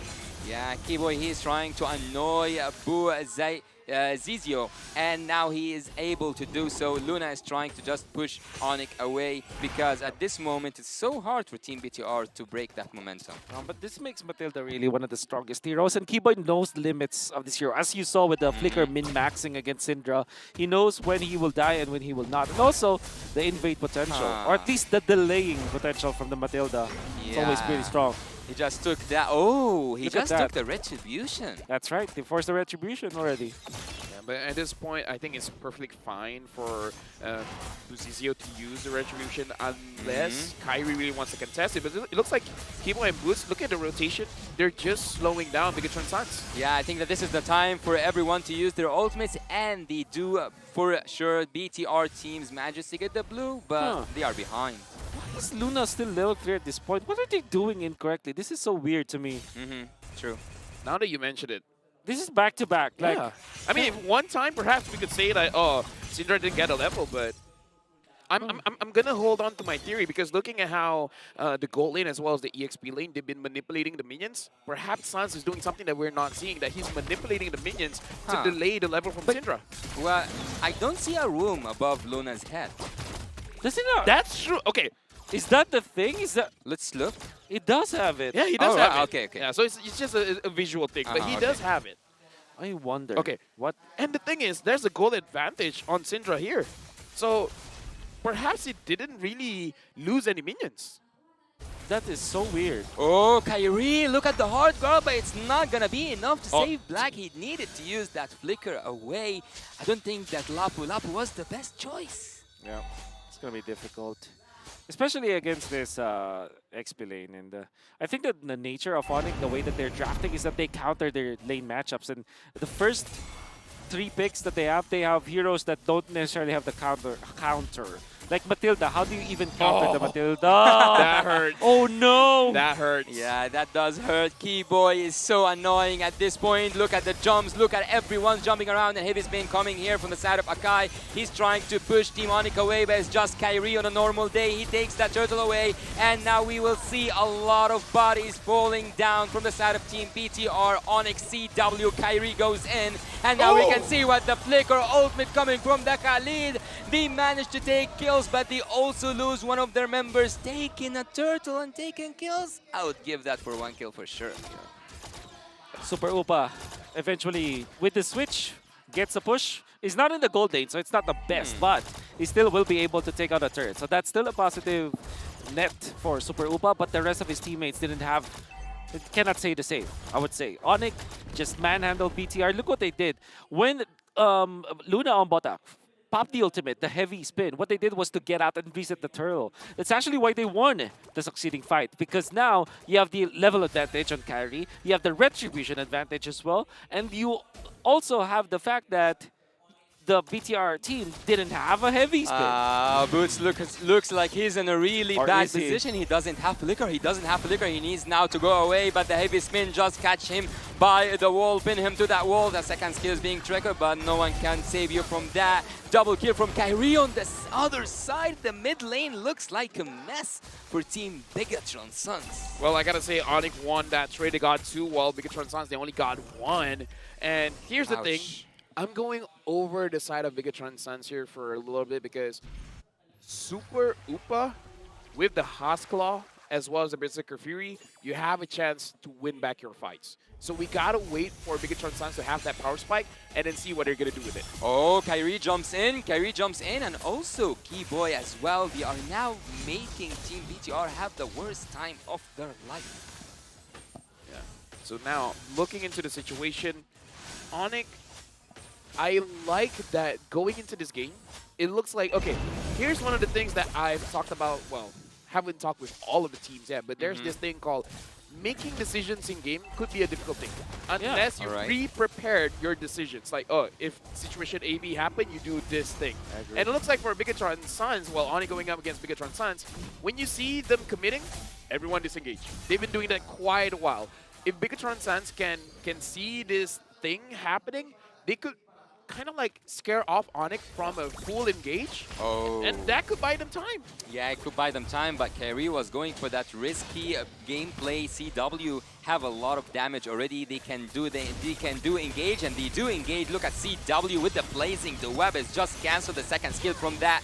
Kyrie, he takes them down 1 by 1. Preciso is now trying to take CW down, but Super Upa finishes the job for him. Team Onyx, for the first time, are the losing side. Exactly. It's a great counter engage coming out from BTR. You're feeling the strength of this Angela plus the Akai. And with the Athena shield as the first item for Luna on bottom. That means that he can tank at least the Guinevere initiations as well as the Kadita initiations. Yeah, and like I said, the power spike coming in from Super Upad, now he has it. He has the Haskell, he has the Berserker Fury, so he has damage. Now it's all about how Bigatron's Sons is going to play around it. And the way that I saw they play around it just now is they're going to invest 2 other people to make sure that this Irithel has the confidence to move in front. So I feel like they have a pretty clear way of how they're going to approach the fights. But again, going up against Onyx is still going to be a challenge. I like that they have an idea of what to do. Doing it is the other part of the equation.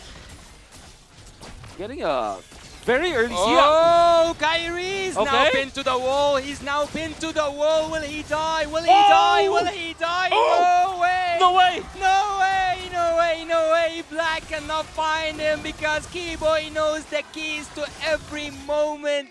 What an escape from Kyrie. What a very, really well played escape.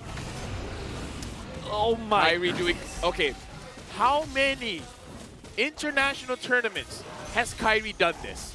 He's done it on the Assassins. Wow. He's done it on tanks. Now he has to do it with fighters. Dude, Kyrie, oh wait, in the Philippines we have this agimat, which is a charm. And when you say you have agimat, it means that you just can't die. You're just either lucky or you're just very resilient. God loves you. Kyrie has agimat. Yeah. That's crazy. I gotta credit Keyboy though. And remember, there was a part of the draft where I said like, okay, when there's Akai, you don't wanna pick up the Akai when there's Matilda in the opposite end because the guiding wind with the tough boots of the recipient of the heavy spin is just not the best.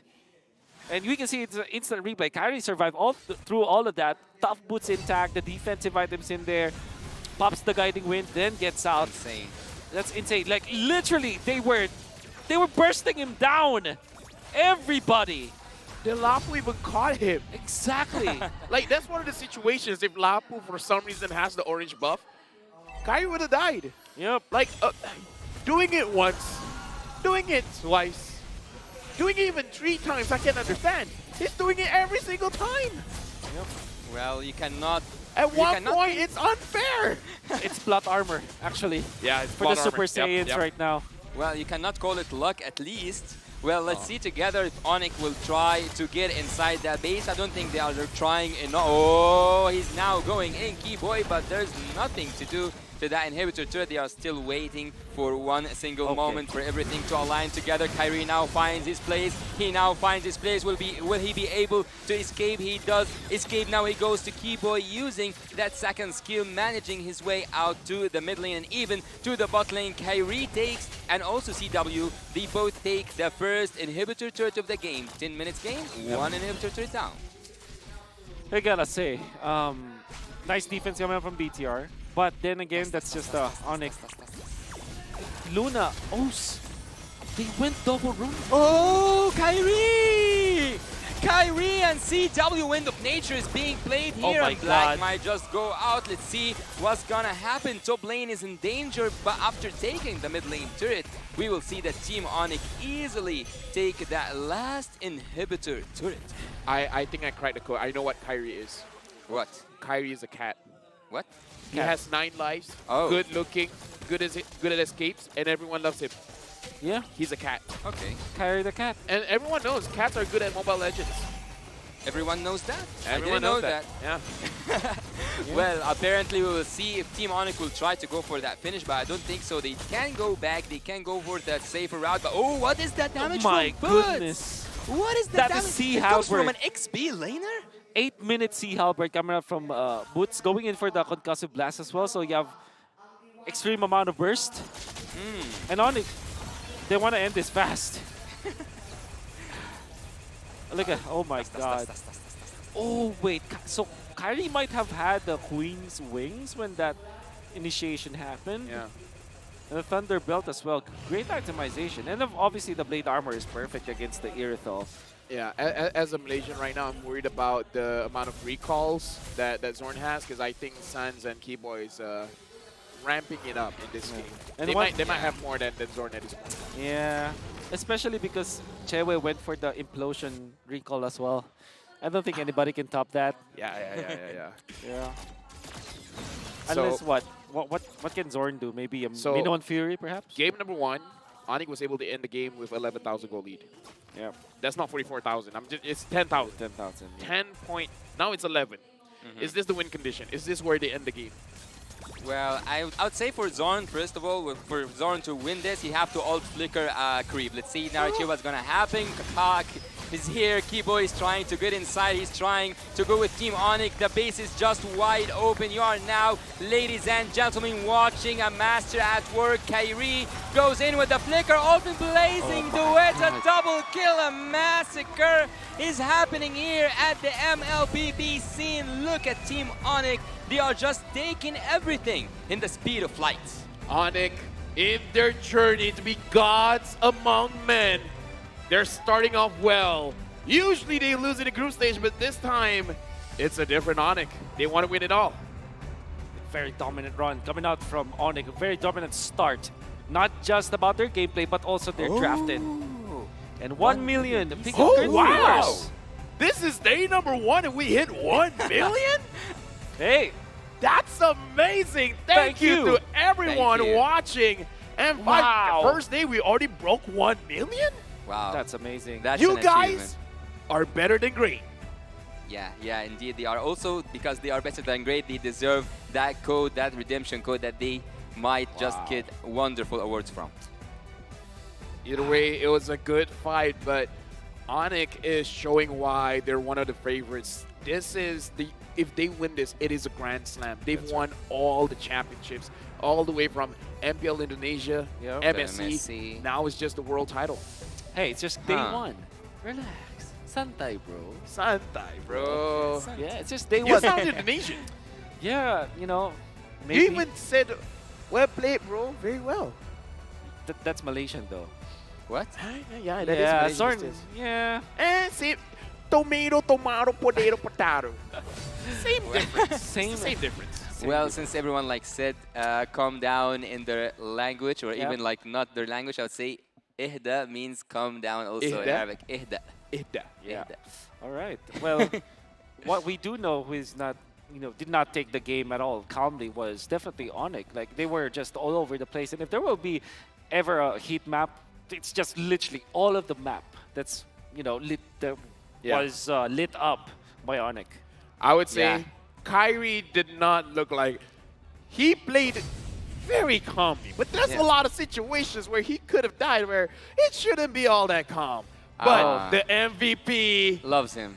Spicy boy, no, this is Key Boy. Yeah. And we can say that he is the MVP because it's how many saves that he was able to get. And imagine helping your teammates with just the guiding win. In the early stages, he min-max against his opponents. So he's not only saving his teammates, he's making it so difficult and so frustrating for his enemies to actually face him. Only dying once in this game when they overly committed into the bottom lane, the lizard part of the map. But I think that through the highlights, we're going to see a bigger picture of why Keyboy was the MVP of this game. Brought to us by Grab Unlimited. Of course, First Blood going in favor of Onyx.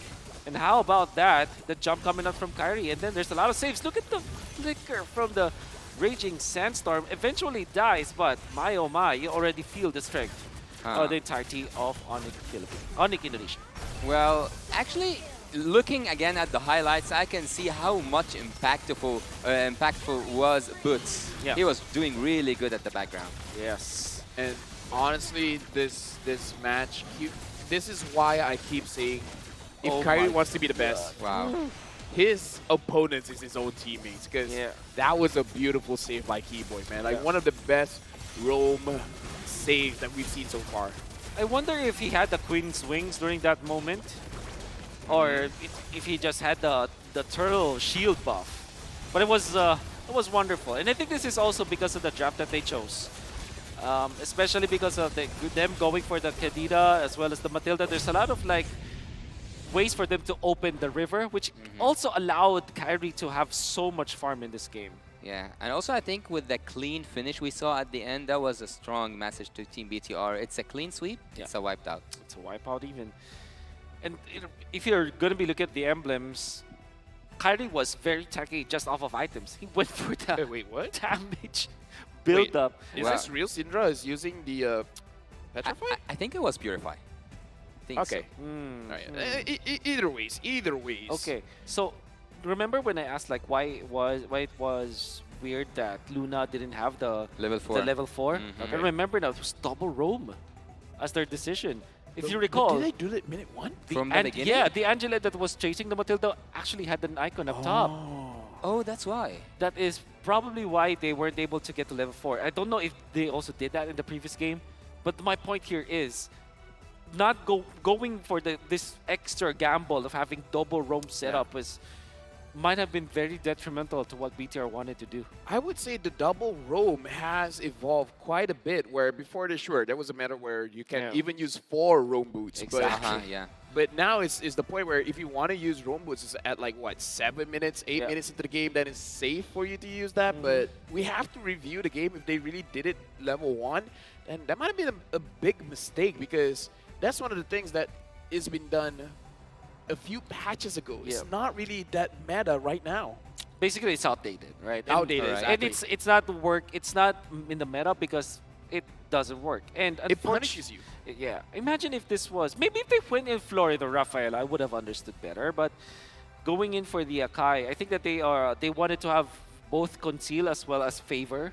Alright. Which is very greedy, but it kind of makes sense if on the grand scheme of things. But maybe Akai is not the best hero for it at all because it's ultimate dependent. I think you're gonna have to go for double roam only if your roamer doesn't depend on an ultimate. But speaking of greed, actually, this is the second time for Team BTR to be greedy about something. In the first game, they were greedy that they will have the scaling heroes to scale enough until they reach the game. Now, they are greedy enough to have 2 rooms. But the thing is, I could be wrong, but if I'm not mistaken, you can't have 2 roam items. At the Like beginning? one will cancel out the other, so whichever activates first. I have to read back on the patches because if I'm not mistaken, that was one of the cases. But again, could be wrong because, you know, patches happen every 2 weeks and such, so a lot of things happen. But let's talk about today. Let's talk about 2-0 day. A 2-0 day? 1 million PCU. But a great start. Yes. Right? And with that, we got to look at the standings to really recap what happened today. Let's go ahead. One thing I can say is that even when there's a lot of 2-0s, do not, like... It didn't feel like 2-0s. It didn't feel like a 2-0s. Yeah. It's mainly because of the fact that there were so many close matches. Like in the first series, that was a 2-0, but both games went And along also the at way. the SMG Fire Flux, it was so close. There was a lot of comebacks actually in this game. In this day, I mean. So that means AP Bren going up against Burmese Ghouls, winning the 2-0. Now they're at the top of the group, and that is same can be said with Onyx.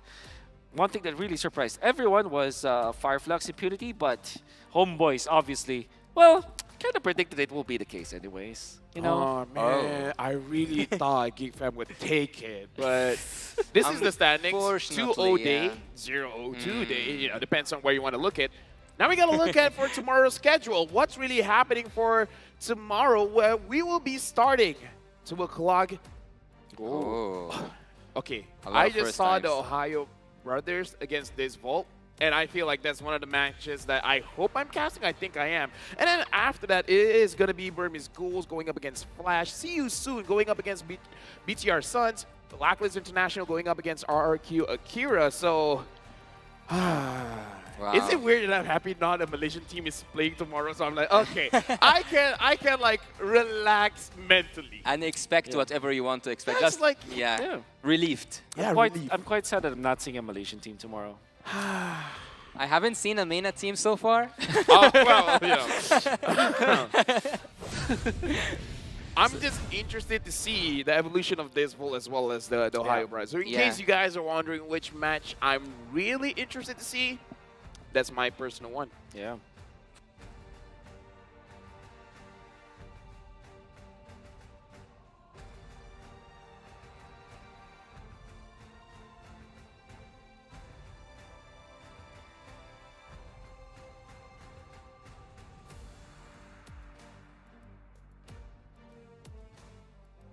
RRQ and Blacklist International. So Blacklist. Well done. How can I meme Blacklist? Blacklist? I was like kinda Or struggling. maybe something like when you blacklist someone, you know? What is their bow? Do they have a pose? This is the iconic Oh, one. right. So yeah. Yeah. I don't know. That's the Blacklist is most- almost unmemeable because they've been in a very good standing Hey. in MPL Philippines for a very long while. Three-time M Series, 3 consecutive M Series appearances. Oh, wow. Yeah, that's that's respect. That's putting a standard. Yeah, Like that's right. raising the bar. That's right. I want to say Toda has done the same, but it's not as cool. Like we have that in Malaysia as well, but that has become a meme. But either ways, the matches today has been amazing. We've seen 2 O's all over the place. And again, thank you very much to everyone watching because you guys gave 1 million PCU for tomorrow. If we get 2 million, that'll be a dream coming true. We ended the first day with 4 incredible series, and we will once again like to thank our sponsors. Yes, because the M5 is powered by Moonton, presented by Kadia, supported by ROG, the official gaming phone, and Grab, the official Super App partner, and Secret Lab, our official chair partner. And again, I just would like to say my name is Lafel Yasu, as well as my good friend Wolf. Let me just say, Wolf, our friendship will be very dynamic this entire M5. I know. We can be friends, we can be enemies. Why don't I receive some of that love? Because I think like everyone is loving each other. Be careful what you wish for. Okay, I'm sorry. I just want to close the show, so that's going to be the end of our segment here. We'll see each other tomorrow for more M5 action. Be better than great. The first day of the M5 World Championship group stage was definitely electric. 2-0s across the board, but it's one of those days where you really have to go back and rewatch everything just so that you get the full story of it all. Today, we saw the countrymen of our participating teams flying to the Philippines to support their representatives. We saw the heartfelt reunions of the Filipino players and their family members, and we saw passionate fans from around the world gracing our World Championship stage to support their favorite teams. Personally, from myself, thank you so much for taking the time and effort to fly all the way here to the Philippines to witness our World Championship. On top of that, of course, we bore witness to the world's best Mobile Legends Bang Bang teams continue their journey towards being called the 5th World Champions. And the good news is, we are just getting started. Tomorrow, 4 more best-of-3 matches are coming your way. Once again, I am Redmar, one of your hosts for the M5 World Championship group stage. Good night, good fight, and always reminding you that whatever you're doing in life, outside and inside of Mobile Legends Bang Bang, don't forget to always strive to being better than great. See you tomorrow!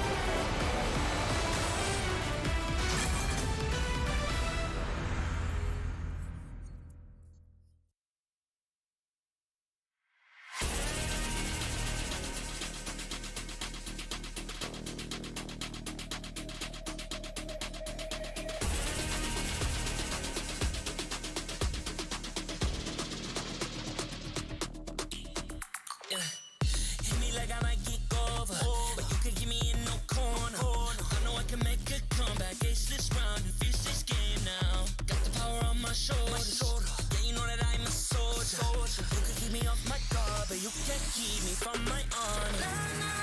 I feel like the floor is lava. The energy's getting higher. You're saving my arms. 'Cause I know just what I got. I got you like na-na-na. And you know I hold the power. This feeling I love. Oh yeah. Making my grind good to great. So don't stand in my way. Standing tall and I won't fall over. We are better than great. Good. We are better than great. We stand tall, won't run away. We are fun, nothing gon' change. Great. We are better than great. Can't get it great, I'm better than great. I play my own role, I be kinda great.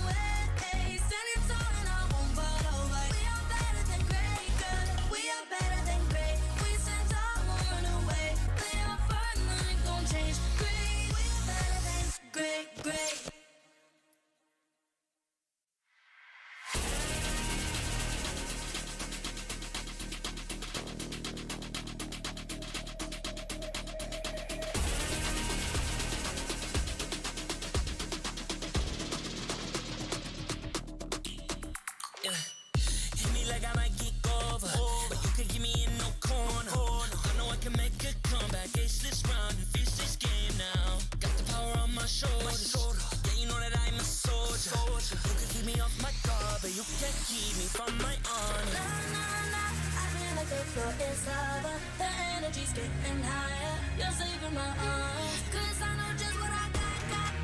I got you like na-na-na. And you know I hold the power. This feeling I love. Oh, yeah. Making my grind good to great. So don't stand in my way. Standing tall and I won't fall over. We are better than great, good. We are better than great. We stand tall, won't run away. We are burn, nothing gon' change. Great. We are better than great. Can't get it great, I'm better than great. I play my own role, I become the greatest. Transcend myself into this game, yeah. I build a power to dominate fate. Championship mind, no time for the weak. We start to the game, shout, reveal. Better than great, that's how we feel. I feel like the floor is lava. The energy's getting higher. You're saving my arms. 'Cause I know just what I got. I got you like na-na-na. And you know I hold the power. This feeling I love. Oh, yeah. Making my grind good to great. So don't stand in my way. Standing tall and I won't fall over. We are better than great, good. We are better than great. We stand tall, won't run away. We are burn, nothing gon' change. Great. We are better than great. If we stand tall and believe we can make it, you and me, with a sense of urgency, you'll see I'm better than great. I'm better than great. Oh yeah. Oh, I'm better than.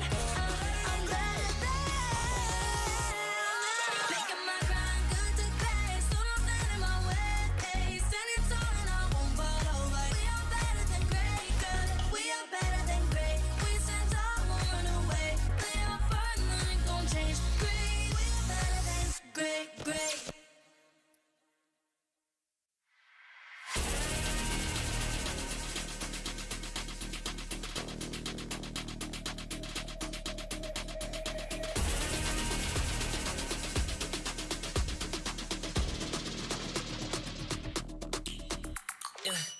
Hit me like I might get over, but you can keep me in no corner. I know I can make a comeback, ace this round and finish this game now. Got the power on my shoulders, yeah, you know that I'm a soldier. You can keep me off my guard, but you can't keep me from my honor. I feel like the floor is lava. The energy's getting higher. You're saving my arms. 'Cause I know just what I got. I got you like na-na-na. And you know I hold the power. This feeling I love. Oh, yeah. Making my grind good to great. So don't stand in my way. Standing tall and I won't fall over. We are better than great, good. We are better than great. We stand tall, won't run away. We are burn, nothing gon' change. Great. We are better than great. Can't get it great, I'm better than great. I play my own role, I become the greatest. Transcend myself into this game, yeah. I build a power to dominate fate. Championship mind, no time for the weak. We start to the game, shout, reveal. Better than great, that's how we feel. I feel like the floor is lava. The energy's getting higher. You're saving my arms.